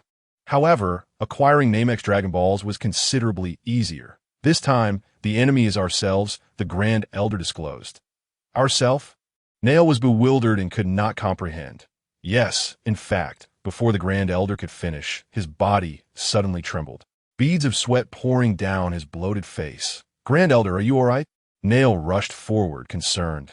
The Grand Elder raised a hand to halt Nail's advance, gasping, "How can such a potent, malevolent energy be approaching us?"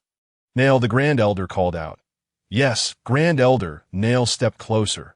Meanwhile, Hogg gazed into the vast expanse of the starry sky, initially intending to meditate, but reconsidered, deciding it was best to take a break as he pondered how to gain the Grand Elder's trust. "I nearly forgot. Utilizing Namek's Dragon Balls requires their language," Hogg thought, feeling a wave of frustration. With his malevolent aura, he would undoubtedly be perceived as a villain that I shall address that when the time comes. Hogg sighed, continuing to gaze at the cosmos. Just then, the spacecraft began to shake violently, as though struck by something. "Parker, what is happening?" Hogg asked, furrowing his brow. With a crack, the screen revealed a circular spacecraft, and Hogg instantly recognized it as belonging to Frisia's forces. "My lord, they're attacking us. Moreover, this is not merely Frisia's fleet. It is a spacecraft from a planet called Slag, with whom Frisia's forces have collaborated, thus borrowing their spacecraft design." Parker spoke. "Schlag?" Hogg furrowed his brow upon hearing that name. For it was all too familiar. Not the name of a planet, but that of a person. "Dare to touch my spaceship, and I will ensure your utter demise." Hogg coldly surveyed the distant vessel. Commanding Parker, "Open the hatch." "Yes, my lord."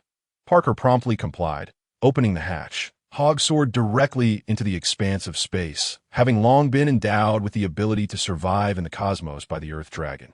No sooner had he exited the spacecraft than the ship belonging to the planet Schlag unleashed a barrage of lasers. These beams were akin to the energy blasts of 1,000 combatants. Should they strike Hogg's ship, it would sustain damage of at least 10%. A hum resonated as an invisible barrier shielded him from the lasers, not even causing a ripple in the surrounding space. "Allow me to present you with another gift." Hogg extended a hand, channeling energy for a cataclysmic attack. With a thunderous boom, the formidable energy surged forth like a mighty dragon, obliterating the distant vessel affiliated with the planet Schlag, its brilliance rivaling that of splendid fireworks. Observing the Schlag spacecraft consumed by flames, Hogg nodded in satisfaction before returning to his own ship. "Parker, continue our journey to Namek and make repairs to the damage we just incurred." Hogg commanded. "Yes, my lord." After adjusting the destination, Parker took up his tools for the repairs. Their spacecraft had indeed suffered an assault. Though merely a minor incident, they were only half a day from Namek, and another circular spacecraft was approaching, remarkably larger than those of the Frisia force. "Lord Schlag, Ship 3 has been downed and is no longer in contact," a soldier reported respectfully to the figure seated on the throne. The individual on the throne looked momentarily astonished, then furrowed his brow, his voice gravelly. "What has transpired?" Schlag inquired. The soldier recounted the events. Not long prior, the Schlag forces had detected Hogg's ship and dispatched Ship 3 to seize it. Since their departure from their home planet, the Schlag forces had wreaked havoc and engaged in plunder throughout the cosmos, leading a nomadic existence. Upon encountering a lucrative target like Hogg, they disregarded whether he was affiliated with the Frisia force and opted to seize the opportunity. Ultimately, they failed and were instead annihilated by Hogg in a single strike. Chapter 59. The Grand Elder of Namek Schlag gazed at the screen, witnessing the crash of Ship 3, ultimately reduced to ashes. As a Frisia force spacecraft sped toward Namek. Who was responsible for this? Schlag's anger began to surface. "Report, it is absolutely not the Frisia force. Rather, there is another party involved." The soldier hesitated to continue. "Speak," Schlag commanded, his tone sharp. The soldier seemed reluctant to utter a particular word, but eventually disclosed, "Their destination appears to be your homeland. Namek." "Namek." Schlag's fury intensified as he seized the soldier with a massive hand. Demanding, "Repeat that." "My lord, I assure you, it is the truth," the soldier stammered, fear evident in his eyes. Just as Schlag was about to crush him, he released his grip, allowing the soldier to collapse to the ground. Gasping for breath, the other soldiers, paralyzed with fear, remained ensconced in shadows. "Namek, my homeland? No, my true homeland is Schlag Planet." Schlag quelled his rage and addressed one of the soldiers. "Hear my command. We shall proceed to Namek." "Yes, my lord." It seemed he would soon confront those ancient beings. Moreover, he was on the verge of entering old age and needed to seize the Dragon Balls to restore his youth. Schlag mused to himself while seated upon his throne. Namek is a most peculiar planet, possessing a diameter several times that of Earth, distinguished by the fact that its sun revolves around the planet, rather than vice versa. "Namek, we have arrived." Hogg surveyed the immense planet and instructed, "Parker, land the spacecraft on the surface." "Yes, my lord, but I fear they may arrive on this planet within 2 hours." Parker replied anxiously, "That is of no concern to me. I require only the Dragon Balls." Should anyone provoke me, I shall assuredly eliminate them, Hogg declared, his gaze flashing with lethal intent. The spacecraft pierced through Namek's cloud cover, and Hogg instructed Parker, "Wait for my return. I can manage this alone." Hogg departed the spacecraft, setting out to locate the individual with the strongest combat prowess, for he knew that the mightiest was none other than Neru, who had always been close to the Grand Elder.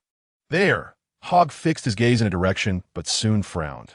The distance was considerable, requiring at least 10 minutes. "Outsider, what brings you to our Namek?"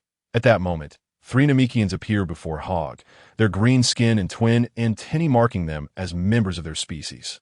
Were it an ordinary day, Hogg might have dismissed them, but summoning the dragon would necessitate the Namekian language. Thus he resolved to treat them as earthlings. "I am here to seek your Grand Elder," Hogg stated, clarifying his objective. "The Grand Elder?" The trio's brows knitted in unison. As a simple and sincere race, the Namekians felt an overwhelming discomfort in the presence of an opposing aura. Consequently, they regarded Hogg with disdain, for the malevolent energy emanating from him made them exceedingly uneasy. "What you seek the Grand Elder for? I suggest you depart at once, lest you provoke our ire," one warned. "Indeed, Namek does not welcome you." Hogg's expression grew cold as he retorted, "Are not the Namekians known for their hospitality and simplicity? Do you judge solely by appearances? If you refuse to leave, we shall take you into custody." The 3 moved to confront him. "Your antics are beneath my notice." Hogg glanced toward Neru's direction, and with a thunderous crash, he took off at breakneck speed, the violent gust of wind sending the trio tumbling 1,000 meters away before they came to a halt. Once they regained their footing, they stared in astonishment at the spot where Hogg had vanished. "What a strange individual. His speed is astonishing. We must hurry and report to the Elder," one Namekian urged. Having evaded the 3, Hogg accelerated toward the Grand Elder's location, finally arriving at the semicircular edifice 10 minutes later. As Hogg landed atop it, Neru emerged, for the Grand Elder had long since informed him of an impending visitor. "Halt! Do not approach any closer. Your presence endangers the Grand Elder," Neru interjected, blocking Hogg's path. "Fear not. I have my own means to save the Grand Elder," Hogg replied with unwavering confidence, attempting to advance further. "Stop!"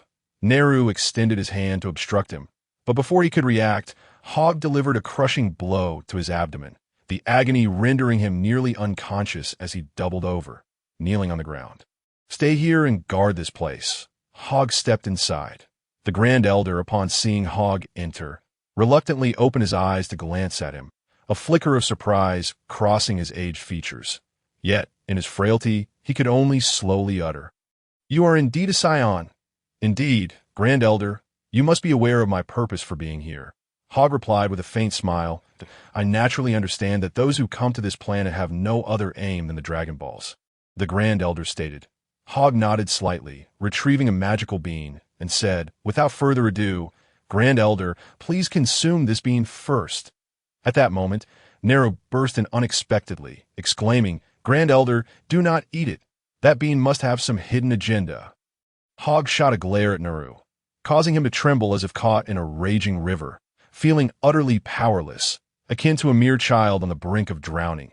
Terrified, Neru sank to the ground.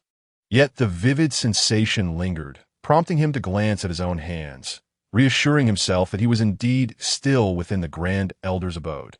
The Grand Elder observed this scene in silence, merely watching without a word. "Grand Elder, are you also one to judge by appearances?" Hogg inquired.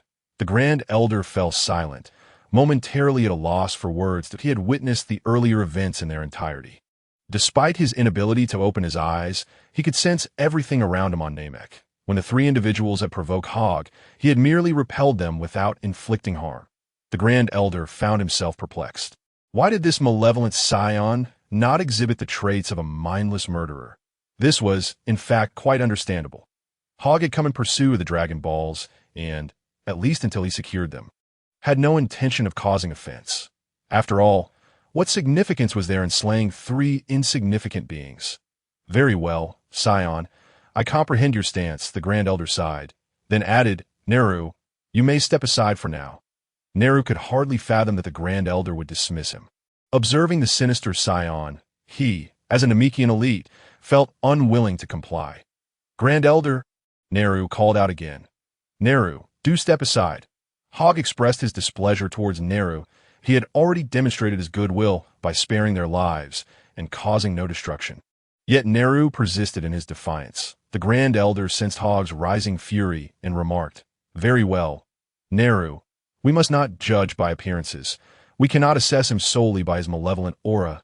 It was akin to a chivalrous hero who, despite having slain countless villains, bore the blood of his deeds, causing his presence to exude an aura that suggested ruthlessness. Fine, Neru reluctantly yielded. Hogg turned his gaze towards Neru and then back to the Grand Elder. Subsequently, using his telekinetic abilities to bring the magical bean to the Grand Elder's lips, saying, "Grand Elder, please consume this bean to restore your vitality." In truth, the Grand Elder's weakened state was a result of sensing Hogg's malevolent energy, which had diminished his internal functions and shortened his lifespan. However, consuming the magical bean would rejuvenate him. "You are quite audacious," Neru exclaimed in alarm. Hogg turned his head, casting a cold glare at Neru. Commanding silence, Neru was once again swept into that turbulent river, trembling and gasping for air. "Saiyan, spare him further torment. I shall consume the bean," the Grand Elder said, slightly parting his lips to accept the bean. Crunch, crunch, the Grand Elder's body instantly transformed. He had previously struggled to open his eyes, but now they were wide open, brimming with vitality, and he could move slowly once more. Upon witnessing this transformation, Neru found it difficult to believe. "Grand Elder," the Grand Elder smiled benevolently, replying, "No need for concern, Neru. I feel much better." "Grand Elder, shall we continue our discussion?" Hogg prompted. "Saiyan, should you assist me with the task, I will grant you the use of the Dragon Balls. Though you may only make one wish," the Grand Elder stated. Point 1. Hogg furrowed his brow, but quickly reassured himself. The Namekian dragon was far inferior to the Eternal Dragon, unable to grant wishes for immortality. The Ultra Instinct technique, or divine energy, leaving little else to wish for. "Very well, one wish it shall be," Hogg conceded, then inquired, "What task do you require?" No sooner had he spoken than the roof of the dwelling was suddenly blown apart.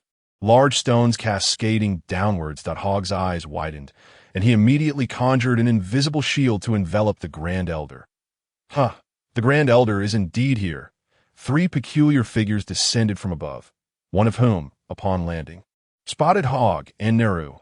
Neru recognized their appearance, akin to Namekians, yet Hogg was unfamiliar to him, prompting him to ask, "Who are you?" As the Grand Elder laid eyes on these minions, his expression shifted, and he sighed. "I did not anticipate disaster to arrive so swiftly." Disaster? Hogg, uninterested in the details, turned to the person who had addressed him, stating, "Such rudeness deserves death." With a swift motion, a beam of energy exploded the individual's head, not merely penetrating, but obliterating it entirely, transforming the scene into a gruesome spectacle. Both the Grand Elder and Neru were momentarily stunned, along with the other 2 figures, who stood agape, speechless. "You dare?" Another individual pointed at Hogg, exclaiming, "You will pay for killing our comrade. Lord Shrag will not let you escape." Before he finished speaking, the individual began to levitate, and Neru realized it was Hogg's gaze that held the person aloft. With the roof in ruins, the individual floated helplessly in mid-air. What is happening?" The man stammered. The third man quickly grasped the situation and shouted, "Stop!" But alas, with a resounding boom, the second man exploded in mid-air. For at that moment, Hogg's power surpassed even Frisia's. "Saiyan, show them mercy. They have caused no significant harm," the Grand Elder implored. "And who is responsible for the destruction of your roof?" Hogg queried coolly. "Neru, you handle the remaining one," Hogg directed, asserting, "You must realize they are also after your Dragon Balls." Neru paused, then turned to the Grand Elder, asking, "Grand Elder, is this truly the case?" The Grand Elder nodded, remaining silent. He knew these individuals were minions of Shrag, the malevolent Namekians and also super Namekians. Neru finally comprehended, then focused on the third minion, confident that with his battle power of 35,000, he could easily defeat him. The third minion hesitated for a moment before threatening, "Do you wish to incur Lord Shrag's wrath? And you, He directed his finger at Hogg, continuing, "If you kill me, Lord Shrag will not spare you. Naru, why are you still hesitating? Move!" Hogg commanded. "Well, yes." Naru instantly unleashed his full power, delivering a swift hand strike that dispatched the third minion on the spot. This minion had grossly overestimated his own capabilities, possessing merely over 1,000 in battle power. Hogg exclaimed with disbelief. "Elder, what on earth is happening?" Naru finally comprehended that Namek was on the brink of catastrophe, and it was from within their own ranks. The name Slag was familiar to him, yet he lacked detailed knowledge about it. The elder glanced at Hogg, then at Naru, and sighed. "Very well, I shall divulge the matter to you." Naru perked up his ears, listening intently, while Hogg also paid close attention. About a century ago, the elder began to recount the tale of Slag. It turned out that 100 years prior, when Slag was merely an infant, he fortuitously encountered the destruction of Namek and was sent to the planet Slag. However, upon his birth, he possessed extraordinary combat prowess, albeit accompanied by a malevolent heart. The Namekians were synonymous with simplicity, kindness, and a love for peace, yet here existed an evil being like Slag. Even without calamity befalling Namek, they sought to expel him.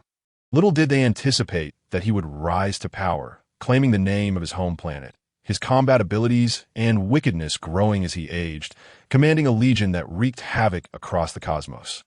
Although he was significantly weaker than the Frisia force, he was still beyond the capabilities of the Jinyu force. Upon hearing this convoluted tale of Slag, Hogg chuckled. What a twisted story. Alas, it pales in comparison to the grandeur of our Saiyan legends. In Chapter 61, The Brutal Slag, Naru finally grasped the situation regarding Slag. He stepped forward, adopting the demeanor of a martyr ready to sacrifice himself, and declared with conviction, "Elder, allow me to confront him. I shall not let them acquire the Dragon Balls." The elder shook his head, replying, "He is formidable. You cannot defeat him. However, you may enlist the help of this Saiyan. Regardless, I have decided to place my trust in this Saiyan.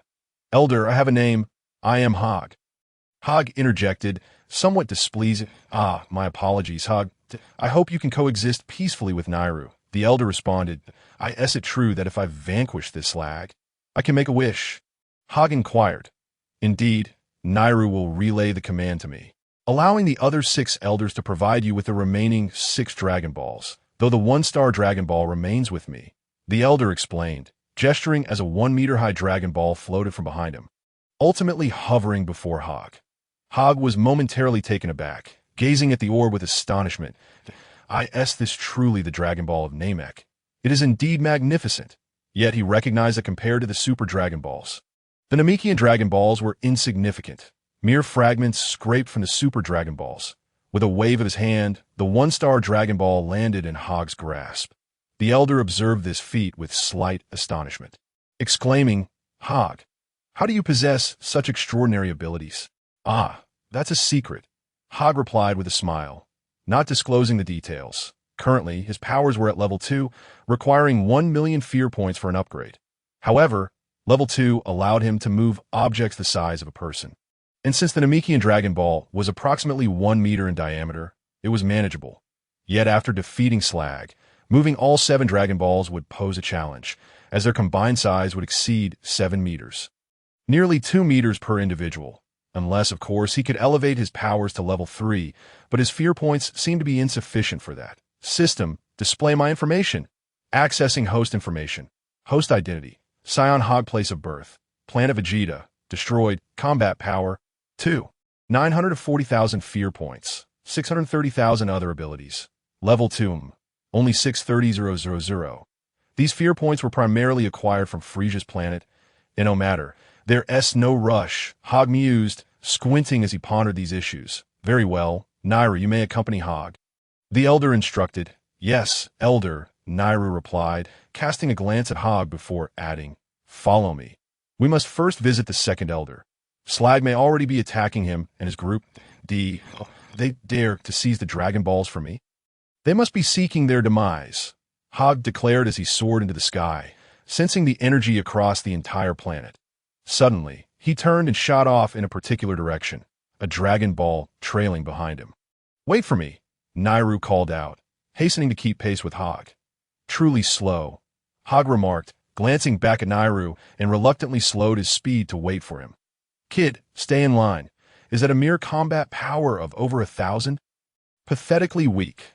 One of the soldiers jeered as he stepped on the head of a combat-ready Namekian. 8,000. How naive. The Namekian, who was being trampled, suddenly erupted with rage, his combat power surging past 2,000. Launching the soldier into the air. With a single claw, he pierced through the soldier's chest, extinguishing his life. The other two soldiers, witnessing this, also raised their energies, reaching nearly 3,000 in combat power. Die. Namekians are not to be trifled with. The three of them split into beams of light, slaughtering through the ranks. Unfortunately, the strongest among them barely exceeded 1,000 or 2,000, and with Slag's forces dispersed, the stronger ones were nowhere to be found. They could only be mercilessly slaughtered that moment. A beam of death suddenly descended from the heavens, obliterating one of the Namekian-s heads. An aura of extreme malevolence enveloped the land, and the fourth elder, who had been guarding children from a distance, furrowed his brow and instinctively shouted, "Slag!" as the figure descended, clad in yellow attire that concealed his body. The two antennae on his forehead exposed his identity. He seems to be one of our Namekians. Impossible. I just heard the fourth elder say he is Slag. That name sounds eerily familiar. I remember hearing it in my childhood. Curse him. Slag has returned. The fourth elder clenched his fists tightly, oblivious to the blood seeping from his palms, his face etched with terror, revealing the immense fear Slag instilled in them. Upon landing, two Namekian warriors, seemingly unaware of Slag's notorious reputation, rushed at him blindly upon witnessing their companion's demise. "Wait, don't go." The fourth elder shouted in vain, but it was too late. Slag's eyes glinted with malice as he extended his hand, engulfing the two Namekian warriors in a radiant light. With two anguished cries, they were reduced to ashes. "Long time no see." Fourth elder, Slag greeted in a raspy voice. The fourth elder fell silent, beads of sweat dotting his forehead, unsure of how to respond. Before him stood a fellow Namekian, yet this being showed no hesitation in slaughtering his kin, displaying an utter lack of compassion. "I have no desire for idle chatter. Hand over the Dragon Balls," Slag demanded. Yes, soon as his words fell, a horde of minions appeared behind him, each bearing a grotesque visage. "Prepare to seize the fourth elder's Dragon Balls. You may have the Dragon Balls, but you must guarantee the release of our villagers." The fourth elder countered. Slag pointed a finger, instantly terminating a villager from their midst. "You are in no position to negotiate with me. I shall not repeat myself. This is outrageous." The fourth elder seethed, glaring at the fallen villager. The shadow of death loomed over all the Namekians present. "Very well, I shall retrieve them for you." The fourth elder slowly made his way inside. "Now that's more like it," Sherlag expressed his satisfaction. Before long, the fourth elder produced a Dragon Ball adorned with 4 stars. The 4-star ball he presented. "Here, this is the Dragon Ball," the fourth elder proclaimed. Sherlag extended his hand, and the 4-star ball settled behind him. Before he inquired, "What about the other 6? "The other 6 are not with me," the fourth elder replied. "Then where are they? Are they in the hands of the other elders?" Sherlag pressed. The fourth elder fell silent, for Sherlag, being a Namekian himself, was well acquainted with the customs of planet Namek. "I shall graciously accept this Dragon Ball." "Ha!" Sherlag proclaimed as he soared into the high skies, extending his hand downwards to launch an energy sphere towards the village. Chapter 62. The wrath of Nera followed closely behind Hogg, realizing he was flying at full speed, yet barely managing to keep up. Hogg, ahead of him, appeared utterly relaxed, making it evident that Hogg's combat prowess far exceeded his own. Suddenly, Hogg came to an abrupt halt, furrowing his brow. Nera nearly collided with him, narrowly executing an emergency stop, and grumbled, "Why did you stop all of a sudden?" "There's an energy fluctuation, a very strong one," Hogg replied, his brow knitted in concern. He had sensed an extremely intense wave emanating from the west, a force comparable to that of Parker and his companions. Pointing in that direction, he remarked, "It's over there, and it's quite powerful. At least 2 or 3 times stronger than you. Over there." Neru exclaimed, glancing towards the direction Hogg indicated. After a moment's contemplation, he stated, "That's the 4-star village, the fourth elder's location. How could you sense an energy fluctuation from there?" Hogg hadn't been monitoring the energy signatures of planet Namek, trusting Neru to guide him. However, after Shalag's destruction of the village, the overwhelming energy fluctuation was impossible to ignore. "Enough chatter. Take me there now," Hogg insisted, his brow still furrowed. "Understood." I could see that moment. Neru placed his faith in Hogg, altering their course towards the west. Simultaneously, an ominous premonition began to stir within him as Hogg's speed surged, propelling them towards the 4-star village. Neru, Hogg. Suddenly, the voice of the Grand Elder resonated in their minds. Grand Elder. They both responded in unison. "Something has transpired at the 4-star village. It was Shuralag. The 4th Elder informed me before his demise that Shuralag seized the 4-star ball, and he is likely to target other villages for Dragon Balls next." The Grand Elder conveyed. Shuralag could resort to force to seize the Dragon Balls, being a Namekian himself. Though malevolent, he understood the Namekian language and required no assistance from the other Namekians. The scoundrel. He actually killed the 4th Elder. Neru's fury propelled him to accelerate significantly.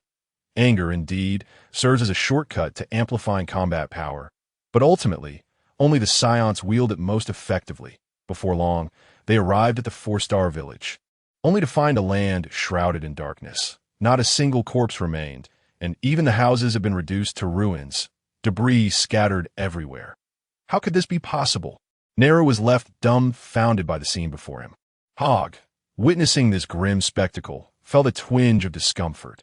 Though Saiyans often engage in internal strife and look down upon lower warriors, none had ever slaughtered their kin with such cruelty as Shuralag had.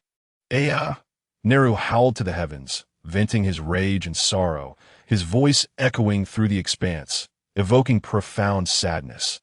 Hogg approached and placed a comforting hand on his shoulder, saying, "Neru, I understand your grief, but right now, our utmost priority is to locate Shuralag. But Shuralag is only here to steal the Dragon Balls. He won't confront us directly. What can we do?" Neru lamented. "What are you afraid of?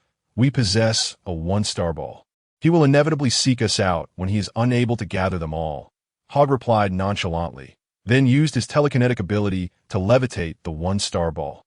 Gazing at the 1-star ball, Neru suddenly declared, "No, this won't do." "Why not?" Hogg inquired, puzzled. "If this continues, the other elders will perish as well. Why then? How can we hope to defeat him? I will have lost most of my kin, so I implore you to seek out Shuralag at once," Neru urged. Hogg paused, then replied, "But what do I gain from this?" Neru fixed his gaze on Hogg, stating earnestly, "If you can defeat Shuralag, I will grant you an additional wish on my own authority. 2 wishes in total." "Really, do you have the authority to do that?" Hogg chuckled heartily. "Indeed, I absolutely do," Neru affirmed, realizing that if he continued to be stingy, the Namekian race might truly face extinction. Hogg, however, remained unperturbed. If they did face annihilation, he could simply use the Dragon Balls on Earth to resurrect them within a year, but he deemed it unnecessary. "All right, I shall assist you this time," Hogg agreed, harboring a fondness for the Namekians from the original tale. "How shall we go about finding Shuralag?" Neru queried. Quite simply, Hogg signaled to Neru to observe their surroundings, saying, "Let your subordinates inform us." Neru was taken aback, then turned to survey the area, realizing numerous of Shulag's minions had encircled them. Drawn by his earlier roar that had alerted the station soldiers, as soon as Neru laid eyes on them, memories of the 4-star village's fate ignited his fury, and he charged forth, determined to eliminate Shulag's minions one by one. Hogg, however, was disinclined to intervene, casually resting his hands behind his head and calling out, "Neru, don't lose your head. Remember to leave one alive. We still need to interrogate them." Neru remained silent. Yet inwardly he understood that it was impossible to eliminate them all. "You seem quite at ease, opposing Lord Shuralag. Brothers, attack." Instantly, over a dozen individuals targeted Hogg. Hogg yawned, waving his hand dismissively, and a radiant beam engulfed the group, leaving not even a trace behind. Perhaps I was a bit too heavy-handed, Hogg muttered to himself. Suddenly, 2 minions plummeted before Hogg, with Neru appearing simultaneously, stating, "Everyone else has been eliminated." Only these two remain. The two minions glanced around, realizing that their original group of over 30 had dwindled to just the two of them. Fear evident on their faces. Due to their terror, Hogg also gained a modicum of fear value, albeit negligible. W, what do you want from us? Aren't you afraid of Lord Sherlag avenging you? One minion bravely stammered. Hogg made no reply, instead forming an energy blade with one hand and severing the arm of the speaking minion, blood gushing forth as the severed limb twitched upon hitting the ground. Aya! The minion clutched his wound, writhing in agony as the excruciating pain nearly rendered him unconscious, leaving him incapable of coherent thought. The other minion, witnessing Hogg's brutal display, felt a chill run down his spine, his teeth chattering in fear, pondering if he would be next. After all, more than 30 individuals here were slain by just 2 people. Hogg turned to the soldier, asking indifferently, "Speak, where is that slag?" Chapter 63. Urshing Village, what did you say? The remaining soldier, paralyzed by fear, failed to comprehend Hogg's inquiry. Just as Hogg was about to employ his methods, Nera suddenly kicked the soldier over, then stomped on his leg, coldly stating, "I ask you, where is slag? Are you pretending to be foolish here?" Hogg was taken aback. He had not anticipated that the simple-minded Namekian could exhibit such ruthlessness. Indeed, with so many of his kin slaughtered, who would not be enraged? Vegeta, as a Saiyan, had longed for vengeance against Frieza for the annihilation of Planet Vegeta, yet he lacked the means until he tearfully implored Kakarot to avenge their race. The soldier, wailing, pleaded, "I will tell you. Just don't kill me. Then hurry up and speak," Nera demanded furiously. Lord Slag went south. The soldier cried out in desperation.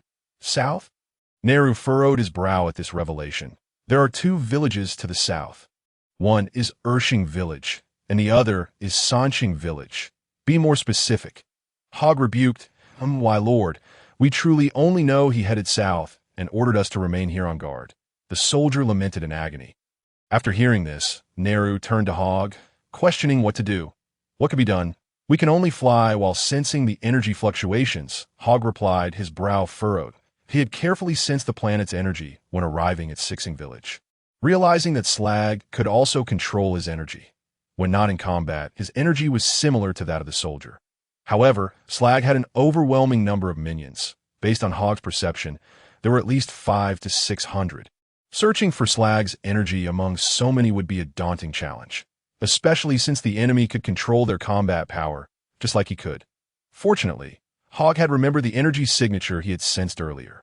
As long as he could feel it once more, he could lock onto it and confront him directly.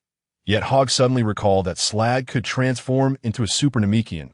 If Slag's combat power was around 100,000, it would be manageable since that transformation only increased his power tenfold, unlike the Super Saiyan transformation, which escalated at 50-fold. However, if Slag's combat power exceeded 500,000 upon becoming a Super Namekian, it would multiply to 5 million, while Hogg's own power was nearly 3 million, rendering him incapable of victory. Regardless, in this battle, I must transform into a Super Saiyan. Hogg clenched his fists, resolutely determined to achieve it. Understanding Hogg's intent, Neru waved his hand, instantly turning 2 soldiers to ashes. Nera looked at Hogg, who preemptively said, "You choose one. Shall we go to Urshing Village or Sanshing Village? I will not make the choice." With a sigh, Neru replied, "Sanshing Village is closer. Let us proceed there. However, if there are any disturbances along the way, you must inform me immediately." "All right, let us set forth," Hogg said with a smile. Agreed.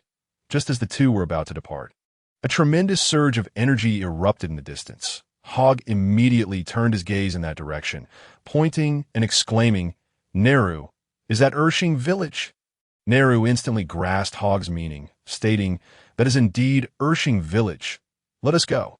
Without hesitation, Hogg soared into the air towards the source of the energy disturbance, and Neru followed closely behind, fully aware of Hogg's intentions.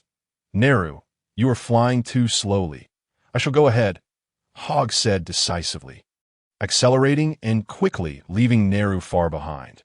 Though Neru hastened his pace, he could not catch up to Hogg, fervently urging his kin, "You must hold on. We are coming to rescue you." The energy disturbance was near and remained stationary. Unmistakably indicating Slag's presence, the Hogg's speed created a ring of white energy around him, with hints of gold shimmering within. This time, you cannot escape. I have locked onto your energy, and no matter where you flee. You will not evade me. The Hogg's eyes sparkled with determination. For the Dragon Balls of Namek, he was willing to risk everything that, at the very least, the Namekian stood with him. Elder, surrender the Urshing planet. You know as a fellow Namekian that I am aware of all the secrets of our kind. Declared a figure clad in yellow, concealing his entire body. Before him stood an elder and several villagers, while behind him lay a desolate expanse, evidence of Slag's devastation. Indeed, surrender it. Lord Slag will grant you a swifter death. Ha ha ha! With such immense power, who could blame you for sending him to Slag Planet? Now, you must surely regret it. Even if they were kin, being sent to Slag Planet had destined them to be adversaries. Even kin could be slaughtered. Lord Slag, allow me to extract the Dragon Balls from them. A tall figure stepped forward slowly. Slag, indifferent, nodded. Nada, it is your responsibility. Nada approached the elder, declaring, Old fool, my combat power is around 10,000. Do not think any of you can defeat me. Curse you, Slag. You traitor, the elder spat in fury. However, his anger was in vain. Slag apathetically observed as Nada transformed into a blur, charging at the elder. Yet, before he could reach him, he was intercepted by a shadow, forced to stumble back several meters. Nada squinted, recognizing another Namekian. The elder's face lit up with joy, exclaiming, Kalu, you've returned? Indeed, elder. Is this Slag? Scoundrel! Kalu glared at the ruins of the houses. His fury igniting, Slag glanced at Kalu, commanding Nada. His combat power is around 5,000. Eliminate him. Only 5,000? Nada swiftly lunged at Kalu with a knife hand strike, aiming to sever his neck with lethal precision. Boom! Suddenly, Kalu's energy surged, his combat power escalating as he dodged Nada's strike, in a fluid motion. He spun and delivered a powerful kick to Nada's unsuspecting face. Nada was sent flying, colliding with a soldier, yet did not cease. As he careened backward, dust billowed, and debris scattered, carving a deep trench in the ground before he finally came to a halt. Chapter 64. Grant me all your wishes, and I shall depart. After Nada was knocked to the ground, Slag displayed no concern. Instead, a glimmer of surprise crossed his face as he regarded the stern Kalu. But oh, I nearly forgot. Our race can alter our combat power. If I am not mistaken, your power should be at most 7,000. No higher, Slag remarked with a sinister grin. Scoundrel! Kalu could never have anticipated that Shurlag would correctly deduce his capabilities. His ability to bring Nada to his knees was entirely due to a sudden surge in combat power, coupled with the previous confusion that had lulled Nada into a false sense of security, allowing Kalu to catch him off guard. Kalu did not believe that this single strike would be sufficient to end Nada's life. After all, a warrior with 10,000 combat power is not so easily vanquished. Brother, I wonder if you are aware of my plight while being by the elder's side? I am struggling to hold on. Kalu thought of his brother, Neru. The two siblings were elite warriors from Namek. Neru was exceptionally strong, the mightiest of the Namekians, while Kalu, though slightly weaker, still surpassed most of their as Neru flew towards them. An ominous premonition gripped him, urging him to hasten his speed, though his 35,000 combat power had already pushed his limits. Hang in there, brother. Hogg, you must arrive quickly.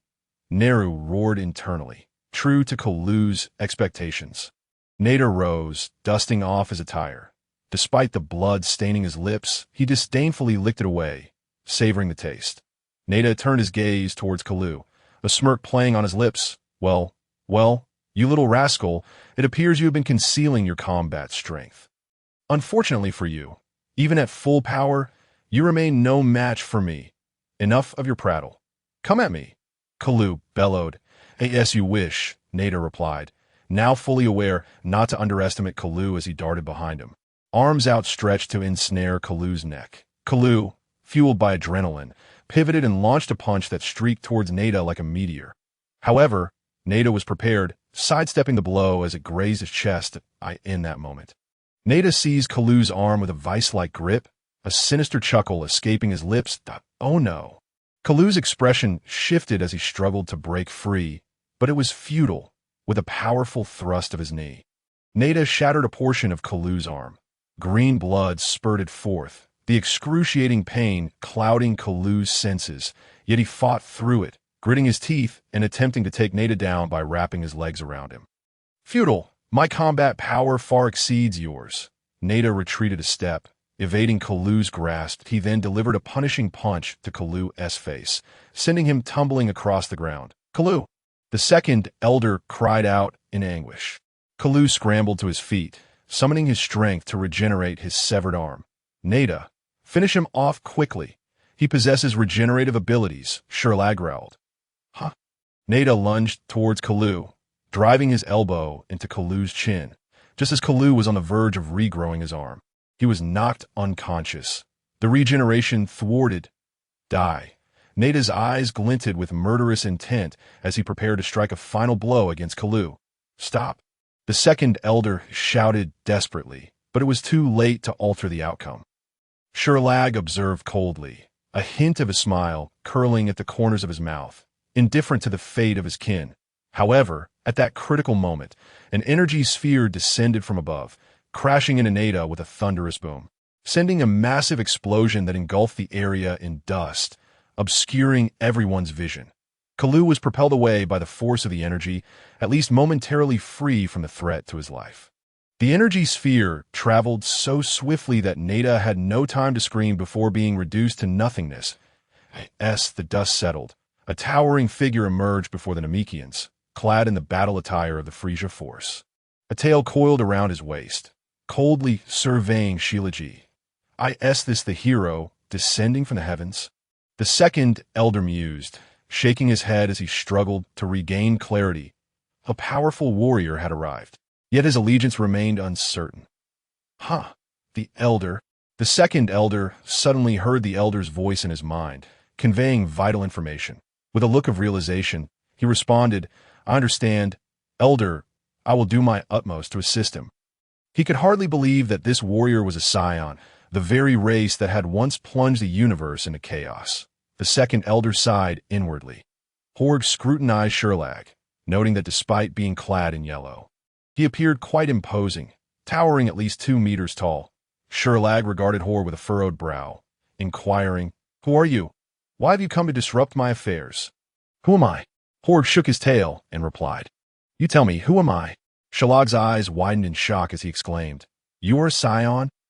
Hogg chuckled derisively, remaining silent.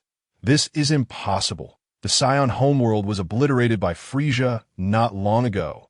How did you survive? Sherlag questioned, perplexed. Are you not aware that Saions possess remarkable vitality?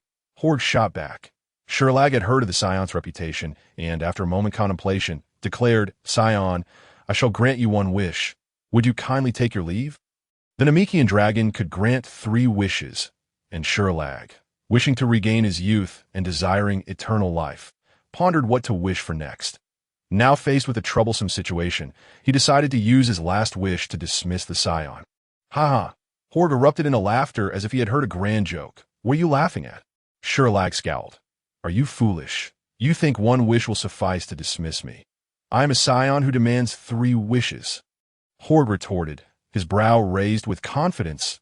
In truth, Hogg required only 1 wish, but he also sought to instill fear in Sherlag and, most importantly, wished to transform into a Super Saiyan through combat. Since he could not attain this transformation alone, he needed external stimuli, such as a battle or extreme anger, to awaken the legendary power of the Super Saiyan.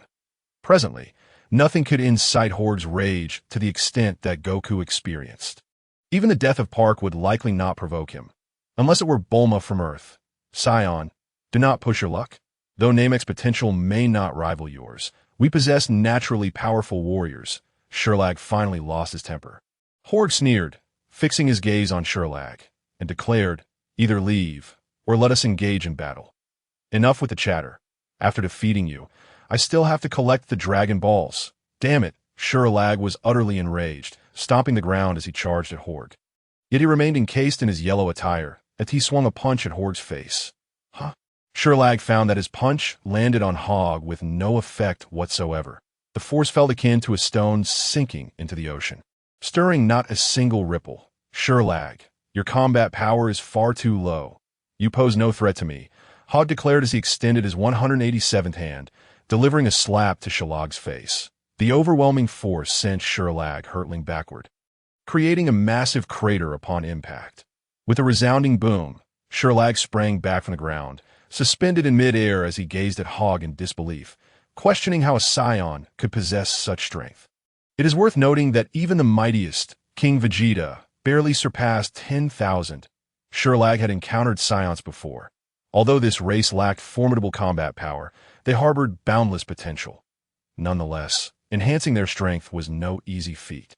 Currently in his combat form, Sherlag's power was around 100,000, and he believed he could defeat Hogg, only to discover he could not even scratch the Saiyan before him. Sherlag, unleash your full power. Without it, victory is unattainable. And you might want to transform into a Super Namekian. I'm curious to see just how strong this so-called Super Namekian truly is. Hogg remarked from a distance. Full power. Sherlag's pupils constricted as he responded. As you wish, but I do not need to transform into a Super Namekian to deal with you. My normal form at full capacity will suffice. No sooner had Sherlag spoken than he raised his hands, mustering all his strength, pushing it to the limits of his normal state, and his yellow attire transformed into a flurry of lethal blades that shot forth. Hogg observed confidently, effortlessly deflecting all the blades. That moment, a figure descended near Elder Two, but upon seeing the figure, Elder Two exclaimed, "Neru, you have finally arrived." Elder Two, how is Hogg? And what of my brother? Neru inquired. The Hogg you mentioned is that Saiyan. The Grand Elder informed me that they had been battling for a while, with Hogg holding a decisive advantage. However, now Sherlag has begun to exert his full strength, his energy far surpassing ours, Elder Two explained. Just then Karoo approached, his arm fully healed, and said, "Brother, I am fine." "I am relieved to hear that," Neru sighed, the weight on his heart finally lifting, with a thunderous roar that captured everyone's attention. A colossal aura emanated from Sherlag, shaking the very ground beneath them. His formidable energy radiated outward, reducing any debris it touched to dust, while trees were uprooted and sent soaring into the sky. And the earth trembled violently. What kind of power is this? Sherlag is indeed a paragon among Namekians. Could Hogg truly have triumphed over him? Elder Two's expression was one of astonishment. Neru furrowed his brow and said, "I can only place my trust in him." Truly, Sherlag's combat power must be at least 500,000, he mused. During this time, aside from Frieza, Hogg had finally encountered an opponent of considerable strength. With a sudden burst, Sherlag vanished from his position, reappearing behind Hogg, delivering a powerful kick that sent Hogg flying. As Hogg soared backward, Sherlag materialized above him, bringing his hands together and unleashing a thunderous strike, forcefully driving Hogg into the ground. Upon Hogg's landing, the earth cracked, countless stones flying forth, creating a bottomless pit spanning 1,000 meters, with dust billowing into the air. Such incredible speed and power! Neru exclaimed in awe. Sherlag abruptly turned to Neru and said, "You are the strongest Namekian aside from me, are you not? Come forth. This is bad." Neru froze in place. Elder Two shouted, "Neru, run. Do not harm my brother." Karoo fired numerous energy blasts, but they were effortlessly neutralized by Sherlag. "Get out of my way," Sherlag commanded, and before Karoo stood an abyssal chasm. If struck, he would surely perish. "Come to me. I can eliminate any other Namekian, but you. The second strongest, I might consider recruiting as my subordinate." Sherlag extended his hand, and Neru felt as though an invisible force was tightening around his neck, drawing him towards Sherlag against his will. Neru struggled desperately, but it was futile. Sherlag's strength was overwhelming, his abilities unparalleled, a combat power of 35,000. Neru stood no chance against Sherlag's might that exceeded 500,000. Sherlag laughed triumphantly, believing he had everything under control, when suddenly an energy beam struck his palm, causing it to explode, eliciting a cry of pain from him. Yes, Sherlag clutched his hand, now reduced to mere bone fragments. He looked incredulously towards the source of the beam to find Hogg standing in the distance. Hogg, relaxed and stretching, cracked his knuckles and neck exuding an air of ease, remarked, "Tell me, Sherlag, why the hurry? Just because I allowed you one attack. You seem so pleased with yourself?" You did not perish," Sherlag gasped. Simultaneously, he drew in energy, and his palm returned to its original state. "Perish?" Hogg laughed heartily, saying, "Do I look like someone in trouble? To be honest, your previous attack alleviated my chronic neck pain. It felt delightful. How about you give my back a rub, as I suffer from lower back pain as well?" He gestured toward his back. "Why not strike my back this time, as I often have issues with my lower back?" Hogg chuckled. The provocation was unbearable. Sherlag was seething with rage. Such taunts would test the patience of even an ordinary person, let alone the ruler of a planet. "Die!" Sherlag roared, his speed increasing beyond his previous limits, his fists erupting like a volcano as they descended upon Hogg's face. Hogg slightly sidestepped, evading the first punch, but Sherlag, unwilling to relent, threw another, and then another. A relentless barrage of blows. The air was filled with the sound of Sherlag's punches, yet none found their mark. Hogg deftly evaded each strike, moving with the agility of a specter, untouchable. Sherlag was bewildered. His fists were mere millimeters from Hogg, seemingly destined to connect, yet Hogg effortlessly dodged each one. "Damn it!" Sherlag bellowed, accelerating his punch speed, but still he could not land a single hit on Hogg.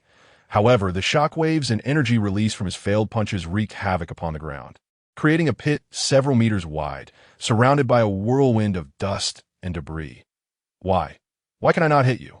Sherlag roared, his frustration mounting as he unleashed rapid punches that failed to connect, leaving chaos in his wake. All a result of his own power. Is that enough? Hogg's expression shifted dramatically as he uttered those words. As Sherlag unleashed a punch, he suddenly realized that he could not retract his fist. Turning to Hogg, he discovered that his hand had been seized by him at some point without his notice.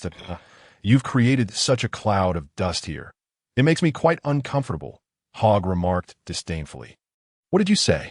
As soon as Sherlag's words fell, a resounding bing echoed as Hogg's fist struck his face with tremendous force, distorting Sherlag's features and sending saliva flying.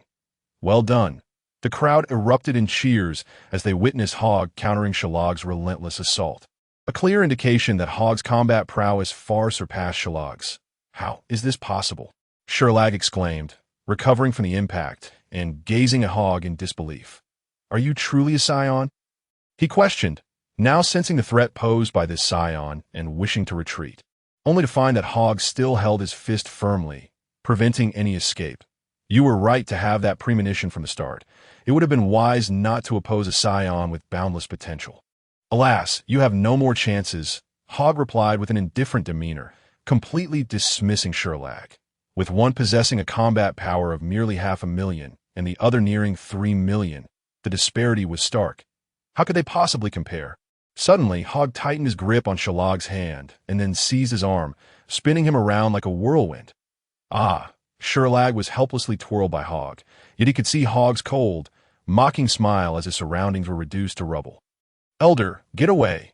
Nelu and Kalu quickly gathered the villagers to distance themselves from the battle, knowing that should they be caught in the fray, it would spell certain doom. Once they reached a safe distance, the brothers gazed back at the fight in astonishment, marveling at how Sherlag was being toyed with by Hogg. Truly unfathomable. This what a Saiyan is like. The elder, witnessing a Saiyan for the first time, felt a surge of excitement. Without warning, Hogg released Sherlag, who was propelled at high speed into a towering mountain, causing it to crumble into a cascade of debris and dust. Hogg appeared above the cloud of dust, declaring, "Come forth. I know you haven't perished." Countless purple lights erupted from the rubble, dispersing the dust and revealing a disheveled figure slowly rising into the air, glaring furiously at Hogg. "Damn it, that cursed Saiyan." Sherlag cursed this moment. Purple blood trickled from his forehead, his ragged clothing hanging in tatters, and veins bulging like worms due to his fury. "Are you still not prepared to unleash your full power?" Hogg asked, eyeing him intently. Sherlag grinned wickedly. "It's evident you possess considerable knowledge about us Namekians." "Of course, I am the author," Hogg replied with a smile. "Author?" Sherlag was bewildered by this term. But his expression turned serious as he warned. Saiyan, if I were you, I would retreat with my tail between my legs. Oh, really? Hogg retorted. What right do you have to speak like that in your current pitiful state? You, Sherlag attempted to unleash his rage. But a glint of cunning crossed his eyes as he coldly declared, Very well. Soon you shall find there is no escape. I will show you the power of a super Namekian. With that, Sherlag finally transformed, his muscles swelling significantly, radiating immense power, and arcs of electricity coursing across his body, a testament to his formidable strength. The ground beneath his feet suddenly caved in, and countless fragments of rock were sent swirling around him. Lightning flashing amidst the debris as his entire form began to shift. Is this the aura of a super Namekian? Fascinating. Hogg observed, beads of sweat forming on his brow, yet his face remained a mask of confidence. Is this truly Sherlag? His power has surged to such an extent. Nelu and Kalu were left in shock at a demon, a true demon.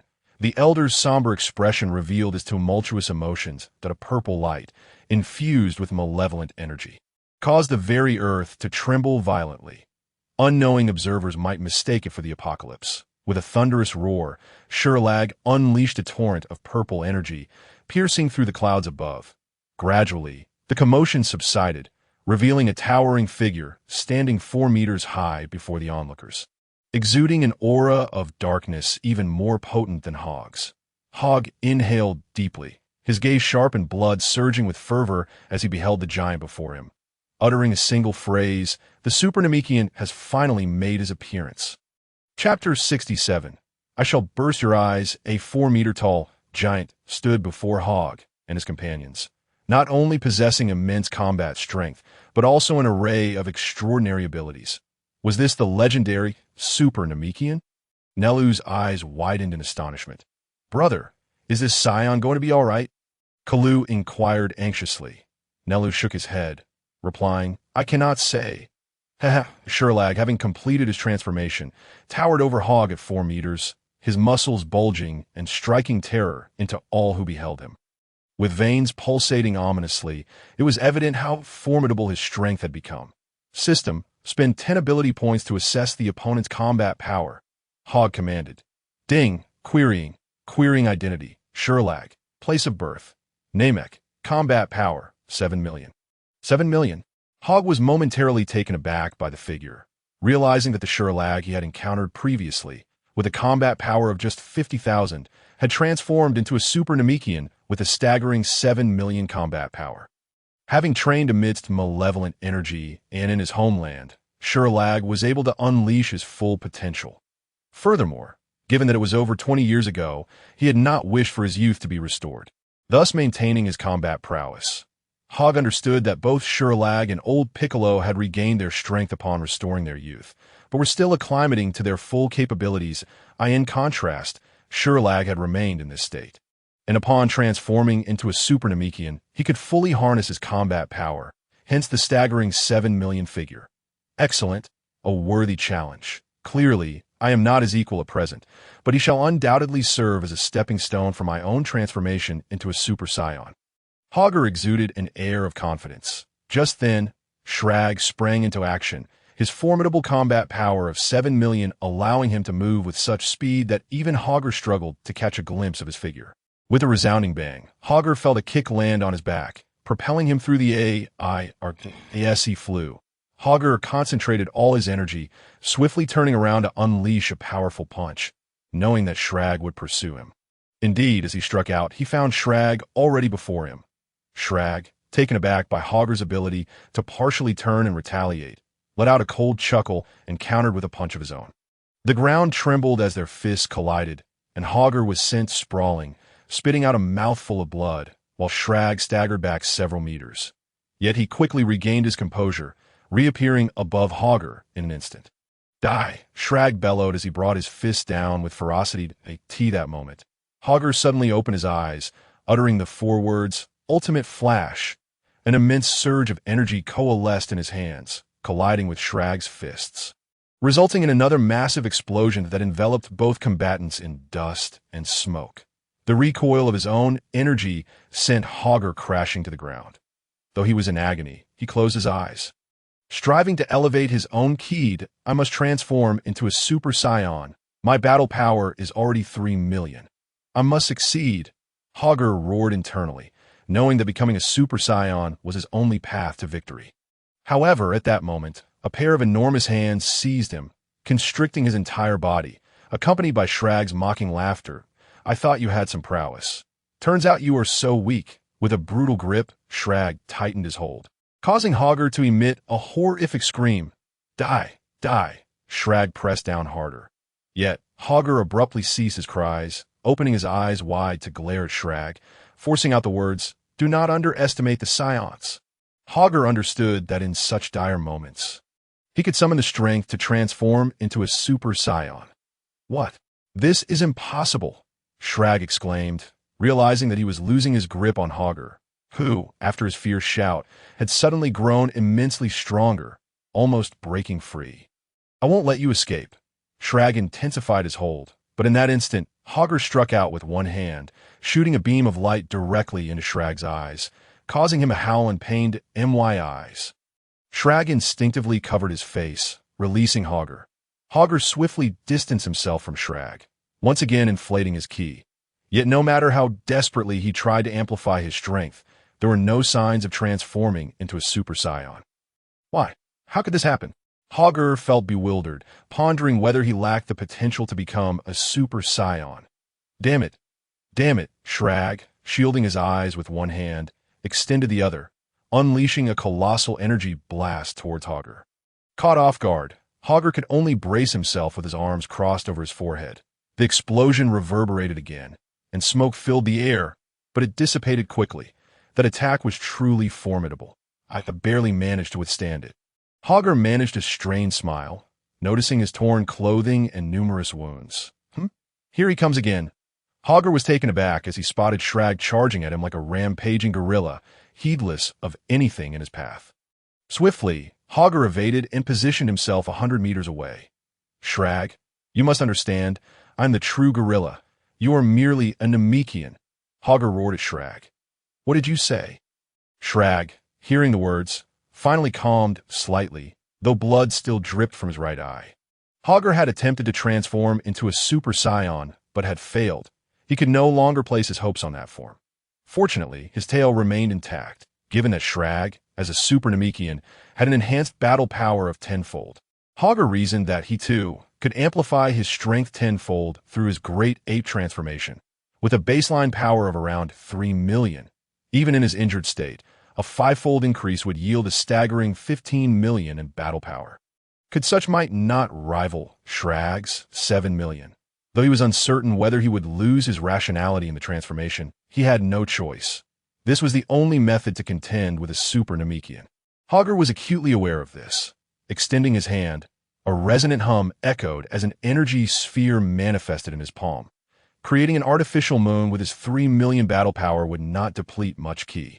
Though Hogg could not transform into a Super Saiyan no matter how hard he tried, he understood that his 3 million power was insufficient to defeat Shrag's 7 million. He needed a contingency plan, the Great Ape Transformation. With determination, Hogg formed an energy sphere and hurled it into the sky. In that instant, his tail's hair bristled in anticipation of the impending transformation. Even before the artificial moon fully materialized, his tail reacted. What is he doing? Shrag squinted at Hogg from a distance, recalling information about Saiyans. Saiyans could transform into great apes, dramatically increasing their power. While he wasn't entirely sure of the specifics, he knew it could at least double their strength. It was a hallmark transformation of the Saiyan race. This information flashed through Shrag's mind. His expression shifted in alarm. No, I cannot allow him to complete his transformation. Otherwise, the outcome will be uncertain. Shrag roared, extending his hand as a massive energy blast, exceeding 5 million in power, surged towards the nascent artificial moon. Hogg, having never attempted to create an artificial moon before and just having grasped the method, was about to shout explode when Shrag obliterated it. Damn it! Hogg cursed vehemently, but Shrag barreled towards him like a wild gorilla, intent on preventing Hogg's transformation. With a sweeping motion, Shrag sent Hogg flying. his gaze fixed on Hogger's tail. That's right. The principle behind the Saiyan great ape transformation lies in the light emitted by the moon or artificial moon, which triggers a reaction in the tail, ultimately leading to the transformation. Shrag recalled having researched various cosmic races, including Saiyans, and understood the mechanics behind the transformation. If he could sever Hogger's tail, the transformation would be thwarted. With a glimmer of determination, Shrag swiftly approached Hogger from behind, seizing his tail. Hogger had trained his tail since arriving in this world, so even if it were grasped, he would not lose any power. Give it to me, Shrag declared, his other hand morphing into a sharp blade aimed at severing Hogger's tail. Hogger's heart raced as he understood Shrag's intent. If his tail were cut off, he would be unable to transform into a great ape and would be utterly defeated. I cannot allow this to happen, Hogg roared, his entire body spinning rapidly, his legs kicking like windmills against Shlaj's face, each strike leaving it swollen and bruised. Bang! Bang! Bang! Shlaj, unwilling to release Hogg's tail, found himself unable to approach it with his other hand, continuously receiving blows. Enraged, he directed his other hand towards Hogg and unleashed a powerful energy blast. Boom! Hogg was struck by the blast, losing a third of his strength and collapsing to the ground, unable to rise for the moment. Ha ha! Your tail is mine now. A boisterous, arrogant laughter echoed from above as the towering figure, standing 4 meters tall, descended heavily upon Hogg's abdomen, delivering a devastating blow that nearly rendered him unconscious, blood gushing forth uncontrollably. How about that? A Saiyan is ultimately a Saiyan. How could you possibly compare to a Super Namekian? Shlaj sneered at the unfolding scene. Hogg was gravely injured, struggling to rise, his tail now exposed. Shlaj reached out, gripping Hogg's tail, grinning maliciously as he proclaimed, "Once I sever your tail, you will stand no chance against me." He then slowly raised his hand, poised to strike. Hogg was utterly powerless to resist, barely having the strength to crawl, forced to watch helplessly as his tail was severed. Snap! The Saiyan's most vulnerable point was indeed his tail, which Shlaj discarded carelessly. Humph! Now you're utterly useless, with no hope of defeating me. With that, Shlaj kicked Hogg away. Hogg was propelled through the air. He could no longer feel his tail, but he suddenly sensed a peculiar force coursing within him, an energy unlike anything he had experienced before. Upon crashing to the ground, a cloud of dust was kicked up, yet Hogg, amidst the dust, slowly stood up, his eyes closed. "Oh, you can still stand. How delightful. I shall grant you one final blow." Shlaj's gaze was cold. Despite the previous battle, he had retained most of his strength, still capable of wielding 7 million in battle power. Die! Ha! Shlaj charged at Hogg once more. It's over. The Saiyan cannot win against him.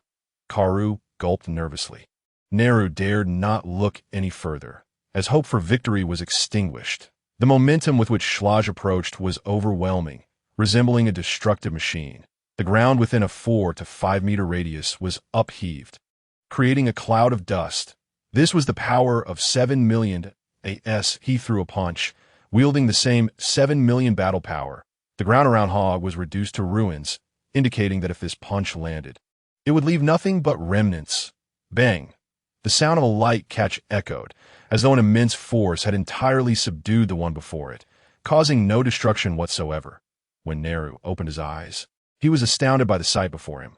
Hogg had actually caught Shlaj's most powerful punch. No, this cannot be. How could you possibly withstand my full-strength strike?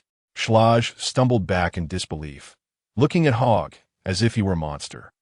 Hogg slowly lifted his head, opening his eyes to reveal a sly smile, yet he uttered not a word. Rumble. At some point, the sky had darkened ominously, lightning flashing and thunder rumbling, and bizarre phenomena began to unfold around Hogg. Shlaj, understanding the transformation taking place within Hogg, retreated several meters, watching in astonishment. Crack! A bolt of lightning struck near Hogg, yet he remained unmoved, instead focusing on harnessing the unprecedented energy within him. More and more lightning fell around him, but none struck Hogg directly, and he struggled to capture that energy. Just then, a colossal bolt of lightning descended from the heavens, striking Hogg. The explosive sound rendered everyone briefly deaf. Yet strangely, there was no cry of anguish from Hogg. Instead, a golden light surged upward as the lightning dissipated, revealing a figure radiating golden brilliance. He had golden hair and emerald green eyes, an unstoppable golden aura erupting like a massive flame. Such a being appeared before the crowd, leaving them all in shock. I have finally transformed into a Super Saiyan. Hogg's voice resonated like thunder in everyone's hearts. Chapter 69, A Matter of Just One Palm. Planet Namek, in the ruins of the Second Star Village. The villagers were present, along with Shlaj, who had been sent to Shlaj planet since childhood, and most importantly, Hogg, who had now transformed into a Super Saiyan. Is this what a Super Saiyan is? With each breath Hogg took, energy surged wildly within him, culminating in waves of violent aura that coalesced into a massive golden flame. Initially, Hogg believed he lacked the potential to transform into a Super Saiyan, but he had not realized that his tail had been the hindrance. Once severed, the energy of the Super Saiyan emerged. After transforming, Hogg felt exhilarated, almost losing control of his own body, as if it were fighting autonomously. This was indeed characteristic of an initial Super Saiyan transformation. What is happening? Why has Hogg changed? He radiates golden light. Neru gazed at Hogg in astonishment. Hogg turned his head, his face brimming with uncontainable excitement, and said, "Neru, we Saiyans are similar to you Namekians, yet our potential is limitless. It continues to grow indefinitely. Wouldn't you agree, Shlaj?" Hogg then turned his gaze towards Shlaj. Shlaj's expression shifted dramatically. Not only was he unable to look at Hogg, but even sensing Hogg's aura felt terrifying. "Shlaj, did you not think the Super Namekian was formidable? Now, at 240, I shall show you the true power of a Super Saiyan." Hogg could no longer contain his excitement, his body itching for action. "Come on, I don't believe a Super Saiyan is that formidable," Shlaj growled. Yet in the next moment, Hogg appeared before Shlaj, effortlessly striking him with a palm. With a resounding slap, Shlaj couldn't comprehend how that hand had struck his face, sending him hurtling through the air, crashing through a mountain, and then plunging into the water, sending waves soaring 1,000 meters high. The lake was left exposed to the mud, indicating that a substantial portion of the water had been propelled into the sky.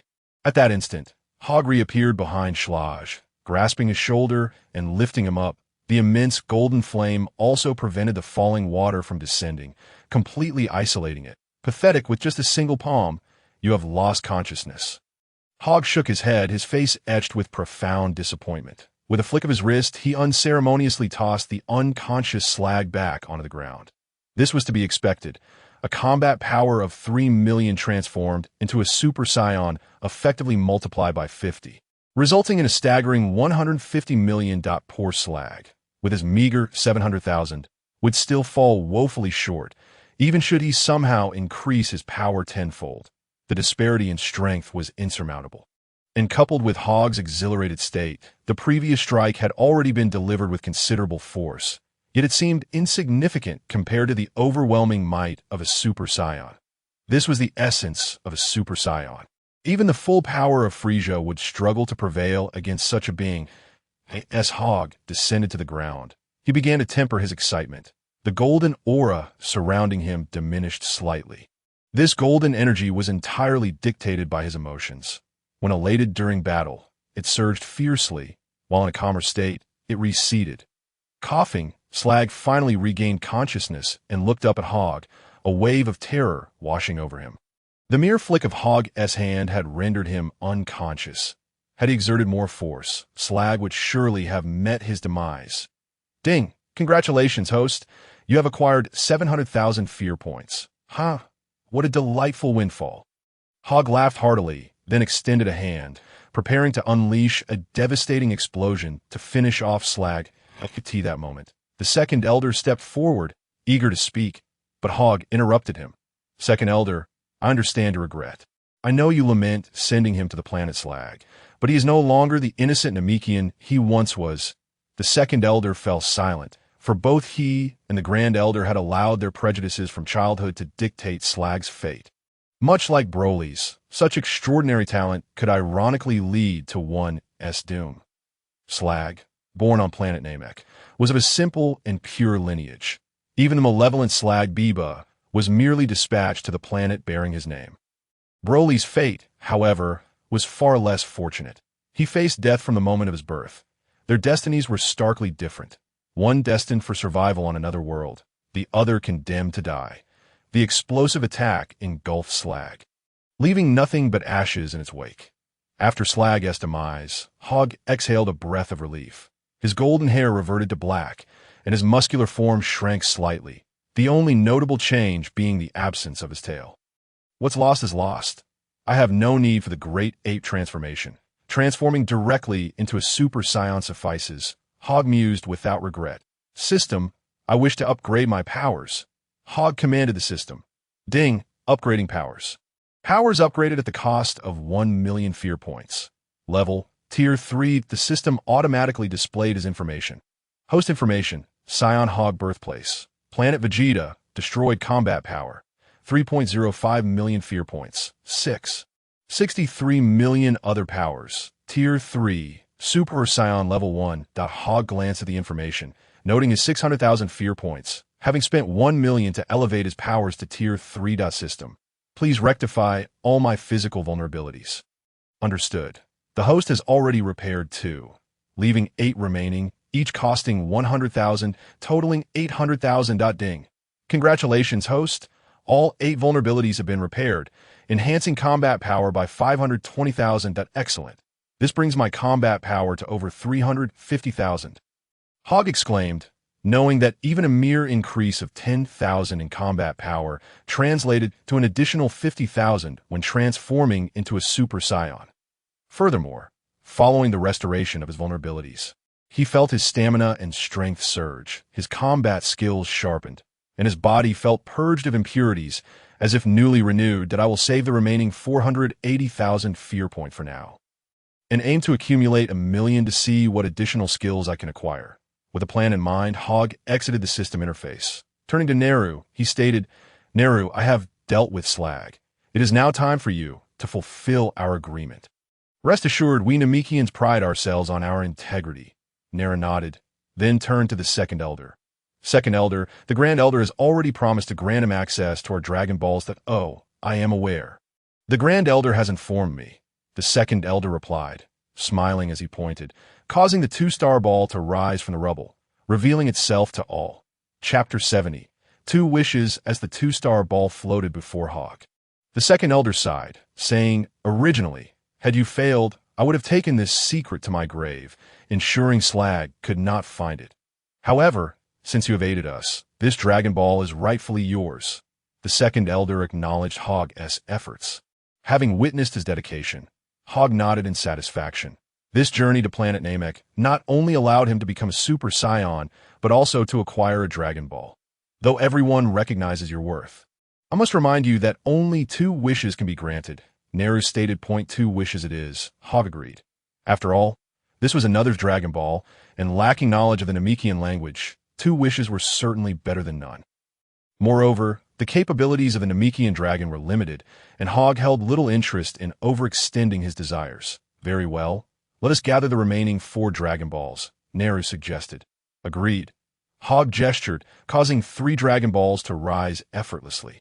With his powers now at Tier 3, he could manipulate large objects with ease, making the control of the 3 Dragon Balls a simple feat. These 3 included 1 from the Grand Elder, 1 taken by Slag from the 4-star village, and the last belonging to the Second Elder's village. The Second Elder, astonished by Hogg's abilities, remarked, young man, I never anticipated that you're not only a formidable warrior, but also possess such remarkable magical prowess. Magic, a subset of superpowers, was the vernacular of planet Namek, where only the exalted Grand Elder comprehended that magic was merely a facet of superpowers. Now, I must embark with Neru to retrieve the other 4 Dragon Balls. I will not assist in rebuilding your village, Hogg stated, glancing at Neru, who nodded in understanding as he led Hogg to the other 4 villages. After approximately half a day, they finally gathered all the Dragon Balls. Summoning the dragon was, in fact, quite simple. Any Namekian could do so with a mere incantation, akin to the Earth Dragon. Neru extended his hands towards the Namekian Dragon Balls and began the incantation in the Namekian language. With a thunderous roar, akin to Hogg's experience summoning the dragon on Earth, an infinite stream of golden light emerged, culminating in the form of a colossal dragon. However, the appearance of the Namekian dragon differed from that of its Earth counterpart. "Make your wishes," Neru urged. Wishes? Hogg found himself momentarily at a loss for what to wish for and decided to test the waters. "Neru, I wish to comprehend the Ultra Instinct technique," Hogg declared. Ultra Instinct. Neru was unaware of what it was, yet he assisted Hogg by attempting to communicate with the dragon using the language of Namek.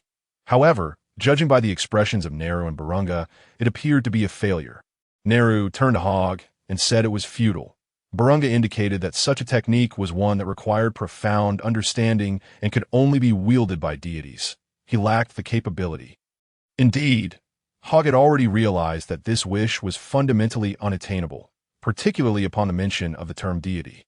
He surmised that only after transforming into a Super Saiyan god could he begin to comprehend the Ultra Instinct technique. Although the system shop offered exchanges, the fear value was exorbitant, and since it was an understanding-type technique, acquiring Ultra Instinct before becoming a deity was nearly impossible. "Then I wish for immortality." Hogg proposed another wish. Neru conferred with Barunga once more, yet still shook his head, indicating it was not feasible that I see. Indeed, one cannot wish for something beyond the realm of gods. Hogg conceded defeat. None of these wishes were viable. After contemplating for a moment, he suddenly thought of a skill he had recently desired and said, "Neru, can you wish for universe-level instant transmission?" Neru nodded slightly, and once again made a wish to Barunga. This time, Barunga remained silent for a while before signaling approval. Turning back, Neru beamed with joy and announced, "It has succeeded. You have been granted universe-level instant transmission." Hogg initially assumed this was a skill exclusive to the Kais, yet was astounded to find it had indeed worked. This was exhilarating.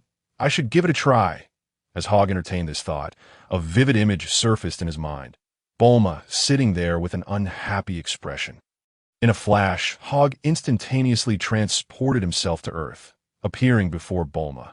She suddenly sensed a presence in front of her and froze momentarily.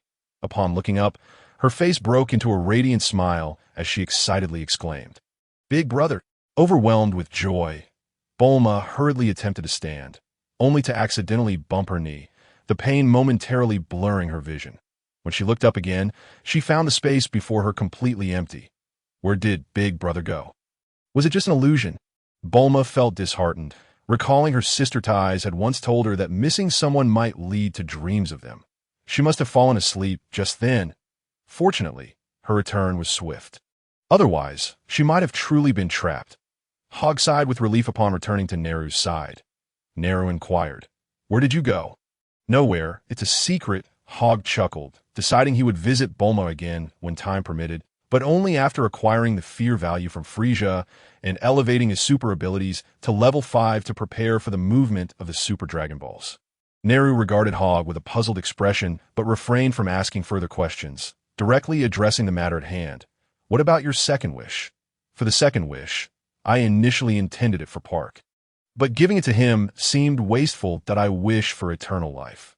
After discussing with Barunga, Neru confirmed that the second wish was granted, although Barunga specified that eternal life does not account for being killed by others. Hogg understood perfectly. Eternal life meant to live on forever, but if one would be killed, their life would be forcibly taken, not a natural death. Thus it cannot be blamed on eternal life. Furthermore, that referred to immortality, not eternal life, which was a passive aspect of Hogg's condition.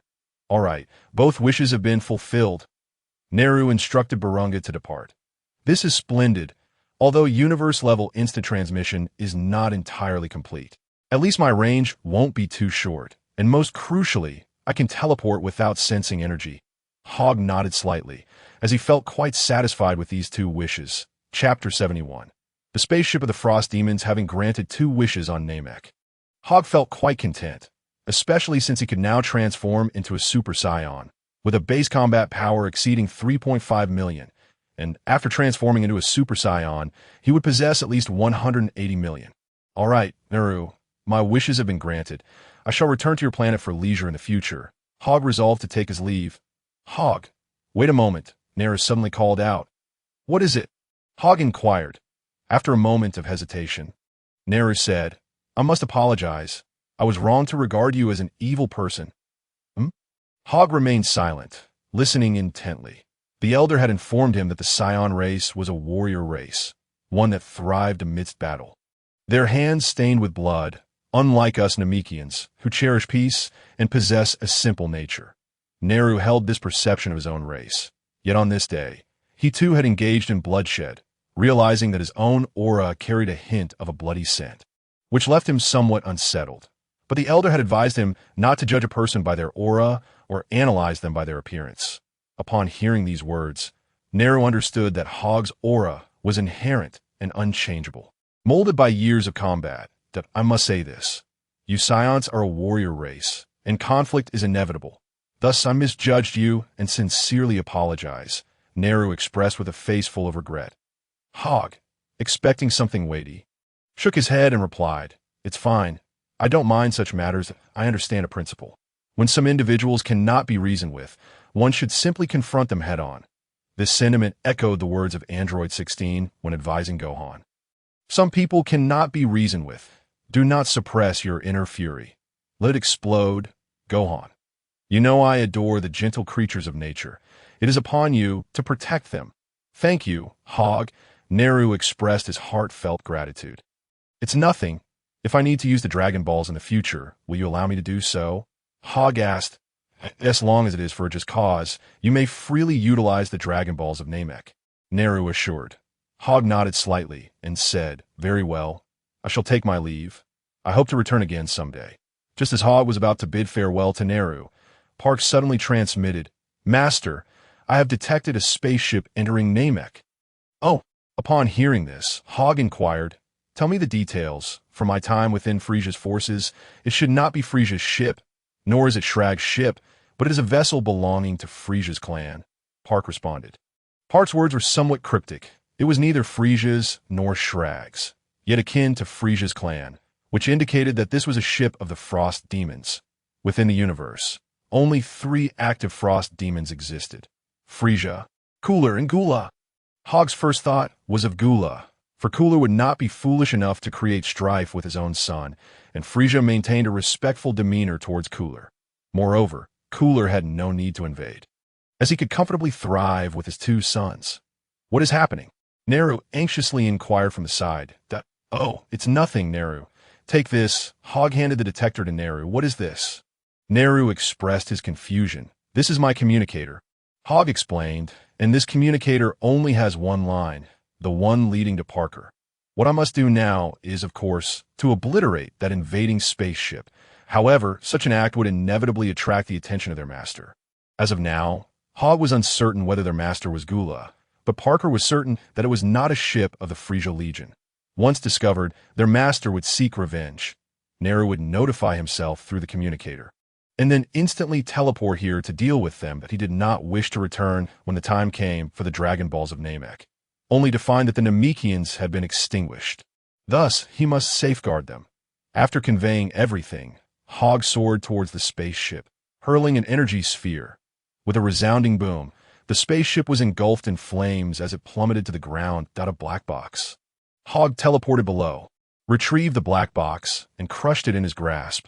Finally feeling at ease, in a flash, Hogg teleported inside the spaceship, startling Parker, who exclaimed, My lord, how do you appear and disappear so mysteriously? Your speed was astonishing just now. Has your combat power increased? Fortunately, it had indeed increased, Hogg chuckled, neither denying nor elaborating further. My lord, where shall we go next? Parker inquired. Parker, you should return to Earth for now. I will proceed alone, Hogg replied. With his newfound ability to teleport, he could go anywhere without needing Parker to pilot the spaceship. However, given that Parker had accompanied him for some time, it would be nice for him to enjoy a respite on Earth. Parker grew anxious, exclaiming, My lord, are you going to abandon me? Please don't leave me behind. I wish to follow you always. Parker, it is not abandonment. Hogg shook his head, struggling to find the right words. After a long pause, he adopted a stern demeanor and declared, This is an order. With no choice but to comply, Parker nodded and responded, My lord, I understand. I will unconditionally obey the order. He then saluted. Once back on Earth, you must not take lives, unless your adversary is truly excessive. Of course, you may engage in acts of righteousness, but most importantly, do not oppose the gods and refrain from causing too much disturbance on Earth. I do not wish for you to alter the way humanity exists on this planet, Hogg admonished. He understood that Parker's combat power of over 100,000 was not enough to turn Earth upside down. Yet he feared that he might plunge Earth into chaos, much like old Piccolo had done. Rest assured, my lord, I will remember, Parker vowed, patting his chest. Very well, return to Earth now. I must take my leave, Hogg said, departing from the spaceship. Inside the cabin, Parker gazed at Hogg, who was flying farther away into the cosmos, tears welling in his eyes as he murmured, My lord, do not worry. I will live well on Earth and will not cause trouble. You have given me all of this. Hogg believed in Parker's resolve. As he flew a considerable distance, he teleported directly to Frisia's planet. Chapter 72. The Intimidation of the Super Saiyan. How swift. It hardly took 2 seconds. I arrived at Frisia's star in just one. The power of interstellar teleportation is truly remarkable, Hogg marveled as he surveyed Frisia's star. System, where is Jinyu on Frisia's star? Hogg inquired. The system responded, it will require 1,000 fear points. What the hell, a profiteer? This costs 1,000 fear points. Hogg was taken aback that locating Jinyu required such a price. Well then, goodbye. Wait, hold on. Fine, I will spend 1,000 fear points. After all, I have plenty of fear points. Query Jinyu's location. Hogg relented. With a chime, a beam of light flickered, extracting Jinyu's soul energy. Moments later, Hogg's mind conjured an image of a planet marked by a red, indicating Jinyu's location. Without hesitation, Hogg teleported there, appearing right before Jinyu. However, instead of the previous minion, he found Bardock. Bardock, he exclaimed in surprise. You are that Saiyan? How did you end up here? Jinyu quickly caught on, demonstrating his astuteness. Oh, not deceive me. I told you. Your soul energy is unmistakable, Hogg stated without hesitation. Jinyu's expression shifted dramatically, growing somber as he admitted, no matter who I swap bodies with, you would detect it. Truly impressive. I am indeed Jinyu, not Bardock. And where is the original Bardock? Hogg inquired. That I killed him, Jinyu replied grimly. Hogg wasn't particularly interested in the details of their situation. Is that so? Do you still wish to seek revenge on Frisia? Jinyu did not respond to Hogg, but instead asked, Frisia's combat power is extremely formidable. Even if I wished to, I could not exact revenge. Did I not mention that I can transform into a Super Saiyan?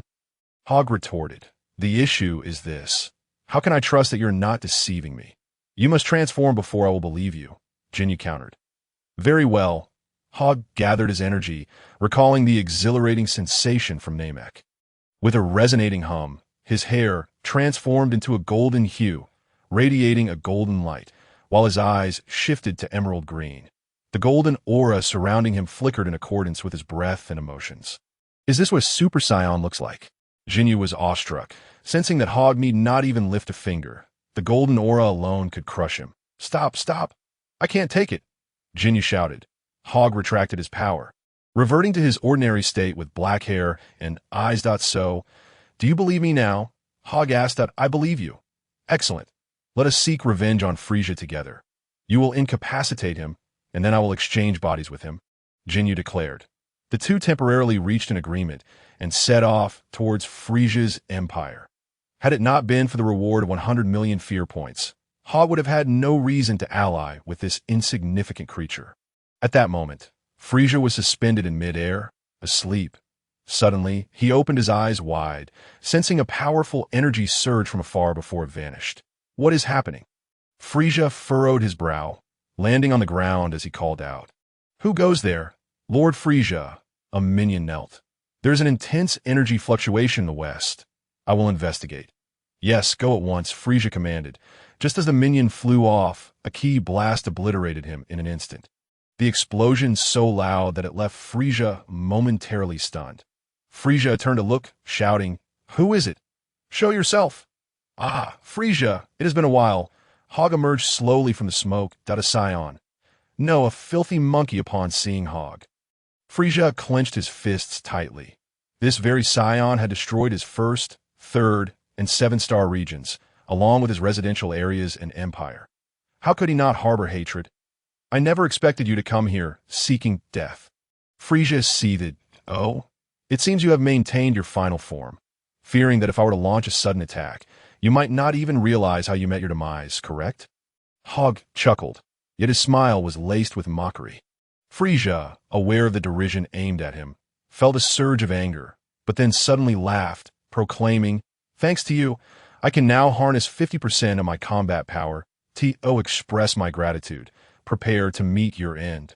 As the words left his lips, Frisia appeared above Hogg, his fists converging as he struck downwards with immense force. The blinding golden light met his blow, sending Frisia hurtling away. Without hesitation, Hogg transformed into a Super Saiyan. And in that moment, the surroundings were engulfed in an endless golden radiance, with golden flames spreading forth. The structure could not withstand the energy emitted by the Super Saiyan and collapsed under the pressure. Suddenly, a golden light and a white beam emerged from the ruins, but the golden light swiftly arced back, colliding fiercely with the white beam. The white light plummeted towards the ground, piercing through layers of smoke until it crashed with a thunderous roar.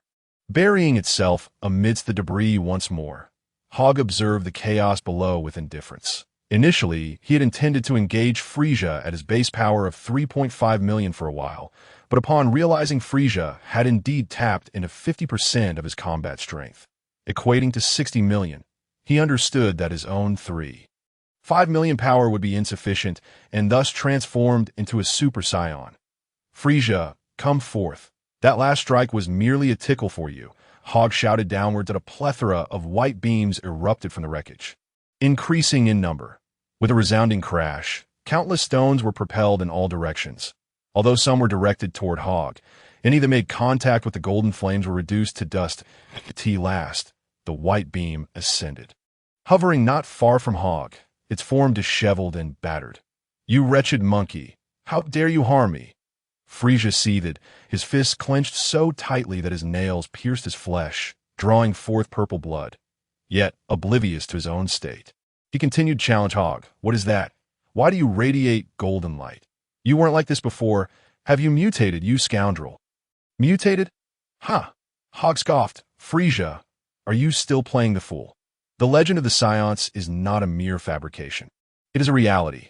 The legend of the Saiyans." Frisia's pupils dilated in shock.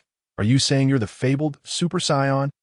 "The legendary Super Saiyan," Frisia repeated, simmering with rage, yet momentarily calmed as he processed the revelation. Hogg nodded, explaining that while he may not possess the same power as Broly, he was indeed a Super Saiyan. His strength increased 50-fold.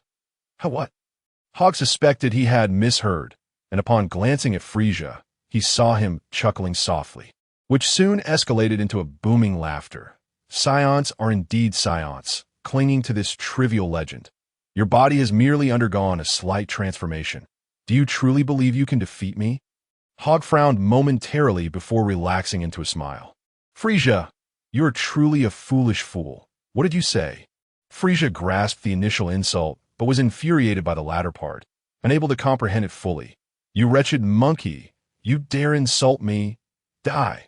Frisia raised his hand, unleashing a barrage of death rays, each capable of annihilating a small island.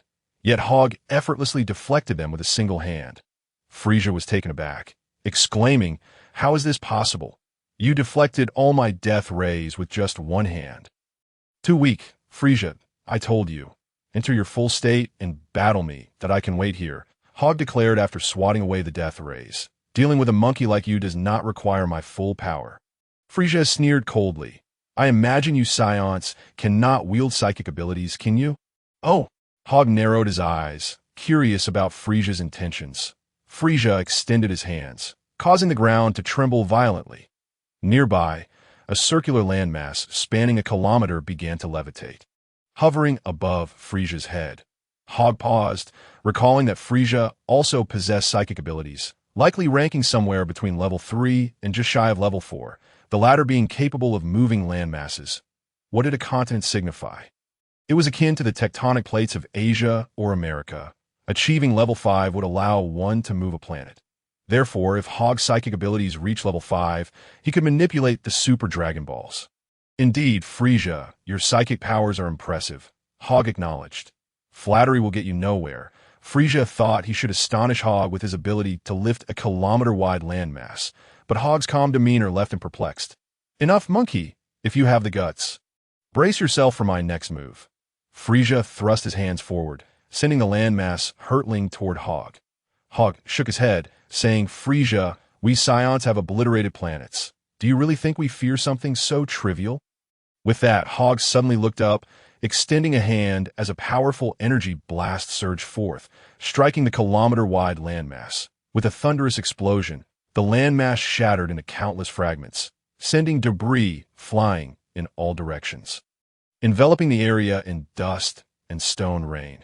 Coughing violently, Frisia was caught in the whirlwind of dust, sputtering, Damn that filthy monkey! How dare you crudely destroy the landmass?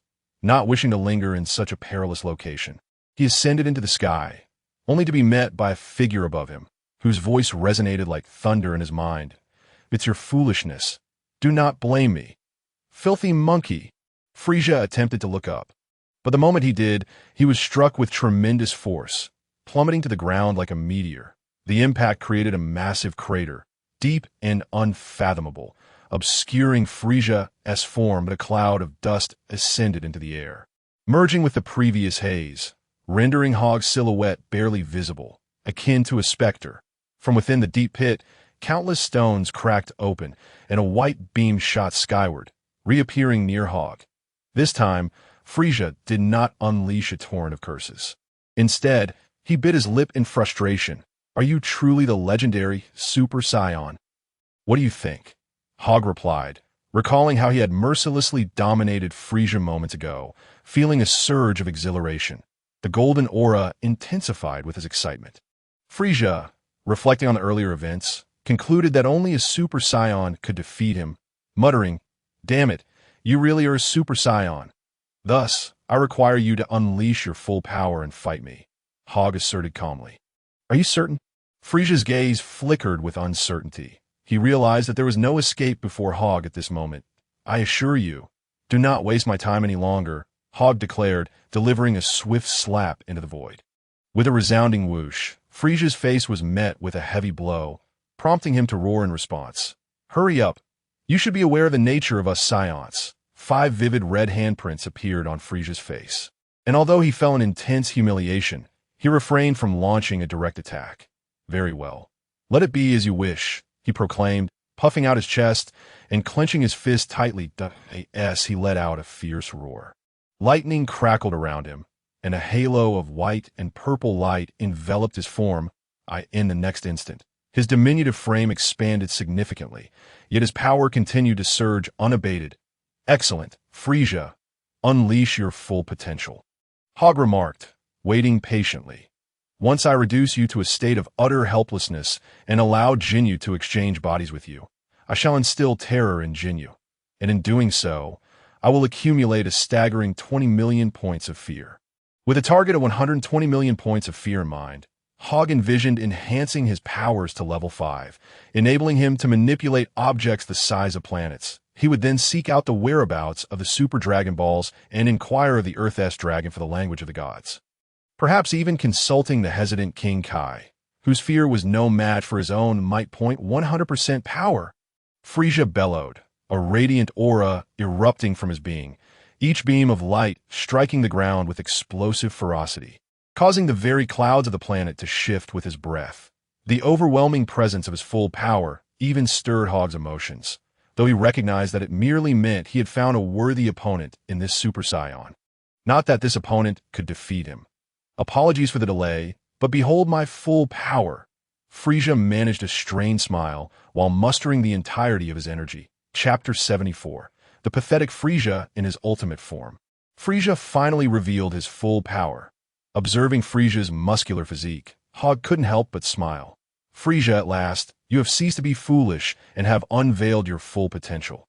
You shall not leave today, foul monkey.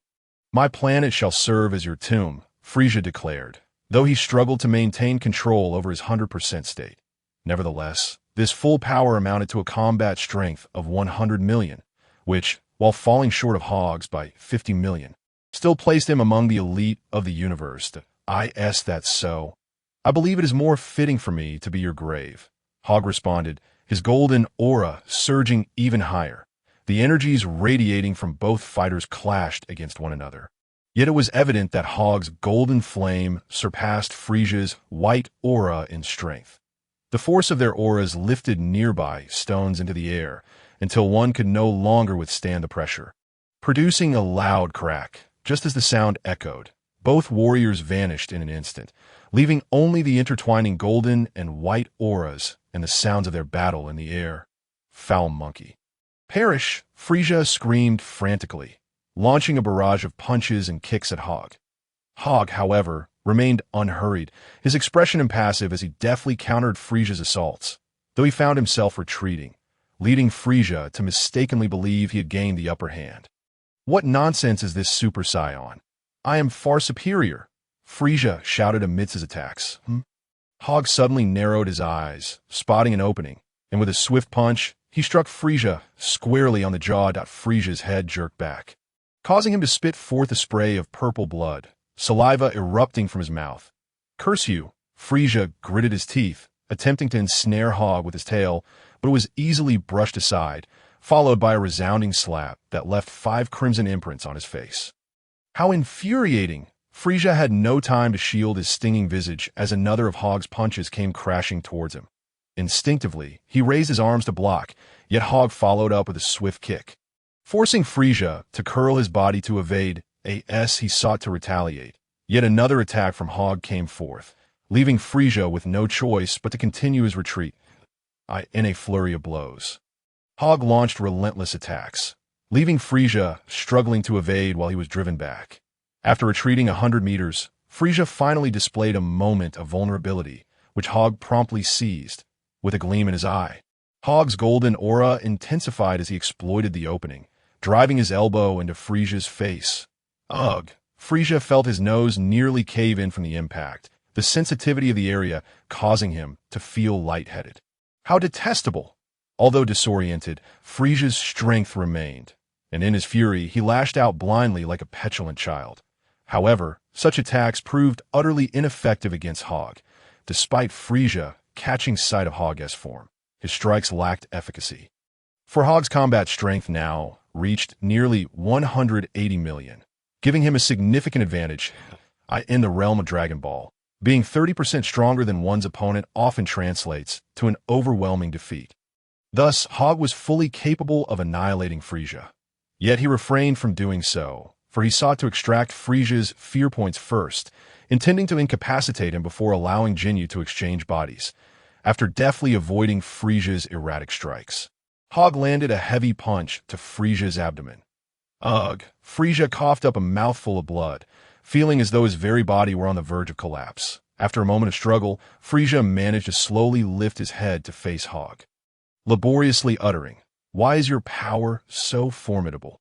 Since delivering that devastating blow, Hogg had not continued his assault. Instead, he looked down upon Frisia, who, upon hearing his question, couldn't he help but chuckle, because I am a Super Saiyan. As his words hung in the air, Hogg's golden aura surged once more, overshadowing Frisia's purple energy, which appeared minuscule and devoid of any intimidation. Regrettably for Frisia, the name Super Saiyan only ignited his fury further. As the Universal Emperor, endowed with immense pride and strength, he could not bear the thought of a Super Saiyan standing above him. Indeed, from the expression on Frisia's face, it was evident that instilling fear in him would be an impossible task. His features twisted into a snarl, and if Hogg guessed correctly, Frisia would soon make another assault. And what of it? Even as a Super Saiyan, I am unafraid. Frisia's hand shimmered with radiant light as he unleashed wave after wave of energy blasts, his confidence soaring given the proximity of the confrontation. Bang, bang, bang. Hogg remained steadfast, allowing the energy waves to rain down upon him, enveloping the area in a thick cloud of black smoke that obscured his form. As more energy blasts joined the fray, Frisia's voice echoed with malevolence. Die. You shall perish. Even the Super Saiyan, With a sudden surge of power, Frisia intensified his energy, each blast crackling with electricity, effortlessly demolishing chunks of pavement. All of these formidable energy waves struck Hogg directly. "Ha! How do you like that, filthy monkey? You've lost your ability to resist, haven't you?" Frisia continued his relentless assault for over a minute before finally pausing. Panting heavily and casting a triumphant gaze towards the figure shrouded in smoke. However, Frisia's expression shifted abruptly as he shouted, "No, this can't be. My attacks have had no effect whatsoever." The dense black smoke was forcefully dispersed by a brilliant golden aura, revealing Hogg's silhouette. "Frisia, the game is over," Hogg's indifferent voice rang out. "What did you say?" Frisia exclaimed, but before he could react, Hogg had already appeared behind him, his fist crackling with electricity. The sound of crackling jolted Frisia. But it was too late. With a single punch, he was struck with tremendous force. "This is impossible," Frisia cried as he plummeted towards the ground. "Jinyu, descend to the surface," Hogg commanded, soaring downwards himself. Chapter 75. Let us exchange bodies. "Jinyu, come forth. Once I have sufficiently weakened Frisia, you will be able to swap bodies with him. So prepare yourself," Hogg stated as he followed his trajectory towards the ground. Before long, Jinyu indeed emerged from the clouds, swallowing hard as he beheld both Frisia and Hogg descending, his face awash with anxiety. It was evident that Jinyu was torn, but recalling the earlier scene where he had taken responsibility only to be targeted by Frisia's death ray, he steeled his resolve that, at the very least, if the body exchange succeeded, he could eliminate Frisia afterward, thus claiming the title of the universe's emperor. With that thought, Jinyu no longer hesitated and flew towards the ground. The surface had transformed into a vast crater, the dust settling as Frisia, after sustaining Hogg's powerful punch, struggled to rise. Hogg noticed the eerie stillness within the crater, yet he could unmistakably sense Frisia's lingering, albeit weakened, energy. "This won't do. If this continues, Frisia's combat power will diminish due to his vulnerabilities, and his fear levels will plummet significantly." Hogg resolved to lend Frisia a hand. "Come up," with a swift flick of his fingers. A multitude of psychic tendrils ensnared Frisia, hoisting him aloft, only to discover Frisia's eyes rolling back in his head. "Oh dear, that punch was rather too forceful. Thankfully, he remains in perfect condition. I shall rouse him." Hogg delivered a sharp slap to Frisia's face, jolting him awake. Upon regaining consciousness, Frisia felt a sharp sting on his cheek, and upon glancing at Hogg nearby, realized he was still engaged in battle with the Super Saiyan. "What has happened to me?" Frisia, previously a tempest of rage, found his fury somewhat subdued. "Super Saiyan!" Frisia's pupils dilated, and his body tensed. His energy had waned slightly, and his vulnerabilities were becoming increasingly apparent. "I need to act quickly." Hogg, disregarding Frisia's current state or feelings, was determined to incapacitate him before Jinyu arrived. The golden aura surged violently, transforming Hogg into a figure of blazing flame as he charged towards Frisia. "I shall not be afraid," Frisia proclaimed, gathering energy in his hands to unleash a blast akin to the ultimate flash. Alas, it proved utterly futile, entirely overshadowed by Hogg's golden fire. "This is impossible."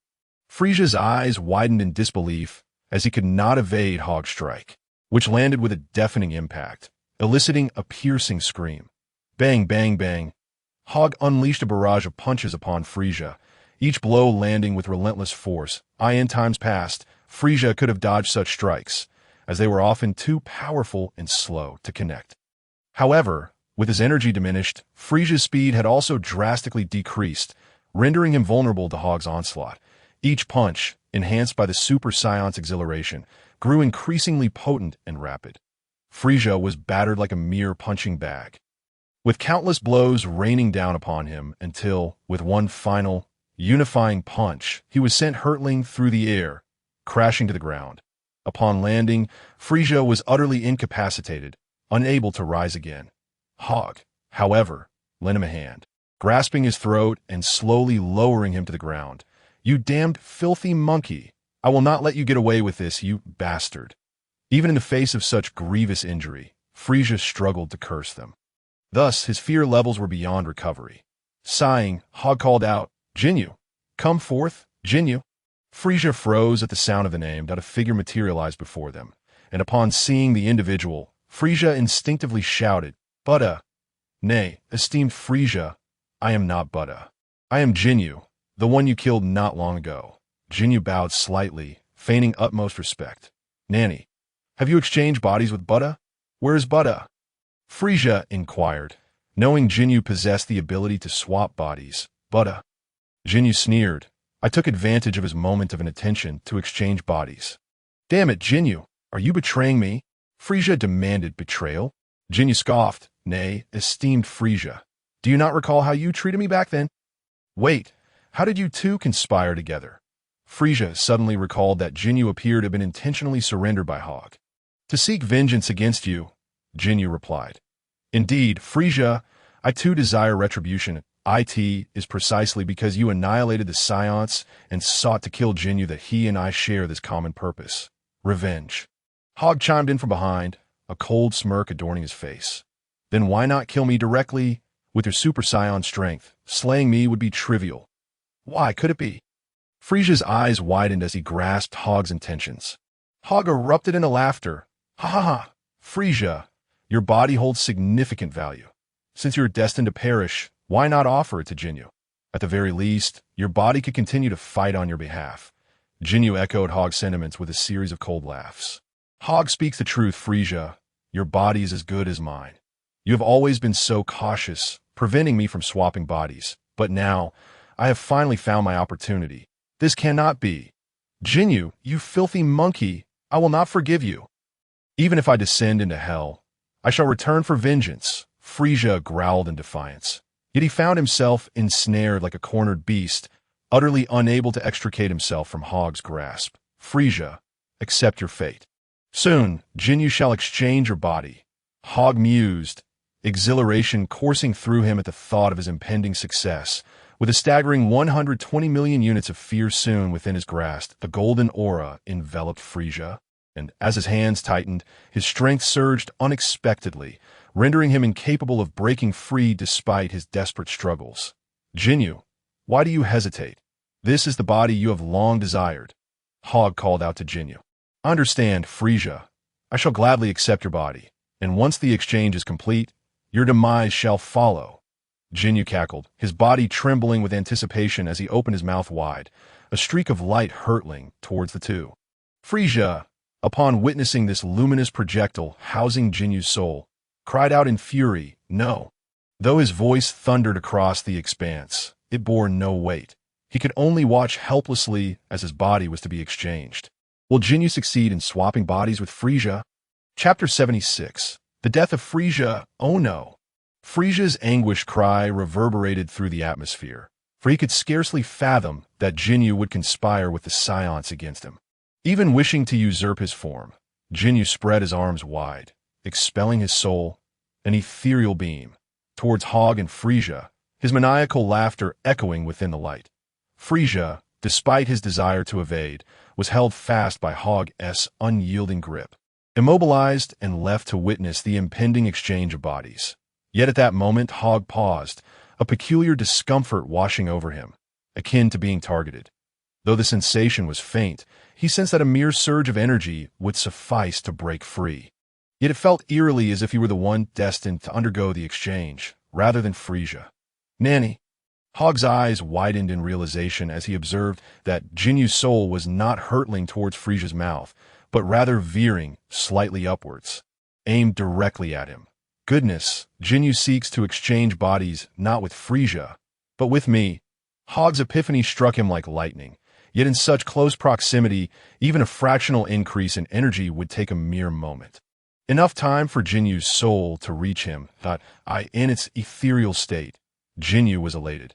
He had long pondered the futility of desiring Frisia's body, opting instead for the body of a Super Saiyan, where he could undoubtedly dominate Frisia. From the onset, Jinyu had calculated to seize Hogg's body rather than Frisia's, leading Hogg to mistakenly believe he was swapping with Frisia, when in truth, Jinyu intended to exchange with Hogg. The body of a Super Saiyan, I shall gladly accept. Jinyu reveled in this thought as his soul departed. However, just a moment later, Hogg's form vanished into thin air. Indeed, it had completely dissipated, leaving no trace of his presence. Jinyu froze, for the process of body swapping required physical contact with the target's flesh to extract their soul, and he had inadvertently made contact with Frisia instead. Ag, Frisia's soul, was forcibly extracted. While Jinyu's essence inhabited Frisia's body, with Frisia's soul racing towards Jinyu's form, in reality, Frisia's body, at full capacity, was not easily exchanged. It could even injure Jinyu's soul during the process, sending it reeling backward. Alas, Jinyu's clever ruse to usurp Hogg's body backfired, as Frisia, aware of Jinyu's intentions, refrained from unleashing his full power, thus enabling Jinyu to succeed in the exchange. Had Jinyu aimed for Frisia's body from the outset, Frisia would have remained vigilant, preparing to unleash his energy before the exchange, reducing the likelihood of success. Yet upon discovering that Jinyu's target was Hogg, Frisia opted not to escalate his energy, and when Hogg vanished, Jinyu's soul was already in contact with Frisia's. As the brilliance faded, the two exchanged glances, both witnessing their own bodies now inhabited by the other. With a swift motion, Hogg reappeared before them, declaring, "Jinyu, you truly are remarkable. Had I not possessed the ability of cosmic instant transmission, you might have succeeded. Had he not utilized his cosmic teleportation, Jinyu would indeed have triumphed. Jinyu, quickly return my body. You are unfamiliar with my form. You cannot hope to conquer him." Frisia clenched his fists, urging Jinyu. Jinyu snapped back to reality, nodding in agreement. "Very well, I shall initiate the exchange now." "Exchange?" Hogg scoffed. "Do you not think it is too late?" With a single hand raised, he unleashed a devastating explosion, engulfing Frisia within Jinyu's body, obliterating him utterly, leaving no remnants, and sending his soul to the depths of the afterlife. You have slain Lord Frisia?" Jinyu gasped in horror, glancing fearfully at Hogg, acutely aware that he might very well be next, having witnessed the battle alongside Frisia. "Ding! Congratulations, host! You have acquired 120 million units of fear. By heavens, what a feat! 120 million, finally secured." Hogg exulted. "Jinyu, I had initially intended to grant you a chance at survival, even offering you a path to safety. Yet, you not only rejected it but sought my body instead?" Hogg regarded Jinyu with icy indifference. Jinyu, taken aback, pleaded desperately, "No, please spare me. I shall not dare again." "Jinyu, since you remain so loyal to Frisia, I shall send you to meet him. Prepare to perish." Hogg gathered energy in both hands, forming the ultimate flash. Even though Jinyu now inhabited Frisia's body, the frailest creature still bore strength beyond measure. Hogg knew he could not slay Frisia without wielding his most formidable attack. Ultimate flash. A cataclysmic wave of energy surged forth, consuming Frisia's body, sending Jinyu's spirit to the afterlife. The explosion resounded, and Frisia's planet was irrevocably altered, suffering a catastrophic loss of a tenth of its mass. The Frisia's world had begun its descent into annihilation. Trembling earth, erupting volcanoes, soon to share the same fate as planet Vegeta. After dispatching the two, Hogg teleported to the outer reaches of Frisia's star. The planet had become obsolete. Hogg conjured an energy sphere, which rapidly expanded to 10 meters in diameter. With a mere thought, he propelled the colossal sphere towards Frisia's planet, where it swiftly merged within. Boom! A brilliant display of fireworks erupted, transforming into cosmic debris. The remnants of fallen warriors floated aimlessly in the void of space. At last, it is resolved. Hogg exhaled with relief, his gaze shifting towards a distant direction as he teleported back to Earth. "I shall linger on Earth for a time, for there is little else to occupy my attention. Alas, the dragon will not be restored for 3 years. Perhaps I shall visit the Supreme Kai and learn the language of the divine." Hogg did not wish to frequently utilize teleportation. Instead, he flew towards the Temple of the Gods. The cosmic-level teleportation still required stamina, and it was not something one could employ indefinitely. I wonder where Parker is hiding on this planet. Hogg yearned to sense Parker's presence, yet he was utterly unable to do so. Oh, how could I forget? It has only been half a day. How could Parker possibly have arrived on Earth so swiftly? It was only then that Hogg remembered that merely half a day had elapsed. I end the main text. Chapter 77. Level 5 of superpowers upon a lifeless planet. There stood a throne, upon which sat a solitary figure. A person with a distinctive hairstyle approached, kneeling on one knee in deference, and spoke. Lord Gula, I bear unfortunate news to relay. Gula took a small sip of red wine, directing his gaze toward Shaviza. His demeanor remarkably calm. What has you so agitated? Speak slowly. Yes, Shaviza continued. Lord Gula, it has come to my attention that planet Vegeta has been destroyed, and your brother, Lord Frieza, is also missing, quite possibly, as Shaviza ventured further.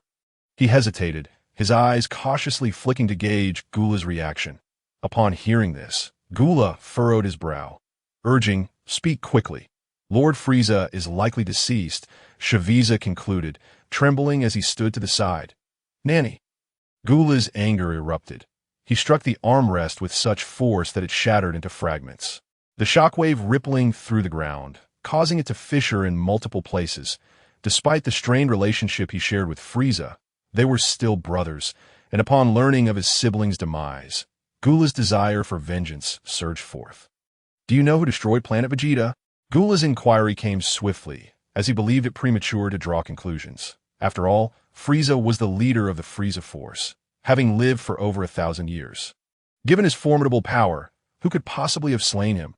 Thus, Gula's question sought to uncover the identity of the assailant, pondering if it were indeed someone capable of defeating Frieza, someone he could notify his father to rescue. It seems to be a Saiyan, Shaviza replied. Saiyan? Gula fell into silence upon hearing that name. He had certainly heard of the Saiyan's reputation, though he had never truly encountered one, as there were none under his dominion. Indeed, it is said to be a Super Saiyan, Shaviza elaborated. Super Saiyan, Gula murmured, the name resonating with power. When planet Vegeta still thrived, the Saiyan race would boast incessantly about their own, believing that a legendary Super Saiyan would inevitably arise within a millennium. However, when the fabled Super Saiyan finally emerged, King Vegeta, in his fear, sought to eliminate Broly to preserve his throne. Alas, fate had shifted, bestowing fortune upon Goku instead. Thus, whether or not a Super Saiyan truly existed. The tale spun by the Saiyan race had indeed awakened the awareness of beings like Jinyu and Gula. Super Saiyan, Gula repeated, his voice lowering. If this were indeed a Super Saiyan, then his brother's fate was dire. Shaviza, are Super Saiyans truly formidable? Gula redirected the conversation, indicating that Frieza's life or death was not of utmost concern to him. Shaviza paused, unsure how to respond, clearly troubled. How long have you been in my service? Gula suddenly inquired. My lord, it has been at least 20 to 30 years, Shaviza replied. Have I ever, like Frieza, unleashed my wrath upon others? Gula pressed further. Understanding Gula's intent, Shaviza shook his head. No, my lord. Very well, Gula smiled. I believe the honor of the Saiyans resonates throughout the universe. Hence, I perceive Super Saiyans to be somewhat superior. I had anticipated as much. Gula stood, declaring, Shaviza, summon the others. We shall embark on a hunt. Yes, my lord. As Shaviza prepared to depart, he suddenly added, Oh, by the way, my lord, there's one more matter. Our G-13 spacecraft was destroyed while en route to Namek, and it was also the work of a Saiyan. Excellent. This provides us with a purpose, Gula nodded, asserting, Then we shall proceed to Namek. Indeed, Shaviza hurried away to gather his team. Watching Shaviza's retreating figure, Gula chuckled coldly. While he did not possess extensive knowledge of the Ice Demon clan, he was aware that he, Gula, had a transformation known only to his father. Indeed, he currently felt somewhat inferior compared to a Super Saiyan. However, Hogg believed it prudent to first visit the Temple of the Gods, for he had amassed an astounding fear value of 120 million IT was essential to elevate his superpowers to level 5, although a tranquil environment was required.